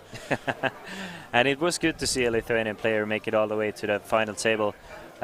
Good flop for both of these guys, actually. I mean, it was a limp flop, so Kaido can definitely feel like he can get some value on the flop, so he's gonna continue with the min bet strat. And I don't think Ylämäki is gonna go anywhere just yet. I mean, 2 overcards, gut shot, straight draw. He's gonna at least call here. He should be anyway. Let's see though. And with Kaido, that bet came out super fast as well. Like, he was betting in a more calculated pace. I don't know if that's something that Mikko is going to pick up on. And now we see that change of gears that I was talking about, that I was hoping for Ylämäki to switch to. He is using those 2 overcards and a straight draw aggressively and try and isolate Kaido mix random bets there. Sometimes gets a better hand to fold. As well, can hit a queen or a jack or a 10 to take a lead in this hand, but Kaido Mik has called, obviously. And Kaido is going to check it over to Ylämäki. Now the question is Ylämäki going to try and realize his equity by checking back and trying to hit the river, or does he keep the pressure on? Oh, it's Ylämäki first to act, my bad. So does Ylämäki continue? No, he sort of gives up here. I mean, it doesn't mean he can't bet again on the river, even if he misses. It's just going to make his line look a little bit weaker. Even a small bet here would have been good, and then he could bet big on the river and get a lot of hands to fold. Maybe not king 9, depending on what the river is. The thing, it doesn't mean he cannot still check raise as well. That is also true. Could have been inducing, and especially against the very small bet that Guido Mick just bet on a turn. Makes it 400,000. Trying to target hands exactly that Ylämäki has. A couple of those overcards, as well as get value from something like 9-7, 9-6, 9-10 that might have check raised for value on the flop. Interesting fold. Interesting fold. Getting very good odds. He just folds to a turn bet. So he kind of another one and done situation here. Yeah, I mean, I guess he's drawing dead to the 8-9s, 8-5s, but other than that, he's super live. I mean, obviously, any 8 you're kind of drawing very thin to, but still, it's a bit surprising to see that fold. It wasn't a big bet either. You could always reevaluate if they're facing a big bet on the river, but I guess he wanted to make a decision now. And in theory, Guido can still have something like Queen 10, 10 Jack that you still actually might be ahead of. A lot of hands that might play like the 5-7, 5-6, I don't know. I mean, there are plenty of hands that you have plenty of equity against still with Queen Jack. So getting that good price pot odds, I think you kind of have to call the turn and just see what develops on the river. But Ylämäki decides differently, and he's going to call with 10-3. Let's see if Guido is no. With 4 deuce, we're going to see a flop instead. Premium hands here. Yeah, and very good flop for Mick. He's gonna check it over to Ylämäki though. Let's see if Ylämäki wants to take a stab. No, not yet. Oh boy. Getting better for Mick. Problem for him is Ylämäki does not really have anything to play here with. Against another player, it wouldn't be the worst case scenario because you could be raised if you bet, but I think that one is just gonna go bet and fold instead. But Ylämäki is still hovering around the 30 to 35 big blind stack that he's been hovering for, I think, more than a full level now. I think they've had similar stacks like 12 to 30 million against 7 million for at least 45 minutes now. So, I mean, even though it started out well for Guido Mick, it just kind of evened out. Yeah, Marius Joel, I really do agree that that fold was kind of tight. Of course, Queen Jack is kind of difficult to play once you call there out of position.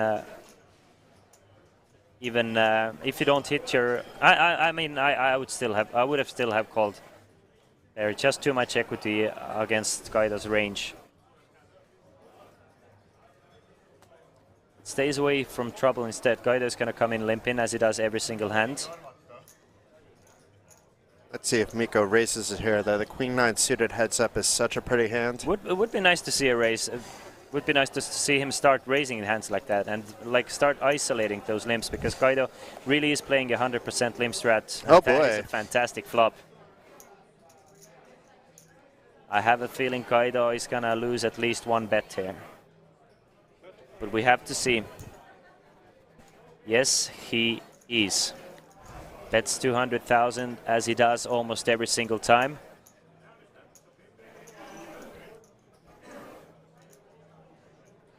This is not the spot I would like to see a raise. The other two spots, yes, but not when...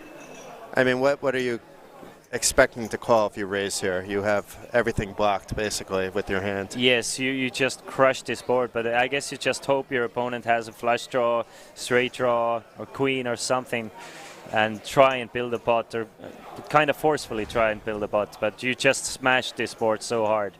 So even if they have a backdoor flush draw or a flush draw or straight draw, if they're going to hit it, you're going to get paid anyway. So I do agree that a call on this board is a bit more superior. But we've seen raises from both sides. They work. People, neither of the players really tend to call those raises. So yeah. Unless even they really have it. Even the few 3-bets that Kaido's done have been respected with folds. Yeah, I think it's four 3-bets and they've all worked. But still, it's just 4 3-bets in the whole match. Which is kind of surprising because Ylämäki has been tending to come in with a raise from the button. But now he's switched it up. He's going to call from the button as well. And ace 5 for Guido. Again, let's see if he's going to raise to 700. Makes it 600 instead. Knows it's going to work pretty much as often as a 700 raise. So if I'm Mikko, I'm always calling here with King 7. But the thing is that that's usually maybe not in a dynamic as it is, because players haven't been raising that much. But limp folding King 7 in general, heads up play is just usually is weak if you have an opponent punishing your limps. For sure. Maybe that'll change over time, but right now I guess he understands how tight Kaido is actually raising pre-flop as well. True. Out of position especially. None of his 3-bets have been super light. I think ace-6 was the lightest one. Ace-6 suited was the lightest one. It's been mostly pocket kings before that. But as you said, Kaido, this wasn't when I was in the stream, but you said it when JJ was in the stream, that Kaido can basically be profitably raising any ace, 3-betting any ace, and probably even lighter than that at this point. Kaido continues to call. With a fairly strong hand, King Jack this time. But since he really is calling almost every hand, he needs to be calling his stronger hands as well. Not the worst flop in the world for Kaido here with the open-ender. It's going to be 200k and a fold. That's just, sometimes you just know exactly. We've seen enough from these players to know how they react to certain situations and boards. We should be able to hit the fast forward button right now, actually. Exactly. And it's exactly 2-1 chip lead now for Gaidomik. 13 million against 6.5 million. So starting this final table with 7.5 million against 12 million now. I mean, he's been doing great. Why change anything? I mean, he's chipped up 6 million, so another set of 6 million, and he has the title in his mind at least. And although there would be some people that want to see this match end right away, you can't blame the players for taking their time. They are playing for a hefty pay jump of at least 20,000 euros. Yeah. And they haven't made a deal at all, so how often the do small you get ball to is play more for than 20? fine at this. Yeah, I agree 100%. Of course, we always want to see action and strong hands go up against each other, but that is just poker. Most of the time, it's not aces versus kings and set over set action. It's just trying to find the smallest of margins. Nice raise from 9 deuce here. I really like the mixing it up now. Yeah, exactly. I like the hand he chose to do it with as well. It's you want to raise with your strong hands, and you want to mix those 9 threes, 9 twos suited in there as well as like in a full ring setting, blind versus blind against the limp. You really want to isolate with your strong hands as well as some of those. I mean, 8-7 suited or 8-7 off, for example, plays well as a check back, and you get to see a flop. But 9-3 doesn't really play that well post flop, so you want to use them as isolation bets as well. I'm seeing tons and tons of promotions come up here from Coolbet. I mean, there's a risk-free bet. There's some Gates of Olympus. There's a lot of stuff Coolbet has been given away. You can see you can even win a trip to Qatar. Wow. To Qatar, exactly. I mean, throughout all the 4 days of streaming here, I mean, the amount of spins, the amount of we've been given away 2,000 euros worth of tournament tickets to our viewers. Wow. Through the free rolls. We've been giving away like hundreds, I mean thousands, tens of thousands of spins to our viewers, I'm pretty sure, at this point, using the bonus codes. As you can see, you can get 10 free spins for using bonus codes Cool Gates today at Gates of Olympus, and every one of those 10 spins is worth 2 euros. So 2 euros here, 2 euros there, all like a lot of stuff given away by Coolbet, which is cool to see. Coolbet really knows how to take care of their customers.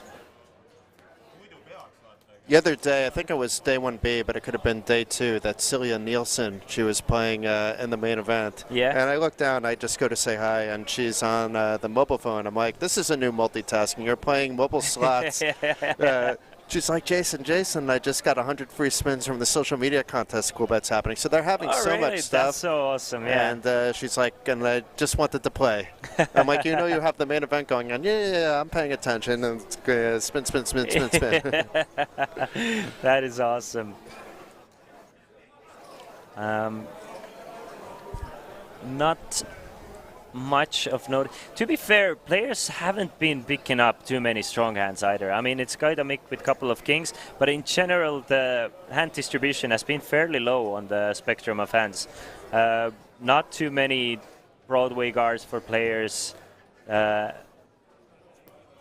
Just a few aces every now and then, but I mean, we haven't seen those like ace-queen against ace-jack situation happening. We did see the kings against king-queen, which just king-queen got away. Fold. Yeah, exactly. I think I could have gone either way on that. I don't think you and JJ agreed on the approach of that, but I think either folding or calling is okay depending on your view of the opponent. And as we've seen with Kaido in future hands, he's not typically 3-betting light, so maybe there was some kind of read there by Mikko. Tight is sometimes right. Possibly for sure. It's a pair of kings now for Mikka after Kaido limps in one more time, this time with 4, so I'm assuming this one is gonna go bet call and we're gonna see some turns. Kaido Mick is, I mean, everybody knows his strategy now. He's gonna limp in from the button and he's gonna bet one big blind on every board basically. 3 of diamonds gives no extra outs for Kaido Mick. Brings in the 3rd diamond though. So it goes check, check. And that's not a bad card for Kaido, because if it went check, check on, if it goes check again by Omaki, Kaido then could rep that he has the diamond. Sure, definitely can, but from what I've seen, I'm guessing this is probably gonna go check, check. He doesn't have any showdown value though, so that's the only reason why. That's true. Just because of the flop call. If he had the diamonds, he would have either bet the turn or river most likely. There we go. He's gonna bet 400,000. And that might be enough. I maybe would have bet a little bit more, just in case. King Deuce acting as a bluff catcher in this situation for sure. The thing is, how many diamonds is Kaido betting the flop with and checking the turn back with? And that is for Mikko Ylämäki to figure out. Does Kaido Mick take this line actually with a diamond, or does he not? Or does he try and steal this one away from the river? As we can see, Kaido Mick is actually trying to steal this one away.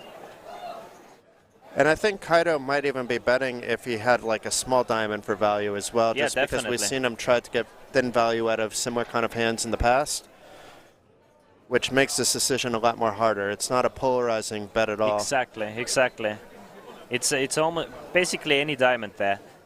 Almost every diamond there, and nice call from Ylämäki here. Sniffed it out. Sniffed it out, exactly. Probably the check turn is what buried Kaido there. Probably thinking that Kaido is going to continue betting on a lot of the higher spectrum of diamonds on the turn. So once he checks the turn, there's not many diamonds left. So especially with the 3 and a 6 being out there. It's getting busy here at Olympic Park Casino. Is there some kind of football match going on tonight or something? I don't know. There was some hockey earlier today, but I don't know. When does it start, though? Because, I mean, we have the prime view here, at least I do, for the big screen. I do, too, because I can only see like a third of the screen, and I'd rather watch poker than the Champions League finals. You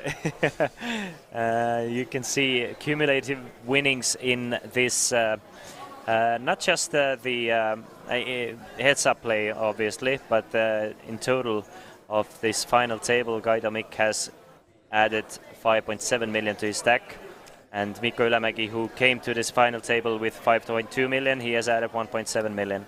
Is that right, though? Did Kaido come to the final table with 6.3 million in chips? Like, I thought he came a little bit less. It might be like after they switched seats already or something like that. Yeah, you're probably right, yes. Kaido Mick, does he really go all in here? Oof. Oh, my. Oh, it's a limp from King Queen. Wow. And Kaido Mick just he's kind of feels like he's gonna get folds too often there. In a sense, I know Mikko has been raising all his stronger hands. This time he limps in strong, but he's never gonna call there. So I don't actually mind at all that all in from Kaido Mick here, because Ylämäki has been raising the strong hands. So once he limps in, he can start actually abusing those limps until Ylämäki is gonna adjust. But that is surprising. That is just kind of all out of the blue here. I'm just confused actually, because he's been playing complete small ball the entire final table, and when he has not the entire final table as much as even heads up, but the final table as well. I wonder if the players are getting fed information from the side as well, because if I'm Kaido Mick, if I have friends watching the stream, my friends should give me a lot of that information, and if I'm Ylämäki, the same likewise. It's just more why I think it's Kaido, because he's a local player. He has a lot of local friends here who should like feed him information, and who he gets to adjust strategy with. But we haven't seen any switching in gears anyway.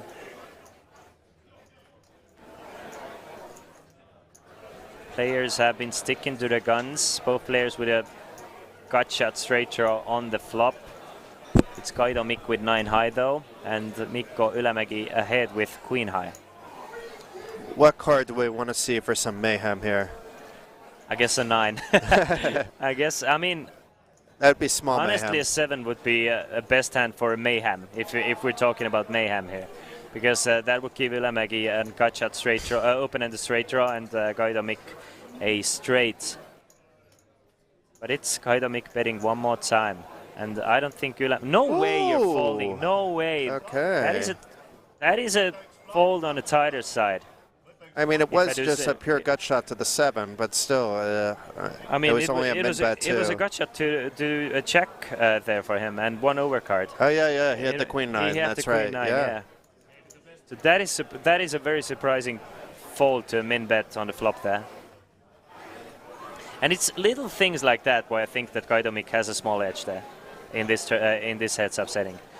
And the fact that they didn't push the clock back to 30-minute blinds is going to make a difference for actually Kaido.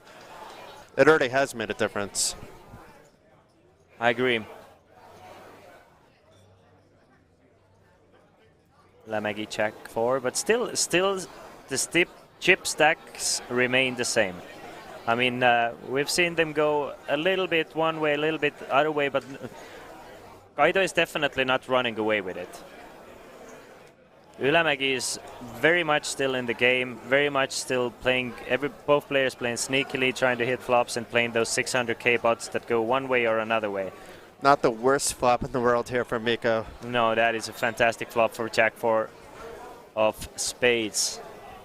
Now is the time to try and get some value. Does he get it though? That looks like a big bet too. Goes larger. No, it's just 200k. Yeah, it would look bigger than and, it was. Kaido Mick might choose this time to actually check raise here. Yes, he does. I just know my heads-up players, and again, it's a bad time for Kaido Mick to check raise, and he's gonna probably lose quite a lot of chips here. But every time Kaido Mick has chosen those backdoor equities to raise, he's been getting punished by his opponent having a very good hand. Yeah, the timing has been off. He may be able to get away pretty easily here, though, if there's well, there was no raise. If so there's a 7 or an 8 coming up, then ooh, look at that! That is an offsuit 10 of clubs coming on the turn. So actually, wow. Kaido Mick now takes the lead, and I really want to see him keep the pressure on now on the turn. I see JJ floating around again, so I will be heading out in a hand or two. JJ, we're going to have a break coming up in 10 minutes anyway, so maybe during a break we can... I can stick around to the break, why if not? You don't mind. Yes. But does Kaido continue betting here? No, he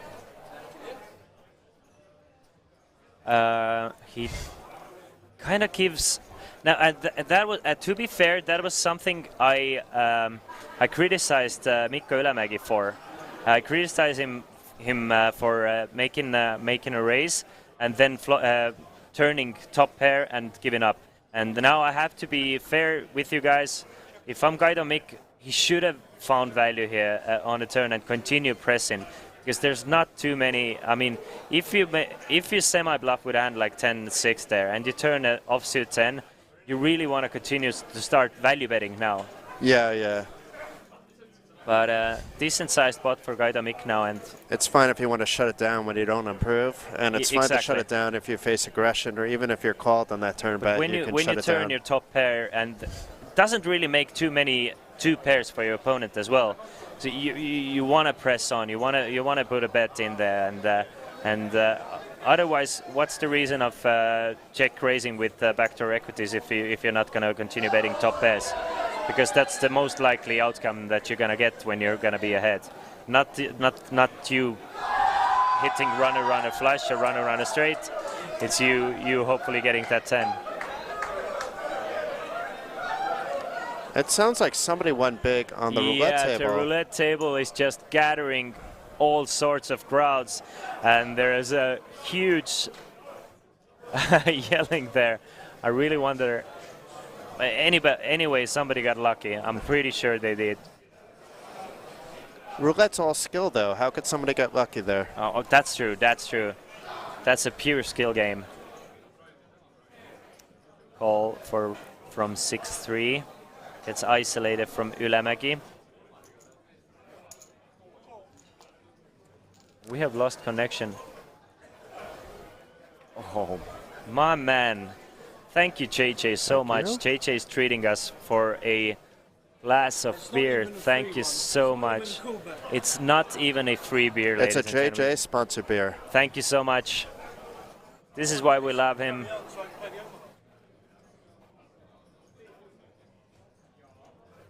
And I'm trying to get... So you've been in here for 4 days, Christian, right? Yes, so sir. It's been a little bit of a grind for you. I mean, I know we've done longer... I don't know if we've done longer together, but we've done longer separately for sure. Yeah. The thing, if you're wondering if I'm getting fatigued, I am a little bit. Okay. I am a little bit. I still feel fairly fresh, but you can see English being my second language. Whenever I get super fatigued or whenever I start getting tired, my English just falls apart, and it's starting to get there. I'm starting to stutter. I'm starting to lose my vocabulary. Vocabulary. Exactly my point here. And so. Usually you're one of the few people that talks faster than me. And that's true. And when the two of us are together, we're both talking a mile a minute for sure on the stream. And for me, it's like if I've been streaming, if I've been actually commentating the whole time, or at least if I come at the start of the day and I'm commentating, you know, then you have that adrenaline, you know, like exactly. let's get ready that to go. Radio voice to be ready to go. You have all that energy in your voice, but to be fair, it is kind of difficult to go every day for 10 hours and focus on poker, and then just it is mentally and also physically kind of draining. And you know all about it. We all know all about it. And not to say that we are in a blessed position to be able to do what we do. And I am in a very, very happy situation in life to be able to commentate on this fight. Here though, look at this flop. I mean, we have top pair by Kaido. We have a flush draw, second nut flush draw for Mikko. And it was raised pre-flop too. Was it Ylämäki who raised? Yes, Ylämäki is going to continue. Kaido is probably going to just call, right? Do you agree? I imagine so.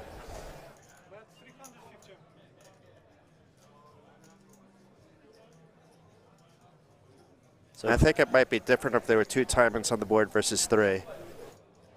Of course, yeah, I agree with that as well. But he's going to make the call, so Ylämäki needs a king or a diamond to take a lead in this hand. Basically a coin flip now. Not a coin flip anymore, though. 3 of hearts, yep. Guido Mick checks it over one more time, and I wouldn't be super surprised to see Ylämäki check this one back. From what I've seen from Ylämäki, he tends to try and realize his equity, not go too crazy with a semi-bluff. So let's see if my read is correct. Yes, he does. So he doesn't want to pressure the king, queen 9, and that is going to be a pot won by Gaidomik. And the question is Gaidomik gonna check the river, or is he gonna try and get some value from something like Jack of Diamonds per se? Yeah, like a Jack 10 for sure. Yeah, or a King Jack with a King of Diamonds, whatever. There are plenty of Jacks you can get value from. Also some 5s that might call. We saw Ylämäki call in a similar situation with second pair, with 4 diamonds being there with King 2s. So he's gonna face a bet of 900,000. We see that Ylämäki cannot call this time. He just has King High, so he's gonna have to fold the hand and be up. But I like the bet for the reasons that you gave, because you are getting those calls, and there's very few times we've seen Ylämäki actually try to steal away a pot. It's different against an opponent where you check, and at least half the time they're trying to take it away at that point, then you should be checking. So it's situational for sure. 2 more minutes until we go on a small break. We are told, even though it is a dinner break, scheduled dinner break, the players are actually going to go on a break for 5 minutes. So they're going to continue. That's a quick dinner. Yeah, that's a very quick dinner. Just a quick little sandwich and continue on playing, because they also want to... I mean, they're excited to finish this thing up, and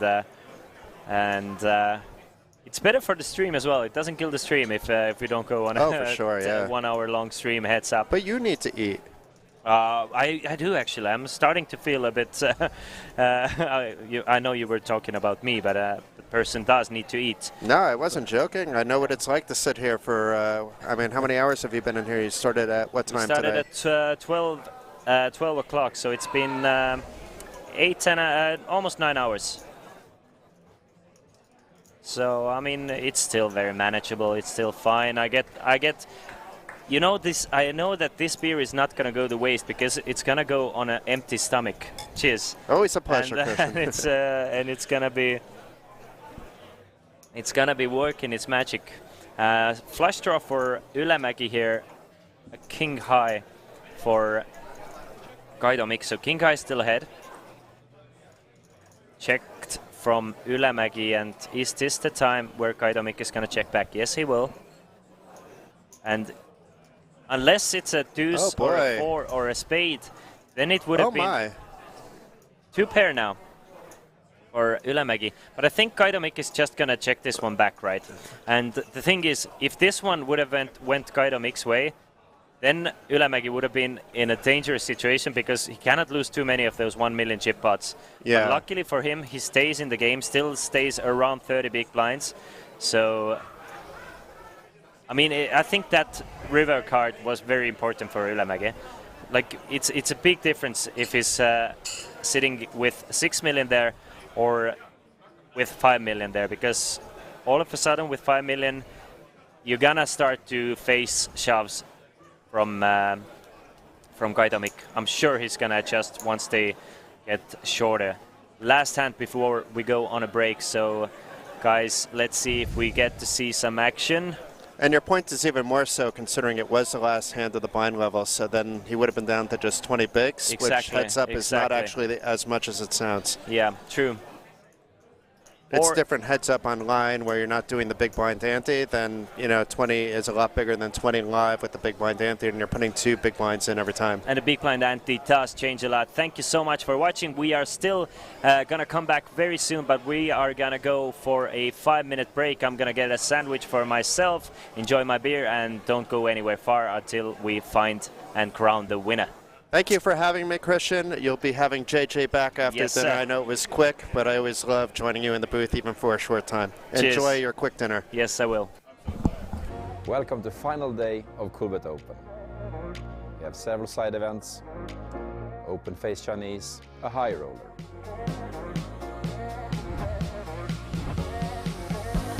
Over the week we have celebrated several winners, enjoyed sunny weather,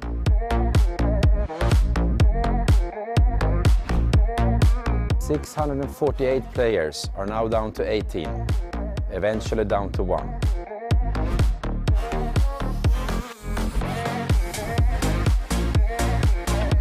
We'll crown our champion and then of course celebrate in Coolbet style. party like Icelandic.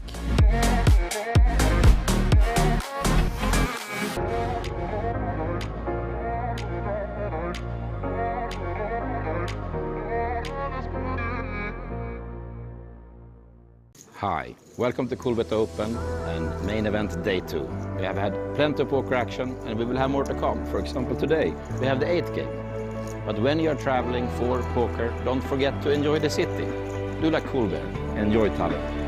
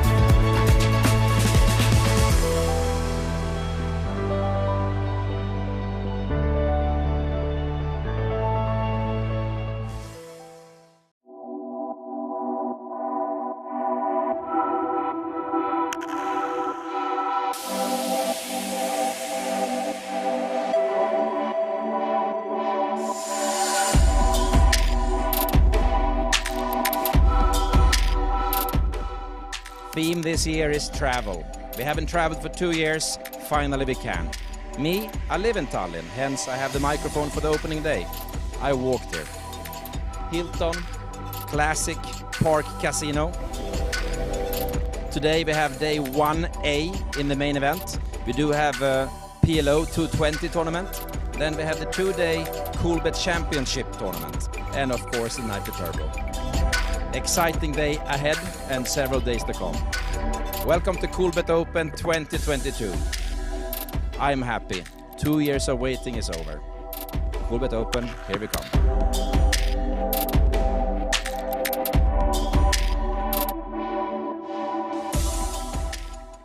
Welcome to final day of Coolbet Open.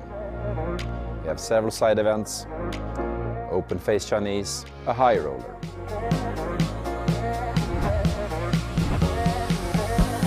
Over the week we have celebrated several winners, enjoyed sunny weather,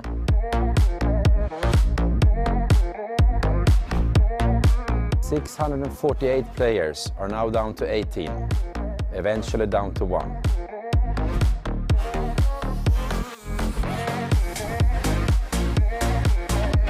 We'll crown our champion and then of course celebrate in Coolbet style. Party like Icelandic.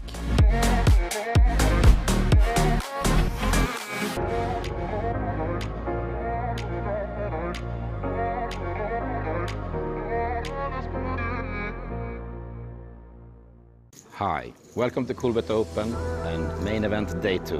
We have had plenty of poker action and we will have more to come. For example, today we have the 8th game. But when you are traveling for poker, don't forget to enjoy the city. Do like Coolbet, enjoy Tallinn.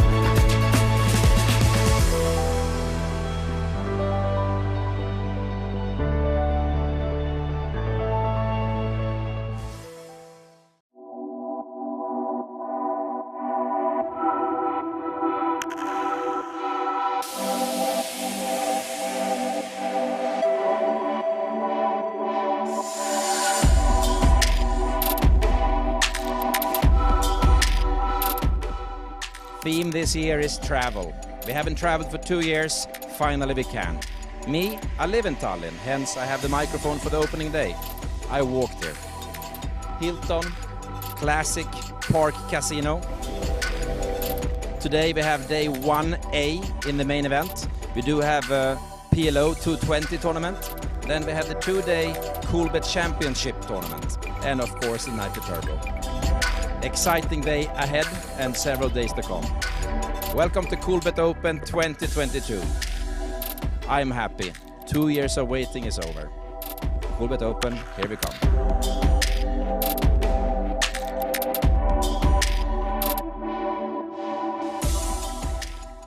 Welcome to final day of Coolbet Open. We have several side events, open face Chinese, a high roller.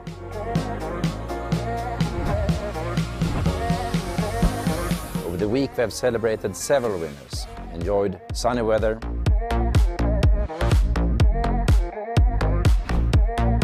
648 players are now down to 18, eventually down to 1.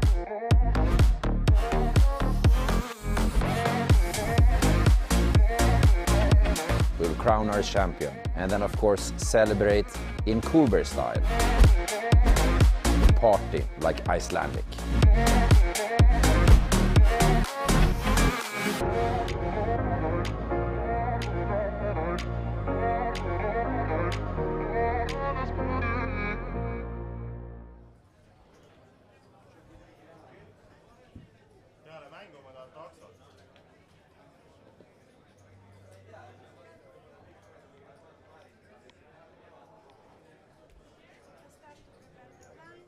All right, ladies and gentlemen, we are going to head into our 4th hour of Heads Up play. The time was 5:30 when we lost our previous player, Kalle T.M. Mikkonen, in 3rd place. He took home 26,600 euros for his troubles. And we are still playing Heads Up and still not sure who really has the edge in this Heads Up play. The blinds will go up to 125,000, 250,000. And we have our 2 finalists. The names are Kaido Mikk, sitting at seat number 3 from Estonia with approximately 13 million in chips, and Mikko Tapani Ylämäki from Finland with approximately 6 million in chips. So about 25 big blinds or so going up against 60 big blinds or so. It's gonna be an exciting one, and it has been an exciting one. So let's see if we manage to crown a champion this level. Kaido Mikk is going to start things off with 10-9 from the button. He's going to come in calling, I would assume. That seems to be his main strategy from the button. So he's going to call in more often than not and gets a check from Ylämäki here. And we see a flop. He has Ylämäki's 9-7 dominated. So if the flop should be 9 high, Kaido Mikk is feeling really good. But Kaido Mikk flops a straight draw here. Flops a straight draw with 10-9, and we've seen Kaido Mikk take a stab at it more often than not. Makes it 250,000, and Ylämäki with just 7 high, so he's gonna probably just check fold this hand.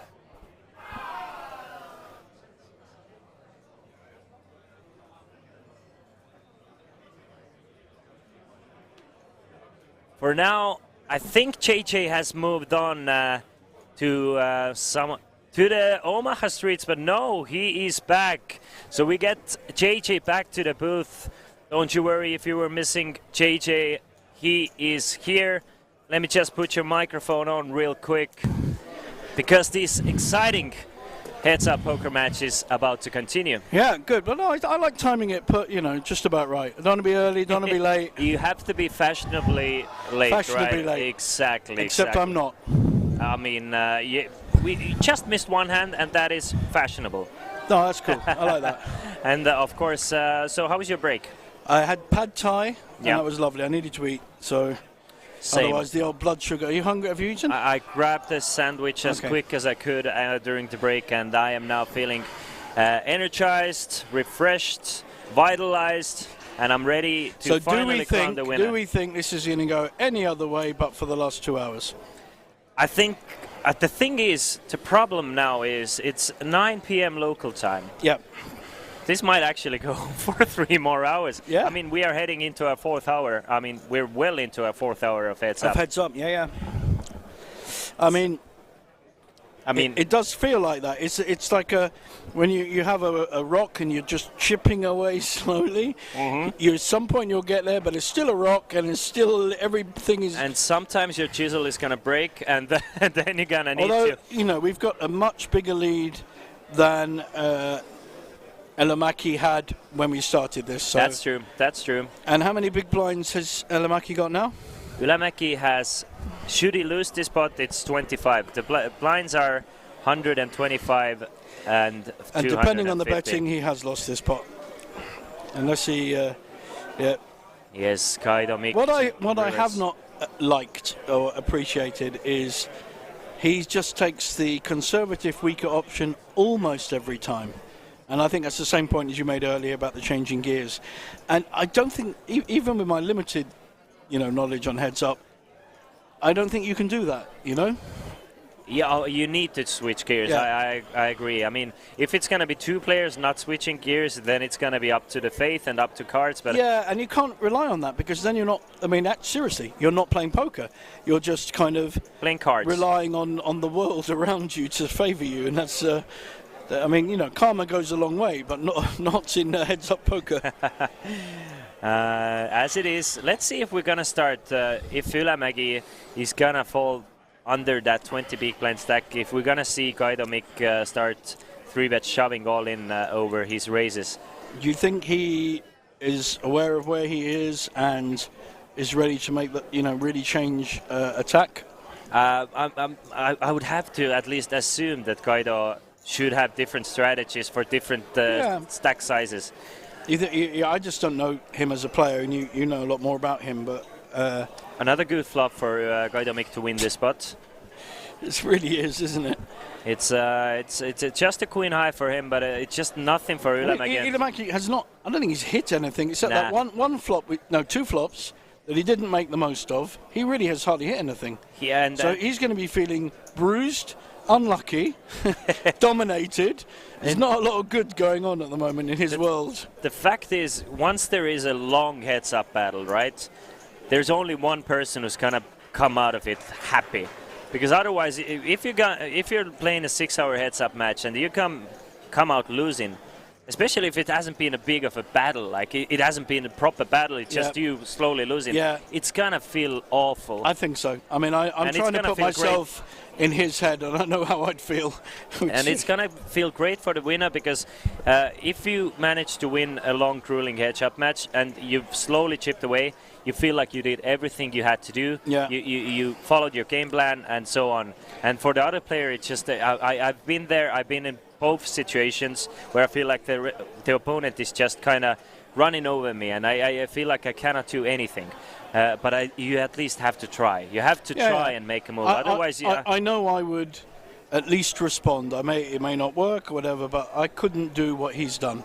I just can't play like that. Yeah. At some point, I'll be aware of I'm being unlucky. I'm not getting hands. I'm being outplayed. So my head would go, right, you've got to change. You've got to make the action to make the change. You have to change up what you're doing. You have to surprise with raises. You have to 4-bet. You have to, things that you may not see, because then the other player's going to go, oh, hang on, what's going on? And not, I can win this, I can win it. Exactly. He's winning 8 out of 10, 9 out of 10. The thing is, this is probably going to be the case of this hour or this streaming session that we're going to have, is are we going to see that gear from Ylämäki? And my instinct says no. And I would like to see it. I want to see it. But and that is probably going to be the question. If Ylämäki can find that second gear, and if he can find some new life in his game, which I know that he's capable of playing. We've seen him play fantastically all day today. No, to be fair, we've seen him play fantastically on a normal-sized table. What we haven't seen him is do that once when heads up. So maybe he's even less experienced at heads up than I am. It may be. It may just be the case. But the thing is, what I want for both of these players is whether you win or lose, you have to be we have a gear change, guys. Beautiful, beautiful. But we have a gear change. And Kaido Mick says first time. That's correct. Well, he's right. but interestingly, he had a pair there. Yep. And it heads up. How powerful is the pair? Any pair? Very strong, of course. So, Much more than any other situation. So what's interesting is he folded because he immediately assumed that Ilimaki must have a big hand, and at best he's flipping. And the That's problem true. with twos is you've got the counterfeit option as well. That is true. And Michael Leonard wants to know, oi, you're right, JJ, what you're drinking, lad? I know, I was trying to... Michael actually loves these kind of events. He travels, I think he's played in Tallinn, and he does a few of these events. So I am drinking red wine, and actually surprisingly good for a house red wine, mate. Thank you for the inquiry. Just to let everybody know of the prices, how much is the red wine here in the best and biggest casino here in normally €6, I think, but because I have a Olympic casino card, mine was $4.50. Oh, so yeah. So do you have the regular blue card, or do you have a bronze, a silver? No, I don't live here or anything, just a blue one. All right. Blue, very boring bonus card. And then for the Omaha, I'm playing in London on Sunday. I have my Vic card. For shopping, I have my Tesco card.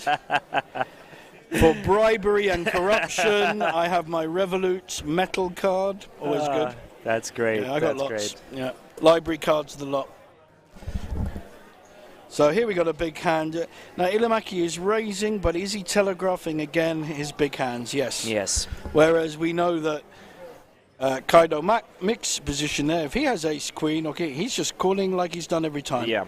He's playing every hand the same way. Yeah. And I tell you what, I'm going to try this when I get heads up somewhere. Not in Omaha because it's very different. Yeah, but of course. In Hold'em, in Omaha, I'm max pressure, mate. Max pressure. Boom, boom. But in this game, I think I really like this strategy. I really love the game of Just Omaha. feels like you have more control the way he's playing it. That's true, exactly, and it has felt like he's been in control almost all the time. It is the whole time, yeah. Yeah, and it's just making it so Mikko really needs to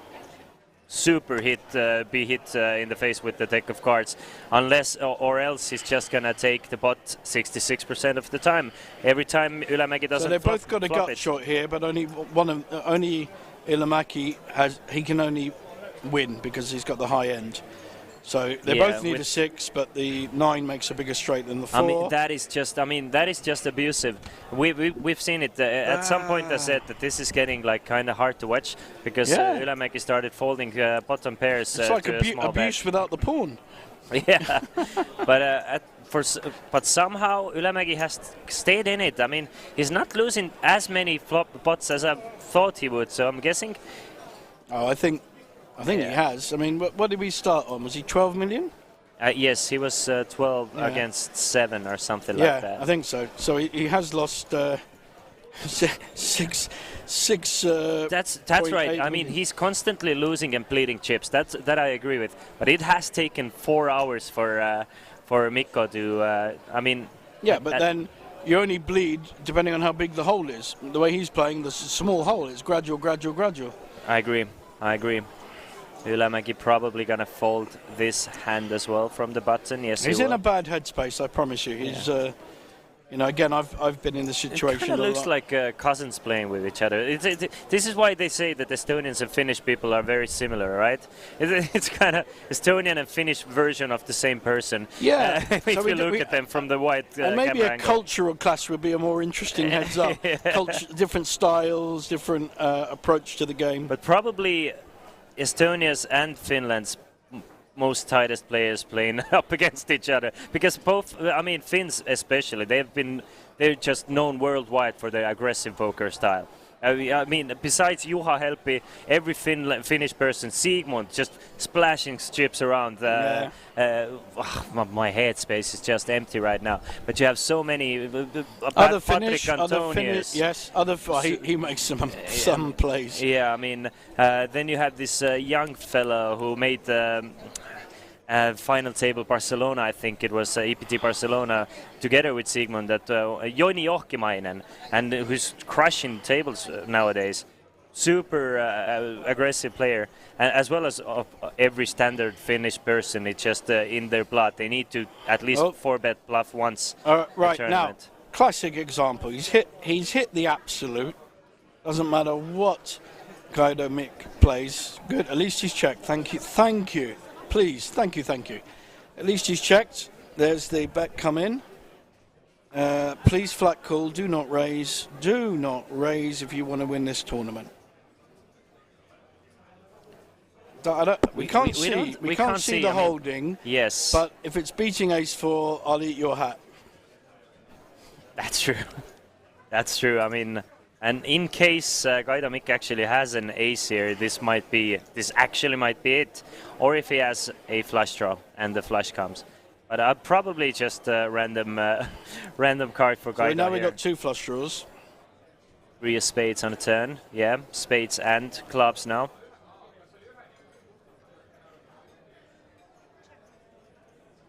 So another nice check. A check, yeah. Would be interesting to see if Guido is actually gonna bet at it. Well, unfortunately, we just see the flop angle, camera angle. Well, that's okay. It's like a sweat with Ilimaki. I think we're going to see a bet. I think we're going to see a bet. Oh, yeah, okay. Quite a big bet. Is that 350 or 375? That is not a large bet. 450. That is 1/3 of the pot, so it's rather small actually.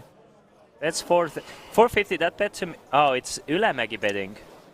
No, hey. Yeah, Ylämäki led into Guido Mick. No, he didn't. It's wrong. There's a wrong graphic. I saw him check because it came across the screen. So it's still Guido Mick betting, but that tells me Guido Mick has value here. It doesn't need. It definitely doesn't mean he has. So you think he has something? A pair maybe? I would 2 pairs. I would be very, very surprised if he doesn't have at least 2 pair here. Now, Ilimaki has checked both of these. He should check on the end, especially. That's fine. That's a lovely card. I think Guido Mick at least has a decent 6 here. Something like Queen 6 is what I'm guessing. Let's see if he's gonna. No. I wish they had to show. I really wish. Something tells me. I don't know. I really feel like they do if there's a bet, but unfortunately, there wasn't. Actually, I'm rethinking that. He had pocket queens. He just told me. Told his friend really? On the side. Yeah, he said he had I was pocket about to queens. say before I even knew that. Actually, on the river, I don't mind a bet there because it confuses the issue. You know, is he betting because he's got an ace, or is he betting because he has nothing, which he has done a couple of times. So maybe with queens he'd get a call there. We know that if we knew it. I didn't know he had queens, but yeah, he just yelled to somebody from the side that I quote, "Goddamn queens against ace-4." So I'm guessing he had even one queens. ace is beating it, let alone 2. Yeah. I'm sure he was hoping that this hand would go differently, but that is the case when you play the limp strategy. You give your opponent a chance to outflop him. Yeah. Yep. For deuce, we're gonna see a fold. Schedule break, is it in half an hour? No. I think players are taking toilet breaks and stuff as well. Yeah. No spoilers. No.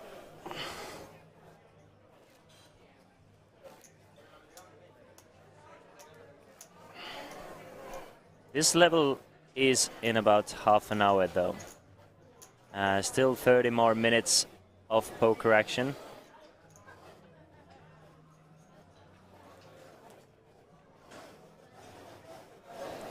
Well, there's a very big football match that starts at 10 p.m. So it's Liverpool versus Real Madrid, right? Yeah, it's a pretty big final. Liverpool feel they're owed one by Real, but they're both good sides. So here we got the limp strategy, but this time with a big hand. Yeah, as was the last time with queens. Let's see. That is a bad start for Ace King. And these are the types of situations what drag this heads up. heads up out a bit. Yeah. Like Kaido is not changing his strategy, he's playing a limp strategy. Yeah. And when he lets his opponent catch up, he's gonna lose an extra 1 bet almost every time anyway. And possibly 2 if he hits a king or a queen on a king or an ace on the turn. So that is something that is going for Ylämäki. He needs to flop just once every 3 times to get 2 big blinds. So it's just I mean, and that it is a very balances it up. slow, methodical style. And that's 2 pair on the flop. And just call from Ylämäki. So he has changed that. Don't mind the just call. I don't know whether someone had a word with him or he heard my moaning earlier. 3 of spades on a turn gives Kaido Mick a straight draw. Yeah, but gotcha. I mean, if Kaido Mick rivers an ace or king, especially king, I feel like he's gonna lose a big pot. I agree. The king is more likely. Check on a turn. 3 spades. It, no, 3 clubs. Yeah, and club draw comes in on a river. So I mean, if Ylämäki is gonna bet here, let's see if Kaido is gonna call. Probably gonna fold the ace king. And if Ylämäki checks, then Kaido is gonna check back the ace king as well. I'd like to see a bet here. Yeah, definitely. I agree here. I mean, 400, 450. You still want to get some value out of your 2 pair. And an ace king may well call. Exactly. As long as, and of course all the 1 pair hands that may call No, you. not that much. No. He's going large. Is he deliberate overbet? The thing is, he would get calls from ace highs there if the turn wasn't the 3. But now, if the turn is the 3, right? Then the ace king doesn't beat ace 3, ace 4 anymore. That may play like this. And although Ylämäki has improved from the first few hours, even that is still not optimum poker. He's not maximizing his chance of winning a bigger pot. As we get another deck change here. And I'm gonna need my snooze to stay awake. You Scandies with your snooze, as I see it. The thing is, and I don't know if it's a. I mean, it's a stream, so who cares? I mean, I used to smoke for 17 years. Wow. I was very young when I started smoking. I was 12 years old when I started smoking. So I smoked for 17 years, and then 3 years ago, I was very hungover. I tried quitting a couple of times, only worked for a couple of months, and I got sick of the smell of cigarette. Yeah, I don't like it. So my mother smoked 60 a day. And I hated cigarette smell even when I was a smoker. Yeah. And super hungover, so I decided, all right, I'm gonna do something about it. It was luckily after a trip to Sweden where I got my first snooze. Yeah. And my nephew Svante has it all the time. Yeah, and right after that, I moved to Sweden to take over the Cash Game Festival company, right, for a while. And I got to get accustomed to snoozing there, and then when I came back to Estonia, they started selling not snooze, because in Estonia you can't have nicotine in them, and I mean tobacco in them. Yeah. They sell nicotine pouches. And so is this a change gear here? Have we got a? We don't know his hand, but I think we've got a re-raise. Do we now? No, that's a fault from Kaido. Yeah, no, but we had a re-raise from the 7-6. Previously, I mean. Ylämäki made a. Okay. So that was interesting. So it was very lucky for me, and I haven't craved a cigarette. I mean, I've had like 1 or 2 every now and then. There's a definite change of gear going on since that short break. He's really starting now to come to the table. I think it's 2 hours too late. It may not be too late to win. It's never too late when you have No, chips. not at all. Yeah. But I'm saying, I wish he'd done this 2 hours ago, because it would be... Then he was in prime position to actually, he had the chip lead and so on. Yeah. And now he's having to do it to get back. And that's always it's like it's easier to walk down a hill than up a hill.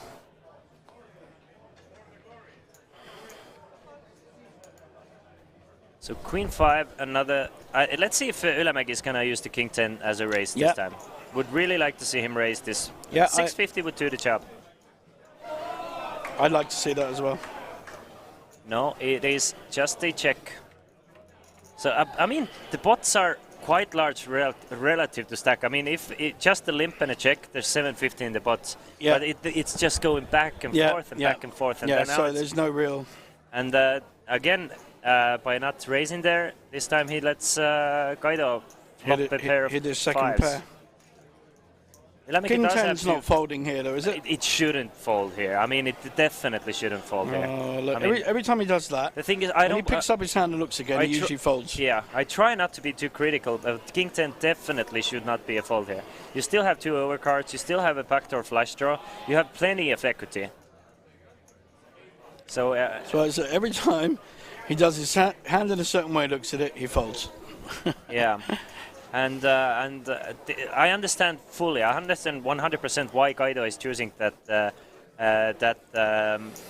limp bet strategy. It's because at one point Ylämäki is gonna go through a stretch. So where he be changing up his strategy? No, that's the thing. What I'm thinking is at one point Ylämäki has to, like mathematically, he has to go through a stretch where he's not gonna hit the flop for 8 hands in a row, and in those 8 hands he's gonna win 750,000 pots. So he's gonna take like 3 million, and that is it. It seems to be his strategy. So he's at the moment, until Ylämäki continues on hitting flops. Yeah. He's gonna get his money back, but he knows that sooner or later this strategy is gonna work for him, and it has worked for him, and it's gonna continue working. I think we'll see a raise here on the button with the ace-5. That seems to be his MO. 400-500, something like that. Does go for 500. And Mick, now I would like to see his 3-bet shove actually. Yeah, I agree. Maximum pressure. I think we're seeing it. I think he does it. He's going all in. And ace-5 probably is going to fold. But more of that, please. I mean, now we actually have the hands for that situation to happen. Ace-high is proper to raise there, and 7s is proper to go all in with. But should Mikko Ylämäki overthink this spot, which he probably won't, he's gonna be in tough spots. But now 5.8 million again against 14 million. Again, regardless of the fact that he's been defensive historically, on that one hand, he has to judge, will my ace-5, play against someone who's not done that? I think he's not done that at all in heads up. He has not pushed, and he's not had a big. He's played his big hands, slow played them differently, the kings, etc. So I think he has to fold because it's just not beating much. Yep. And Kaido Mick is starting to realize, and he's starting to look at the clock, and I know exactly what a player like him is thinking. He's thinking the blinds are getting bigger, meaning that at one point the stacks are so shallow that his skill starting to play less and less of importance, meaning that it just takes 2 coolers for him to lose it. So he's starting to think he needs to start pressuring now. He's used his strategy well, but now is the time for him to, at least next level, I expect to see a bit of a gear change. Because I know exactly why he's looking at the clock. He knows that once the stacks are, he's going to be 40 big blinds deep, his opponent is going to be 15. It takes 2 coolers and he's going to be out of it. And it doesn't matter about your skill level because the stacks are so shallow, the stacks need to go in wider and wider. So meaning that they're not playing that deep step anymore, he needs to start pressuring a bit more. Kaido Mick with pair of 4s now. Would like to see another bet of 250 and another 750 A-pot go over to Kaido. That is exactly what is going to happen, I believe, at least. Yes. I think also what this shows that in heads up, a lot of hands have been won by second, third, bottom pairs. Yes. And so if you are facing bets and you have that kind of holding, don't necessarily make assumptions that you're losing. Don't, imagine the worst and think, and maybe you are winning with that. Now, okay, it doesn't always happen. People can spike cards or be slow playing big hands. But I think it just shows you how many times we've seen a very small pair be the winning hand.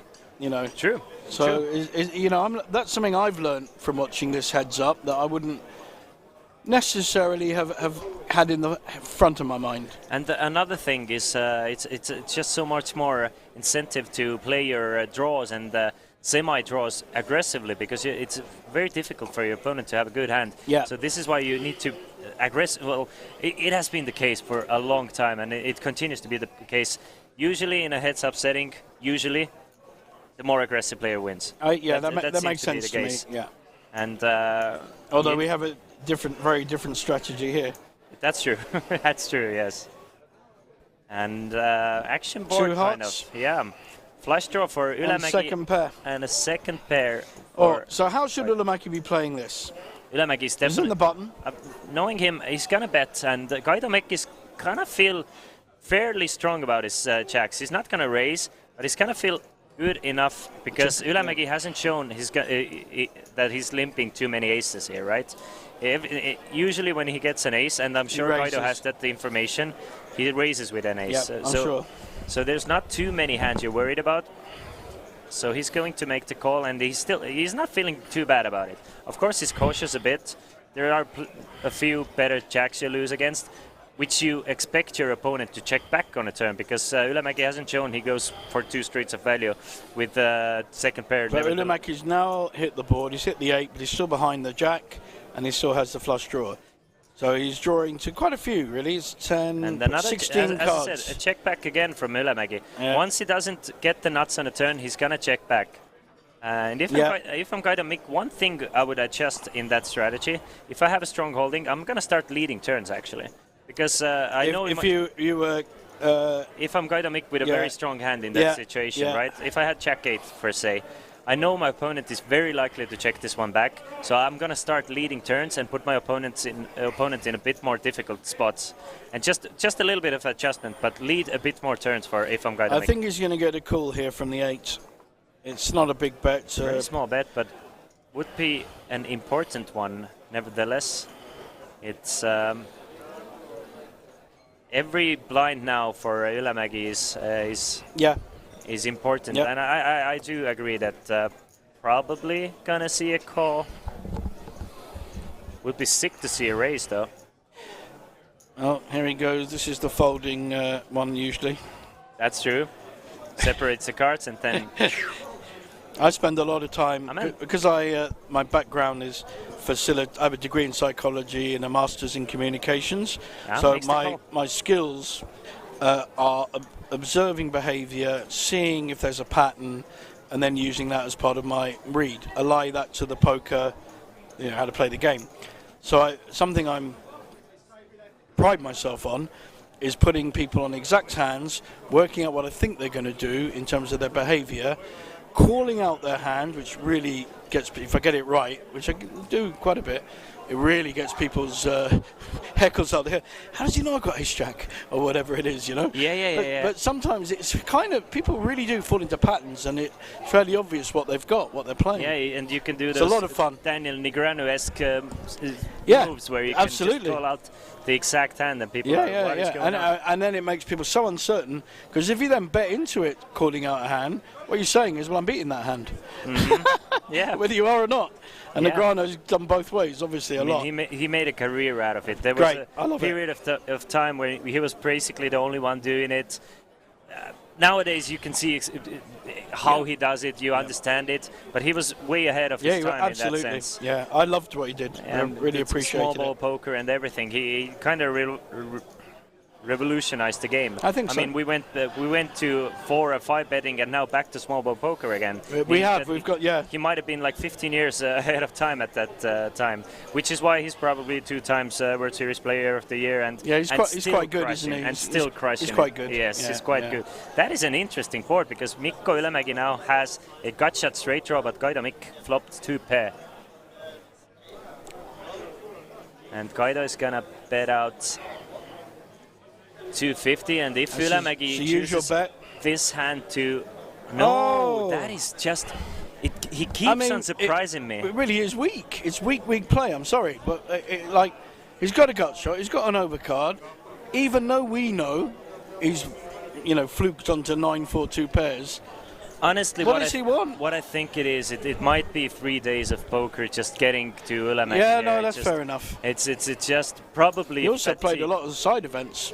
That's exactly, and I mean... And did quite well. I think he went quite far in a lot of them. And you can see it from the demeanor from the players as well. It's just one Ylämäki constantly being like this, so crouching, and Kaido is in control. And What are the blinds? 125, 250. I feel like this might, unless he's gonna get a run of good 16 cards. big blinds. Yes.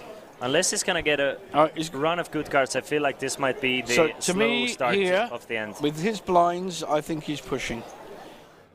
I think he's going all in, and hope that he's got a hand. Which wouldn't be the worst strategy. No, it's I fine. mean, you've been bleeding chips. You might as well increase Or a better play is what he's doing. He's Much gonna- better. I like that.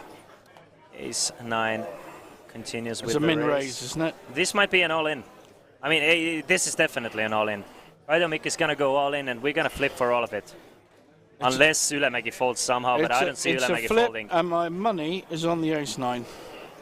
I agree. It's going to be a flip, but this time, There's no way Ylämäki folds, right? I mean, he should give up poker if he does. Doesn't matter what the decision's 20,000 euros. Yeah, he's got a premium hand. He's going to make the call. So first time of this heads-up play, Raidomik has chipped away from his opponent 1,000 at a time. After 4 hours, it comes down to pocket fives against ace 9.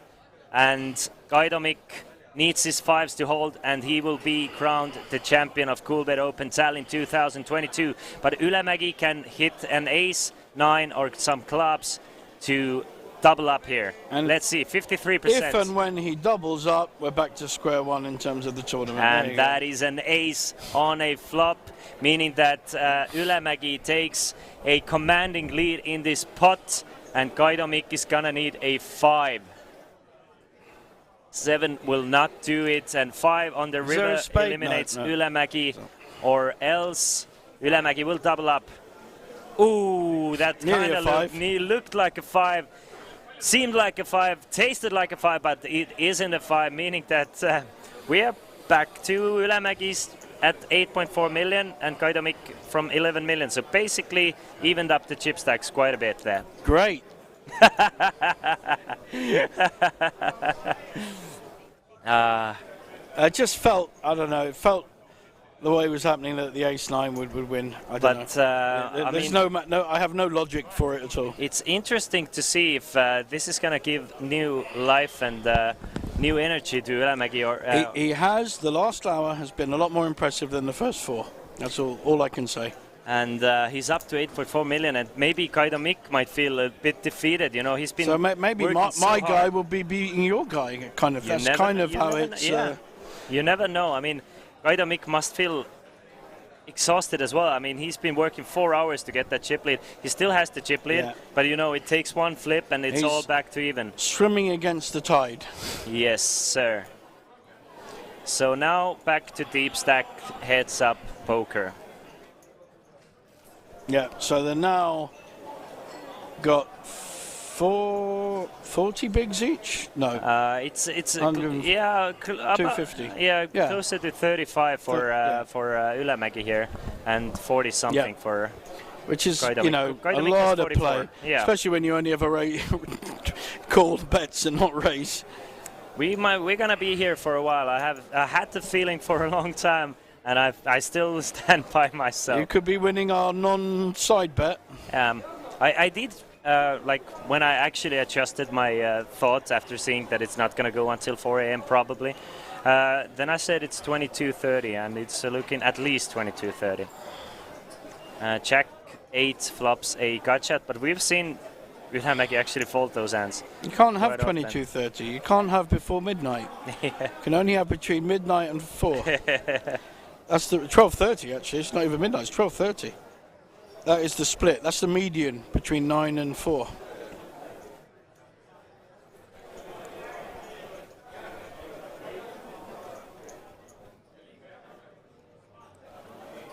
So not calling a single bet with Jack 8. That is just off. I mean, again, unless I'm wrong here, that doesn't make sense to me. You're drawing to the nuts, and you might even be ahead of plenty hands, even with the Jack high. And if you're not, you probably have plenty of outs.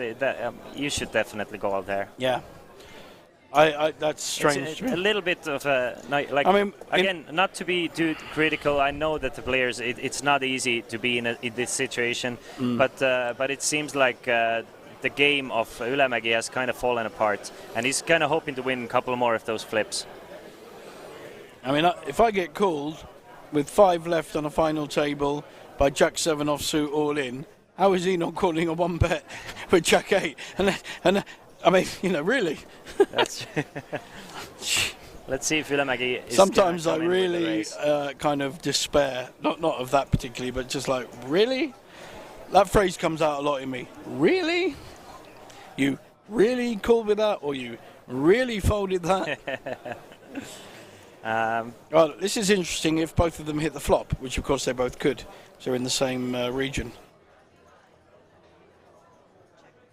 No, not really. That's 9-5. That's a good hand for an ace. Yeah. In my book. Good flop. Kaida is ready to give this one up. Just Ylämäki, it's up to you to bet, and he does. So this one is gonna go to Ylämäki, I'm sure, unless Kaida feels kind of freaky here and wants to start random bluffing, which I think he shoots some of the time.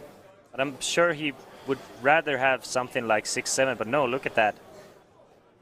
That is a gear change, and this is why I love it. I mean, this is why we've been praising Kaido in a sense, and been a bit more critical of Ylämäki, because Kaido has the second gear. He doesn't need the nuts to raise. Yeah. Makes it 1 million. I like it. I'm sure Kaido Mick is like, he'd rather have something like something with equity. Still has a little bit of backdoor equity, and you can see it's 22% actually. But he just feels like those those pair boards are very good to attack here. Just less likely for your opponent to.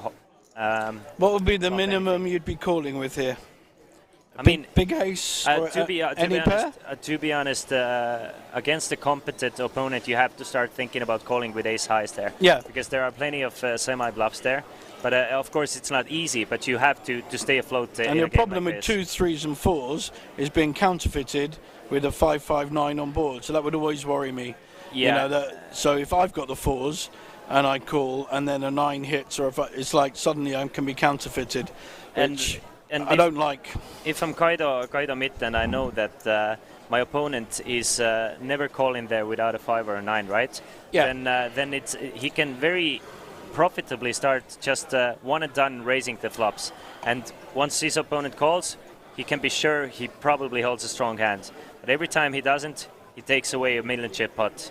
So he's risking 1 million to win 1 million there. Yeah. So And we've more now got Kaido Mick on 12 million, and I guess he's facing 7 million. I think was there 90 million in total? Yes, 7 million now. Yeah. So back to his old ways, starting to back to his old tick domination. Slowly chipping away. Slowly catchy monkey, as we say. Yeah. Ace 10. Now this is interesting. A strong hand. And 8-5 suited is a strong hand. So we've got two very different but equally strong hands. I see the way he's played before. I see a re-raise coming here. I'm guessing against Ylämäki. I'm seeing a 3-bet. Yeah. Yeah, against Ylämäki, Kaido Mick is just gonna fold. Just not another. He's not folding that. He is not folding that bet. You think so? It's too small. 800,000 is quite a large raise. Yeah, but he's got 5. He's getting 2.5. But it's. Let's see. You might be right. Yes, he is calling. You cannot fold a suited connected hand like that in heads up. Or arguably, I mean, I'd call it. I was guessing that against Ylämäki he's gonna fold here. No, not with that hand. I mean, if it was further apart and not suited, it's different. Let's see now. Is that 2 diamonds? That is 1 diamond. 1 diamond. 1 diamond and a gut shot straight draw for 8-5. But the ace 10 hasn't hit either. Yeah, so this is where poker is being played. I'm agreeing. That's why I got excited. Yeah. You see? Do you see me there? See me get excited? Got excited. Let's see if Ylämäki is gonna bet, because Kaido is gonna at least call the bet here. Or if Kaido is gonna try and take. Is there any point in betting the 250 here? In my book, no. No. So he does need to just either check is fine. Don't mind the check on the flop, especially or on the flop. if he's going to bet, it should be 600-700. That is okay. Now he's hit the 10. Yeah, but an open ender for Kaido. And he's improved his draw. Yes. So he's got more outs with his draw. Let's see how Ylämäki plays. The problem with betting here on such a, in my book, I might be wrong, connected board, is if you get raised, what do you do? Of and course. That's my... So I don't know whether I would bet if I was Ilimaki here. He does bet 600,000. No, he has. Kaido's going to call that bet. Yeah, he will. Doesn't really need to raise here. Yes, and sometimes Ilimaki... Unless he wants to put max pressure on him. So... The thing is, even if Ylämäki is semi-bluffing here, it's better for Kaido to bluff in the river than on the turn. Yeah, I so agree. He's gonna take there's no value in shoving here because... Yeah, exactly. Sometimes you're going to get caught by better throws. Snapped by a made straight. Interesting river. I mean, that is the prime river for Kaido to actually steal this one away. Yeah. That must be scary for Ylämäki. I think he'll Probably check. one of the worst cards he wanted to see. If Jack he checks, worse. how much is going to win it? He's going to win it every single time. No, how much is going to win it? What bet would win it? I think he's going to go something. Let's see if he's going to go. I really want to see... 1.4, half a pot, maybe half pot? Yeah, I mean... He can't check because he's got nothing. I think he's going to go at least 1.6 here. Yeah, okay. If he's going to bet. I don't think he's going to give up on this because I don't think he... Kinda. Yeah, I think it's going to be bigger. Yeah, it seems like a good bet, and I don't... Oh, no, smaller. Just 1 million. Just 1 million is... Yeah, I said, what so did I say? 1.3, I think. I said less than you. He's going very small, so he's... I mean, that might be scary as well. If you have ace-10 then, there, and you have this run out of a king of hearts on the river, he's going to fold. And Kaido Mick is going to... This is why bluffing on the river is better than bluffing on a 100%. And also bluffing him. I mean, yeah. Yes. But again, he's just playing so passively. I mean, to be fair, it is a very difficult call there to make with ace. No, I meant the whole hand. Yeah, that's... he played the whole hand passively. But Kaido gets a good run out for his... I mean, he doesn't actually. He has an 8 high, but gets a good run out against his opponent's hand and steals this one away. That's just good poker, good awareness. Yeah, and Ylämäki's right back down to 20 big blinds. I mean, it just took him 3 hands. I mean, this is what I want to see more from Kaido, because I feel like Kaido can actually roll over his opponent, way more aggressively. And, I mean, it just showed. He took everything back, almost everything back, with just a couple of hands.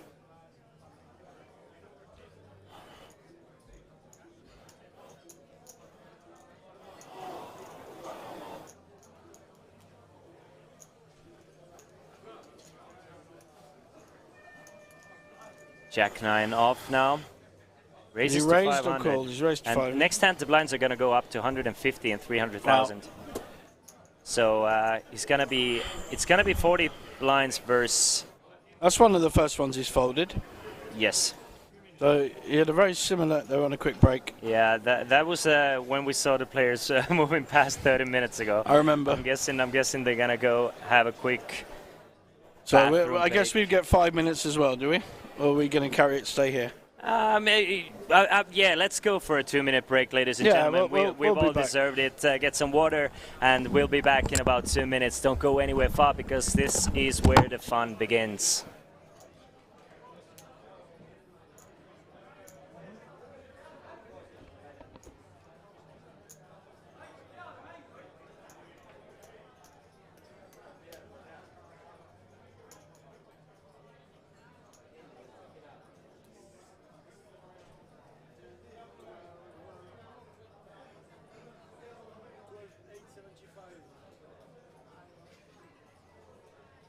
I've got 6.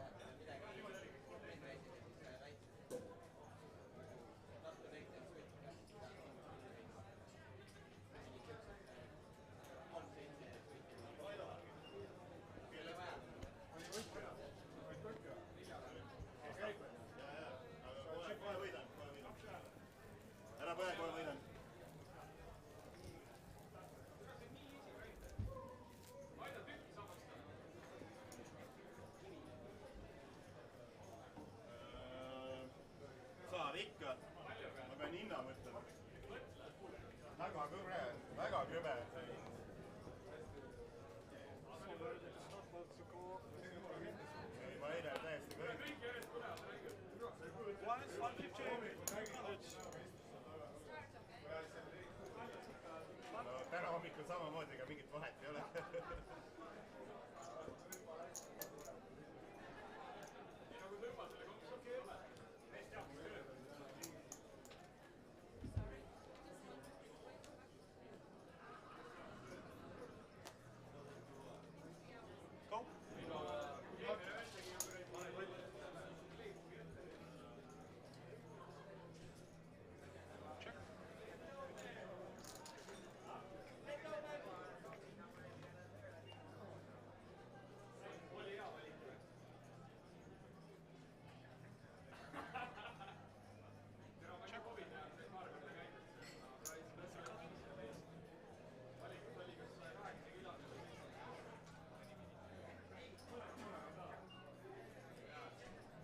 All right, guys, we are back here at Coolbet Open Tallinn 2022.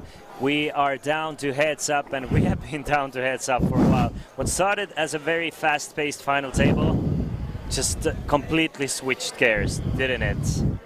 Yeah, it's ebbed and flowed, or flowed and ebbed, depending on your viewpoint. So we now have Ilomäki, who really needs to continue with that. We saw a short spurt of gear changing, maybe for half an hour, and then a little bit went back into his box. But with that double up, he's kind of lost all the advantage of that double up. He's gonna make the call here. Now, he wasn't calling with that kind of hand before. No, he was not. And he possibly shouldn't have been calling in that particular spot, to be honest. So I think he's should be calling the Jack 8 and not calling the 10-5, but anyway.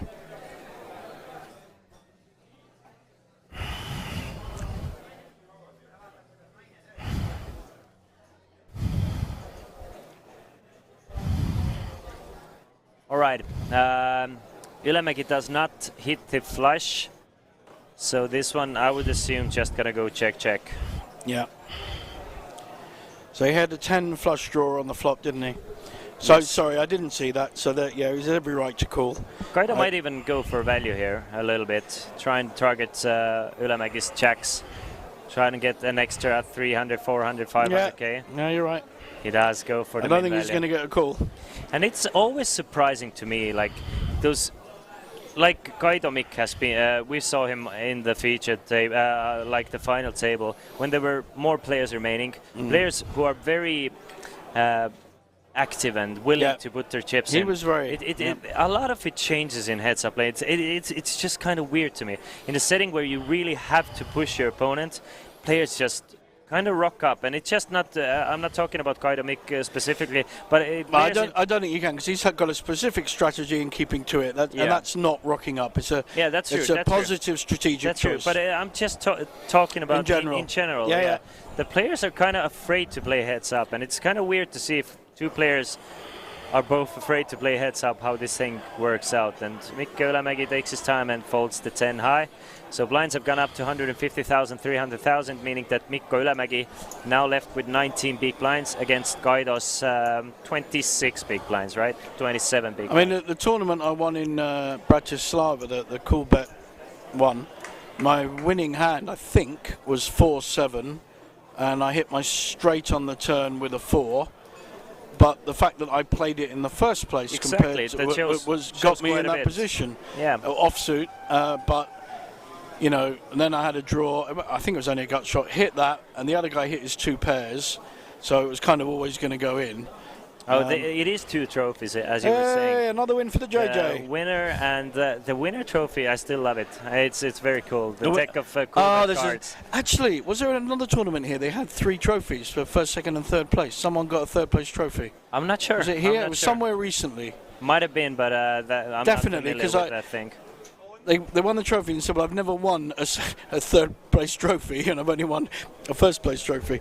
I can't. Some poker for me merges into one. I know they give out third place trophies in Paddle of Malta, for example. Maybe it was. It was Malta. You're right. Yeah. It was Malta. So Malta usually gives out trophies for top 3. I'd not seen that before, I must admit. Yeah, so, that's true. That is kind of unique for You them. have that at a work poker do or you know, an award ceremony or whatever, but I've not seen it in actual tournaments, so that was quite cool. God, imagine how many trophies I'd have if you gave out second and third trophies. Same. My same. God. Yeah. I need a strong room, not a cabinet. Let us know. You told about the trophies you have, but you haven't told which trophy do you prize the most. Well, which is your most cherished trophy in a poker? 2019, so the last time the Irish Open was played, I won the seniors. Now that was 150 runners, everyone over 50, but I finished ahead of Dara O'Kearney, Andy Black, Padre Parkinson. The final table had Joe Beavers, John Duthie, who started the EPT for those that don't know, is a lovely guy. He's a good friend and he's a really nice guy. Couple of good Irish players. I could give you lots more names, but you know, the quality of the field was really super high from so what I've heard. So yeah. to come out ahead of that quality of field, I felt special. Yeah, right? I mean, it's not straight. It's just a win. It's just a tournament. We did a economic deal with me, Joe Beavers, and a mutual friend, funny enough, an English guy who's a friend of both of us. So, and I think Joe's advised him when he first started playing poker. He's a guy my age, but he studies every day. He's in the lab. He's hudding it and this and that. You know, kind of like Dara is still very much. Yeah. So, but we are complete opposite in styles and how we play poker. Absolute opposite. But it was nice because he's a friend. So that was, in fact, Is Kaido going to call an all-in here? I mean, if he's going to call an all-in, he will have another flip to maybe take this one down. Does he elect to call with pocket fours here? Is this the second or the third time Ilamäki's made an all-in? And Kaido does make the call, so another chance for Kaido to win this one right here, right now. Second flip. My money is on the Queen 10. Why do you say why? Why do you think the Queen 10 Because I is like taking a spot and taking a risk and just saying, look, this is where my money is. I mean, if you're Kaido thinking you cannot lose two of those, can you? Let's see, pocket fours against Queen 10 this time. When I've got fours against Ace King, I don't hit. When I've got Ace King against sixes, I lose. Every single time. My flush draws in Omaha always get there.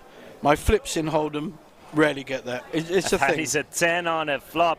You know your flips if you see them. It is a thing. Kaido can still hit a 4 to eliminate He's not going to, and I haven't seen this. I'm just telling you now, he's not going to.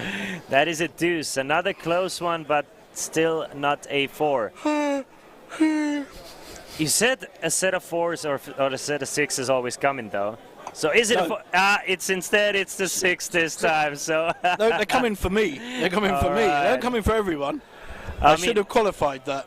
Listen, one thing. If I'm Mikko Ylämäki, this is working for me. This is getting my chips in and hoping for the best. I don't want to play too many post-flop hands against Kaido. He knows he's up against a better player at heads up. Exactly, and I feel like if I'm Mikko Ylämäki, I want to do that. I want to continue doing that. The other significant thing as to why I supported the Queen 10 was he got his money in first. And it may be a complete bullshit, old wives' tale, weird poker folklore that was somewhere in the past. But I honestly, 100% believe if you get your money in first, it gives you some kind of edge. I don't know why. I just think calling off with your pair or your ace king, ace queen, somehow it makes you less and of favorite, course right? there's no logic to it, but it seems to work. Yeah, and that's why I get my money in ahead more often than not. All right. There's no logic. I have no technical or analytical support for that at all. I mean, I understand the psychological aspect of it and so on, but the thing I was starting to stop on is that I really want to see that sorts of moves more from Ylämäki. Just freaking go for it and go for the best. And it's worked. I think it's worked every time he's done it. He hasn't done it many, but it's worked every time. You have any domestic things to deal with? Nah, no. I mean, I don't have a private life. As I said, I was just a public one. Yes, just a public one. Yeah. But I'm afraid that we're not gonna see that from Ylämägi. Is to finish my. You'd like to see him doing that more. Yeah, exactly. Yeah. And I'm afraid that Ylämägi, now that he has a chip lead, he's gonna kind of start slowing down again, and it's gonna go with Kaido Mixed slowly starting to chip back up. And again, that's completely the wrong strategy. He should be moving now. Yeah. He should be doing things that have won him chips, is what I think. And what is Ollie Bet? Is that another? Is that a rival for? Yes, this is why we don't say it in stream. It is the home casino for that. My site. bad. It's My fine. bad. It's fine. I actually thought it was the restaurant. No, it's. I mean, it's a competitor of. Yeah, we are in Olympic Casino, which is Olympic Casino's online. Online. Of course. Online. Okay. Well, here's a fair question then. All right. Why would that casino, with their own branded competitive offering, allow us to come here? How does that work? Why would they allow Coolbet to brand and play here? I know all the festivals have been played here because the Olympic Casino here is just what's the word I'm looking for the prime casino in Estonia. Mean the Hilton. Yeah, but that's from, if you like, from the Coolbet point of view. Why would they let? I know we've got lots of people here staying in the hotel, buying drinks, so there's a lot of economic benefit. But is there a clash with their brand? That's what it's kind of interesting. Yeah, I don't think so, probably. The thing is, I mean, Kaido Mick actually wakes up with pocket aces. Oh, here. Hello. Or as they say, hello. Hello, pocket aces. Terry Thomas, hello. For those English people out there, they'll know that reference. Makes it 900k and gets a fold. He hasn't gotten a fold, but he will get a fold. He'd fold jacks, come on. He will get a fold. Jack deuce is obviously it's a decent fold there. Here's a good game. What's the line that he folds? Sevens and below I'm going with. That he would fold, sevens and below. Straight up fold to a raise, you mean? Yeah, to that. Yeah. I'm guessing, yeah. I mean, I'm guessing he's gonna definitely fold something like Queen 9 there. Yeah, is, Queen 9 and below, sevens and below, yeah. Yeah. That's just interesting because I wouldn't, but then, I don't know, I'm not a, You're not a doctor. Which you actually might be. I only have a master's. Exactly. I don't have a doctorate. You don't have a PhD, but you have a master's in psychology. Yeah, that's right. I've shagged a few doctors. Does that count? I mean, if something stuck Osmosis? with you. If there's something you're carrying from... No, excuse me. Nothing stuck anywhere. Please. Please. Oh, my goodness me. That's funny. That's funny. 9-8 suited against Queen 10. This is a nice match-up. 9-8 suited against Queen 10 off. Now, the Queen 10's hit a gut shot. The 9-8 hasn't really hit anything and no flush draw. So I'm assuming check bet 300,000. I'm assuming a bet and a fold. Yeah, I think we could both probably write most of these hands. Yes, and we... Come on, surprise me. Come on, Ylämägi, surprise me. Go a million. Come on, put a million in. It's not going to be a surprise. I know, but... I know. I'm just, somebody has to play the good cup, somebody has to play the bad cup. You're the good cup, I'm the bad cup. Oh, okay. I'm the ruiner of fun. I'm trying to build up the suspense and theatricality. The only trouble is it's Ylämägi. But if it was the other way around, with Ylämägi having Queen 10, then I would have really liked to see him raise that. And he has done, and successfully. Yeah. I mean, what we've seen is raises have been working anyhow. Like post-flop raises, they've been working for either side. It's just one player doing them more often than not. And one player winning 2 flips for the tournament life at the moment, and still being... kind of even in chips. On the big screen behind us, you can't see it, but I'm sure you're watching at home. We've got the big Champions League final in Paris. A lot of Brits have gone over there, although it was very, very difficult to get a ticket. First time that Liverpool season ticket holder, friends of mine, couldn't get a ticket quickly. Most of them are there now, but they struggle to get tickets. People wanted $5,000 for them, that kind of thing. So it starts delayed. I don't know why. Don't know what the reason for that is. It should have kicked off 5 minutes ago.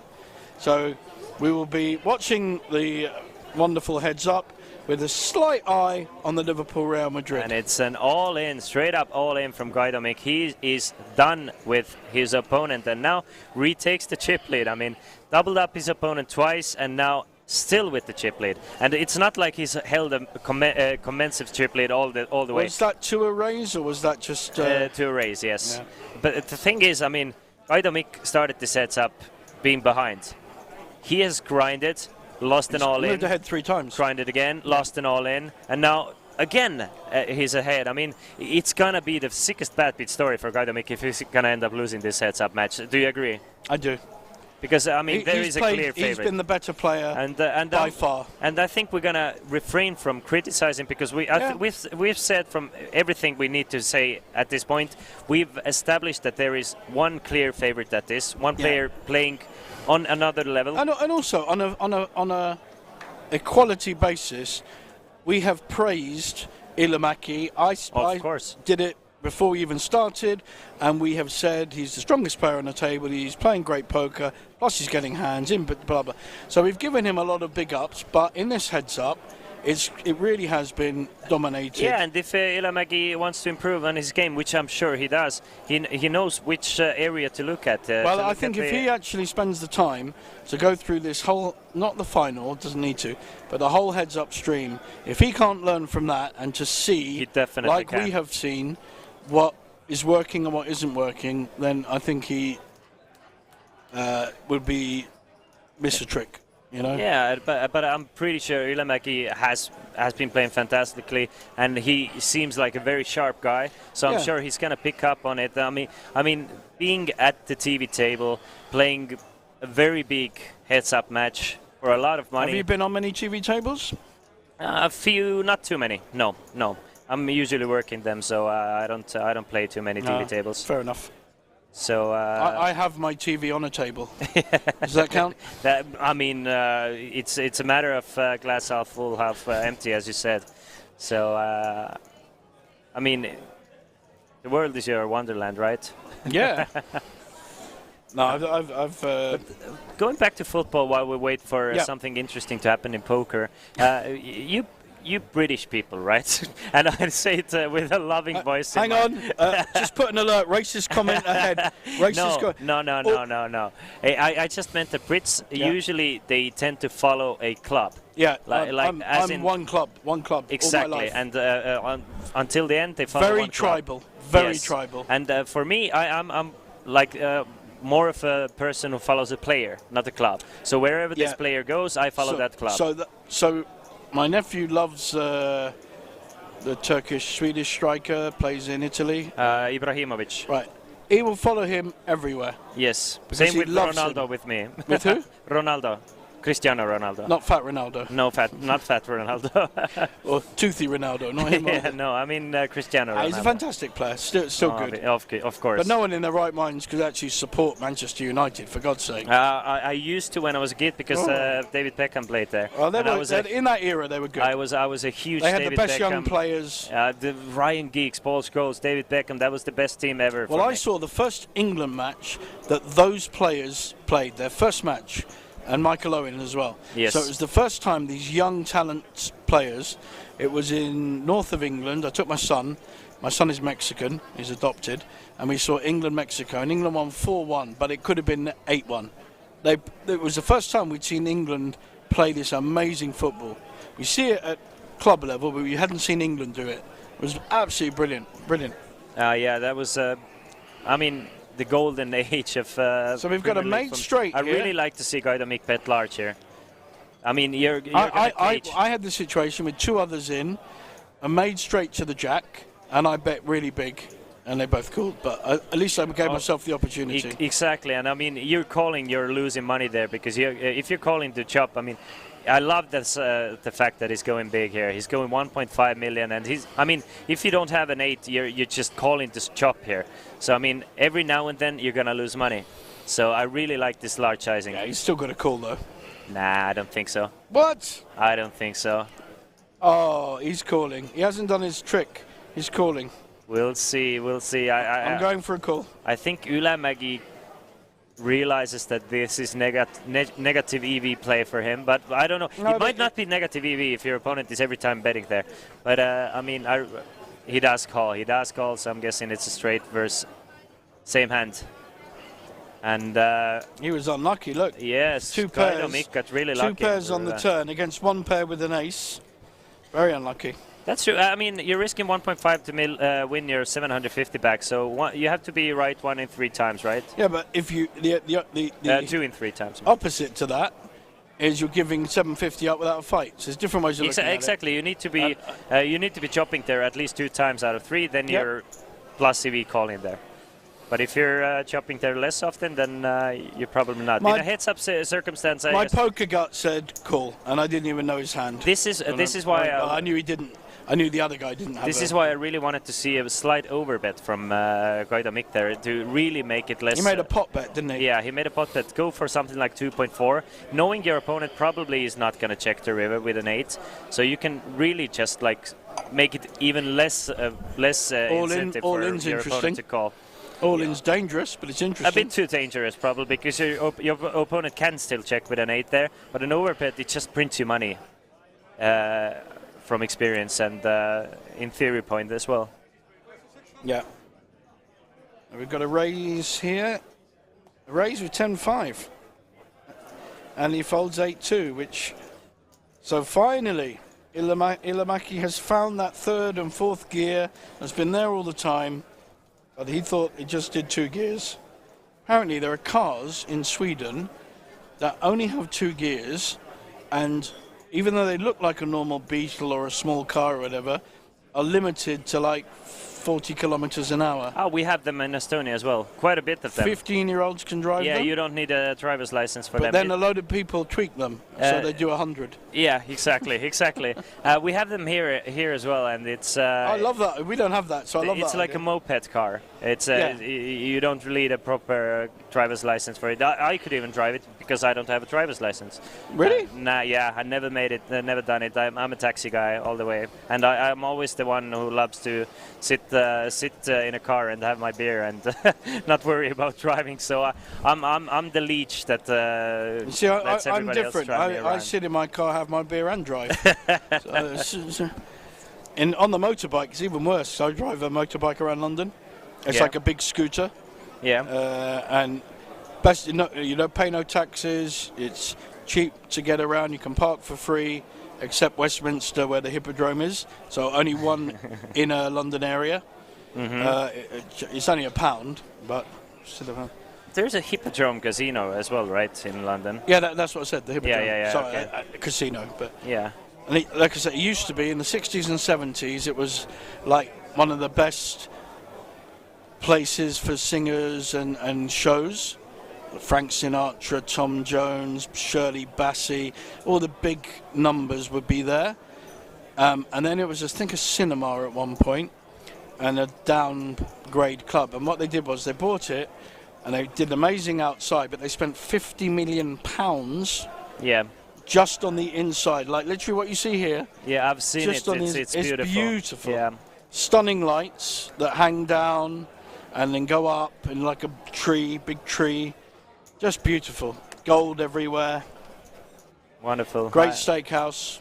It's a very nice casino.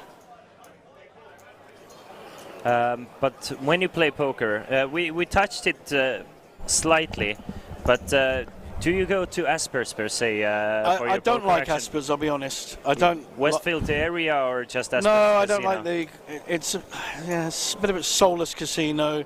The dealers aren't very good. A bit kind of sad. Well, and one more question. UK. I go to Aspers depending on the tournament. That's the truth. That's true. But what's your favorite casino that you've ever been to? Like the one that you wish you could go back and that you enjoyed? In the world? Yes, in the world. That's a good question. Like maybe not. You can say what's your favorite and what has been the most impressive. Well, they might be the same. There's some different answers. So my most successful overall, not my biggest win, but my most successful has been the Vic. I've won more trophies there than anywhere else, but it's kind of my home one, so there's that.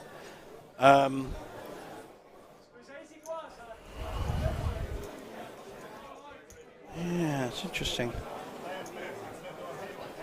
I'm treated very well in Bratislava at the Casino Banco, where the festival was last year. So they look after me, I get VIP, anything I want. They're lovely people that run it. We have a lot of fun. I kind of really get treated like well, so that's a nice aspect. Therefore, it's one of my favourites.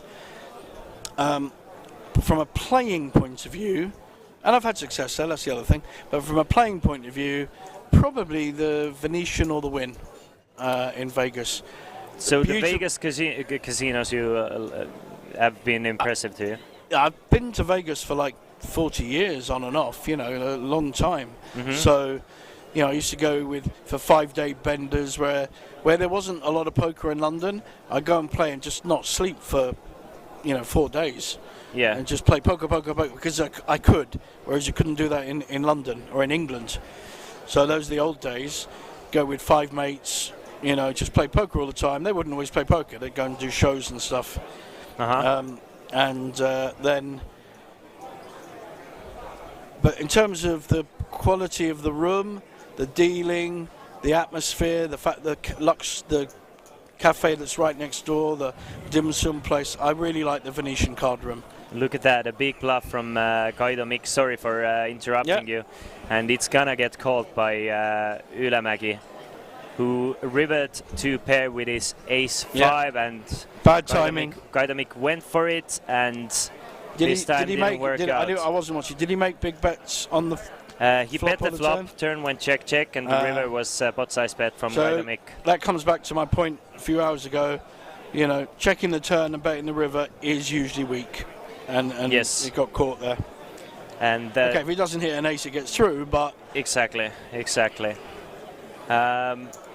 Almost 5 hours of heads-up poker. This is starting to become one of the longest heads-up battles of recent memory, at least. Heads-up usually don't last that long. My heads-up battles, just like my sexual encounters, tend to be very quick. Yeah.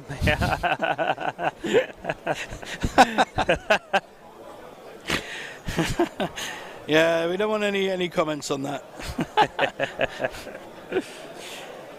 We've got 10-8 suited by Ylämäki. Now, in the range of cards, something like 10-8 is a perfectly playable hand. He's on the button. He should be raising. In my book, he is. Okay, he's gonna, credit. He's going to raise it. And look what he's met. No, he's just called. Yeah, but what a hand. Oh, he just called? Just called with 10-8 and against 10-7 now. Both players with a straight draw need each other's outs to make the straight. They do, yeah. And it's Ylämäki betting out. I like this. I'm starting to like this new Ylämäki here. Yeah, definitely. Is that enough though? What's he bet? I don't think he's bet much. 350. Kaido is going to call. You see the difference between Kaido and Ylämäki is Ylämäki would have folded. Ylämäki would fold. Yeah, I agree. Kaido's going to call his gut shot and see what develops on a turn. Maybe he can steal this one away in the later streets. Maybe he can hit his hands. So many opportunities by calling He there. seems to be the only one of the... Now, he's up and down, Ylämäki. He's much stronger now. But the difference between the two is exactly what you've said. One will make the play if they miss, and the other won't. And from what we've seen from Ylämäki, and let's see if it changes this hand. But we've seen if Ylämäki doesn't hit his hand on a turn, even if he adds equity, he's going to check behind. But this time he's going to bet, and this is going to work now. Second bet for sure is going to work. I like to see about 900 or maybe even 1.1. I don't think it should be any less than 900. 1.2, nice, strong sizing here. Yeah, I like it. Puts a lot of pressure on hands like a pair of sixes, pair of fours that might have called a flop, right? So you really a bad gut shot. Of course, and that. But if you're trying to figure out what type of hands you want to get folds of. But we know that if he plays back hard, then he could be in trouble. He may have to fold if he gets a big. He didn't, but. And it is now back to where we started. 5 hours ago. Ylämäki with 13 million, Kaido Mikk with 6.3 million. So exactly basically where we started. Like it's actually Ylämäki who has now won a few chips. since the beginning, because I think it was Kaido had something like 7 million at the beginning.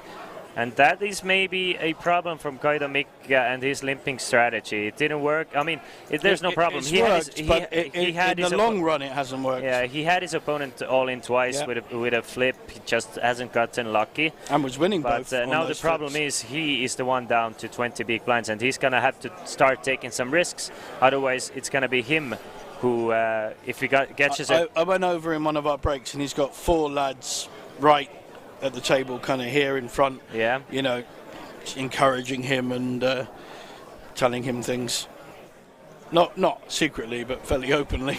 It's kind of, you know what it feels like I'm gonna give you a visual. It's like a big guy versus a small guy in a boxing ring. The small guy is a lot faster, quicker, getting more punches in, and the big guy just getting beat up, and at some point the small guy is gonna get tired, and the big guy is gonna just fall on the guy and win that match, and it kind of feels like that. That Ylämäki is just kind of, at one point, he's just going to fall on top of Kaido, because he's had his chances, he's been fighting, and he keeps on fighting, for every That's a very good analogy, even though physically they are the same size. Yeah. But it feels exactly like that. Yeah, it's just keeps on throwing and landing those punches, but at one point, if your opponent refuses to to be knocked out, I mean, at some point it's Kaido Mika who's going to receive that bad beat, and he's going to be out. I mean, I'm sure it doesn't take much. It takes Ylämäki to raise with ace queen. Kaido Mika is going to shove with ace jack, and it might be over. But you never know.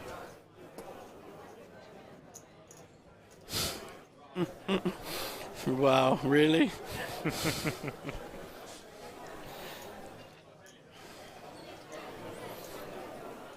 (7-3) now for I think this is Ylämäki. going to end after my PLO turbo that I was going to play. 10-minute clock. It might even do that. The last tournament of the day starts at 23:00 local time. Turbo? Hyper Turbo 115 tournament. Yeah. I mean, yeah. I don't like those. Do you feel like mentally you play differently if you get a suitable seat at the table? Do you have a favorite seat you like to sit at? Because I hate sitting at seat number 1. I just at the table like this, it's fine. But if I have to sit next to the my preference is 2, 3, 7, 8, depending on the number. Same. Because you can see everyone. You've got angle to see everything going on. You got more input, more information. Yeah, and I kind of feel like 1 or 9. You're right next to the dealer. I've all in. And no call. He's not going to get called. Yeah, same. And I kind of feel like I don't know if subconsciously or however, I feel like I start playing better when I play at my favorable seats, or when I have a bit more room. And when I feel uncomfortable at the table, I can't focus that much. So I don't mind seat 1 and 9. Funny enough, I used to mind it, but now what I do is I get my iPad out, put my headphones in, I kind of shut off a bit, still watching, but I'm quieter. Whereas if I'm in like a show seat, I'm very loud. So my character changes. I'm not sure my poker changes at all, because I'm quite capable of talking a load of rubbish and playing at the same time. But the way I behave changes. All right. I think that's the difference. I think I just have a fresh memory of just having to sit like this old tournament. So it just kind of wants me to just get out of the situation and just might as well. I don't mind if I bust if I have to be like this at a table. Is that a call or a raise with Jack 9 offsuit? It's a raise to 600. Now he's up against Jack 6 offsuit. And this time he's going to fold, interestingly enough. Kaido has been... Yeah, it's a different psychology. He's got half the stack he had. Yeah. It isn't a great hand. He's only raising with reasonable to good hands. So you put all that together and it's not a good call. I don't mind him shoving there, but it's not a good call. Yeah, he's at the moment, I mean, he's still getting 4-1 with the ante being there as well. So calling 300,000. It's not a good call. 300,000 to win 1.5 million. It's not a good call. Jack 4 offsuit, out of position, is not a good call. Why? It's just not. I mean, if you need 20%, this isn't even. I'm asking if you need why do I even need to validate it? No, I'm asking why is it not a good call? Shit hand. That's true. It's a shit hand. I agree Out with of that. position. I agree. But against a strong player who's only raised with good hands. all right, let's say okay. Okay, if he's got ace queen, I know he's 60-40. I understand that. I'm gonna go on a very tangential. I'm gonna give you a Fairyland? hypothetical Dream world? scenario. You're gonna need 1,000 to win 100,000, and you have deuce 7. Will you call? With those odds, of course you call, because mathematically. This is very similar odds, isn't it? It's you're getting 5 to 1. Whoa. If you know the other player's got Jack 9, and you've got Jack 4, and you get given 3 to 1. Do you call? Not for 3 to 1. You can see his hand. Okay. Not for 3 to 1. 5 to 1. Yes. Is there any chance of a glass of water? Is it possible to get me one, please? I can't go. I'm here. If possible, sir. Thank you.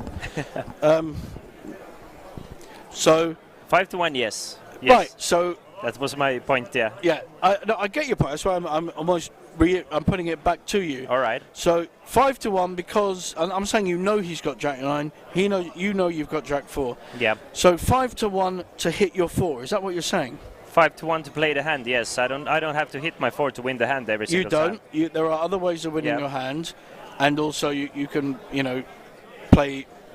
You can outplay the person, etc. Obviously, without seeing the hands. But it's just interesting. If I'm getting 5 to 1 and I see aces there, I call. I mean, the thing is, I'm getting straight odds against any hand anyway, getting 5 to 1 with anything. Okay.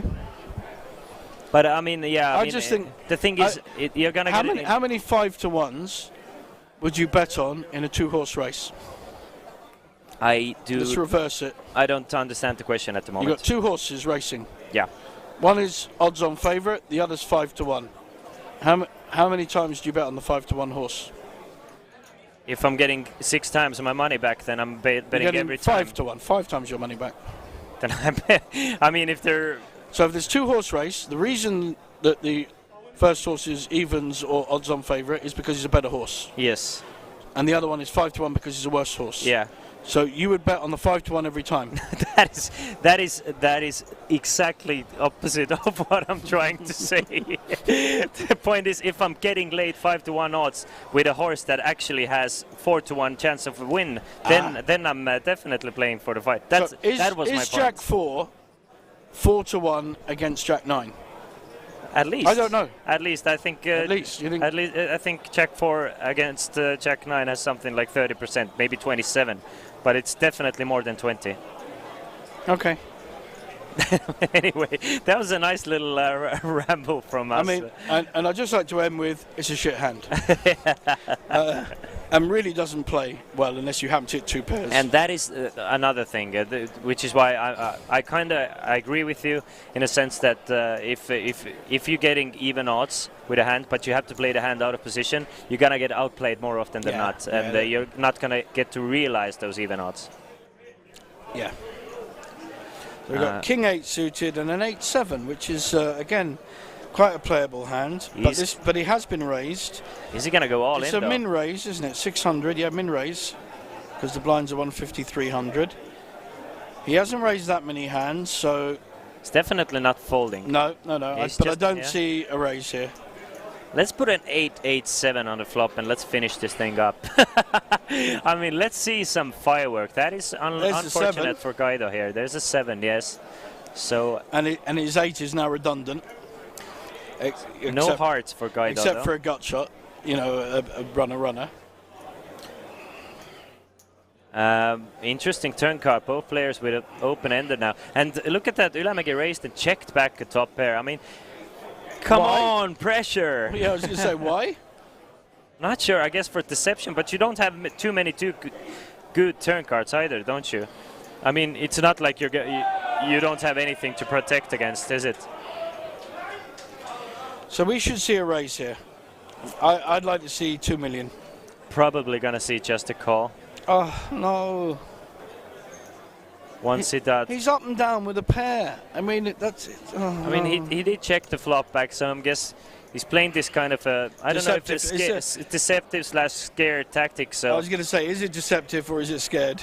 and an ace of diamonds on a river. Okay, I know how we'll know. If it's a check and a check, it's scared. That's how we'll know. If it's a check and a value bet, then it was a good play. That's how I'm thinking. If it's a bet and a call, it's in between somewhere. So it's a check. I was right. He was running scared.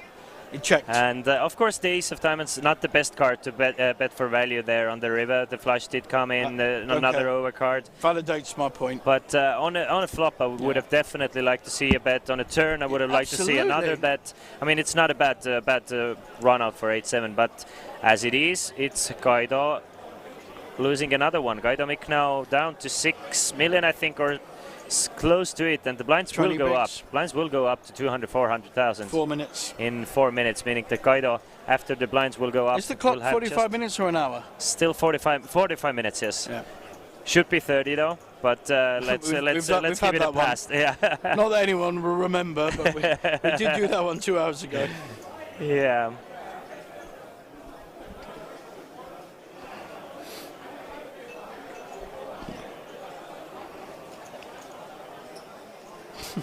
$10 deuce against 10-5 now.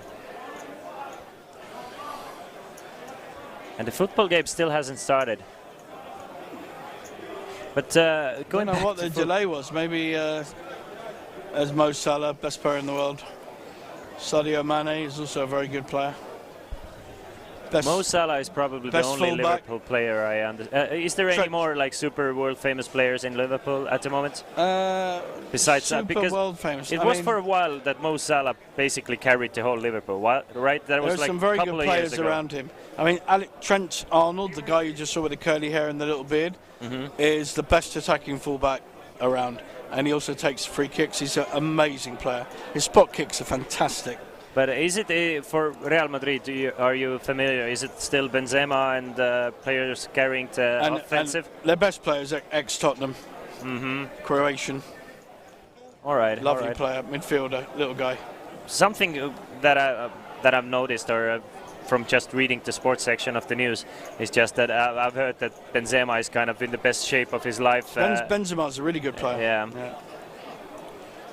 Yeah. I think Real are in financial difficulty along with Barcelona. Yeah, and I heard a rumor that Cristiano Ronaldo might go back to Real. So really? Yeah. He wants to go back there. If he wants to play with any decent players around him, he wants to go back there. Shouldn't stay at Man United. Yeah, that was the thing. I mean, he's at a different level to them, and he's 34 years old. And he's still crushing it. Yeah. I think he's 36 even. There you go. So I mean, he's at a point of his career where most of the players are starting to think about going to retirement leagues and cashing in at the Turkish and Qatar leagues or whatever they are. But Qatar. Yeah. That's a travesty. Them winning the World Cup. What's a load? I agree. Talk about money, changing hands. Money changing hands, and sometimes money overpowering the more important morality issues. Morality, exactly. Yeah. Horrible.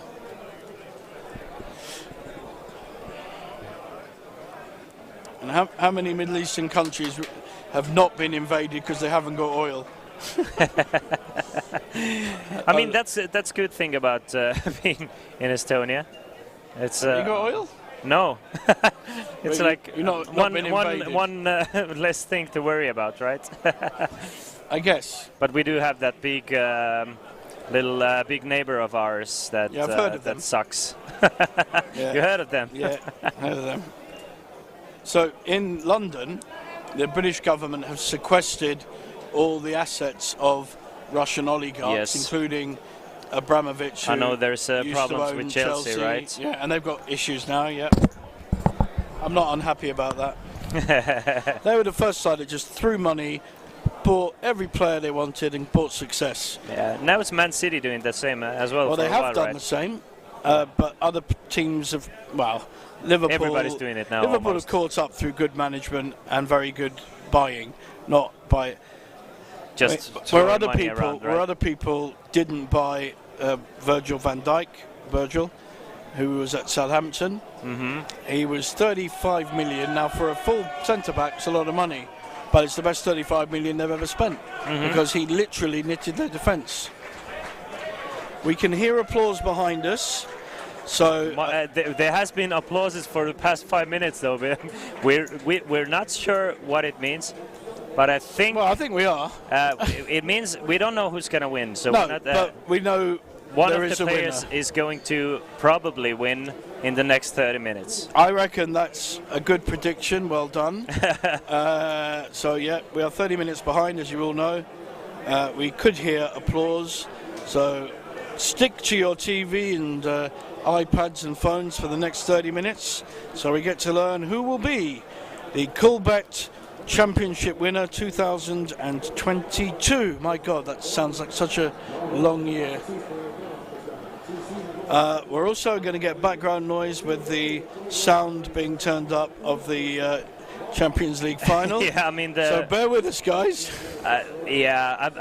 I'm still not sure if we actually are going to get a winner 30 minutes from now, because I thought that voice was the tournament director announcing a winner, but we haven't heard that yet. So I think it's just people getting more drunk and. Well, by the sound of the applause, I think I know who's won it. So there we go. That's my. But I'm not going to say. We'll see. We'll see. I'm not going to say. We're just going to have to wait and see. It's Absolutely. Ace King 5. I'm still not sold. But I do love the atmosphere here. The casino has kind of been turned into a lounge area, which was filled with there's a lot of people that have got canapes in front of them, cocktails, and they have just come and reserved booked tables. a table for the match, yeah, exactly. which we do in London. So when there's a big football match in a bar, sports bar or a casino, you can book a table, get food, get drinks, watch the match. And this is very civilized. I love it. I wish we could turn the camera for you guys to see, but we have lost a few cash game tables, but I'm sure everybody's fine. Everybody's watching that. We still have plenty cash game tables open. I can check right now how many cash game tables are running at the moment. And we've got about 5 consecutive tournaments going on upstairs. Yes. So there's still the last night, but there's still a lot of poker action. So if you're interested in cash games, let me check once. Yeah, you can go. You can actually book online, can't you? Yes. Now the Win does it through their TV in the room. Oh, I love that. So we have six tables are open. 2-2 Texas Hold'em, 2-2 PLO, 5-card PLO, 5-5 PLO, 5-card PLO, 10-10 PLO, 5-card PLOs. A lot of PLO fans here. Another 2-2 Texas Hold'em and another 2-2 PLO, 5-card PLO tournament going, cash game going on. So 6 cash game tables at the moment running. About 4 tournaments. I mean, the festival is still way on the way, even though we are finishing up this main event here. And we are. I think there's a tournament that starts at 11. I don't know what time it is now. So it's not even started. So here we've got a big hand. Ilamaki's raising with his big hands, and Kaido Mick is not falling for the same strategy that he did before. He's not calling these raises. He's conserving his chips. He's now behind by a few million on the chip lead. So we got 13 million and 6.6 million. So Ilmaki has 65% of the chips in play. He's in a similar situation that Kaido was. Now he has to keep on pressing. And Kaido did press, got his opponent all in twice, didn't manage to win. I can see this literally flowing the other way, maybe even back again. Yeah. But I think we are working towards a winner in the next half an hour. Of course, the blinds are just going to go. Blinds are going to go up at one point. So at some point there will be a clash. Yeah, exactly. Yeah. One of those players are going to have 15 big blinds, and one of those players are going to have to 3-bet shove light, and it's going to go in. Yeah. So here we've got Ace-8, totally dominating King-8, but it's Kaido Mick who makes the all-in raise. And he gets called by Ylimäki here, and look at that. Ylimäki does call the all-in and has Kaido Mick in dire straits. This could be our final moment. This could be our final moment. But I've got a funny feeling. You know when you're miles apart, you don't know what's going to happen. And you got, let's say you got 20 outs, you never hit. You know what I mean? So here we have a totally dominated hand, 77% to 23%, but it's heads up. Both are all in. You just don't know. It is looking good for Ylimäki. It is. As it is. Ylimäki needs this ace high to hold. Needs to just avoid a king or a jack now. A jack has now opened his outs. No backdoor outs for Guido. If a jack comes, he's only got 3 outs. But he's still way ahead. 74% to crown a winner here in Coolbet Open 2022. It has been a long heads up. Kaido Mick has actually increased his percentage. Yes, from it has 22 been to a 26. long heads up, and it has come down to this. 18 million chips in the middle, and Kaido Mick is in dire straits. Needs a jack or a king on either turn or the river. He's gone for touching the bald head. I don't know if that's a thing, but it's like getting a coat. He's not looking too comfortable. He's smacking it as well. Getting the final He's smacking camera himself. angles. And the dealer is taking 4 hours to do each card. I guess she's been instructed to do that. Both players have been fighting valiantly. They just chips going back and forth. I mean, it's a more than 5 hour long heads up match, and this might be it.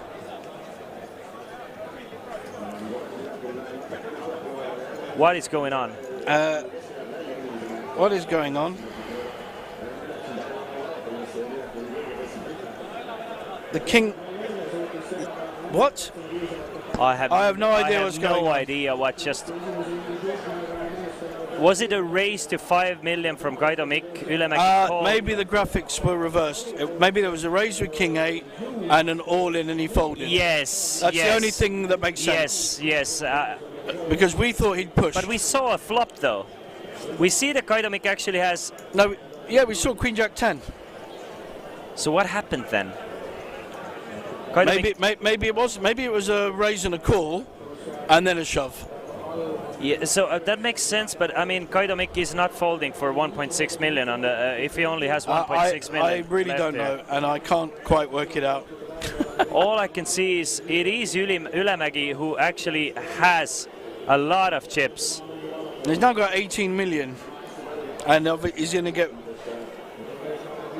He's going to fold this. What the hell happened? I don't know. I have no idea what happened in this hand. I would really like to know from what.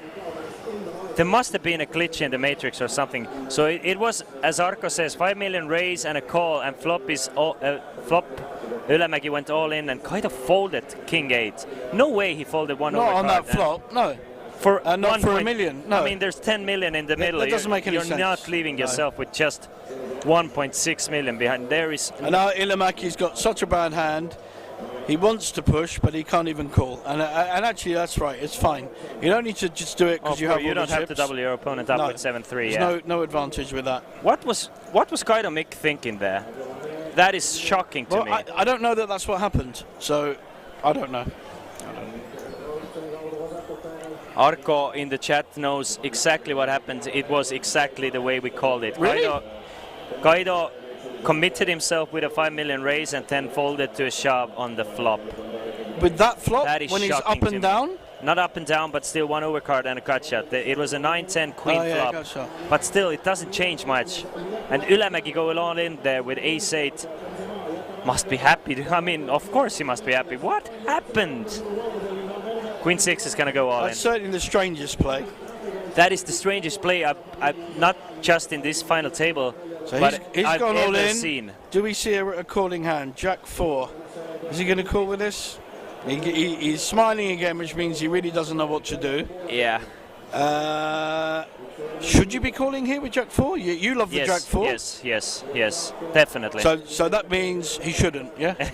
I mean, there's so much. You have to call 1.4 to win 2.6, as well as your opponent is just going all in for 4.5 big blinds. Jack high is decent enough to call against 4 big blind shove, but he does fold, gives away another 2 big blinds there.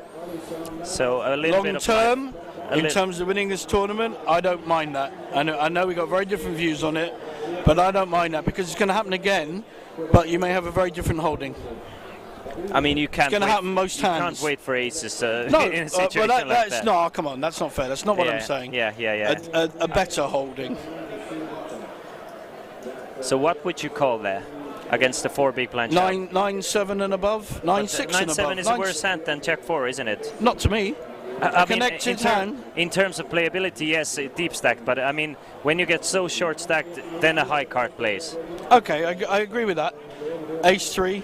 Definitely a call, right? Yep. Okay, this is. I like 2 mid cards that are connected. This has to be good enough. Heads up, all in. I think I'm happy with that. Honestly, 9-10, 8-9, not even suited. 9-7, I'm happy with that. So, all right, we're gonna see an all in. Here, I'm happy with King 5. This is probably gonna go chopped up unless we see a 4 or a 5 on the flop. Yeah. Unless it runs out 2, 3, and 3 other cards.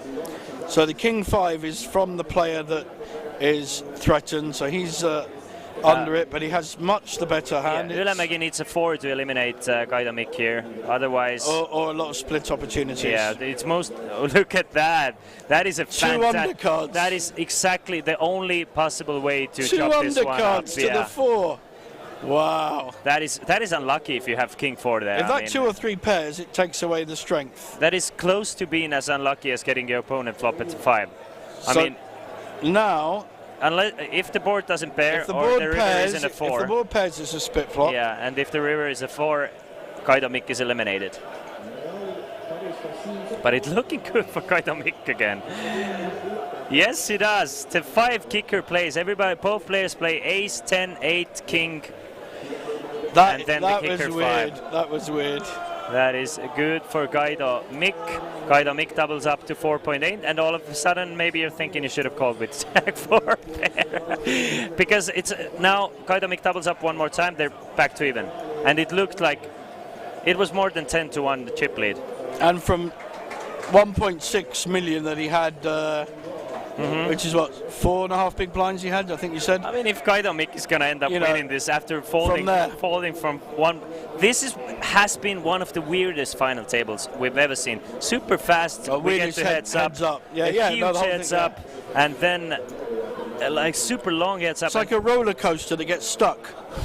I mean, I wanted to say, and for a long time I would have said, if Kaidamik loses this heads up, he's going to feel like it's a bad beat. Now, if Kaidamik somehow wins this heads up, he's going to feel like he's. I mean, I don't victory. want to be in Ylämäki's position to lose in that situation. Of course, we've seen crazier things, but now it's getting like very likely now. Just couple double ups. I mean, we've been to.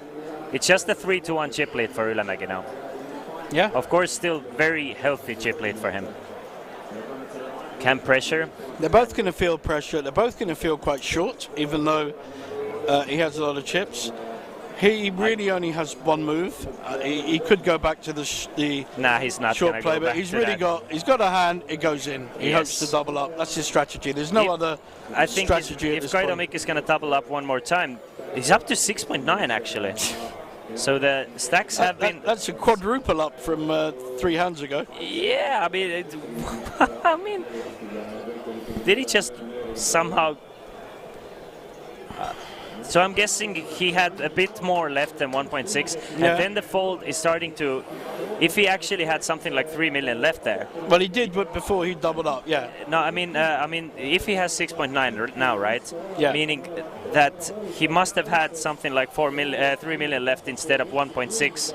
I'm sure he's calling 1.6, and this is why he was agonizing. He couldn't call the 3 million extra with just king high there, and now it's still befuddling, but it makes more sense. So yeah, it's not if he had as 3 weird. million behind, Yeah, I think our assumption was he had 1 million behind, and then we couldn't understand it. It was probably more like 3.5 million or something like that. Yeah, he believed it wasn't in a good shape and still had a playable stack. Let it go. Everything makes more sense now, I guess. Now, just to go over things, Kaido actually had more than 3 million behind, so he didn't call, and this is why Ylämäki also folded the Jack 4, because it wasn't for that small of an amount. It was actually for 3 million or so. Yeah. Now everything is making more sense. It's still weird as hell, but by the look of that smile, he had a very good hand there. He was laughing. That laugh tells me, how can he fold there? I've got something queens or whatever. He had pocket threes. Pocket pair. Yeah, definitely good enough. With his stack, that's in. Does Kaidomik, can Kaidomik, yeah, if Kaidomik has 7 million, then it means Ylämäki actually has something like 12 million. Ylämäki doesn't have 14 million here, so if Kaidomik's chip stack got adjusted, then Ylämäki's should be a bit smaller as well. Let's see if Kaido actually has 6.9 there. I can see 1.5, 2, 3.5, 5. I can still just see 5 million there. From what I see, there's a so 20, you don't think he's got 6.9? 3 20 stacks of 25Ks worth 1.5 million, 1 20 stack of 100s worth 2 million, and 1 less than 20 stack of 100s. So the last 3 hands have been folded to the big blind because the buttons look down, seeing no playable hand as they see it, and folded. So quite cat and mouse at the moment, quite careful.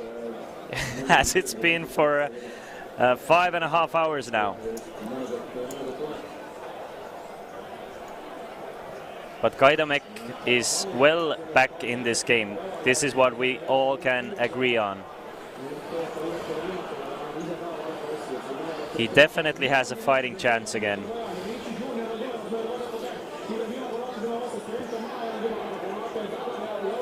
Who do you think has the best defensive team out of the Premier League teams?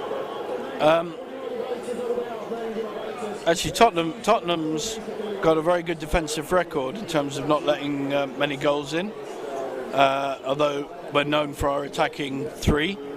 Kulusevski, the Swede, Harry Kane, the very good English player, and Son, who's been a player of the year. Very underrated. No one talks about Son. Got the golden boot without penalties, whereas nearly everyone else that gets a golden boot has got 6-7 penalties in there as well. Fantastic player. And him and Harry Kane play off each other beautifully. But Tottenham have got very good defence. Man City have been hot and cold. They win 5-0, but then they will also lose a couple of goals against the side they shouldn't be losing any goals. So that they've been, a lot of them, like Liverpool and Man City, play big squads. So there isn't a settled defence, whereas the smaller clubs can't afford to do that. They have to play their best team. So I reckon, and Chelsea have had a pretty poor defence all season. Yeah, I remember kind of liking Chelsea during the time when Petr Cech was, and there was Frank Lampard, and they was the players I was really rooting for to do well. But talking about Tottenham,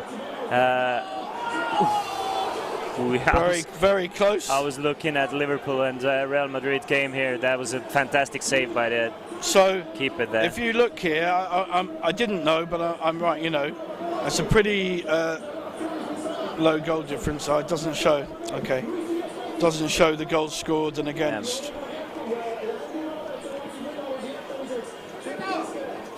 And another. As we can see, the stacks are still 14 million, and Ylämäki is going all in with King Queen. He's gonna get a fold out of Kaidomik and keeping Kaido on the edge. I know Tottenham didn't let an awful lot of goals in this year. But talking about Tottenham, do you still, or do you, one player that comes to mind when I think of Spurs there is Bale, Gareth Bale, right? He came I was in Milan at the San Siro. We were 4-0 down at half-time to AC Milan, and we scored 3 goals in the second half. Bale got the hat-trick. We left that stadium like we won it. Yeah. Because we won the second half only, but we played so well. 10. Franca. 1 second.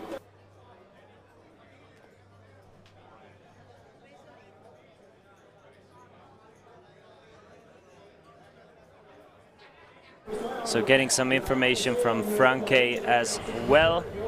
We are getting close to one of those players closing this out.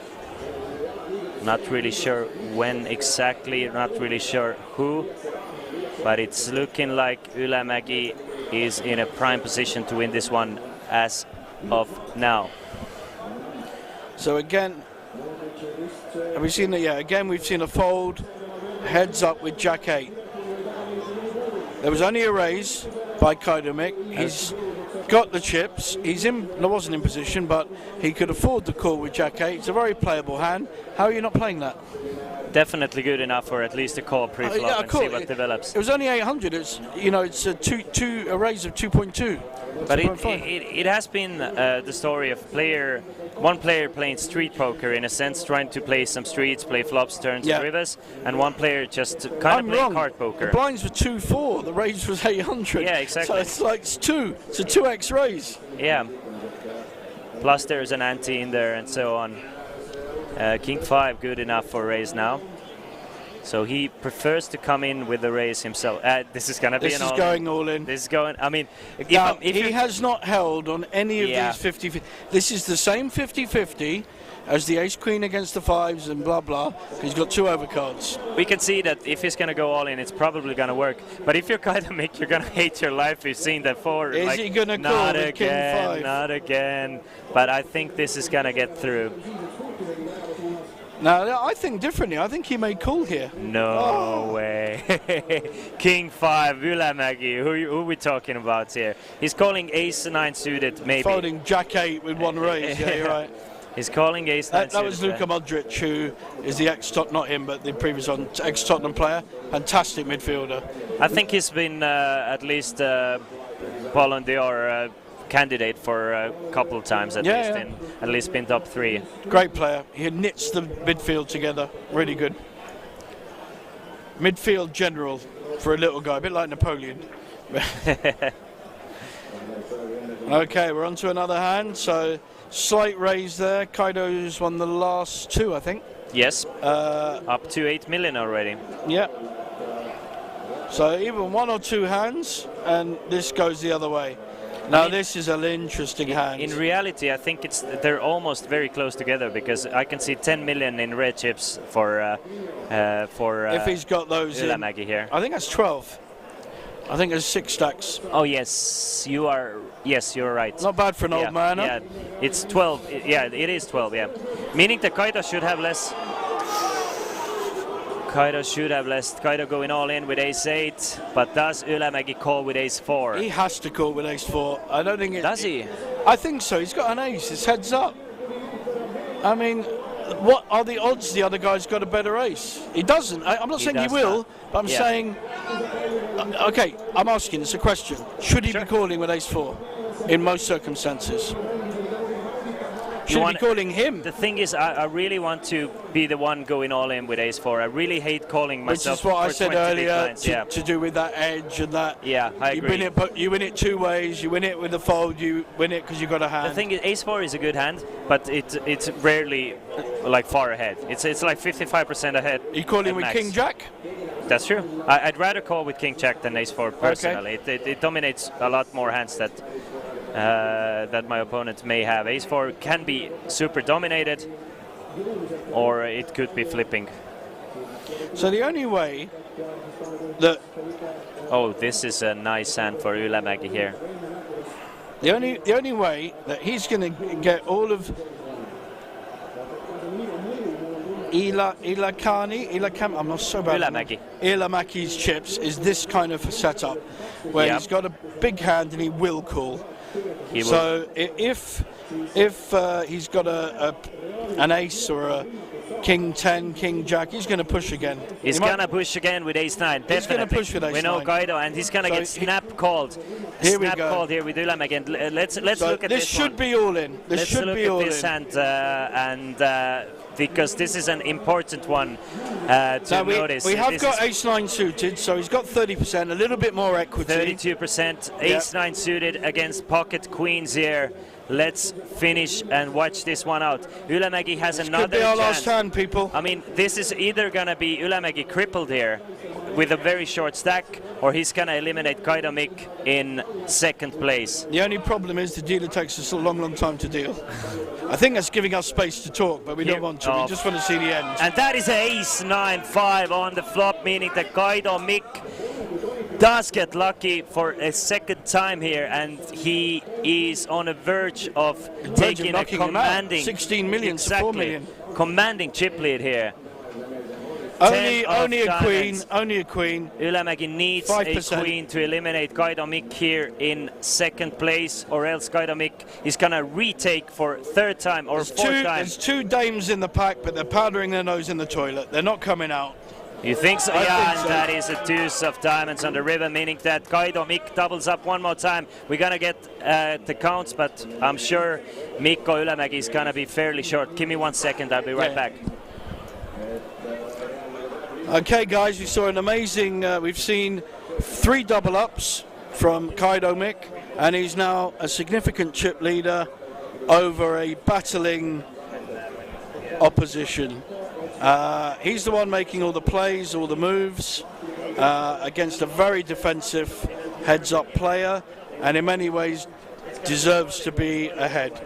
It may only take 1 or 2 more hands for this tournament to end. We now have a situation where one player is so short-stacked that he only really has one move. He can only go all in if he has a playable hand, and he's been very reticent, very shy on putting any chips in at all. And those all-in situations, they started out being very lucky for Ylämäki, but now it has been the total turn of events that how the tables have turned. It's Kaido Mick getting lucky. I see now. what you've done there. Oh, with the turntables. Have you seen The Office, by the way? The Office? The Office, yeah. You have Ricky Gervais. All of it. I've seen the whole of the UK one, the whole of the American one. I could quote you scenes from The Office. I love my favorite show of all time, and especially the UK one. I'm a huge fan of Ricky Gervais, and I do love him. I think he's very good. And the sort of humor he brings. There's a Netflix special called Humanity. You should download it. It's good. I've seen all of them. Yeah. I've seen all of them, and the UK Office is the only DVD I own in my life. Yeah. It's a No, special I had version. it. I don't know if I've still got it, but I had it. With the Christmas edition and everything. It's a great show. You guys should watch it if you haven't seen it yet. Actually, the American version, which Ricky Gervais and Stephen Marchant, who were the co-writers, Yes. they executive produced it. They didn't have that much creative content input, but they were very involved with it happening. And Steve Carell plays the Ricky Gervais I love part. American Office as well. Not a big fan of the first season they tried to do what the UK version did. So here we've got a all push in. with 10-6. Has to call with Queen 9. Probably has to call It here. has to yeah. call. I mean, it's a more than a playable hand with a short stack. I mean, the blind, he's only got 9 big blinds. And 2 of them are in the middle already, Oh, no. so he's going to Oh, fold. No. Leaving himself, shows the 10. Show the bluff. Good man. We like it. I mean, in style alone. Kaido Mick is just like, he says like, I've played with my foot long enough, now is my time to show with 10-6, and I'm gonna just go. And in terms of style alone and approach to playing this, he absolutely deserves to win. Well 100%. He hasn't won yet. I mean, Mick the bigger comeback from a smaller I'm going to stack. put my money on him now. I mean, I take those kind of risks. You know, he's up against 7 big blinds. I'm taking that 8 big blinds. I'm taking that risk. Yeah. Of course. I mean, that is he deserves it. He's played the much better poker, the heads up. Yep. And you know, I don't want to remind you, but the reason all he's, in. Okay. And he's gonna get called, and this time, one more time, we are going to be flipping with pocket 4s. Kaido Mick has gone all in with pocket 4s. How many times does he have pocket 4s? So many times. 4 or 5? And he has lost 2 of those times against his opponent. And should This time he's Ylämäki winning win with it. this hand, Ylämäki is right he back in it. deserves to win one of these more flips. He's lost time. more than he deserves. That is true. I agree that he deserves them, but he has gotten his fair share of luck recently. Let's see if his luck continues. He made that luck. Jack 7 against pocket 4s. Good flop. Flop is very safe for 4s. 2 hearts in there. And no real draw. No real draw. In fact, 8, he's 9, got the backdoor Jack hearts. The 7. 4 is the backdoor hearts. Needs an 8, 9, Jack 7 to add more outs, and Jack or 7 to take Jack the lead. 7 to, 8 or 9 to make us have a little sweat. Let's see the turn, ladies and gentlemen. This might be it. Queen of diamonds on a turn. Doesn't change anything. Just 6 cards. or Kaido Mikk from Estonia. A lot of noise in the background is from the going to take Estonian home the boys. title of Coolbet Open 2022. Can he do it? Let's see the river. 10 diamonds on the river. And we have our winner, ladies and gentlemen, Kaido Mikk from Estonia.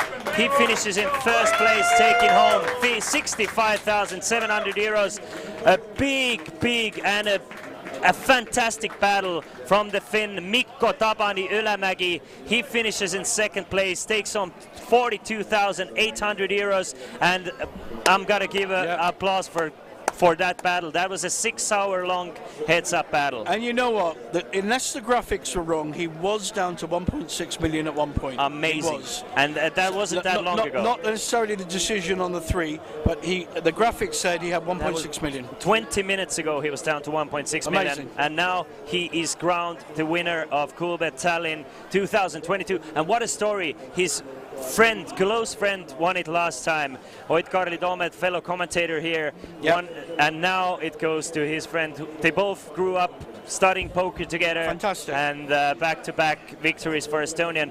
Very solid fight from Mikko Ylämäki, and I'm sure he's gonna get some good rest, be happy with the 42,800 and come back even stronger Are next we going to time. have a word with him, or is he celebrating already? He's celebrating already, so we are gonna go and close the stream right here. Thank you so much for joining. Guys. Thank you, JJ Hassan, for joining me. It has been a pleasure. You are, as they say, as fun as knowledgeable, and hope to see you next time as well. I'll be very, very happy to work with you anytime. All right, everybody, it's been a pleasure. Well done. 4 Thanks days of for watching, poker, everyone. But we are gonna go and celebrate ourselves, play a little poker, and see you guys soon. Bye-bye.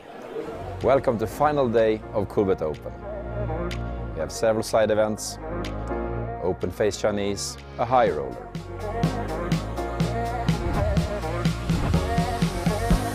Over the week we have celebrated several winners, enjoyed sunny weather,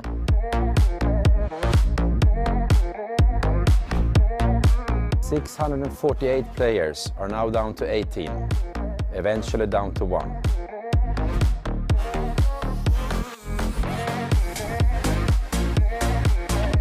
We'll crown our champion and then of course celebrate in Coolbet style. Party like Icelandic.